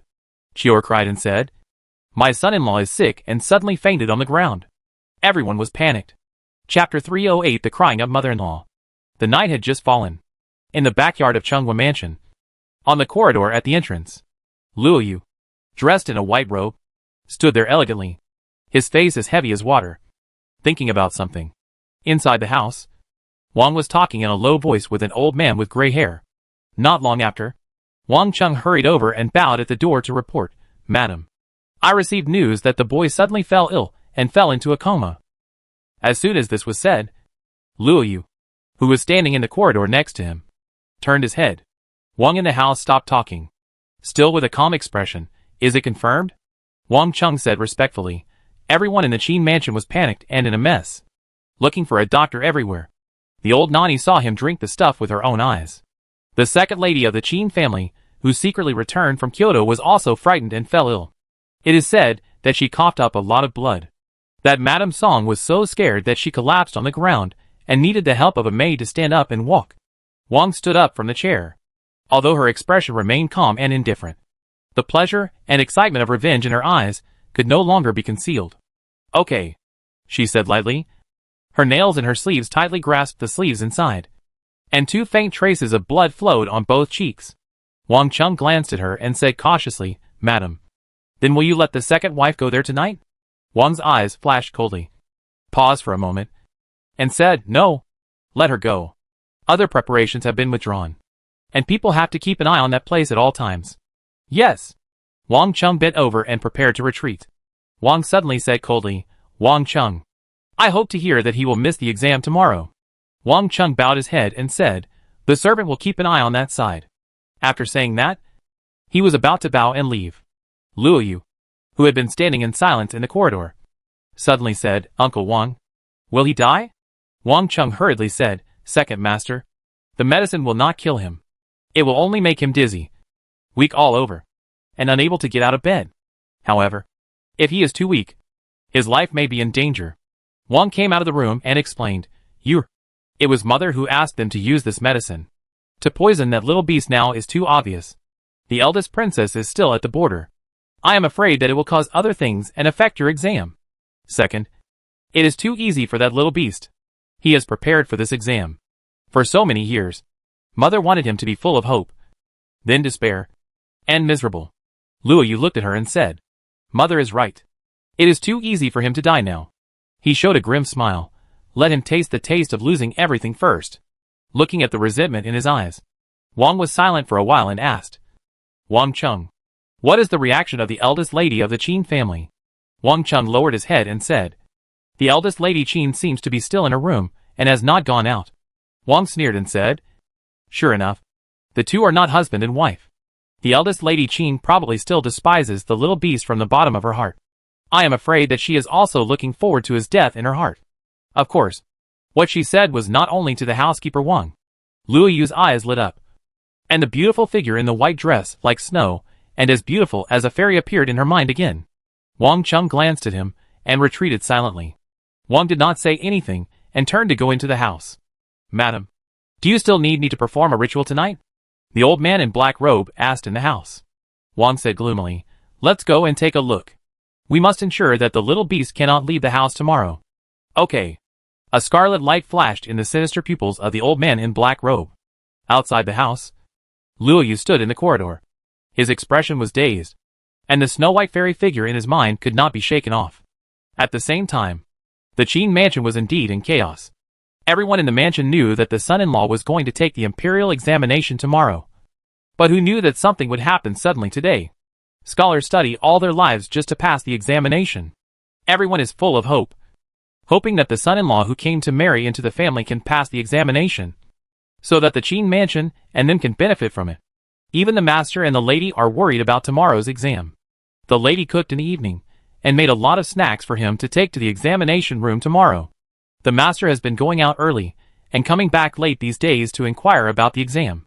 Who would have thought that at this critical moment, the son-in-law suddenly fell ill and fainted? The whole mansion was solemn and worried.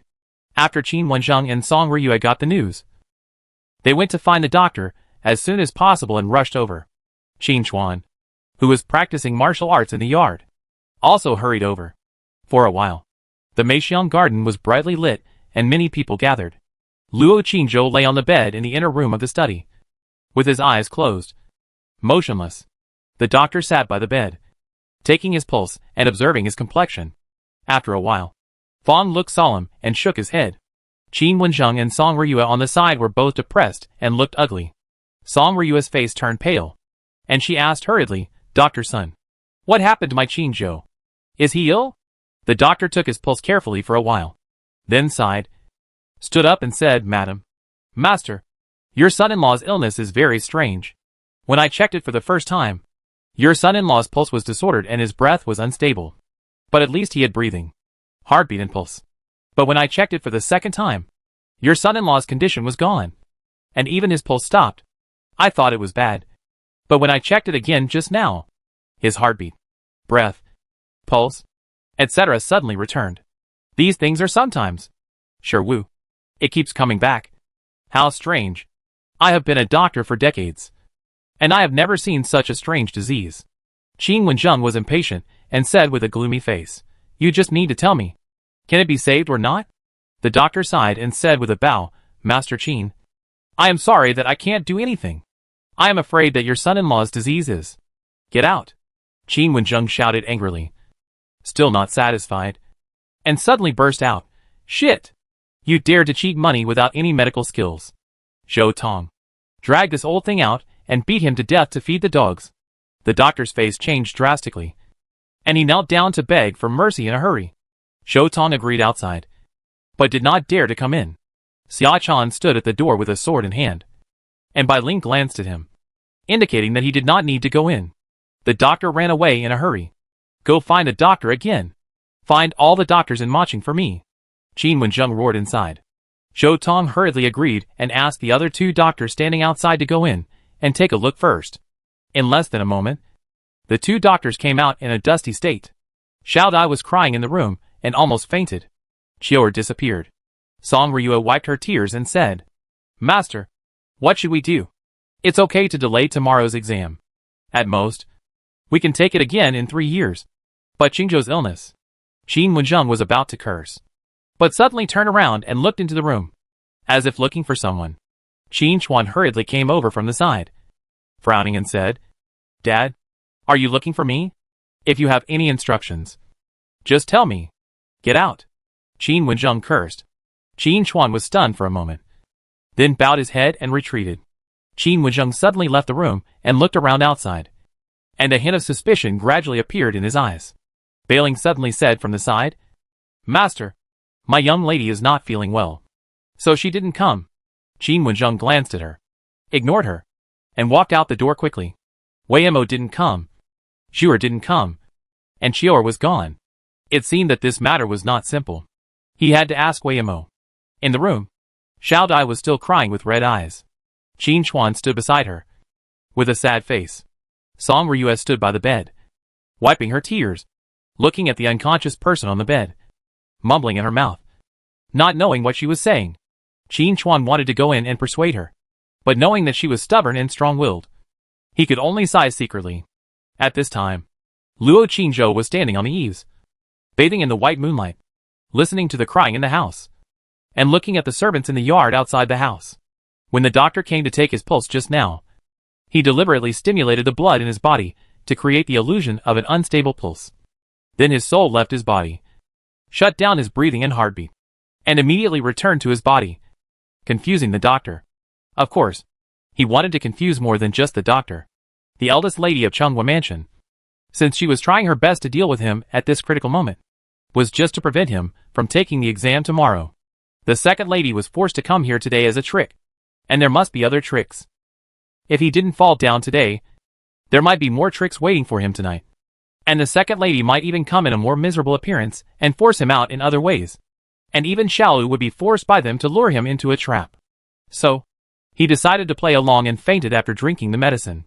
In this way, the other party would see that he had been in trouble and could no longer take the exam tomorrow. So other tricks would naturally be unnecessary. He was happy and peaceful. And it would also prevent the eldest lady from tossing and abusing the mother and daughter. In order to make things realistic, he must of course deceive the people of Qin Mansion first. If the performance was too false and the other party noticed it, all the previous efforts would be wasted. As for solving the problem of Xiaolu being married, tonight is not a good opportunity. And the other party's preparations during the day may still be there. Only when the other party really thinks that he will not care about this matter, and when the other party is completely relaxed, will it be a good opportunity for him to take action. According to the regulations, you can enter the examination room tomorrow and can only come out 3 days later. Therefore, people are safest in the examination room. And it is also the time when the other party is most relaxed. Of course, it is also the most powerful alibi. At that time, it is the best opportunity for him to take action. As for tonight, let them have fun for a night. The excitement is still to come. The moonlight was like water, and the evening breeze was gentle. Luo Qingzhou stood on the roof, planning all the things he had to do in the next few days over and over again in his mind. Lingchan Moon Palace, not far away, was shrouded in a chill. It was hazy inside, and nothing could be seen clearly. At this time, on the roof there, a moon-white figure stood, looking at him quietly, motionless. I don't know how long it took. Her eyes suddenly moved, and her figure flashed, and she disappeared on the roof. In a blink of an eye, she came to the sky above the street in front of Qin Mansion, and then rose into the sky, looking down from a high place. A cloud of fog floated above Chunghwa Mansion, covering the courtyards below. But in her sight, it was extremely clear. At this time, in the backyard of the mansion next to Chunghwa Mansion, in a room, the doors and windows were closed. Several red candles were burning, and incense was curling. An old man in a black robe sat cross-legged on the ground, with his eyes closed, and a black wooden box was placed in front of him. The wooden box opened, and a handleless flying sword about half a foot long appeared inside. Chapter 309 Imperial Examination. Buzz. The flying sword hummed and flew up suddenly. The old man in black robe closed his eyes and said, "Butler Wang, take care of my body. I'll be back soon." Wang Chung, who was standing in the darkness behind him, was about to nod and speak when his heart suddenly jumped for no reason. He suddenly felt that this scene and this dialogue were so familiar. The old witch before. Shua. The old man in black robe had his spirit out of his body, holding the flying sword, and said majestically, "I'm leaving." After that, he shot out of the window. In a blink of an eye, he disappeared into the darkness in the distance. Wang Chung stood in the darkness for a while, and his eyes suddenly stared at the old man's body sitting in front of him. The old man's spirit held the flying sword. his beard and hair fluttering, and flew out of the mansion like lightning. Just as he was about to fly towards the Qin mansion, the moonlight suddenly flashed above his head, and the dazzling light instantly blocked his sight. Ah! After a moment, a shrill scream suddenly rang out in the room. Then the old man sitting on the ground suddenly jumped up from where he was, as if he was crazy, and pounced on Wang Cheng behind him. Wang Cheng's face suddenly changed, and he was prepared. Bang punched up. The old man was directly knocked out. His head exploded, and he died on the spot. Wang Cheng clenched his fist and froze in the room for a long time, and then left quickly with a look of doubt. The lights were bright in the Qin mansion. The whole mansion did not sleep all night. In Chenghua mansion, Madame Wang also sat in the hall all night. Every half an hour, new news would come. But the content was the same. The boy is still unconscious. The Qin mansion invited doctors from the entire Mo city, but they were all helpless. The entire Qin mansion was filled with crying. And Mrs. Song also cried all night, although the words reported were the same every time. Wang had to listen to every word without missing a word. She didn't feel sleepy at all after staying up all night, but became more and more excited. Until dawn. Before the sun rose, the government sent all the yamen runners and guards to control the streets around the examination hall, prohibiting noise, carriages, and people. The candidates who had already gathered in the inner city began to rush to the examination hall from the mansion, home, inn, and other places. The chief examiner, Hanlin Scholar Lin Wentong, also brought 2 adjutants and other officials, and rushed to the examination hall in advance to check the layout under the escort of guards. Mo City was very lively, but also very quiet. The vendors dared not shout anymore. The car drivers stopped their business. The street performers were driven away from the streets, and everyone made way with Indy and awe when they saw the candidates on the street. Although Diane still worships martial arts and respects martial arts, under the efforts and policies of the current emperor, the status of civil officials has gradually risen, and there is a trend of competing with military officials. What's more, for ordinary people, any official is not something they can afford to offend. Today's provincial examination. Those who pass the examination are called juren. After passing the examination, they are qualified to participate in the election of officials, and are considered candidates for officials. It is certain that they will become officials in the future. If they go one step further and pass the Jinshi examination, it will be even more amazing. People whispered on both sides of the street, and those candidates, escorted by their parents, walked towards the examination room with big and small bags and full of confidence. After the sun rises, the surroundings of the examination room have been controlled. The examination room has also been checked many times. There is already a long queue outside the door. Many candidates know each other and start to chat in a low voice. Those who don't know each other also greet each other and ask each other's name, and then say, "I have heard a lot about you," and make friends in advance. If the other party passes the exam, then there will be one more juren friend. If both of them pass, they can help each other in the officialdom in the future. The weather is very hot. Many candidates and parents stood for a while and were sweating. At the time of C, the gate was opened. The candidates began to be checked in turn and entered the examination room one by one. The inspection was very strict. In addition to checking the food, pens, inkstones and inkstones they carried, they also had to take off their outer clothes and shoes for inspection. Even the clothes inside would be turned over for inspection. The arms, legs, and other places must be checked. Finally, they had to open their mouths to speak to see if there was anything stuck in their mouths, and then spread their hair to check the inside of their hair. Each candidate was carefully checked before being allowed to enter the examination room. If anyone was found to have cheated, the exam would be invalidated on the spot. When more than half of the candidates had entered, the eldest lady Wang in Chenghua mansion finally began to feel sleepy. At this time, Wang Cheng walked in again and reported respectfully, "Madam, it should be fine. The boy is still unconscious at home and has not gone out." At this time, almost all the candidates have entered the examination room, and the time for closing the door is approaching. Wang resisted the sleepiness and said lightly, "Continue to guard until the examination room is closed." "Yes." Wang Cheng retreated respectfully. Another stick of incense passed. Wang Cheng came in again to report, "Madam, it's fine. The boy still hasn't left the house, and the examination room has begun to close the door." Wang sneered, stood up and said, "Go. You should go and rest too." After that, she walked to the inner room. Wang Cheng bowed and left. Wang rubbed her head and just laid down on the bed. And suddenly there was a burst of hurried footsteps outside.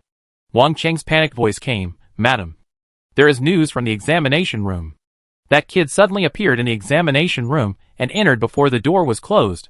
Wang suddenly sat up from the bed, stunned for a few seconds, and immediately walked out with a gloomy face, looking at him and said, "What's going on? Didn't they say that the little bastard didn't leave the house? How did he suddenly appear in the examination room?" Wang Yin and others didn't intercept him on the way. Wang Chung lowered his head tightly and said with an ugly face, "The people guarding the door said that they didn't see the kid go out at all. Nor did they see others go out. Wang Yin and others didn't see the kid on the road, madam. This servant doesn't know what's going on." Waste. Wang suddenly picked up a teacup from the table and smashed it hard on his head. Her face suddenly became distorted and hideous. Her body shook, and she almost fainted. Wang Chung bowed his head, teeth flowing all over his head, and he didn't dare to move. Wang was breathing heavily, and after standing for a while, she suddenly asked, "How is that little bastard doing?" Wang Chung said quickly, "According to the news from the examination room, when the boy entered the examination room, his steps were very slow, and he was staggering. When he was taking off his clothes at the door for inspection, he fell down and looked very weak." Wang's eyes flashed coldly. Wang Chung looked up at her and said cautiously, "Madam, the effect of the medicine must still be there. The boy must be forcing himself to take the exam. In his condition, he will definitely not do well. Moreover, this exam will last for 3 days inside, and he will eat, drink, defecate and urinate in a small compartment.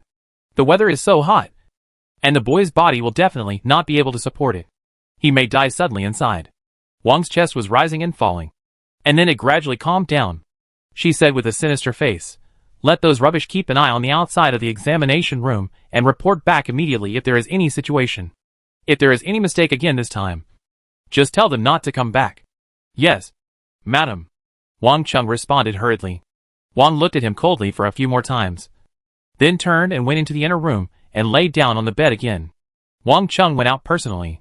In the examination room, each candidate sat in a narrow compartment. The compartment was very simple. In addition to the table and stool, there was also a small bed made of 2 wooden boards and a convenient wooden barrel. During the 3-day exam, you can't go anywhere except this space.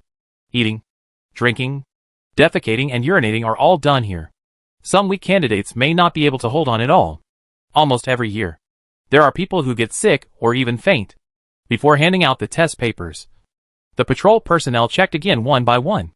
Luo Qingzhou sat in the compartment and slowly ground the ink by himself. The sun was scorching outside, but he was still as calm as water. Soon, the bell rang and the test papers began to be distributed. The patrol personnel began to patrol and observe the entire examination room. Luo Qingzhou got the test paper, but he didn't rush to look at it. He ground the ink and calmed down for a while, then spread out the test paper and looked at it carefully. The first question was the Analects of Confucius, reciting the chapter of Ren. Luo Qingzhou thought for a while, picked up the pen and wrote. Confucius said, "It is good to live in a benevolent environment. If you do not live in a benevolent environment, how can you know it?" Confucius said, "An unkind person cannot live in a contract for a long time, nor can he live in a happy environment for a long time. A benevolent person is at peace with benevolence, and a wise person benefits from benevolence." He wrote it fluently and quickly. He checked it carefully twice before looking at the next question. The second question was from the Great Learning, how to interpret and view in ancient times. Those who wanted to promote bright virtues in the world first governed their country. Those who wanted to govern their country first governed their family. Those who wanted to govern their family. Luo Qingzhou pondered for a moment, picked up the pen and dipped it in ink, and answered, in ancient times, those who wanted to promote bright and upright virtues in the world first governed their country well. The third question was a topic from the doctrine of the mean. Luo Qingzhou had memorized it by heart, so he answered it without any effort. The next questions were not something that could be answered by rote memorization. Choose one topic from the Book of Rites and one from Mencius, and then start writing your own opinions or views based on current affairs. It was already afternoon when you finished answering these 2 questions. Then, write a poem with the theme of lotus, with 5 or 7 words, and write an essay. Luo Qingzhou pondered for a moment, and first wrote a poem. The lotus leaf skirt is cut in the same color, and the lotus blooms on both sides of the face. I can't see it when I enter the pond. And I only feel that someone is coming when I hear the song. He also wrote an essay. There are many lovely flowers of plants and trees on land and water. Everyone in the world loves peonies and chrysanthemums. I only love the lotus that grows out of the mud without being stained. Washes in the clear water without being coquettish. Is straight inside and outside. And has no vines or branches. After answering all the questions and checking them several times, the sun was setting. Luo Qingzhou drank a few sips of water, checked them from beginning to end several times, and then put down the test paper. When it was getting dark, the bell rang and the test papers began to be collected. Candidates could not move while sitting, talk to their neighbors, or make other movements. Only people could collect the test papers. After collecting the test papers, candidates could stand up and move around, eat and rest. Luo Qingzhou stood up, moved around casually, and then took out beef, snacks, and buns from the bag and started eating. When he came in for inspection in the morning, he broke all the food into several halves at the request of the guard at the door. The beef was torn into strips. The snacks were broken into pieces. And the buns were also broken apart to prevent any contamination. At this time, it was not only hard but also broken. And there was no taste. It was good to fill my stomach. After dark, someone came in to clean up and replaced a new wooden barrel for each compartment. And urination and defecation were solved in it. Around midnight, many candidates had already fallen asleep tiredly. Luo Qingzhou lay on a simple wooden board, looking at the bright moon and stars outside. His heart as calm as water, and he was not sleepy. Suddenly, his pupils shrank. He sat up, opened his eyes wide, and looked at the bright moon. A moon-white figure suddenly flashed in front of the bright moon. Although it was short, it fell clearly into his eyes. "Is it Sister Yu?" he said secretly in his heart. Buzz. The hot night was full of mosquitoes. There were pa-pa-pa sounds and low curses from many compartments. It was almost midnight. The whole examination room was quiet, and snoring was heard everywhere. Luo Qingzhou lay on the bed, closed his eyes, and his soul left his body. Chapter 310 Examination. The soul left the body. The mother and daughter's tears. Schwa. Just as the soul floated out, a terrible breath suddenly came from a house not far away. On the roof, where the examiner was resting, a red round bead flashed and began to rotate slowly. A terrible force was quickly searching for abnormalities in the examination room, ready to lock and explode. Luo Qingzhou had almost no hesitation, and his soul returned to his body in an instant. What evil spirit dared to come to the examination room to cause trouble? A cold shout came from that house. Then, a middle-aged man in tight clothes and a sword on his waist walked out of the house quickly. Many guards ran over. The middle-aged man walked down the steps, raised his head, and looked at the roof. The round bead on the roof has returned to normal. Passing by, a trace of suspicion appeared on his face. After carefully investigating for a while, he said to the guards behind him, "Patrol carefully. Don't slack off." "Yes, sir." The guards immediately retreated and began to patrol and check the entire examination room. The middle-aged man looked around the entire examination room with a serious look. After finding nothing unusual, he went into the house. Luo Qingzhou lay on the bed, sweating secretly. In fact, he had long thought that these things must be arranged in the examination room. After all, even places like the brothel walls are arranged. But now his soul has been promoted to the middle stage of the soul-refining realm, and ordinary magic weapons can no longer detect him. Like the round beads on the brothel in the wall. Even if he flies close, the other party will not react. So he just thought of trying it. Obviously, the magic weapons here are too powerful and very sensitive. He immediately detected it as soon as he left his body. In addition to the magic weapon, the middle-aged man also looks very powerful. It would be difficult for other spirits, even Sister Yu, to sneak in. The examination room is indeed the safest place. Luo Qingzhou lay on the bed, thinking about things for a while, then calmed down and fell asleep. In addition to the exam tomorrow, there is another thing to be solved, so I have to rest well tonight. At the same time, on the eaves of the Yuanong building, Yuebai's figure was bathed in the white moonlight, standing there like a fairy, looking at the examination room not far away. In Chunghua Mansion, Madame Wang couldn't sleep, and her face looked very bad. Every hour, Wang Chung would come in and report, "Madam, there is no movement for the time being." And in Qin Mansion, Song Ryue was also on the beauty couch, tossing and turning and unable to sleep. "Miss Qin, who was lying on the bed in the inner room, also opened her eyes, worried and thinking about things. Waymo, are you asleep? After a while, Song Ryue got up from the couch and asked softly. No. Mother. The girl's soft voice came from the room. Song Ryue got off the couch, went into the inner room, pulled open the curtain, and couldn't help sighing. Waymo, you said that boy is so weak. And the weather is so hot now. And there are many mosquitoes. Can he bear it? Qin Weimao laughed and sat up from the bed. Mother, are you worried about your brother-in-law? Song Ryue sat down beside the bed, holding a small round fan embroidered with peonies in her hand.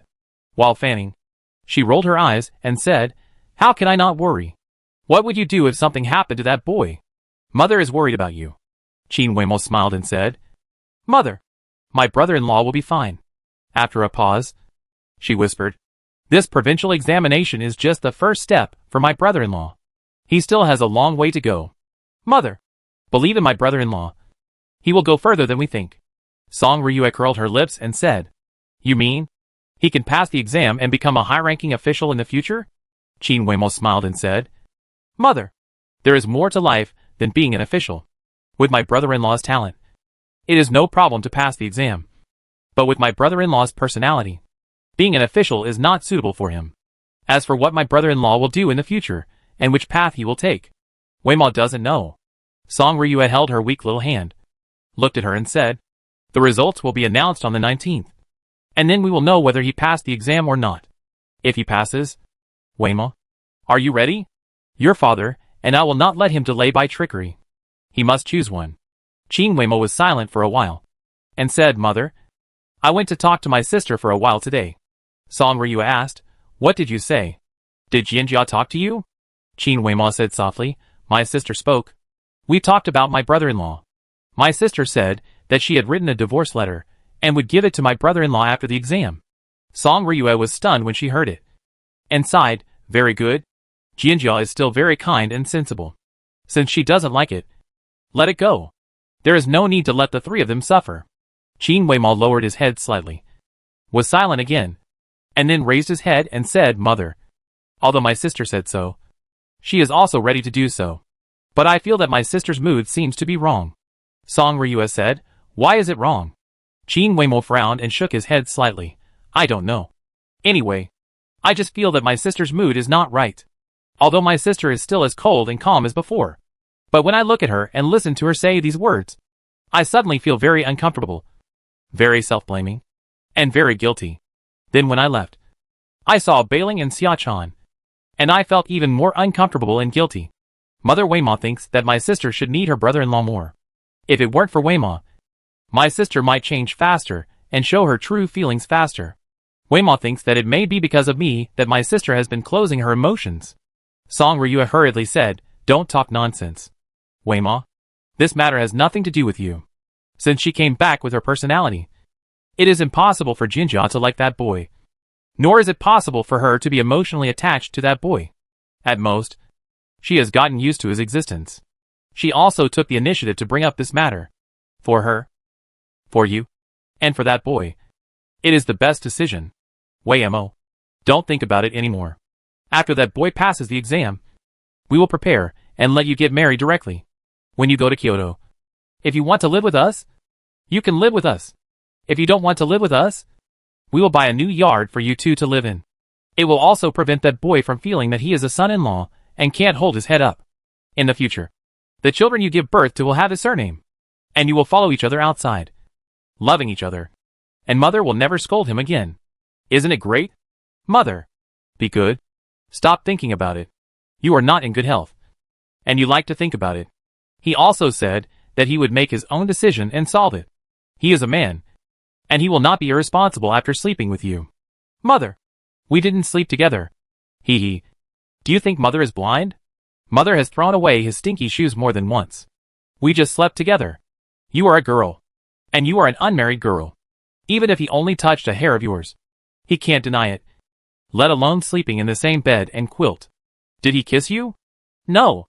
Did he touch you? No. Humph. Lying together. How can you not touch or kiss? Even if he didn't touch or kiss, he must have rubbed it. Right? Qin Weimao blushed and said nothing.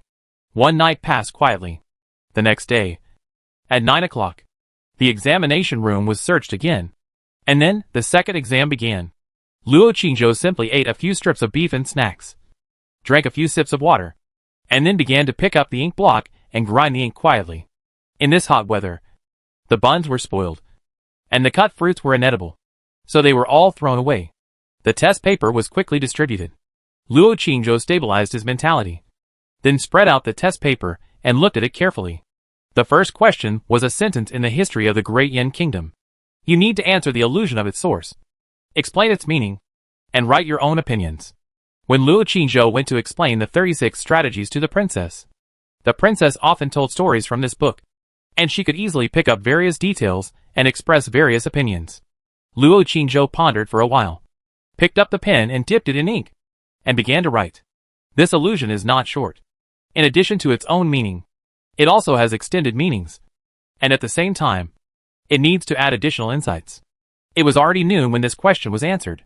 He drank a few sips of water and continued to look at the second question. The second question was a sentence from the Book of Rites and the Book of History. Write the following paragraph from the sentence. Words can be missing, but the specific story and meaning must be written down completely. Scholars shake their heads and memorize these things all day long just for these questions. Luo Qingzhou has the ability to remember everything he sees. He has read these books over and over again in the past few days. Not to mention missing words or making mistakes. He will not miss even a punctuation mark. Soon, he finished the second question. The third question was a little interesting. It turned out to be a battle at the beginning of the founding of the Great Yan Kingdom that the princess had told him. In that battle, the Great Yan army was defeated. The question requires writing the specific time of the battle and the reasons for the failure. Luo Qingzhou naturally knew all these. The book records it, and the princess also talked to him about it.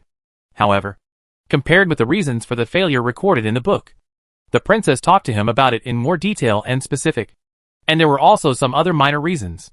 Luo Qingzhou pondered for a while, picked up the pen and dipped it in ink, and began to answer the questions. The next question was an arithmetic problem, such as how many chicken and duck legs there were. This was naturally very simple for him.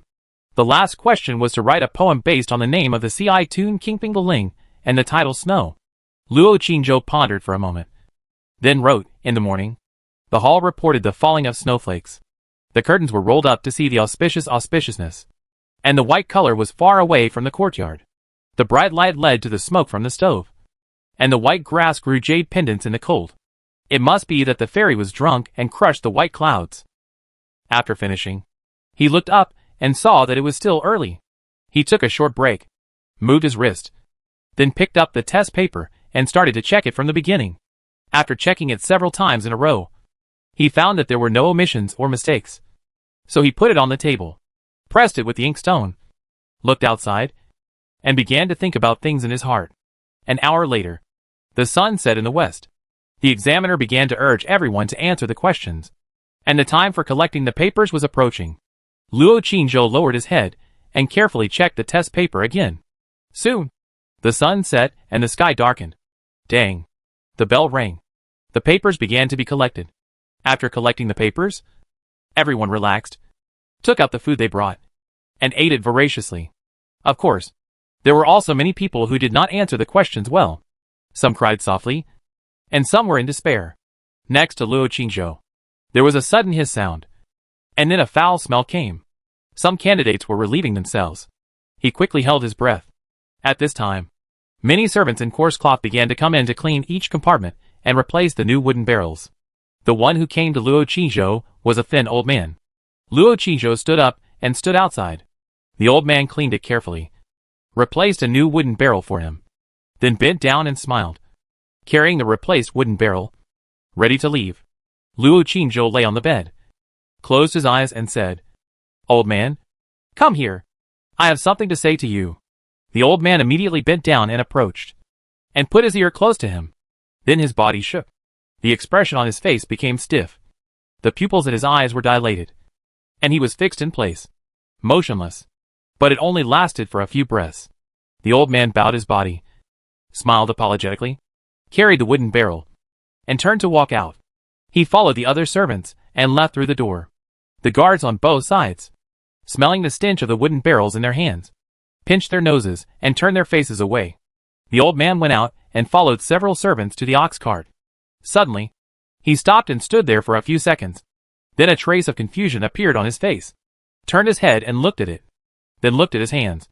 Then shook his head, and continued to walk towards the ox cart, muttering, "Alas, I'm old." Luo Qingzhou left the examination room and flew into the air. He flew back to the Qin mansion at lightning speed and took his flying sword and other things. If he can't find the other party tonight, he can only wait until tomorrow night. But it should be okay.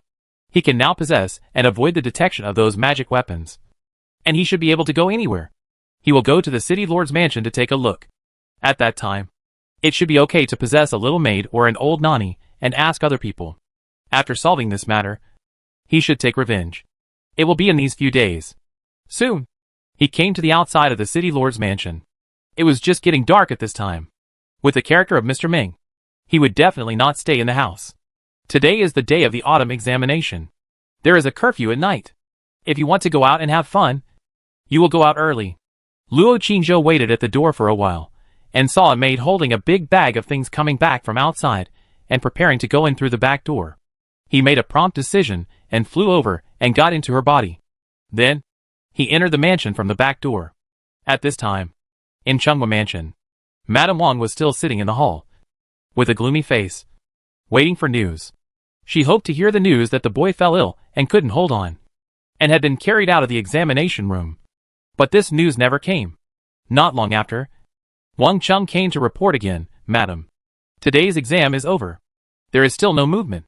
The muscles at the corners of Wang's eyes twitched a few times, and she gritted her teeth and said, "Get out." Wang Chung lowered his head tightly and said, "Madam, the second wife is still kneeling outside, crying and saying she wants to see you. It seems that someone told the master, and the master just sent someone to ask the lady to pay attention to the impact." Pop! The teacup on the table suddenly broke to the ground. Wang's face showed a hideous look, and the veins at the temples bulged, saying, "Let that bitch in." Wang Chung hurriedly retreated. After a while, Yang Ping ran in crying, knelt on the ground with a thump, and begged, "Madam, please, please, don't marry Xiaolu to that Mr. Ming. That man is a beast. He will definitely abuse Xiaolu. Xiaolu is still so young. Please let her stay in the mansion for a few more years, Wu. I have done everything that Madam told me to do. I went to deceive that little bastard." Wu Wan looked at her indifferently and said to the outside, "Make a cup of tea. Use boiling water." "Yes, Madam." The maid outside agreed and quickly brought a cup of hot tea. Wang took it in her hand and looked at the woman, who was still crying and begging on the ground, and said, "Crawl over here." Yang Pinger cried and crawled to her feet. "Lift your head," Wang ordered again. As soon as Yang Pinger raised her head, the hot water in Wang's hand was swished all over her face. Yang Pinger screamed immediately. Wang grabbed her hair and slapped her hard with her other hand. She was full of venom and gnashed her teeth as she said, "Bitch, you cried so loudly outside on purpose, wanting the master to make the decision for you. Right? You are a bitch. And your daughter is also a bitch. A little whore. As a bitch, you should be sent out to be played with by others. When that Mr. Ming gets tired of playing with her, send her to others to play with. And when others get tired of playing with her, send her to the brothel for all the men to play with. Do you really think that you two bitches are the masters of my Chunghua mansion? You are a slave. And you will always be a slave. Your bitch daughter will always be a slave who is ridden and humiliated by thousands of people." The maid standing outside, listening to the slaps and vicious curses inside, all turned pale and trembled. I don't know how long it took. The room gradually became quiet. Yang Pinger walked out of the room in a daze with her hair disheveled, her clothes messy, and her face covered with blood. She returned to her own courtyard. Then, she walked under the eaves and sat on the steps, with a dull look in her eyes, sitting there for a long, long time, until a little girl in a red dress ran in from the door, crying and shouting, "Mother." She suddenly trembled and woke up. A maid looked at her coldly at the door and said, "The eldest lady said that you and your daughter will stay one more night tonight. Mr. Ming will come to pick her up tomorrow night. The day after tomorrow to pick her up is just a formality." After saying that, the maid left and said to the two guards at the door, "Watch this place carefully. Don't let anyone escape." "Mother." Luo Xiaolu threw herself into Yang Pinger's arms, looked at her bloody face, and burst into tears. Yang Pinger hugged her tightly, her eyes dull, and 2 lines of tears flowed from the corners of her eyes. The mother and daughter hugged each other and cried for a long time. I don't know how long it took. Yang Pinger stood up, took her into the house, closed the door, then squatted down, held her tender and lovely face, looked at her for a long time with pity, and whispered, Xiaolu, are you afraid? Luo Xiaolu cried, Mother, please take Xiaolu away from here. Xiaolu doesn't want to marry that bad guy. Xiaolu heard those servants talking about that bad guy. Xiaolu is so scared. Yang Pinger gently wiped her tears and comforted her softly. Don't be afraid. Xiaolu, Mother will protect you. Mother will not let bad people bully you. Luo Xiaolu hugged her neck and sobbed. Yang Pinger stared at the door with a dull look, and her face suddenly became extremely calm. She gently stroked her soft hair and said softly, Xiaolu, Mother will take you to a place where no one will bully you forever. Okay? Luo Xiaolu froze for a moment, and nodded while crying, okay. Xiaolu is not afraid. Xiaolu will go with Mother. Yang Pinger's eyes shed tears again, gently stroked her hair and back, and said softly, Xiaolu is so good. Xiaolu is so brave. Mother will always be with you. Chapter 311 Test Questions. Flying Swords Break Souls. Inscription of the Humble House. Late at night. Tianxian Building. As the most famous brothel in the inner city of Imo City, the business here is naturally very popular every night. Usually, when it gets dark, the lights here are bright, and in front of the door and upstairs, there are women wearing gauze and twisting their waists to attract customers. But today is the imperial examination period. After dark, the external lights of Tianxian Building were not turned on. At the same time, there were no enchanting women twisting their waists and making noises in front of the door and upstairs. The entire Tianxian Building was quiet, but quietness does not mean not accepting customers. Familiar guests had already come here before the dark curfew and went in to drink and watch performances. The eldest son of the city lord's mansion, Meng, was one of them. On the stage, there were courtesans playing the piano, girls dancing, and good singers singing the most famous Shui Tiao Gu Tu in Imo City. Meng Xianqing held the beauty in his arms, eating melon seeds and watching drunkenly. The two of them went upstairs and entered the room. The 2 guards followed behind and stopped at the door, holding the hilt of the knife on their waist, guarding on the left and right. After a while, a woman's scream suddenly came from inside. The 2 guards at the door looked at each other again, and when they were about to whisper and tease, they suddenly smelled a strong smell of blood. The 2 people's faces suddenly changed drastically, and they hurriedly turned around and kicked the door open with a bang and rushed in. The lights in the room were bright, and the woman was sitting naked on the ground beside the bed, trembling all over. Her face was pale, and she couldn't speak. On the bed, Master Ming had been beheaded. The jade pendant on his chest was broken, and blood was still spurting from his neck. The 2 guards were frightened on the spot, and hurriedly held a drawn knife and searched around the room. But there was no one else in the whole room. Luo Qingzhou killed someone and left Tianxian Road. He first went to the sky above the Gongyuan. He looked down at the compartment where his physical body was. After seeing that there was nothing unusual, he flew back to Qin Mansion and put down his things. When he was about to go to Yuanyang Tower for a stroll, he suddenly had an idea and decided to go to Chunghua Mansion first. Go to explore the road first and see the situation. Not long after, he had flown over Chunghua Mansion and looked at the 2 round beads on the eaves of the roof. He immediately used the method of gathering qi taught by Sister Yu and slowly approached from above, until he was only 5 meters away. The 2 round beads still had no reaction. He was relieved, but did not land immediately. It was still very dangerous to go down directly like this. Maybe there were warriors hiding in the dark waiting for battle. He flew to the streets and alleys outside, looking around, and suddenly found a wild cat with black fur. Now he has been promoted to the middle stage of the refining spirit realm. As long as the soul power is sufficient, it is no problem to possess multiple times in a day. In Chunghua Mansion, Madame Wang was lying on the bed, tossing and turning. Meow. A small wild cat with brown fur cried on the wall, and then jumped into the courtyard. Before landing, its body suddenly broke into 2 halves. A figure walked out from the shadow of the eaves, looked down, picked up the 2 halves of the body and threw them out. The figure had gray hair and a slightly hunched body. It turned out to be an old nanny. Another small courtyard was quiet and silent. The house was pitch black. On the beam, 2 white silks tied into a knot were hung. The mother and daughter stood below, hugged each other, and talked softly. Xiaolu, are you afraid?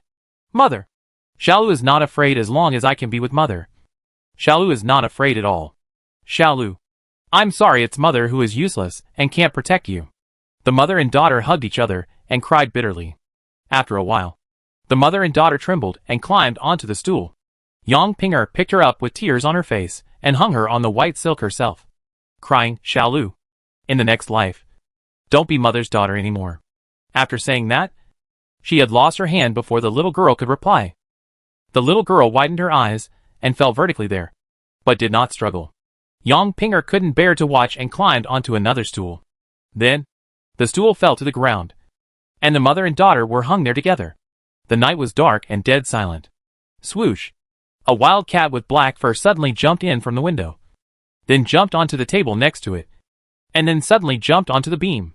It quickly flew over the little girl's head, and its sharp teeth instantly penetrated the white silk.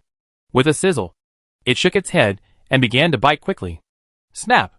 The little girl fell to the ground. She was pale, breathing hard, covering her neck, looking up at the pair of black wild cats on the beam that were flashing fluorescent light in the dark. The wild cat began to bite another white silk quickly. Yang Pinger widened her eyes, and her legs began to kick weakly. Snap! She also fell and sat on the ground. After a while, she gasped heavily, raised her head, and looked at the beam. The expressions on the faces of the mother and daughter changed from confusion to astonishment, and then to fear. On the beam, the wild cat with black fur stood there with a pair of cold eyes, looking down at them. Meow! The little wild cat called softly. The mother and daughter trembled all over, hugged each other, raised their heads, and looked at him tremblingly. Luo Xiaolu trembled and said, Mother, the cat won't let us die. Yang Pinger's face was full of tears, and she hugged her tightly and said, But we have no other way to go. Mother can't watch you fall into the tiger's mouth. That beast will bully you. Woo woo. Luo Xiaolu wiped her tears and said, Mother, let's run away. Let's go find Brother Qingzhou. Okay.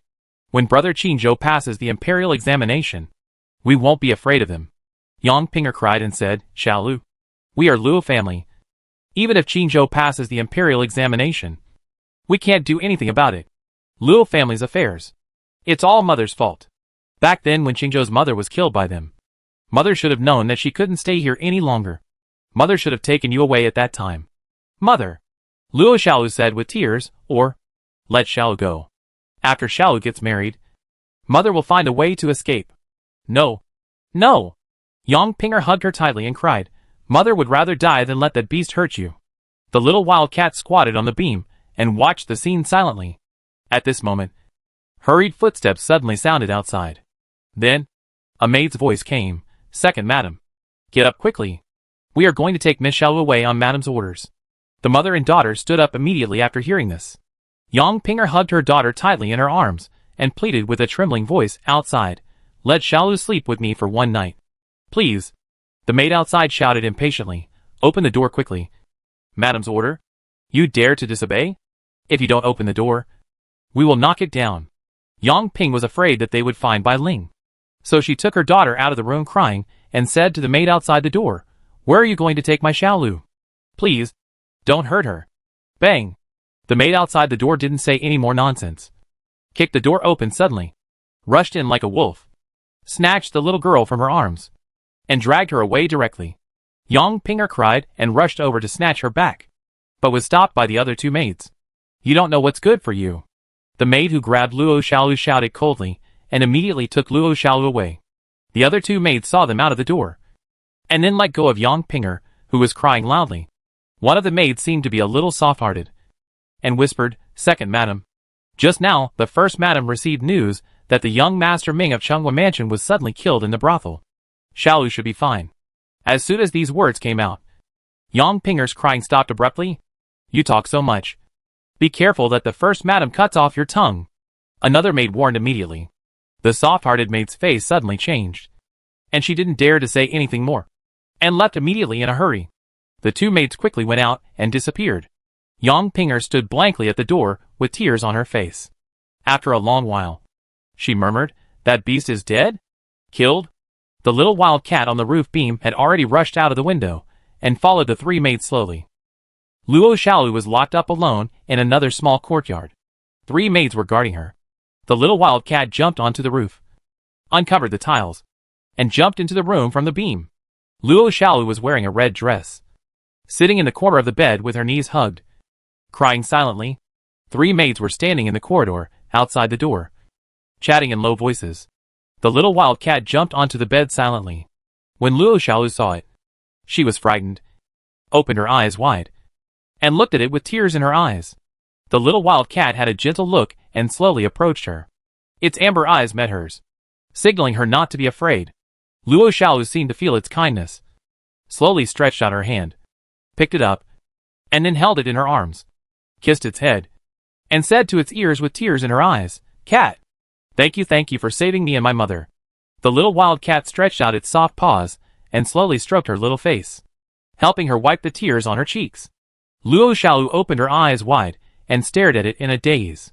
The little wild cat hesitated for a moment, scratched her palm with its claws, and wrote on it, "Don't be afraid. It will be fine." It was written over and over again. Luo Xiaolu finally saw it clearly, and her eyes widened immediately, and she said in a trembling voice, You? The little wild cat did not stay any longer, and immediately jumped out of her arms, and jumped onto the beam above her head with a few jumps.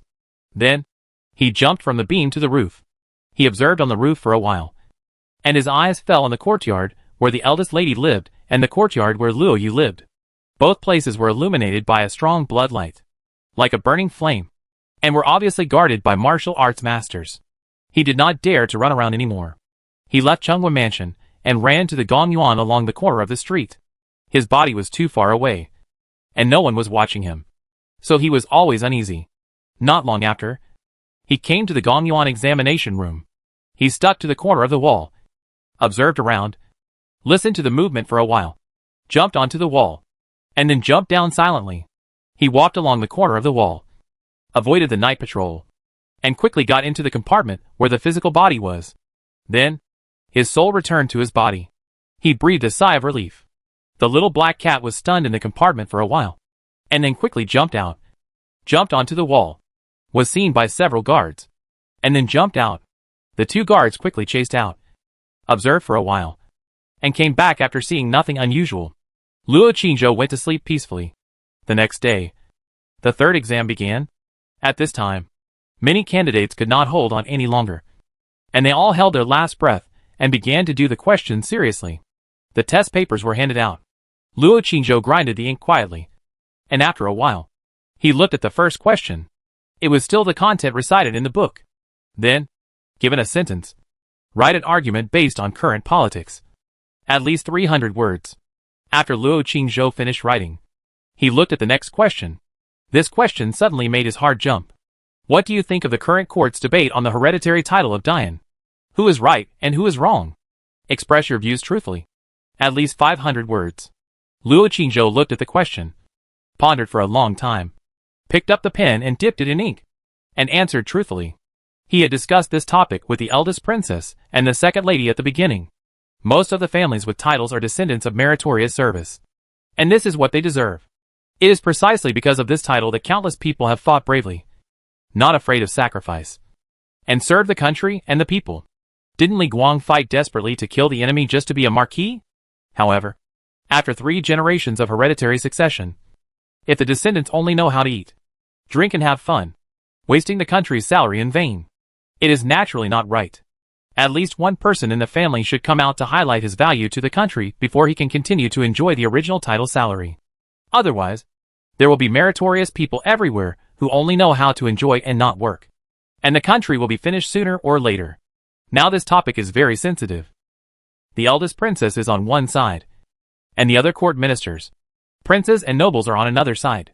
The eldest princess' proposal is not to abolish the hereditary title directly, but to abolish the family titles that have been hereditary for 3 generations. But no one in the family has the ability to contribute to the country and the people. So Luo Qingzhou actually supports it. However, he also knows that there are very few people in the court who support the eldest princess now, and most of them are against it. Otherwise this policy would not be difficult to carry out. Luo Qingzhou did not shy away from answering the question, and he spoke the truth and answered it quickly. The next question was how to increase the population of a county without reducing taxes? Luo Qingzhou had seen this question too many times in his previous life. And after a moment's hesitation, he answered it. Encourage agriculture and commerce. Develop the economy. And use local resources for trade. So that people have things to do, food to eat, and places to live. At the same time, crack down on all kinds of crimes. So that the people in the jurisdiction can live and work in peace. With better living conditions and less burden. People will naturally be happy to have children. At the same time, people from neighboring counties and states will naturally flock to settle here when they see this. Luo Qingzhou quickly wrote a long article. The last question is to write an article in parallel prose format to express one's aspirations. The content is not limited. And the number of words is not limited. Parallel prose is a style that every reader knows. It uses words and sentences to form a chapter in pairs. The whole article pays attention to the neatness of parallelism and the sonority of rhythm. Luo Qingzhou searched carefully in his mind before he calmed down. After a little silent recitation, he picked up the pen and dipped it in ink, and wrote, Mountains are not high, but they are famous if there are immortals. Water is not deep, but it is magical if there are dragons. This is a humble room, but my virtue is fragrant. After answering all the questions, it was already afternoon. He checked it carefully several times before sitting down and waiting for the paper to be collected. The time for collecting the papers was relatively early today. In the evening, the bell rang and the exam was over. As the test papers were put away one by one, Luo Qingzhou clearly heard various sounds coming from each compartment. There were cries, chest beating, slapping, and laughing. Luo Qingzhou put away his things, left the compartment, and prepared to go out. Outside the Imperial Examination Hall, many parents and relatives of the examinees had already gathered, waiting eagerly. Luo Qingzhou thought for a moment and turned back.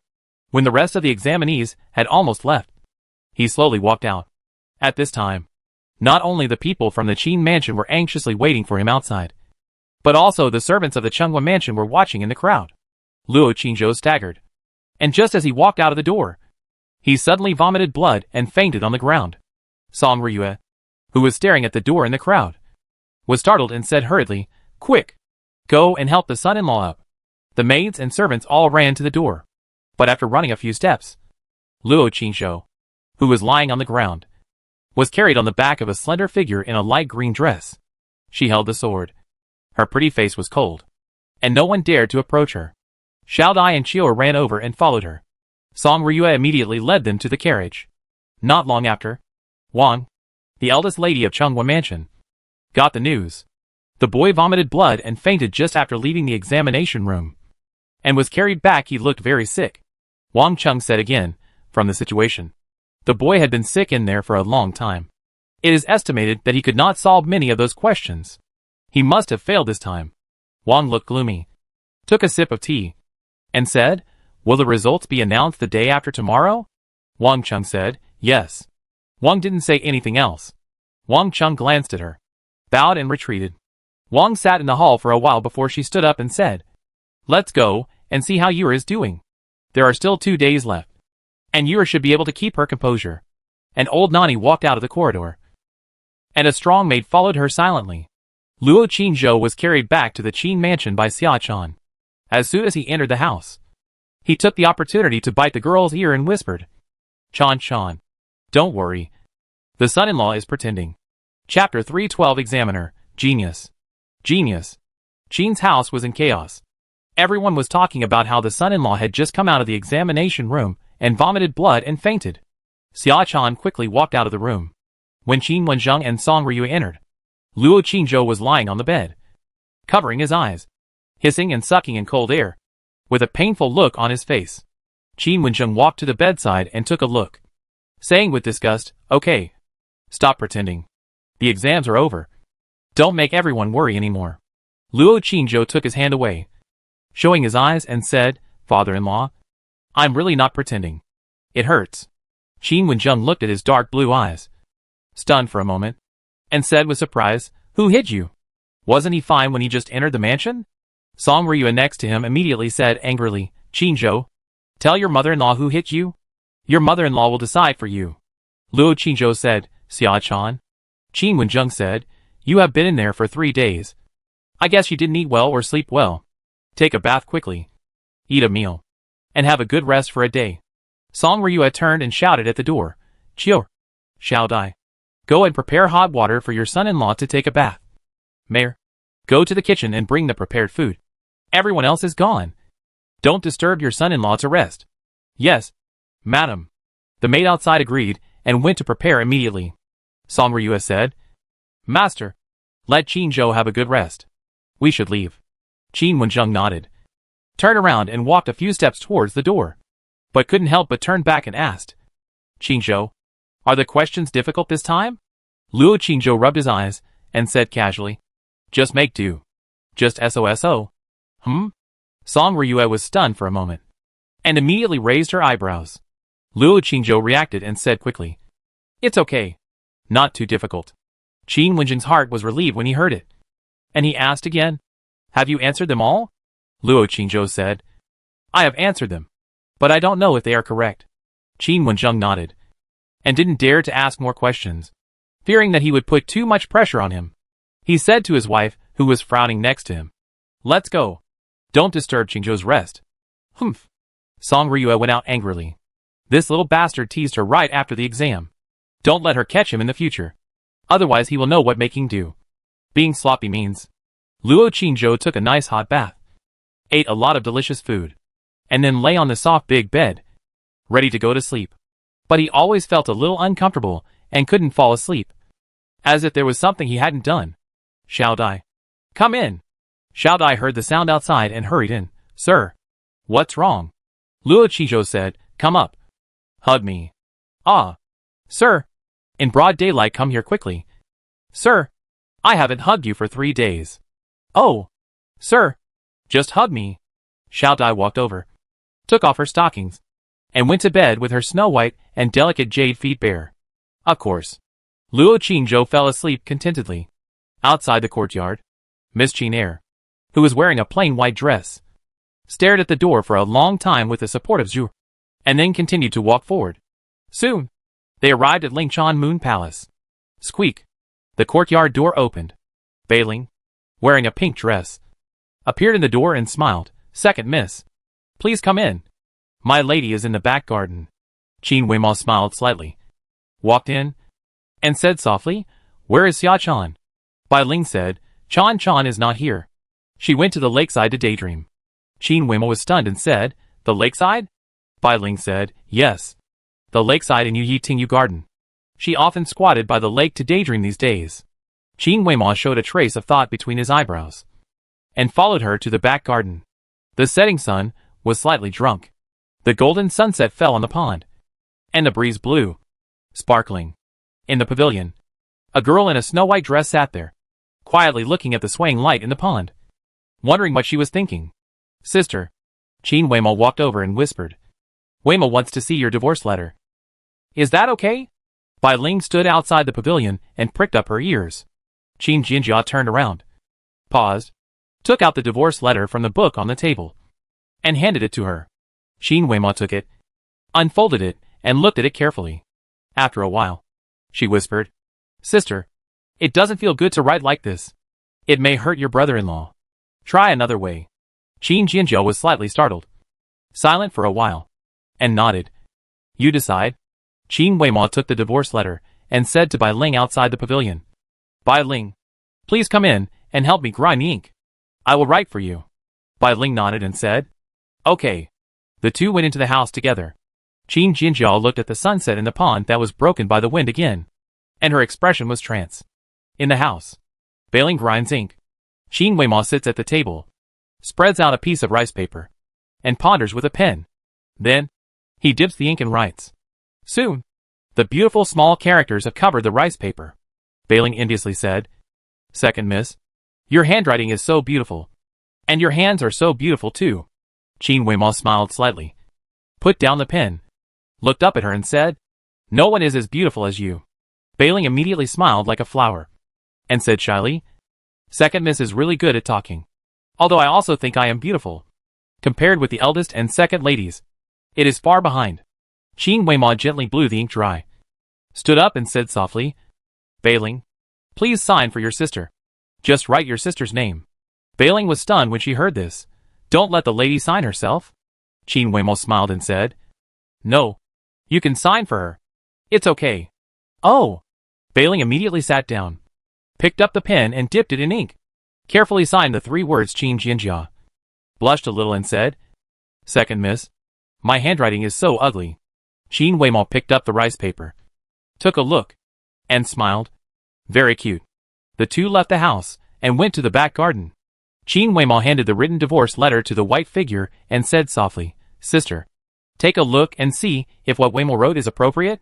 Qin Jinjia took it in her hand and frowned slightly when she saw the last 8 words separate for the time being and calmed down. Qin Weimo hurriedly explained, Actually, it means to divorce my brother-in-law. But in order not to embarrass my brother-in-law, Weimo wrote it more tactfully. Qin Jinjia looked at the 2 big divorce letters on the top and nodded slightly. Okay. Do you need me to put my fingerprints on them? Qin Weimo said, No. Bailing has already signed for you. My brother-in-law is a son-in-law. So there are no such things. Sister only needs to give him a divorce letter. And he only needs to sign in front of his father and mother. Qin Jinjia looked at her name on it again and said softly, Okay. Qin Weimo looked at her still cold and indifferent expression on her face, and said without saying anything more, Sister, Weimo will go back first. Qin Jinjia nodded slightly. Qin Weimo glanced at Bailing next to him, and said goodbye. After she left, Bailing pouted and said a little dissatisfied, Miss, the second young lady looks so anxious today. When Miss told her about this matter before, she kept refusing.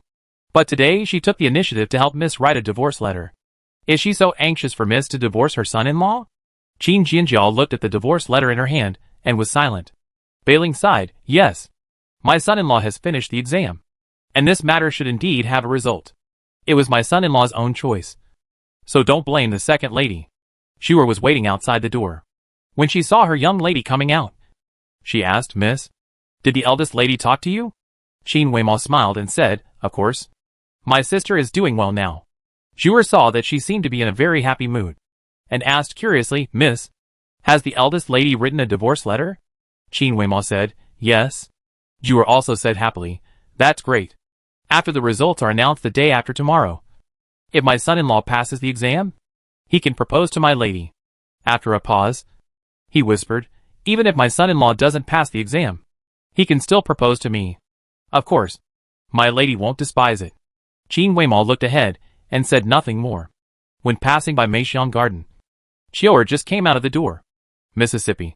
Chior saw the two and hurried over. Whispering, the uncle fell asleep. Just now, he was lingering with Xiaodai for a long time. Zhuer immediately said with a stern face, How long is a long time? Chior said, More than an hour.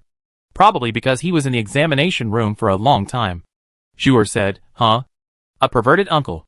Qin Weimo said softly, Chior, take good care of the uncle, and give in to Xiaodai. Xiaodai and the uncle are relatives. We can't compare. Some things. Don't talk about it everywhere. Understand? Chior hurriedly said, Miss. Don't worry. I know. Qin Weimo nodded and said, Go in. I still have to go to my mother. Well? Chior watched the two walk away before entering the yard. Night fell quickly. At this time, in the innermost house of the Imperial Academy, the lights were bright. The Hanlin scholar Lin Witong was in charge, and the other 5 officials were at a table, marking the test papers all night. The outside was heavily guarded, and the defense was stricter than the previous exams. From time to time, the room could hear the sound of people banging their heads and exclaiming, Good article! Good article! Cousin Yuan, come and take a look at this one. When he saw a good answer sheet, Lin Witong would personally go and read it. The name and place of origin on the test paper were all sealed tightly, without the review and admission and the witness of other officials. No one could open it privately to check it. Otherwise it would be a capital crime. So when they saw a good article, they were all scratching their heads anxiously, guessing which talented person's test paper it was. It was almost dawn when several people yawned, put away the test papers, and went to sleep in the inner room with their clothes on. There was still one day tomorrow, so they would try to finish marking the papers tomorrow night, and then announce the results the day after tomorrow.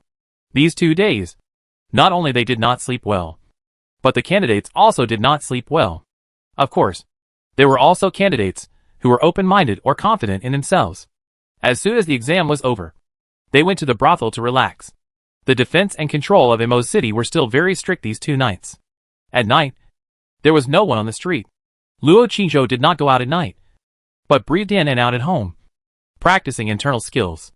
After taking a bath with medicine and dripping spiritual liquid, he could clearly feel that a large amount of energy was rapidly accumulating in various acupoints in his body, preparing to break through. During the day, he went to the bottom of the lake again, got into the secret passage, and began to fight against the magma that had turned into rock and blocked the passage, mobilizing the blood and marrow in his body. This afternoon, suddenly, a voice of exclamation came from the innermost room of the Imperial Examination Hall. What a good poem! What a good poem! This person is Zhang Jimiu, the Imperial Academy attendant. From last night till now, every time he saw a good answer, he would shout excitedly. Everyone was used to it, so no one paid any attention to him. Suddenly, he slapped the table and said, "Good article. Good article. Brother Yuan, come quickly. This person's literary talent deserves the first place in the first place." As soon as he said this, someone next to him laughed and said, "Brother Mingzhi, stop shouting. The test papers you boasted about before were just SOSO. Another person also laughed and said, "This first place is too worthless. I guess Brother Mingzhi will change his words when he sees the next test paper." Zhang Jimiu was anxious and immediately stood up and took the test paper and said, "This time I will never lie to you. You guys listen to this 7-character poem about Lotus first." Seeing that he looked excited and seemed to be angry, several people had to put down their work, looked up and smiled and said, "Okay, let's listen." Lin Wutan also listened attentively. Zhang Jimiu looked solemn and immediately recited aloud, "The lotus leaf skirt is cut in the same color, and the lotus blossoms on both sides of the face. I can't see it when I enter the pond, and I only feel someone coming when I hear the song after listening to it." Several people's eyes lit up and nodded, saying, "It is indeed a good poem." Lin Wutan also nodded and said, "Not bad. The writing is good?" Zhang Jimiu hurriedly said excitedly, "Everyone, listen to the following lotus article." Then he recited aloud, "There are many lovely flowers of water and land plants. Everyone loves peonies and chrysanthemums. I only love lotus that grows out of the mud without being stained, washes in the clear water without being coquettish, is straight inside and outside, and has no vines or branches." When this love of lotus came out, everyone was shocked. Bang! One person slapped the table and stood up, exclaiming, "Good article! Good article!" Others also praised it. Lin Wutan immediately stood up, walked to Zhang Jimiu, looked at the test paper in his hand and said, "Look at the answer below." The two looked at it together. Their expressions became more and more solemn and excited. When the painting hall woke up in the morning, it reported that snowflakes were falling. It must be that the fairy was drunk and smashed the white clouds. Encourage agriculture and commerce. Develop the economy. Zhang Jimiu suddenly widened his eyes, shouted again, and said excitedly, "Incredible! Incredible! Genius! Genius!" Lin Wutan, who was reading the papers with him, was startled by his surprise. When he looked at the answer, his face was also full of excitement. When the two saw the last question, they suddenly said in unison, "Good article! Wonderful! Wonderful! Mountains are not high, but they are famous if there are fairies. Water is not deep, but it is magical if there are dragons. This is a humble room, but my virtue is fragrant." Chapter 313, A Divorce Letter. In the evening, Luo Qingzhou took a bath at the bottom of the lake and floated up.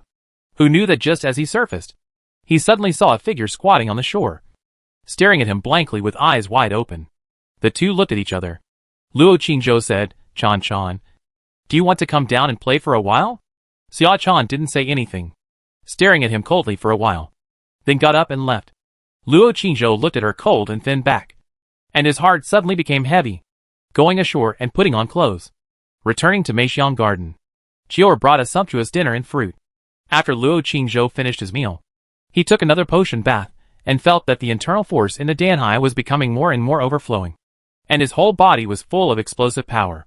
The sun and moon treasure mirror was placed on the table, and 2 drops of spiritual liquid had condensed on the mirror. Luo Qingzhou put away the spiritual liquid and turned the mirror over again. Looking outside, it was dark. He thought for a moment, left the room, and walked to the door of the next room and said, "Chior, are you there?" Chior quickly opened the door and said, "Son-in-law, I'm here." Luo Qingzhou said, Are the socks and shoes ready? Chior heard this and hurried back to the room to get them, and said, They are all ready. 2 pairs of shoes, and 2 pairs of socks of different lengths. Son-in-law, do you think they are suitable? Luo Qingzhou took them in his hand, and looked at them carefully. The shoes are very soft, and the stitches are also very good. 1 pair is light green, and the other pair is pink. There are 2 pairs of stockings of different lengths. The short ones are halfway up the calf. 1 pair is snow white, and the other pair is red. The long ones are knee-length. 1 pair is light green, and the other pair is white. There are hollow lace at the openings, which look very beautiful. Holding them in the hand, the fabric is soft and thin, and the hand feels delicate and silky. It is very good, and very suitable for this season. Xiao Dai came behind him at some point and asked, Sir, is it okay? Luo Qingzhou stroked the stockings in his hand again, and couldn't let go of them and said, Great. Very beautiful. Chior. Xiao Dai. You've worked hard. But don't you have the flesh-colored ones? Chior was stunned for a moment, and hurriedly said, Sir, I'll do it tomorrow. Luo Qingzhou didn't say anything more, and after telling the 2 of them, he went out. Soon, they arrived at Lingchan Moon Palace. Dong! Dong! Dong! Knocked on the door. Waited for a while, but no one came to open the door. He knocked a few more times and said, Xia Chan, open the door. My lord bought you a gift. Squeak. The courtyard door opened. Bai Ling appeared in the door in a pink dress with a cold face. Luo Qingzhou was stunned for a moment, then quickly took out the pair of pink shoes and handed them over, saying, Bai Ling, my uncle also bought you a gift. Try them on. Bai Ling's eyes lit up, and she immediately took them, touched them, and looked them over inside and out. She immediately smiled and said happily, So beautiful. Thank you, Uncle. As she said that, she quickly sat down at the stone table in the yard and prepared to change. Luo Qingzhou followed in, and seeing that there was no one else in the yard, he quickly walked over and said, Bai Ling, don't move. Uncle will help you change. As he said that, he walked over and squatted in front of her, and attentively helped her take off her shoes, and then helped her put on the new shoes on her feet. Bai Ling looked at him suspiciously and said, Uncle, do you want to take this opportunity to touch my feet? Luo Qingzhou said seriously, What are you talking about? What's so good about touching feet? If you want to touch, just touch your face directly. Bai Ling still looked at him suspiciously, then stood up, lowered her head, and walked a few steps, and immediately said excitedly, It fits just right. It's so soft and comfortable to wear. Then he suddenly asked, Son, how do you know what size I wear? Luo Qingzhou said, Guessed. Bai Ling pouted and said, Liar. Son-in-law must have secretly observed. Right. Luo Qingzhou said, I used to carry you to bed, help you take off your shoes, and touch your feet. Is it necessary to secretly observe? Bai Ling paused when she heard this, thinking of being bullied by him many times, and immediately said angrily, Humph. Perverted son-in-law. Luo Qingzhou asked, Where is Xia Chan? Bai Ling looked down at her new shoes and said, She is practicing sword in the back, and the young lady is there too. Luo Qingzhou looked back and hesitated. Bai Ling looked at him and said, Son-in-law, your exam results will be out tomorrow. When you pass the exam, will you be separated from my daughter? Luo Qingzhou was silent for a moment, looked at her and said, Didn't we agree on this? Bai Ling sat down, took off her new shoes, put on her own shoes, and returned the new shoes to him, saying, Son-in-law, you are no longer Bai Ling's son-in-law. Bai Ling can't have your shoes. Luo Qingzhou glanced at her, said nothing more, took the shoes, and walked to the garden behind. Bai Ling pouted her lips, got angry for a while, and immediately chased after him. Son-in-law, I have worn these shoes, so give them to me. Luo Qingzhou ignored her and said, I'll give them to Xia Chan. When Bai Ling heard this, she immediately said aggrievedly, Son-in-law? Luo Qingzhou stopped in the aisle next to her and handed over the shoes in his hand. Bai Ling immediately ran over happily to take them in her hand. But Luo Qingzhou took the opportunity to hug her, pressed her against the wall next to her, and kissed her little mouth. Bai Ling's body stiffened and she began to struggle. Then, she hugged his neck tightly. The kiss lasted for more than 10 minutes. When she was weak and almost out of breath, Luo Qingzhou let go, put his forehead against hers, and said softly, Bai Ling, do you like your uncle? Bai Ling's face was flushed. Her eyes were blurred, and she said dizzy, No, I don't like it. Stinky uncle. Luo Qingzhou held her soft little hand, lowered his head and stared at her eyes full of spring water for a while. Then let go and said, "Anyway, your uncle has taken advantage of you. Kissed you. Touched you. If you don't follow your uncle, you will suffer." After that, he walked towards the back garden. Bailing held her shoes and leaned against the wall for a while, then chased after her. Swish. Swish. Swish. The moonlight was like water, and under the peach tree, a slender figure in a light green dress was dancing with a sword. Luo Qingzhou entered the garden, took a look, walked to the pavilion, stopped outside the pavilion, stared at the snow-white figure in the pavilion for a few seconds, then bowed his head and said, "Mississippi." Qin Jinjiao was staring at the moonlight in the pond in a daze. Hearing this, she turned her head and looked at him. Her beautiful face was still as cold as snow.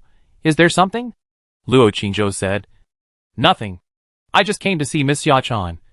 So I came to pay my respects to the young lady." The figure dancing with a sword under the peach blossom stopped. Qin Jinjiao stared at his beautiful and calm face for a while, and said lightly, "I have already written the divorce letter. I wanted you to write it yourself, but mother said that it would be effective only if I wrote it." Luo Qingzhou was silent for a while, lowered his head and said, "I am a son-in-law, so naturally it is the eldest daughter who writes it." After the two finished speaking, they fell into silence. The whole back garden suddenly became quiet, and even the sound of the wind at night became quiet at this time. "I don't know how long it has been," Qin Jinjiao said. "Do you want it now?" Luo Qingzhou raised his head, glanced at her, and met her eyes. "Miss, I'm not in a hurry. We can wait until we get to Kyoto." Qin Jinjiao was silent for a while, and said lightly, "It's better to decide earlier. Since you have someone you like, you should get rid of this identity earlier. It's good for you and her."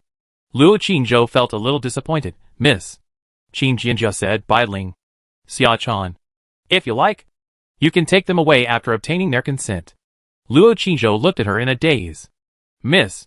Bai Ling suddenly ran over, with red eyes, and said, "I won't leave. I want to follow you. I don't want to follow my son-in-law." Under the peach tree, Xia-chan held a sword and said, "Chan-chan, follow me too." Mississippi. The garden fell into silence again. After a while, Qin Jinjiao said softly, "Bai Ling, take out the divorce letter and let the son-in-law take a look. If there is no problem, call dad and mom over later, and we can sign it tonight." Bai Ling's eyes were filled with tears. Miss Qin Jinjiao looked at her and said nothing. Bai Ling wiped her tears and had to take out the divorce letter from her arms and handed it to Luo Qingzhou. Luo Qingzhou paused, stretched out his hand to take it, slowly unfolded it, and looked at the content on it. The handwriting was somewhat familiar, like the handwriting of Miss Qin Er, but there were many differences, and the pen strokes were slightly more vigorous. The content was written very euphemistically, without anyone being right or wrong, except for the two big divorce letters at the top that were a bit dazzling. The other words were very soft, and the two divorced peacefully.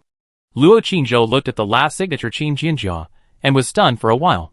He folded it up and returned it, saying, "Miss, there is no problem with the content, but it's a little late tonight, so let's do it tomorrow. The results will be announced tomorrow morning. Whether I pass the exam or not, I will come back to sign and give you freedom. Is that okay?"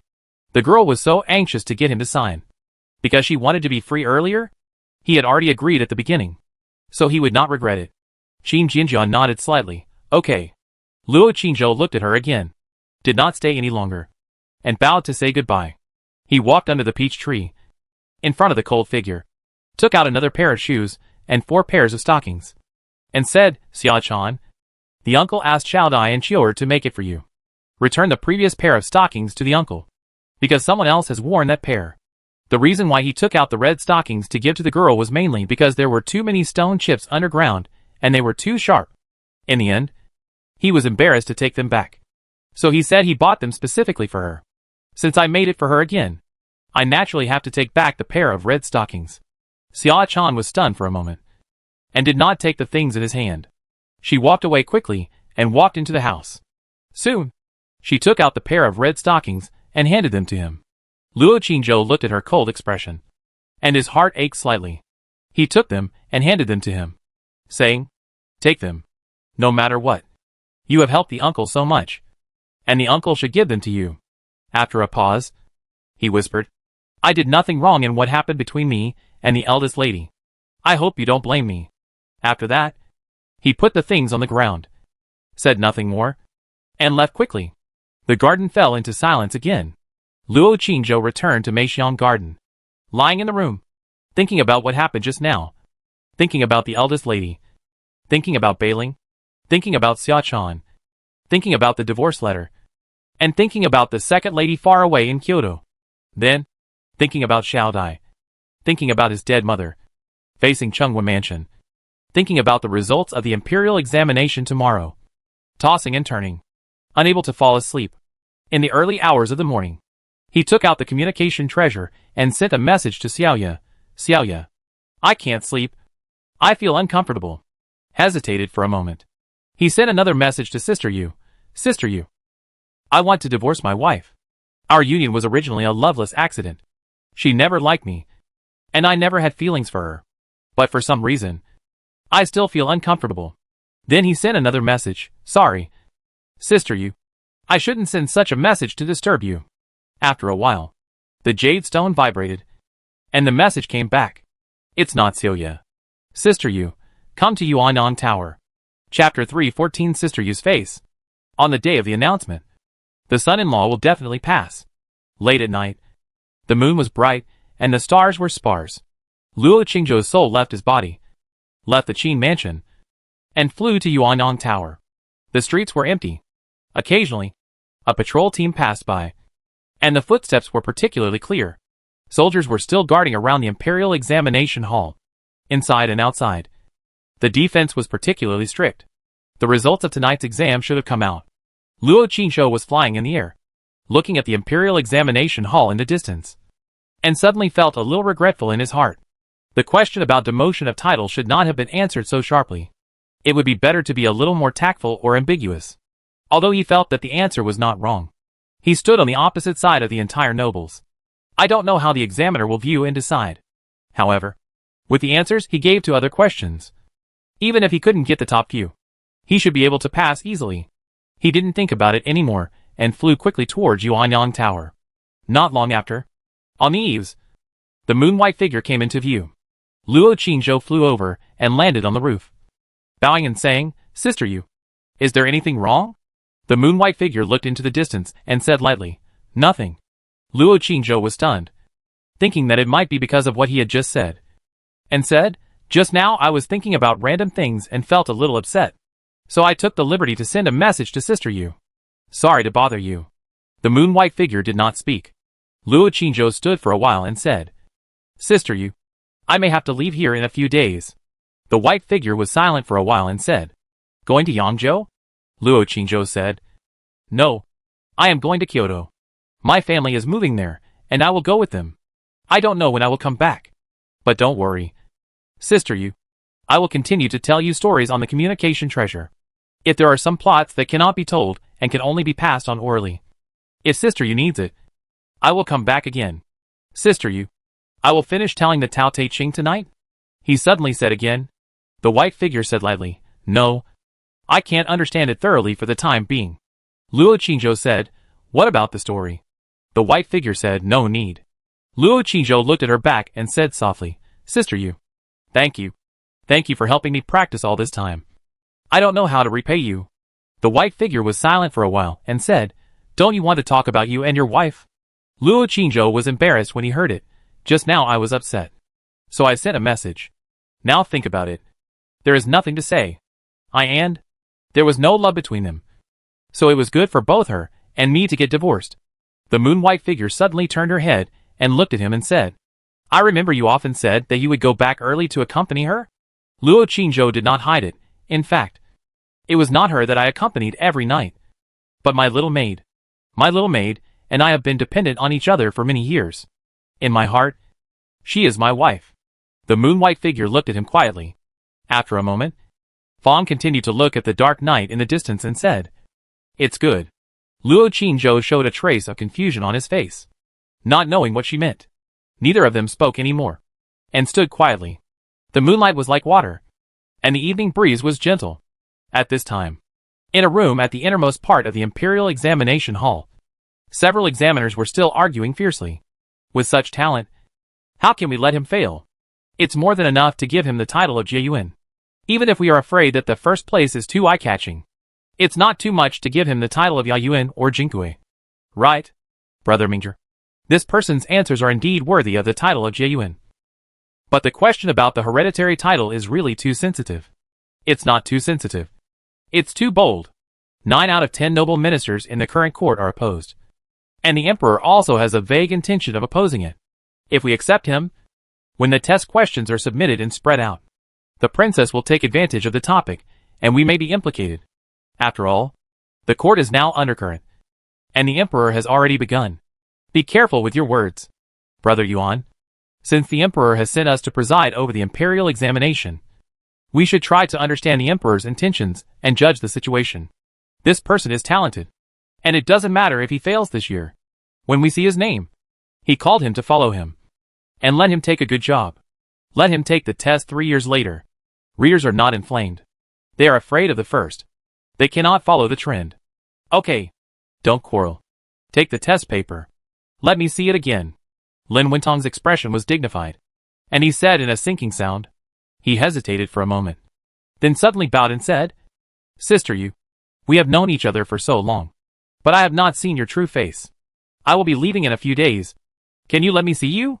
The white figure stood on the eaves, still silent, as if she did not hear his words. Luo Qingzhou did not dare to say anything more, and said, Sister Yu, I will leave first. Just as he was about to leave, the white figure turned around slowly, and the moon-white halo on her body gradually faded. Soon, a slender and graceful figure and an ordinary face were revealed. But although ordinary, it still looked extraordinary against the background of that unique temperament. Disappointed? The white figure looked at him and said lightly. Luo Qingzhou was stunned for a moment and said, Sister Yu is very unique. Just as I imagined. How could I be disappointed? The white figure looked at him with cold eyes and said nothing more. Luo Qingzhou suddenly asked again, Sister Yu, how old are you? The halo on Yu Bai's figure reappeared, and soon covered her figure and face again. She turned around and said lightly, 36. Luo Qingzhou, that's good. It's not wrong for me to call you sister. The white figure turned her back to him and said nothing more. Sister Yu, do you want to see me? Luo Qingzhou asked proactively. The white figure said lightly, no. Oh. Seeing that it was almost dawn, Luo Qingzhou did not stay any longer, and bowed and said goodbye, Sister Yu. I'll leave first. I have something to do today. After that, he flew into the air and soon disappeared. The white figure stood on the eaves for a while, and then flew into the air, disintegrating like moonlight in the water, and disappeared. Luo Qingzhou returned to the mansion. His soul returned to his body, and he slept for an hour. As soon as the sky was bright, there was a noisy sound in the courtyard outside. Xiao Dai hurried over and knocked on the door and said, Young master, get up quickly. The master and the lady are here, and the second master and the fourth master are also here, waiting for the young master to go to see the list together. Hearing this, Luo Qingzhou immediately got up from the bed.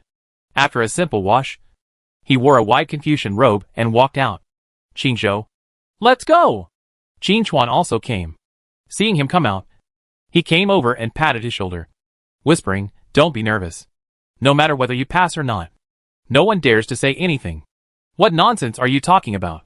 You keep saying these unlucky words early in the morning. Get out of the way. Song Ryue heard it nearby and was immediately angry. Qin Wensheng also had a gloomy face.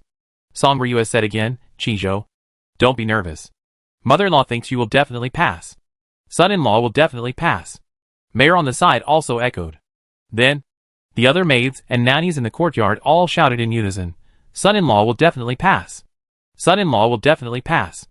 Luo Qingzhou immediately felt the pressure on his shoulders increase, and hurriedly said, Let's go. If he didn't pass, how could he still have the face to go back to the mansion? Xiao Dai and Qiu'er also followed behind, and went out of the door in a mighty manner. At the same time, the streets of Imo City were already crowded with people. In addition to the candidates and their parents, relatives and friends, there were also many people who came to watch the excitement. Every year, the day of the announcement of the results is very exciting. Some people cried with joy, some cried loudly, some even went crazy in despair, and some laughed wildly with pride. So everyone was happy to come and watch the fun. Sister Dao and Chu Xiaoxiao also mixed in the crowd, ready to watch the fun. The two walked and chatted. Chu Xiaoxiao chirped, saying, Sister Dao, don't you like scholars and talents? You can find one among the Jiren today. Sister Dao said. The Jiren master doesn't like me. Chu Xiaoxiao said. That's not necessarily true. Sister Dao will soon become a martial artist, and the Jiren master may not be as good as Sister Dao. Sister Dao said self-deprecatingly.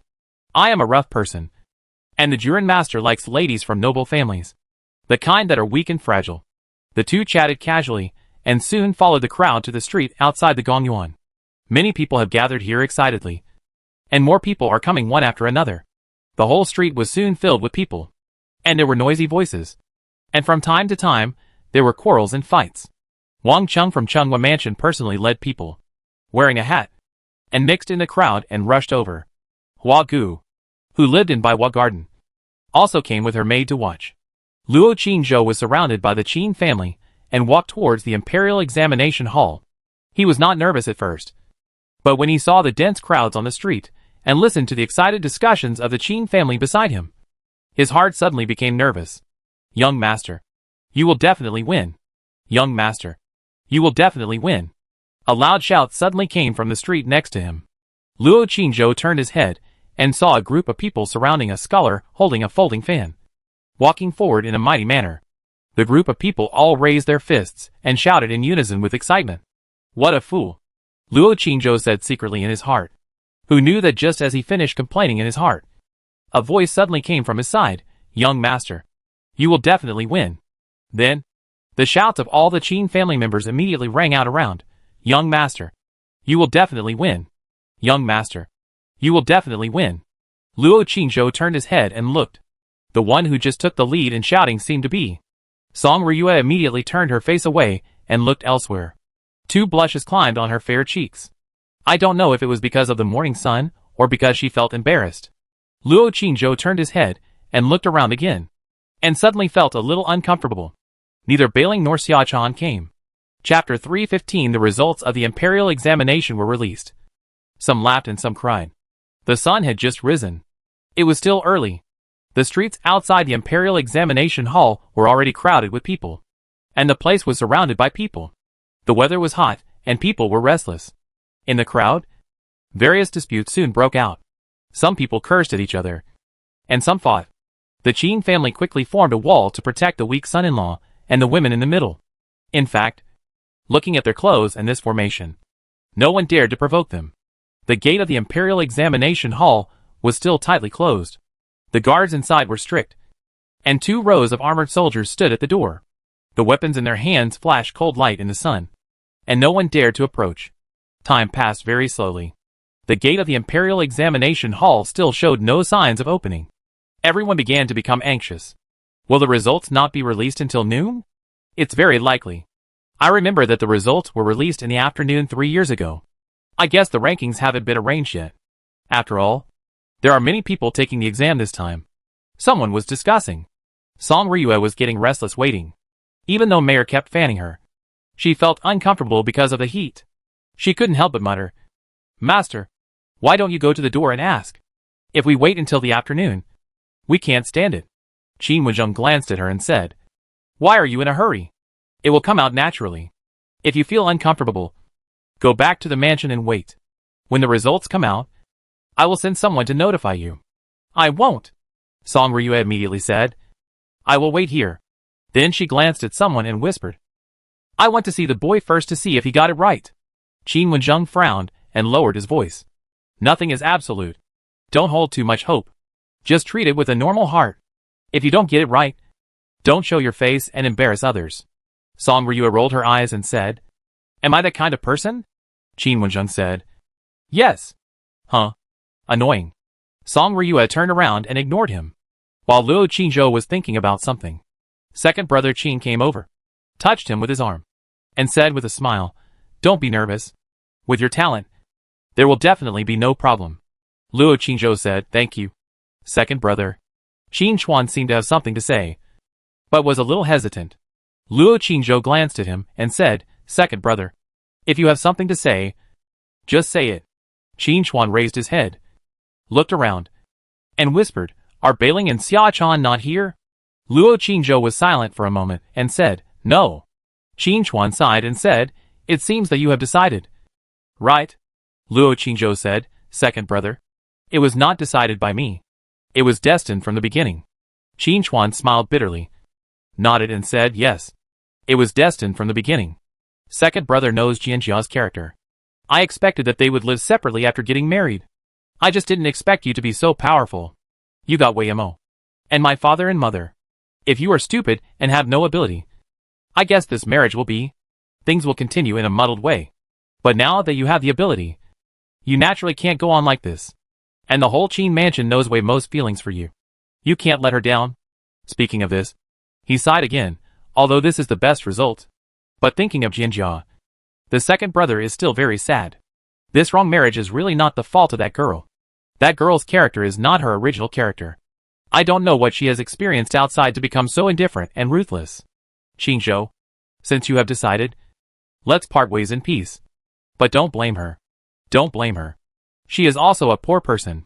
If you pass the exam today, just end it with her quietly. Don't ridicule her. Don't embarrass her. Okay? After listening to this, Luo Qingzhou bowed his hands and said, brother, Qizhou is not that kind of person. He is just a scholar. There is nothing to be proud of. Brother, rest assured, whether it is before, now, or in the future, Qizhou will always respect the eldest lady. Qingchuan patted his shoulder gently and said with relief, okay, brother, you really did not make a mistake. No matter who you are with in the future, we will always be a family. Jianjia is our relative, and we must protect her together, Luo Qingzhou said him. And the snow-white figure and the beautiful and cold face in the pavilion appeared in his mind again. And he sighed secretly in his heart. A day of husband and wife is 100 days of grace. People are not plants, who can be heartless. Although the two are not husband and wife in reality, they are husband and wife in name. And the other party has been very good to him. Everything he has today can be said to be obtained by relying on the girl. How could it be possible to say that he has no feelings for her? Although he knew that this day would come. It suddenly came now. And he couldn't help but feel a little disappointed and uncomfortable. Qingzhou, Bailing and Xiachuan know about it. Right? Qingchuan asked again. Luo Qingzhou nodded. Qingchuan shrugged and said, no wonder you didn't come with me. It doesn't matter. It will be fine after a while. After that, he leaned closer to him and said, Qingzhou, have you thought about it? When are you going to get married? Do it directly in Maching. Or go to Kyoto. Luo Qingzhou was silent for a while and said, second brother, I can't decide on this matter myself. Qingchuan glanced at Qin Yiri and others not far away, and whispered, if you ask me, it's better to go to Kyoto before doing it. There are many people in Maching, and most of them know you. I'm afraid that someone will say something unpleasant and spread some rumors, which will embarrass you in Jianjia. In fact, if two people want to be together, it's the same wherever they are. And it doesn't matter whether it's lively or not. Luo Qingzhou said. Second brother is right. The two were talking in a low voice. Song Ryue saw it. Her face turned elsewhere. Her eyes looked elsewhere. But her body moved quietly. And she pricked up her ears to eavesdrop. The two looked at her and shut their mouths. Humph! Song Ryue glared at her son and moved away in small steps. The sun rose from the top of the mountain to the middle of the sky. The gate of the Imperial Examination Hall was still closed. Many people were impatient and began to ask the soldiers guarding the gate. But no one answered. In fact, the soldiers were also wondering. It should be time to announce the list. Why haven't people come out yet? Many people began to shout loudly. The crowd had already shown signs of chaos. Near noon, a group of guards suddenly walked from the inside to the door and opened the door. It's out! It's out! Oh my God! It's finally out! People suddenly became excited, opened their eyes wide in panic, and looked at the door. Everyone in the Qin family was extremely nervous. The door opened, and a group of guards with waist knives on their waists were like wolves and tigers, dispersing the crowd near the door, and freeing up a large space for the place where the list was posted on the wall next to it. Everyone concentrated their energy and looked there. The whole street suddenly became quiet. After a while, suddenly, a middle-aged official in official uniform came out, followed by two servants. Posted. The middle-aged official glanced at the crowd on the street and gave an order to the people behind him. Then, the two servants walked to the wall and began to post the list. The crowd on the street was like a tide, and they hurriedly moved forward to see it clearly. The middle-aged official took a look at the list on the wall and turned to enter the Imperial Examination Hall. The two servants quickly posted it. Seeing the crowd coming in a mighty force, their faces changed, and they hurriedly left and ran into the Imperial Examination Hall. The guards next to them also left one after another. The crowd suddenly boiled, and they all rushed forward, opened their eyes wide, and looked at the list on the wall. Ah! I passed! I passed! A voice of ecstasy suddenly broke out from the crowd at the front. The relatives and friends who gathered around him were also very excited, flattering him in various ways. The other people around him looked at him differently, and unconsciously made way. The Qin family hurriedly squeezed in, but there were too many people. At this time, everyone squeezed forward regardless of whether they were nobles or not. Qin Xuan suddenly shouted, "I'll go and see first!" He rushed into the crowd, relying on his tall and strong warrior physique, and opened a path and squeezed in. Hack you! What a hurry! Several people were pulled away by him, and then pushed away by the people behind them, and they immediately jumped and cursed behind them. Get out! On the other side, Wang Cheng also had a gloomy face, pushing and pulling, and quickly approached the list on the wall. You squeezed. You paralyzed. Someone was pulled away by his neck, and he was immediately furious, chasing him and kicking his butt. Wang Cheng didn't care. His eyes were fixed on the list on the wall, from the first to the last, over and over again, no less than 10 times, and then turned and left. Butler Wang. How is it? Did that little bastard pass? When he squeezed out of the crowd, his clothes were already full of footprints and saliva. But he smiled and snorted. Of course, he didn't pass. Let's go back and report to the lady. When several people heard this, they laughed and looked at the Qin family members over there with a gloating look on their faces, and immediately returned to Chenghua Mansion. In Chenghua Mansion, Madame Wang sat in the hall calmly, drinking tea elegantly and calmly. At this time, several cries suddenly sounded among the crowd who squeezed to the front to see the list. Some people beat their chests and stamped their feet, crying loudly. Qin Xuan squeezed to the front and looked at the wall with a fixed gaze. His face became more and more solemn. When he saw the end, his face suddenly became ugly. Then, he read it again from beginning to end. It's over, he said secretly in his heart, not believing it, and continued to read it several times. At this time, the Qin family had squeezed over. Chuan, did you see it? Song Ryue asked hurriedly. Qin Xuan looked at it one last time, then slowly turned around and glanced at the young man in the crowd, forcing a bitter smile on his face. Mom, go back. Song Ryue heard it and looked at his face, and her heart sank and her face changed. Qin Wenzheng was about to go forward to see it himself, but he suddenly stopped when he heard it. How is it possible? How could it not be? You must have seen it wrong. Song Ryue couldn't believe it and immediately went forward to check it out herself.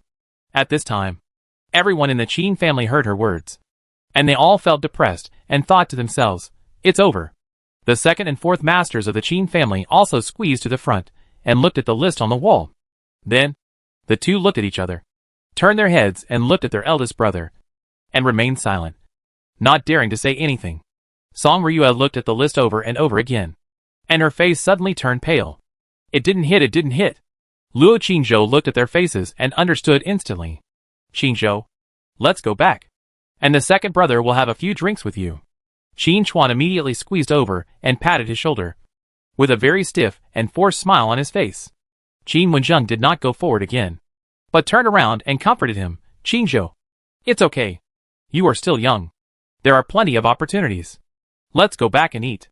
The second and fourth masters of the Qin family also echoed, yes. Yes. Qingzhou is still young. Don't be discouraged.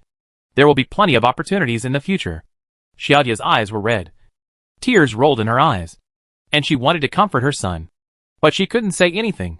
Song Ryue stood under the list, lost and heartbroken. At this moment, a group of people suddenly walked out of the gate.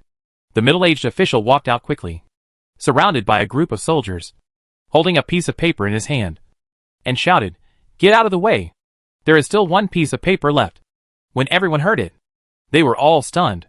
The crying candidates were stunned for a moment, and then their eyes lit up again, and hope rose in their hearts again. Someone couldn't help but curse. Why not post them all at once, while ordering people to post them? The official wiped the sweat from his forehead and explained, there are more people taking the exam this time. And more people are admitted. So it's divided into 2 sheets. In fact, he just forgot the other one. When he went back to see it, he was shocked and ran out with it in a hurry. The list was quickly posted on the wall. And those candidates, who didn't see their names just now rushed up again with hope, looking at it with wide eyes. Ha ha ha, I passed. I passed. Hack the immortal. I was scared. Some candidates cried with joy. Crying, laughing and cursing. Seeing this, everyone in the Qin family also rushed up again. This time, Qin Wenzheng rushed to the front and looked up. Qin Chuan also hurriedly squeezed over to look. Song Ryue was standing there, and hurriedly opened her eyes wide, and was the first to look at the new list. However, after reading all the names, she was disappointed again. Still no, that boy didn't make it. At this moment, a crisp voice suddenly sounded under the list. Son-in-law. Is this you? The voice was pleasant and familiar. Luo Qinzhou immediately looked over with the eyes of everyone in the Qin family. Bai Ling, wearing a pink dress, stood under the list in a coquettish manner, with her slender white jade fingers pointing at one of the names on the list that was separated from the other names in another column, and said crisply, Luo Qinzhou, Jieyuan, native place, Maching, son-in-law. Is this you? What is Jieyuan? Isn't it Juren? Why is it separated from the other names and written alone in this place? When these words came out, not only the Qin family was shocked, but the other people around them also looked at the place where her finger was pointing. Jieyuan, the first place in the Juren. Chapter 316, A Scholar Visits. Ha ha ha. Qin Wenzheng, who squeezed under the list, laughed out loud. Hack that immortal. I'm scared to death. He suddenly realized and stopped laughing immediately, explaining to Bai Ling, who was still pointing at that name, Jie Yuan is a Juren, and the first among all Juren. Your son-in-law is the first in this imperial examination. This was said loudly. And of course, it was not just for Bai Ling to hear. Other people around heard it, and looked at the Qin family with envy. Qin Zhou. Congratulations. You won. You won the first place. Qin Wenzheng shouted to the back again, although he tried his best to remain reserved and calm. His mouth was almost gritting to his ears. The maids and servants of the Qin family were all surprised and happy, cheering in unison. Extremely excited, Xiao Dai cried with joy and sobbed. The second and fourth masters of the Qin family and others were all in disbelief. They hurriedly squeezed forward to see it with their own eyes. When they saw the name and hometown and the big Jieyuan on it, they were all surprised and happy. You got it. It really got it. Qinzhou. We knew you would get it. Jieyuan. Ha ha ha. My Qin family has finally produced a Juren after 3 generations. And he is the first Juren. Ha ha ha. Dad? Qinzhou's brother-in-law doesn't seem to be a member of our Qin family. His surname is Luo. A young boy next to him reminded the fourth master Qin in a low voice. Get lost. Qin Sai slapped him to the ground with a slap and said angrily, if you don't speak, no one will think you are dumb. Get lost. Then he laughed again and hurried over and said, brother, let's go back and set up a banquet to celebrate Qinzhou's nephew and son-in-law. We won't go home until we are drunk tonight. Qin Wenjing's face was flushed. Okay. Okay. In front of the list, Song Ryue still stood there blankly, with eyes wide open, staring at the name of the first place in another column on the list, looking at the name for a while, and then looking at the word Jieyuan, as if she couldn't see enough, and unconsciously showed a silly smile on her face, and her mouth gradually opened. I won, Jieyuan. The first place he. She raised her face, squinted her eyes, and grinned. Mayor and 2 maids protected her in the middle, and hurriedly followed her and grinned. The people around saw that there was a Jieyuan among their Qin family members, and they immediately became awed, and dared not to crowd forward, unconsciously making room for all Qin family members. Madam, go back and continue laughing. The master and the son-in-law have left. Bai Ling's crisp voice finally brought Song Ryue, who was still dazed and laughing under the list, back to her senses. Ah? Song Ryue turned her head and looked at him. She was stunned for a moment, and hurriedly turned around and chased after him. How can this be? Wait for me. Wait for me. Several maids and nannies hurriedly followed her to protect her. Bai Ling took another look at the names on the wall before leaving behind. The Qin family surrounded Luo Qinzhou, smiling, holding their heads high, and leaving with a proud attitude. The bustling crowd behind them took the initiative to make way. They met many acquaintances along the way. The second and fourth masters of the Qin family, as well as the big and small people in their mansion, were all smiling and ruddy, and greeted their friends enthusiastically. Brother Liu, let's go to my eldest brother's house tonight for a drink. My nephew's son-in-law passed the imperial examination and won first place. Ha ha. Brother son, are you here to accompany your son to look at the list? Did he pass? Ha ha. My Qinzhou won first place. First place. I wish your son will pass the imperial examination too. Brother Hu. Brother Hu. Call Zishan and the others tomorrow to go to Tianxian Tower. I'll treat you. My cousin's husband passed the imperial examination and won first place. Eat and play as you like tomorrow. Even the servants in the Qin mansion said proudly, when they met someone familiar, Sister Wang, Sister Zhang, and Qian. My cousin's son-in-law passed the imperial examination and won first place. Those familiar friends, and so on, were all envious, and responded enthusiastically with flattery on their faces. Qin Wenzheng even raised his head and chest, and strode in front surrounded by the crowd, as if he had passed the imperial examination today. When he met someone familiar, he bowed and smiled and said, Brother Liang, Brother Zhao, Brother Bai. He only greeted them, but did not take the initiative to talk about things. When others asked him about it, he waved his hands and smiled calmly. Nothing happy. It's just that my son-in-law won the first prize. When people heard it, they were shocked and bowed their hands and said, Congratulations. Congratulations. Your son-in-law is really amazing. He must be the god of literature. He waved his hands again and smiled calmly. What god of literature? He was just lucky. He did just SOSO in the exam. Song Ryue glared at him, but her mouth was full of joy. After walking out of the crowd, Qin Eri reminded him hurriedly, Brother, remember to prepare some red envelopes in advance. The government will send someone to notify the top few people later. We can't be stingy. Qin Wenzheng smiled and said, I know. Song Ryue came over quickly and grinned and said attentively, Master, I will prepare the red envelopes later, and I will go to greet those people when the time comes. Qin Wenzheng ignored her. Such a face-saving scene. Naturally, he, the head of the family, went out in person. Luo Qinzhou was surrounded in the middle.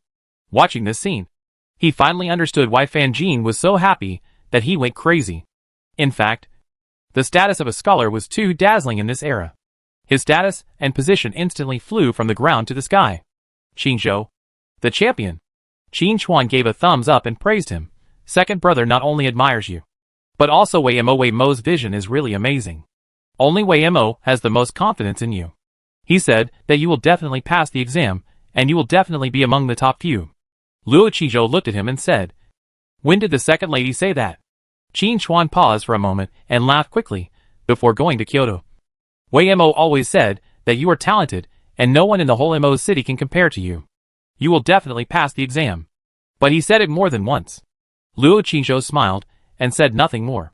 The weak figure and the beautiful and gentle face appeared in his mind.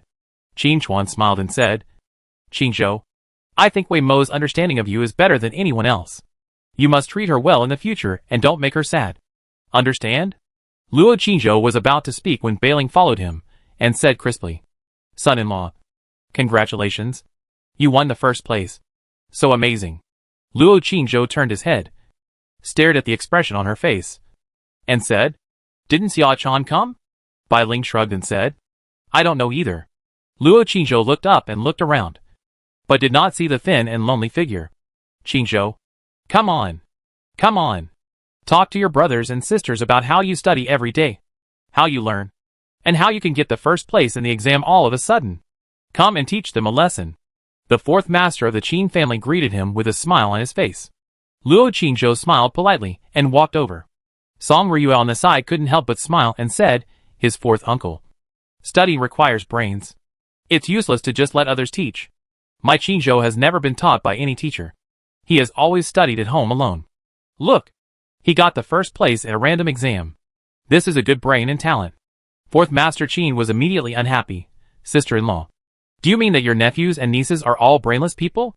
Song Ryue said, I don't mean that. Qin Wenzheng quickly interrupted and said, Qinzhou can achieve today's results entirely because of his diligence and hard work. He studies at home every day, and doesn't even go out once a month. He never goes out to make friends with those bad friends. Nor does he go out to play. Every day. Except for studying wholeheartedly. He has no other hobbies.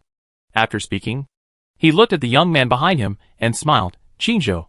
Is what father-in-law said right? Luo Qingzhou's mouth twitched. And said yes. Xiao Dai laughed secretly behind him. Qin Chuan, who was standing next to him, saw this and asked, Xiao Dai, why are you laughing? Is what my father said wrong? Xiao Dai was startled and said quickly, no, second young master. What the master said is very right. My young master has never gone out except for studying at home every day. He is so hardworking. The Qin family talked all the way. Their faces were flushed. And they soon returned to the Qin mansion. Song Ryue couldn't wait to go to the backyard. At the same time, in Chunghua mansion, Wang was still sitting in the hall, sipping tea with a faint expression. Wang Chung stood at the door with his head bowed, still talking excitedly and exaggerating the disappointment and embarrassment of the Qin family. Madam, you didn't see it. Madam Song squeezed to the front of the list with hope, looked at it again and again, and found that the name of the little bastard was not on it. Her face turned from white to red, and then from red to blue. She almost fainted from anger. It was so exciting. Qin Wenzheng was even more angry, and his face turned ashen. He stood there motionless and said nothing. If there were not so many people at that time, I think he would have directly scolded the little bastard. The little bastard was probably scared silly at that time. He didn't dare to go forward to see it. He was scared by the faces of the Qin family, and stood there trembling. His face was embarrassed. I guess he wanted to find a crack in the ground to crawl into. When Qin Wenzheng and Madame Song came to our house, they jumped so happily, and held the little bastard in their hands like a treasure. Who knew that he was so useless? I guess they are regretting it now. It's a pity that the eloquent Miss Qin Air is not here. Otherwise she would be extremely disappointed with the little bastard. Ha ha ha. After listening, Wang still looked indifferent. After a while, she stood up and said with a cold smile, You bastard. You still want to pass the exam? You are just dreaming. Wang Chung quickly agreed. That's right.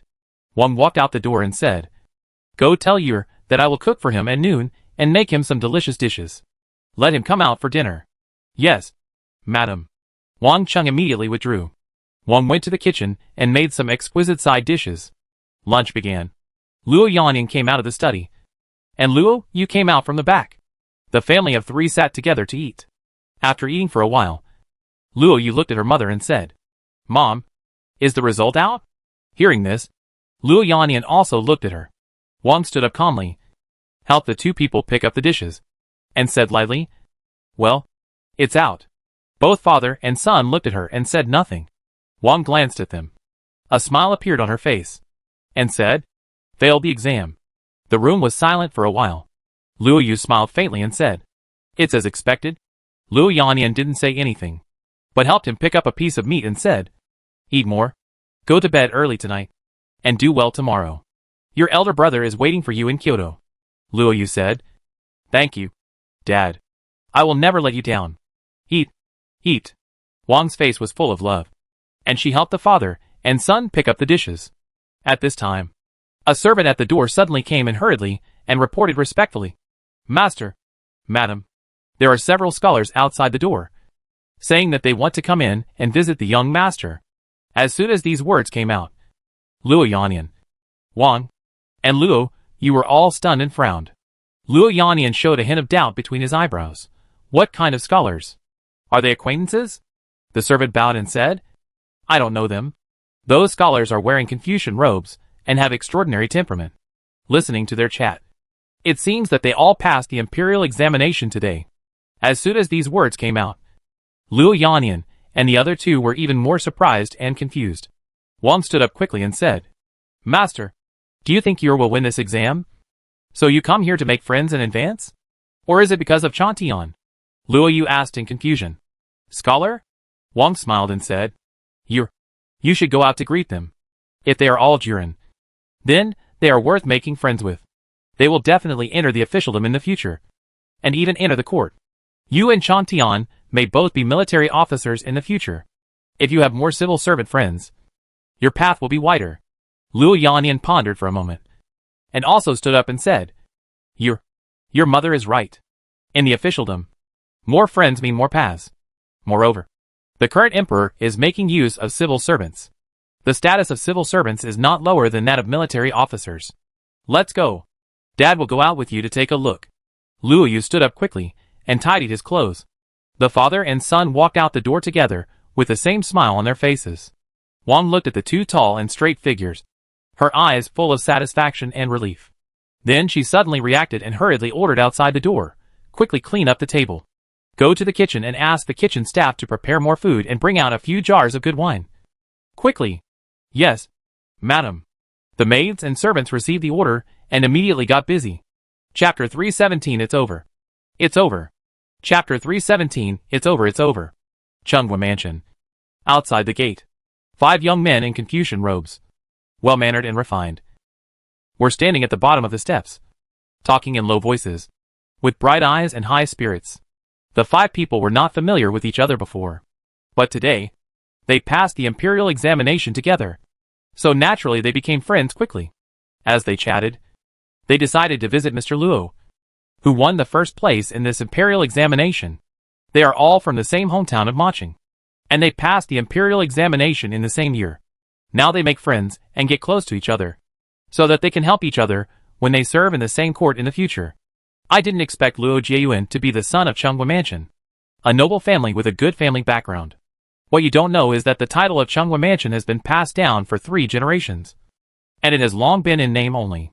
I'm afraid that it will depend on Luo Jiayuan to revive the family's prestige in the future. It's really strange. Why have I never heard of this Luo Jiayuan before? It's really strange. Maching is so small, and I have never heard of it either. When several people were whispering, Luo Yanyan came out of the door with Luo Yu, full of enthusiasm and dignified. Luo Yu was afraid that his father would lower his status, and was not easy to talk to. So he immediately took a step forward, bowed, and said with a smile on his face, "I've kept you waiting for a long time. Please come in. Please come in." The 5 people looked at him, and were stunned for a moment. One of them whispered, "Who is this person?" The others all looked confused. Luo Yu hurriedly bowed and said, "I am Luo Yu. This is my father. Please don't be polite. Please move to the mansion to talk." When the 5 heard that the middle-aged man next to them was the master of Chunghwa Mansion, they hurriedly bowed and saluted. "Hello, Lord Luo." Luo Yanyan smiled and nodded. "Okay. Everyone has passed the imperial examination today, which is a cause for celebration. My mansion has prepared wine and food. If you don't mind, please come in and eat while chatting. My Yur has always admired scholars, and I am very grateful that you can come to make friends with my Yur." The 5 people were a little confused and looked at the young man in front of them again. One of them whispered, "It doesn't seem to be Luo Jiayuan. It's different from what I saw today." Another said, "It's indeed not. It's probably Luo Jiayuan's brother." The few people looked at each other, and one of them said quickly, "Lord Luo, Brother Luo, we came here this time to meet Luo Jiayuan and make friends. This is the first time I came, and I didn't have time to buy gifts. I'm really embarrassed to enter the mansion. I wonder if you can let Luo Jiayuan come out, and we will invite Luo Jiayuan to the restaurant for a meal, and visit your mansion again in the future?"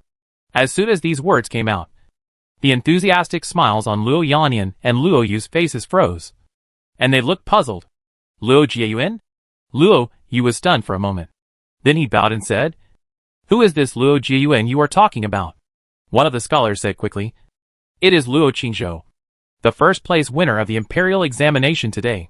We just asked around and found out that Luo Jiayuan is the son of Chunghwa Mansion, so we want to come and pay him a visit. Is it convenient?"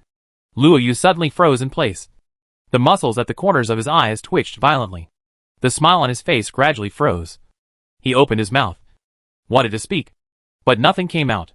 Silence for a long while. His voice suddenly became a little hoarse. "Luo Qingzhou, he won the imperial examination? Didn't he fail the exam?" When the 5 heard this, they were all surprised. One of them hurriedly said, "Brother Luo, you didn't read it wrong, did you?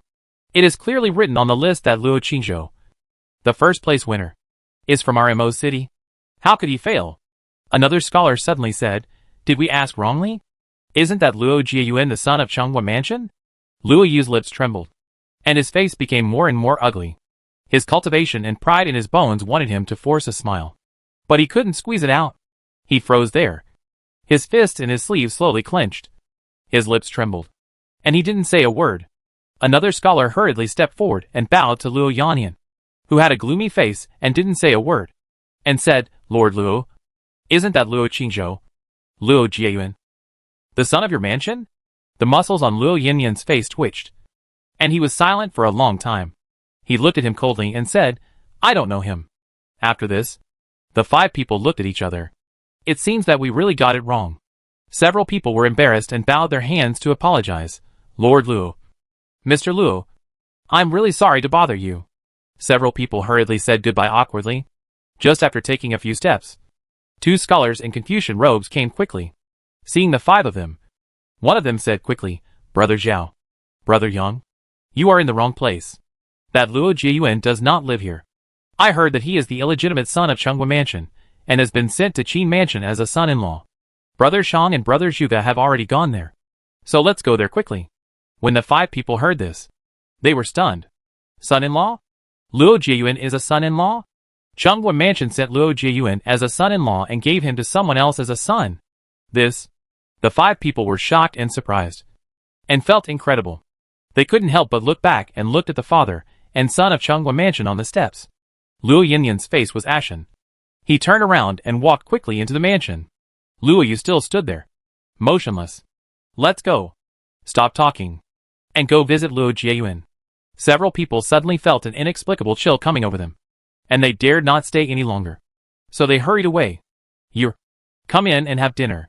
Luo Yanyan appeared at the door, called softly, paused, and said, You will take the exam tomorrow. And when you get into Longhu College, you will be no worse than him. Luo Yu suddenly turned around, looked at him and said, Dad, are you comparing me with that little bastard now? Luo Yanyan looked at his red eyes, fell silent, and said nothing more. The father and son stood at the door for a long time before entering the mansion together.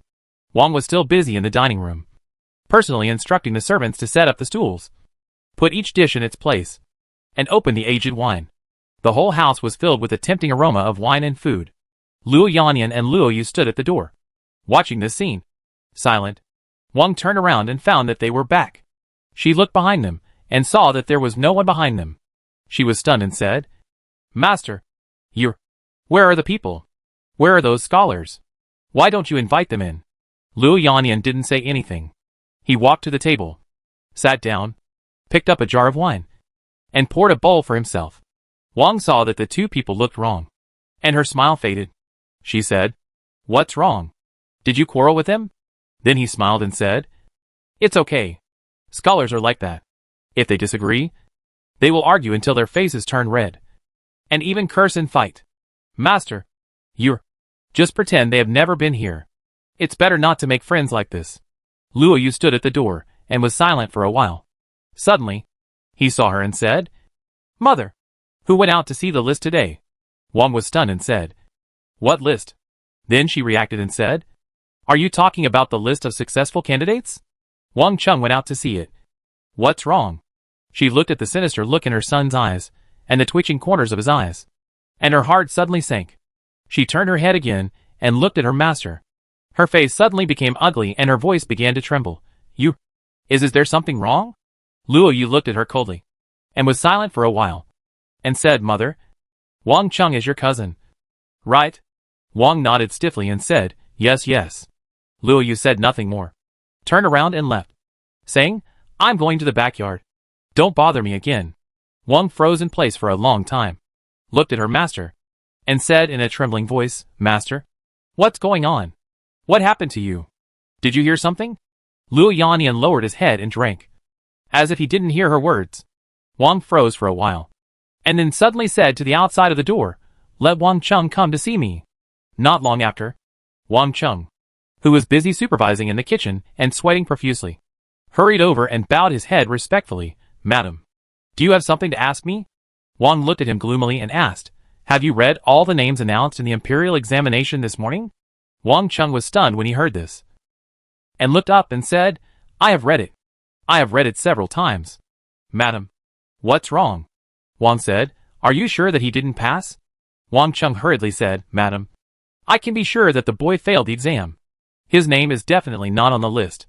Wang's eyes showed a hint of doubt, and she looked at her master again, The wine glass in Luo Yinyan's hand paused, and he was silent for a while, and looked up and said, "Let's go and have a look." Wang Chung was full of doubts, so he had to say, "Yes, master, I will go now." After that, he turned around and left quickly. He then went directly to the stable at the back, let out a horse, left the mansion, and galloped towards the Imperial Examination Hall. The horse's hooves stepped on the bluestone slabs, and a crisp knocking sound was heard. It was noon, and there were not many people on the street. He galloped on his horse, and soon arrived at the Imperial Examination Hall. In front of the Imperial Examination Hall, the bustling crowd in the morning had long dispersed. However, there were still a few candidates lingering here, sitting in the corner and crying, wishing they could die. Wang Chung reined in his horse, stopped at the side of the street, jumped off the horse immediately, and ran towards the wall beside the Imperial Examination Hall. When he got closer, he looked up at the list on it. Suddenly, he was shocked and saw another list next to him. His body began to tremble. His face began to turn pale. He opened his eyes wide, held his breath, and looked at the other list he had not seen in the morning. In the other column on the left, the first name, Luo Qingzhou, Jieyuan, native of Maching. Buzz. Wang Cheng's head suddenly buzzed, and everything went blank in an instant. His body shook. His eyes went black, and he almost fainted. Impossible. Impossible. Jie Yuan, how could that little bastard be Jie Yuan? He was clearly poisoned, he was clearly vomiting blood. He shivered, rubbed his eyes hard, opened his eyes wide, and looked again. He stared at the line of words, and read it dozens of times. It's over, it's over. Chapter 318, An Unexpected Surprise. The second young lady. The lunch was very sumptuous. Everyone in the Qin family was in high spirits, and had a great time eating. Since Qin Chuan had to take an exam tomorrow, he only drank 1 glass of wine, said a few words, and then hurried back to the backyard to continue practicing. Luo Qingzhou accompanied him to drink a few glasses of wine, and also pretended to be dizzy and left. Qin Wenzheng accompanied the second and fourth masters of the Qin family until the afternoon, and they ate until they were drunk. And then, they went back to sleep. Song Ryue was so happy from morning to afternoon that her mouth never closed. And she was also unusually gentle to the servants. When chatting with the women of the second and fourth masters, she also said "My Qingzhou this, my Qingzhou that." When people asked her about other things, she could always talk about My Qingzhou, as if she was afraid that others didn't know that this Luo Jieyuan was her family, and had a close relationship with her. The whole Qin mansion was immersed in great joy. Scholars who passed the imperial examination, and those who did not also came in waves, and were all warmly welcomed into the mansion by Qin Wenzheng himself, and drank a few cups. My Qingzhou is not good at drinking, so he went back to his room to rest. I'm really sorry. I'll ask him to invite you all to a small gathering in a few days. Although those scholars did not see Luo Jieyuan and were a little disappointed, they came and left in high spirits when they saw that Mr. Qin was so amiable and enthusiastic. Luo Qingzhou returned to Meixiang Garden. With Xiaodia's service, he washed his face and prepared to lie down for a while in the afternoon to digest the food and alcohol. Lying on the bed, he couldn't sleep. Once a person gets carried away, he will miss many things. He calmed down and thought carefully about what happened in the past few days, and thought of the mother and daughter who were about to commit suicide that night. He killed Ming Xianqing, which did help them solve the immediate danger, but he did not help them get out of danger fundamentally. The eldest lady wanted to disgust him and confuse him before the exam, but failed. Now that he has passed the exam and won the first place, will she give up with her vicious temper? I am afraid she will be angry and furious, and even more crazy. Right? As long as the mother and daughter stay in Chenghua Mansion for 1 day, they will never be safe, and will become the vent of the vicious woman at any time. The only way is to find a way to make the mother and daughter leave there completely. However, this is not easy. One is the other party's legal concubine, and the other is the other party's legal child. As long as Luo Yannian does not take the initiative to let them leave, they will be tied there forever, and no one can do anything. Luo Qingzhou tossed and turned in bed. The only thing that can ignore rules and laws is violence. But not right. His eyes suddenly lit up. There is another thing. He sat up from the bed, pondered carefully for a while, hesitated for a while, and then got up and went out. After walking out of the gate, he wanted to leave the house directly, but after thinking about it, he turned around and walked towards Lingshan Moon Palace. He came to the door and raised his hand to knock on the door. Squeak. The courtyard door opened quickly. Bailing appeared in the door in a pink dress, looking pretty but cold, looking at him and said, "Are you so anxious, son-in-law? You can't wait to sign after just finishing your meal?" Luo Qingzhou looked at her face, was silent for a while, and said, "I'm here to find Xiachan." Bai Ling said nothing more and turned to go into the yard. Luo Qingzhou hesitated for a moment and followed him in. In front of the stone table in the courtyard, Miss Qin, dressed in a white dress, was sitting there quietly reading a book. She was spotless and beautiful. Xiachan, dressed in a light green dress, holding a sword, stood under the eaves, looking at him coldly. Luo Qingzhou walked to the stone table with his head held high and said, "Mississippi."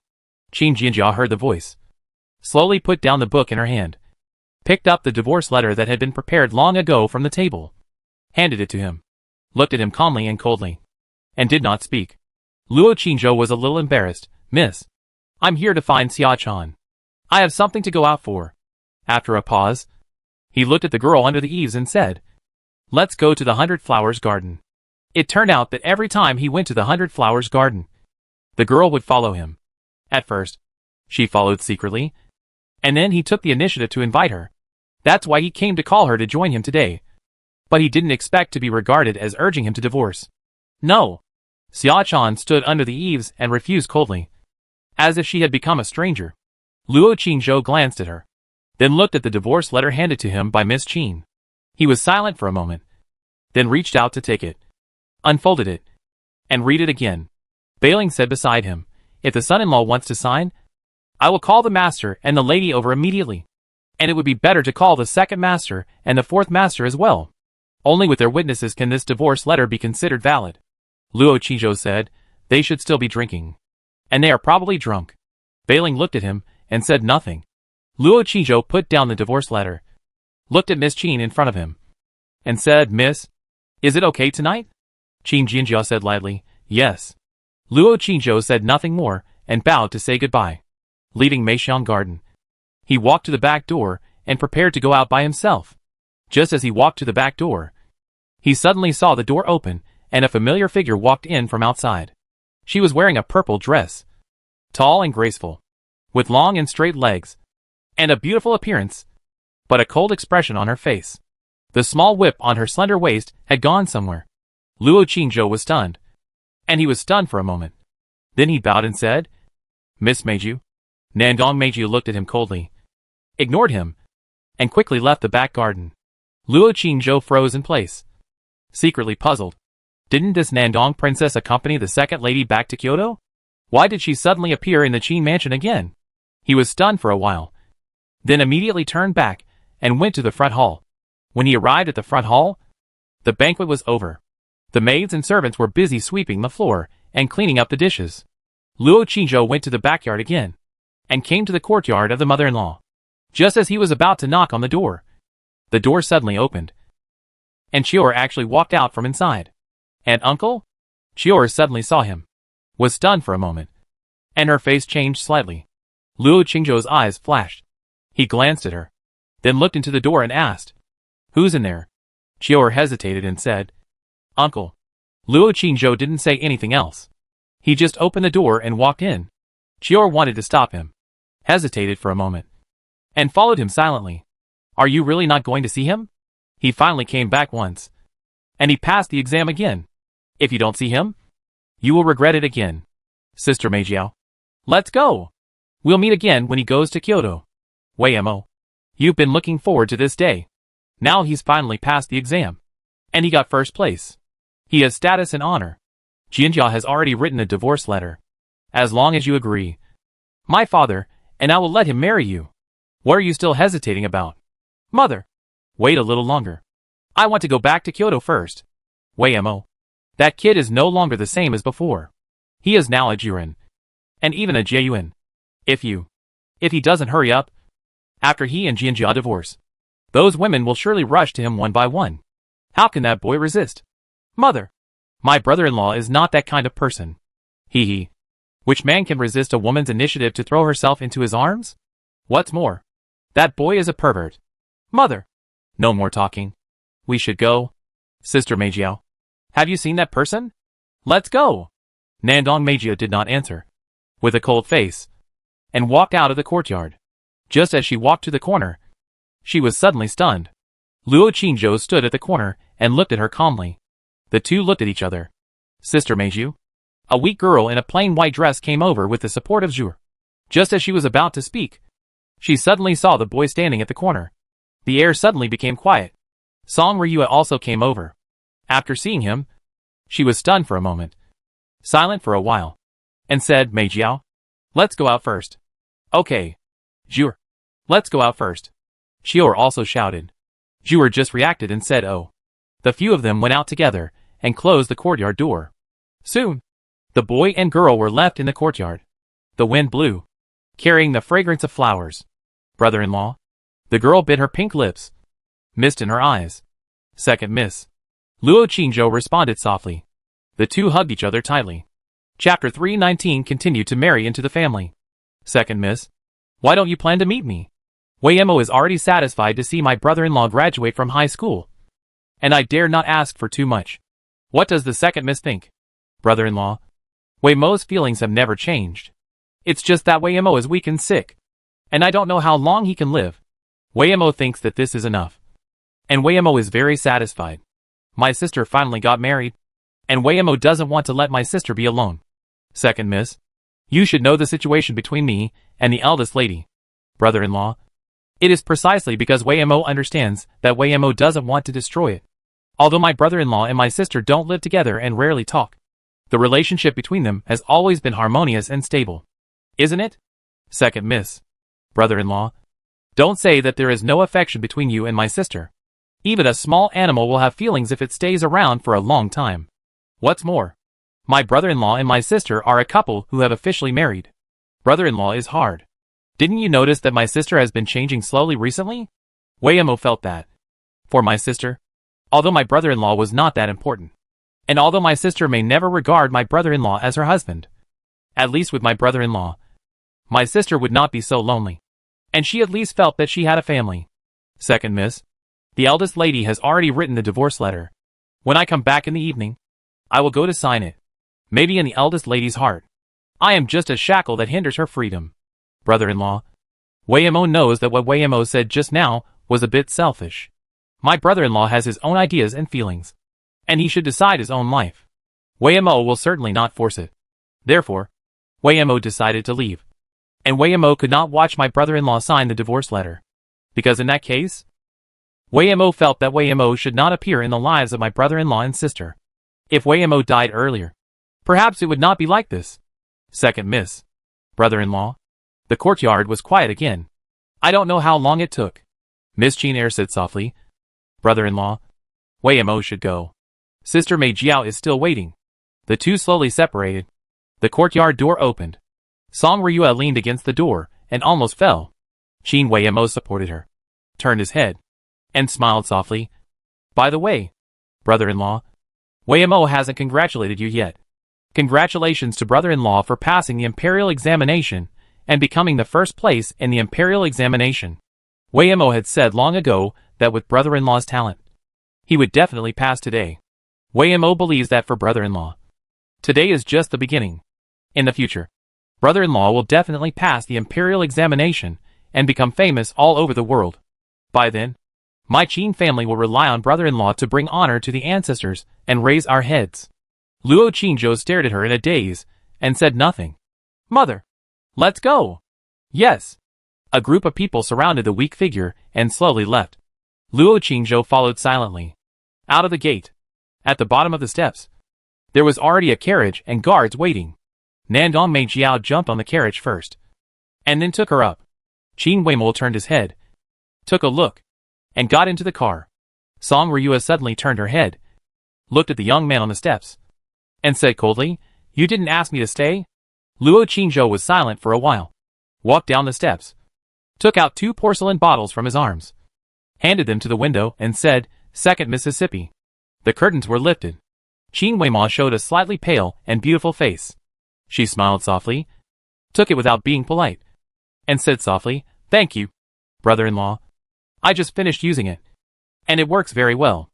Luo Qingzhou said softly, Are you coughing up blood again? Qin Weimao smiled and said, I coughed twice.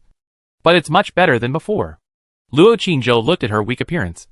His heart was full of heartache and pity. And said, wait for us in Kyoto. We will be there soon. Qin Weimao said obediently, yeah. The two looked at each other, as if there were thousands of words. But they didn't need to say them out loud. They all knew it in their hearts. Luo Qingzhou didn't try to keep her. And waved, take care. Qin Weimao smiled softly, waved his hand, and said, brother-in-law, you take care too. Weimao believes that brother-in-law will succeed. After that, the two looked at each other for the last time. And the curtains were slowly lowered. Go! The carriage slowly drove away. Luo Qingzhou stood there until the carriage disappeared around the corner in the distance. Then stood there for a while. Then turned around and looked at the young woman on the steps. And said with a bow, mother-in-law, if you are free tonight, can you go with father-in-law to be a witness for Qingzhou and the eldest lady? When this was said, Song Ryue was stunned at first. Then suddenly remembered something. Her face changed slightly. And she looked at him with a complicated expression. She was silent for a while. And then she agreed, okay. After saying that, she suddenly became alert again. Luo Qingzhou, you won't suddenly leave Jinjia. And then suddenly take the opportunity to escape from our Qin family. Right? Luo Qingzhou, you are now a scholar. Are you starting to dislike our Qin family? Song Ryue began to become suspicious. Luo Qingzhou said respectfully, mother-in-law. Qingzhou definitely didn't. Song Ryue snorted coldly and said, if you dare to be an ungrateful person, I will spare your elder brother and second brother. I will never spare you. Xia Chan will not spare you. And Xiao Dai and Chior. Don't even think about taking them away. Luo Qingzhou's mouth twitched. And he had to say, mother-in-law, don't worry. After my second brother finishes his exam in a few days, we will go to Kyoto. When we get to Kyoto, Qingzhou will ask for the second lady's hand in marriage. Do you think it's okay? Song Ryue was stunned when she heard this. And suddenly said weakly, are you going to marry her? Or continue to marry into her family? Luo Qingzhou. What nonsense! At this moment, Qinwen Zheng suddenly walked out of the door with a gloomy face, staring at her and said, what is Qingzhou's current status? I am a Juren. The first Juren. I will take the Shuangyuan exam in the future? What you just said. Aren't you insulting me? Song Ryue blushed, master. But? Qin Wenzheng waved his hand, and said in a deep voice, don't say anything. I get angry when I hear you talk. Qingzhou is a man. A Jiayuan. Is he a person who goes back on his word? Since I said I want to marry into the family, I will naturally marry into the family. What are you talking about? Did I say that? Song Ryue? Luo Qingzhou? He didn't seem to say that. Right?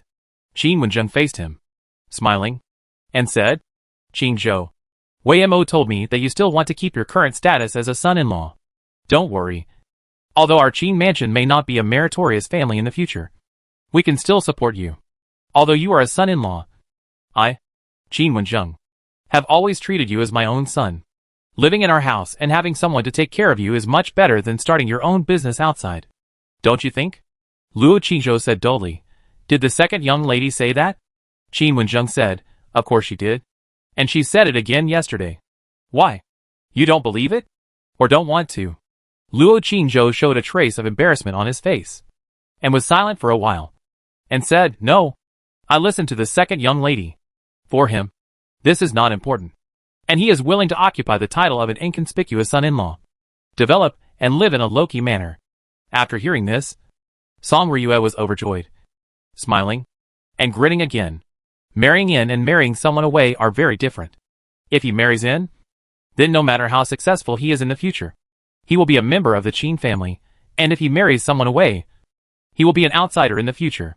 Qin Wenzheng was also overjoyed, but he tried his best to remain reserved and calm, and smiled, okay. Qingzhou, Wei Mo really didn't misjudge you. When Luo Qingzhou was about to speak, a scream suddenly came from the corner not far away. Then, a figure with disheveled hair came running over, crying, Qingzhou, Qingzhou, please save my Xiao Lu. Yang Pinger even lost her shoes, ran over crying, fell in front of him, and said tremblingly, Mr. Ming of Chunghua Mansion is dead. But the eldest lady still wants to marry my Xiaolu to him, she said. She said she wanted Xiaolu to have a ghost marriage with Mr. Ming and be buried with him. Woo. When these words came out, not only Luo Qingzhou's face changed, but Qin Wenzheng and his wife, and the maids behind them were also shocked. Ghost marriage? Buried alive? Song Ryua's face turned pale when she heard these words. Qin Wenzheng asked with a gloomy face, "Does Luo Yanyan know about this? Isn't that his daughter?" Yang Pinger cried and said, "Master Qin. He is worse than a beast. I can't see him at all, please. Master Qin, save my Xiaolu. They will bury her alive tomorrow night, please," she cried and begged, and kowtowed. Song Ryua suddenly said, "Master, tomorrow is the enrollment competition of Longhu College. Aren't they afraid that this matter will be spread and affect their second son's exam?" Qin Wenzheng's face changed for a while, and he sighed and said, "If it is not borne by the wife, there is no law to deal with this matter. Moreover, the rules of burial alive have existed since the previous dynasty. It is difficult for the country to control the folk customs, and most of them will turn a blind eye. If they have already agreed on a marriage contract, then this matter will be more logical." In fact, he had another sentence, which he didn't say in front of this poor woman. In this era, maids are slaves, and even their lives belong to their masters. Not to mention that the master wants her to be buried alive. This woman was born as a maid, and even if she was promoted to a concubine, it would not change her social status. And the same would be true for her daughter. Even if they were both given away, it would be legal and ceremonial. He remembered that there was a celebrity in the previous dynasty who often exchanged concubines with his friends, and finally gave away his pregnant concubine. But it was passed down as a romantic affair, and no one blamed him. So this kind of thing is someone else's family affair. And even if the emperor comes, it is not easy to intervene. "Master, what should we do?" Song Ryua glanced at her son-in-law, her face full of worry. She knew that this mother and daughter were very important to the young man, and he would never ignore them. Qin Wenzheng frowned, pondered for a moment, and immediately said, "Don't worry. I'll go to the city lord's mansion first." Then he shouted to the house, "Zhou Tong, prepare the horse." "Yes, master." Butler Zhou immediately agreed and went to the stable to get the horse himself. Qin Wenzheng quickly rode away with his guards. Luo Qingzhou helped Yang Pinger, who was still kneeling on the ground and crying, up, with no ripples on his face. "Second, madam. You go back first. Don't beg them anymore. It's useless. This matter was caused by me. Don't worry. Xiaolu will be fine." "Qingzhou, go back." Luo Qingzhou said nothing more. His eyes showed a touch of determination, and he left quickly. In this case, he had nothing to hesitate about. In this era, the only thing that can ignore rules and laws, or even break them, except violence, is power. Since that bitch is not willing to give up until the Yellow River, then he will make her give up completely. Chapter 320 Confession. The sun was blazing above. Luo Qingzhou walked out of the alley and headed for the street on the right. He crossed several more streets, followed several scholars, and entered a bookstore. After a while, he changed himself and came out alone. He put on a mask and changed his robe. After walking a distance, he looked back and saw that someone was following and monitoring him at the alley opposite the bookstore. He walked through the alley and headed for the 100 Flowers garden.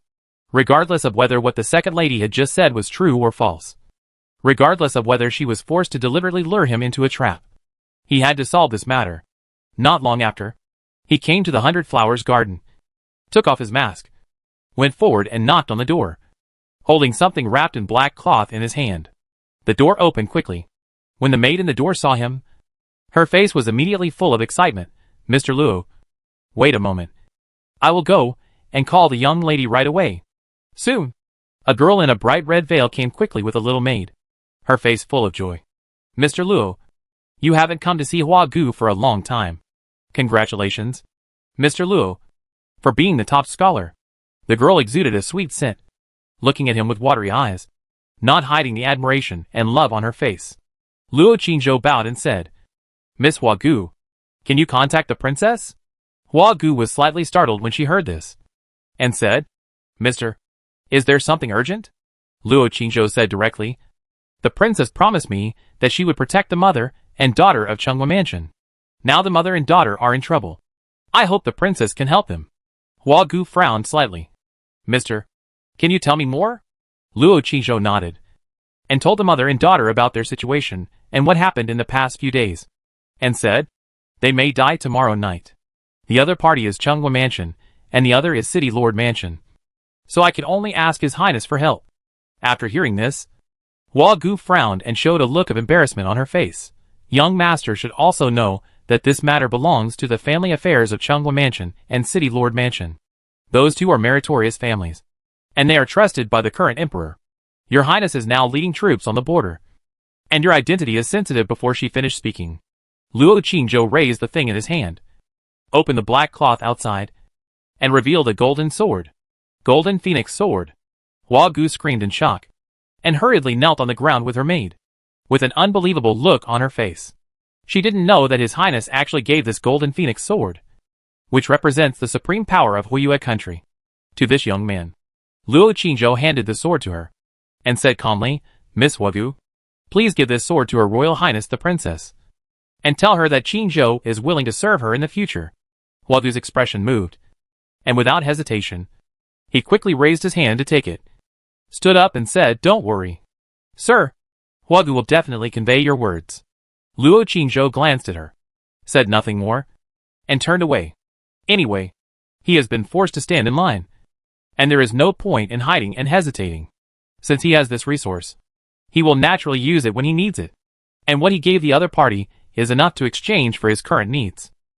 Put on the mask and walk out of the alley. A light green figure suddenly flashed at the entrance of the alley. Luo Qingzhou walked out of the alley quickly and looked at the crowd on the street. But he didn't see the figure again. He thought for a moment and walked towards the outer city. When he passed by Jubao Pavilion, he suddenly saw Sister Dao standing at the door with a cold face. In front of her stood a young man in a Confucian robe, talking to her with a smile on his face. The figure of the young man was also quite familiar. When he got closer, Luo Qingzhou found that this person was Tang Jiasong. At this time, Tang Jiasong, holding a folding fan, said with a smile, Sister Dao, I was presumptuous last time. If I offended you, please forgive me. Today, I was lucky enough to be a Juren. I just want to invite Sister Dao to have a meal and apologize. Please give me a favor. Luo Qingzhou glanced at his eyes from the side, and suddenly heard what he was thinking. Tonight, I have to bring a woman to the banquet to a face. Although this woman is not beautiful, she has blue eyes, a big butt, long legs, and is a warrior. It will definitely attract attention. Get her drunk tonight and sleep with her. This kind of exotic woman must be very special in bed. Then I can take her as a concubine, keep her by my side as a guard during the day, and use her as a plaything in bed at night. Isn't it wonderful? Sister Dao, are you listening to me? Tang Jiasong saw that she was looking away, and he was unhappy. But his face was still gentle. Sister Dao still had a cold face and ignored him. She greeted Luo Qingzhou, who suddenly appeared. Chu Feiyang, do you want to go upstairs for a few drinks? Tang Jiasong was stunned when he heard the words and turned his head to look. Only then did he realize that an ordinary-looking boy was standing beside him. A hint of coldness suddenly appeared in his eyes, but he still kept a refined smile on his face. He bowed politely and said, this young man is... Bang! Before he finished speaking, Luo Qingzhou suddenly kicked him on the knee, kicking his entire leg backwards, and his whole body fell forward. And with a thump, he knelt on one knee and crawled on the ground. Not only was Tang Jiasong startled, but Dao Jia was also surprised. You. Tang Jiasong knelt on one knee on the ground, raised his head, his face full of pain. Unbelievable, I am. Get out. Luo Qingzhou looked at him with his eyes, concentrated his soul, and suddenly burst out a terrible sound wave from his throat, instantly drilling into his mind and soul. Tang Jiasong's mind suddenly boomed with a thunder, and his body trembled with fear, and he was stunned for a few seconds. He hurriedly climbed up from the ground tremblingly, and did not dare to say a word. He turned around and limped away. Sister Dao watched him limp away in embarrassment, and was stunned for a moment, then turned to look at the young man in front of her and said, Chu Feiyang, what are you doing? He passed the exam today, and if you beat him like this, I will report you to the government. Luo Qingzhou said, he doesn't know me. Sister Dao said, but he knows me. When the government comes to find me, I will definitely give you up. Luo Qingzhou said directly, Sister Dao, just give me up. If they can find me, they are capable. After that, she prepared to leave. Sister Dao was stunned for a moment and said, your name is fake, right? Luo Qingzhou did not hide it. Yes. Sister Dao was stunned. Seeing him leave quickly, she quickly said. By the way, Chu Feiyang, someone came to see you these 2 days. Luo Qingzhou was stunned when he heard this. Stopped, turned around and said, Who? Sister Dao curled her lips and said, Who else could it be? The romantic debt you owed. The Miss Qianux Sweshi? She came here to sit for a while every day these 2 days. In the morning and in the evening. Although she always denied looking for you with a cold face. I am not a fool. I told her that you broke through to become a martial artist. And she stayed for a long time. I guess she regretted that she shouldn't have been arrogant and should have taken the initiative to lick you. What do you think? Boring. Luo Qingzhou ignored her and waved. Let's go. I have something to do. Sister Dao watched his back go away, shrugged, and was about to turn around and go into the house, when she suddenly felt a chill coming from the side. Her face changed immediately. Her hand touched her waist, and turned to look. A cold girl in a light green dress was standing silently beside her. She looked pretty, but cold as ice, and her eyes made people feel cold. She held a sword in her hand. Although the sword was not unsheathed, it gave her a cold feeling. Sister Dao was stunned and said, Girl, you? The girl looked at her coldly for a while, and then stuttered, Qian Dao. Shui Shane. Who is it? What other romantic debts does he have? Sister Dao. Luo Qingzhou crossed several streets, left the inner city, and came to the arch bridge leading to the outer city. He watched the river for a while on the bridge, then went down from the riverside and walked into the bridge hole below.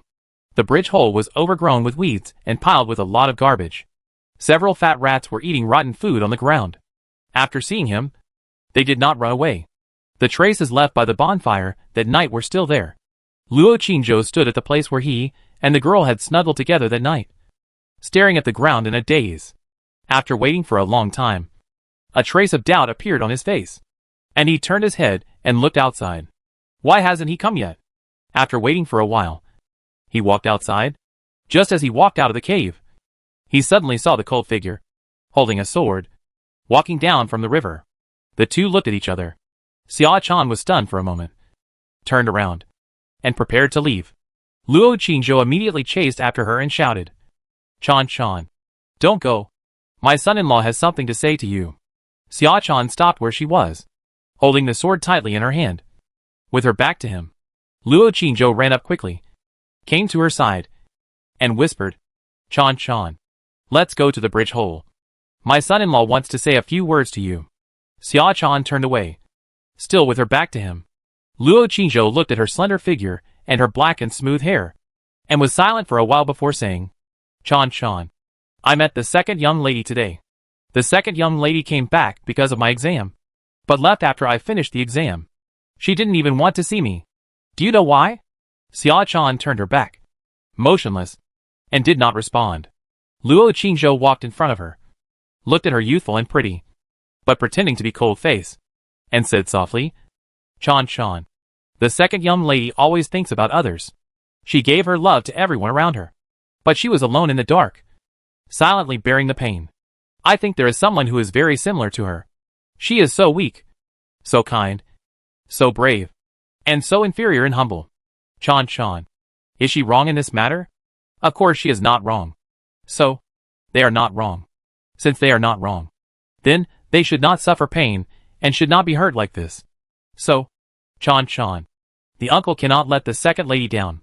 The uncle must be responsible for the second lady. Do you understand? But the uncle is very conflicted. The uncle will divorce your lady tonight. You should also know that the uncle does not have too deep feelings for the eldest lady. It is not painful to separate from her. But the uncle is very conflicted and uncomfortable now. I don't want to take this step. Do you know why? You should know. Bailing should also know. I'm sorry. The uncle shouldn't mention bailing. Chan, what is this? Luo Qingzhou looked at the two books she suddenly took out, was stunned, reached out to take them, and looked down. One book, Jade Foot Illustration. The other book, Jade Foot Illustration 2. The river bank suddenly became very quiet.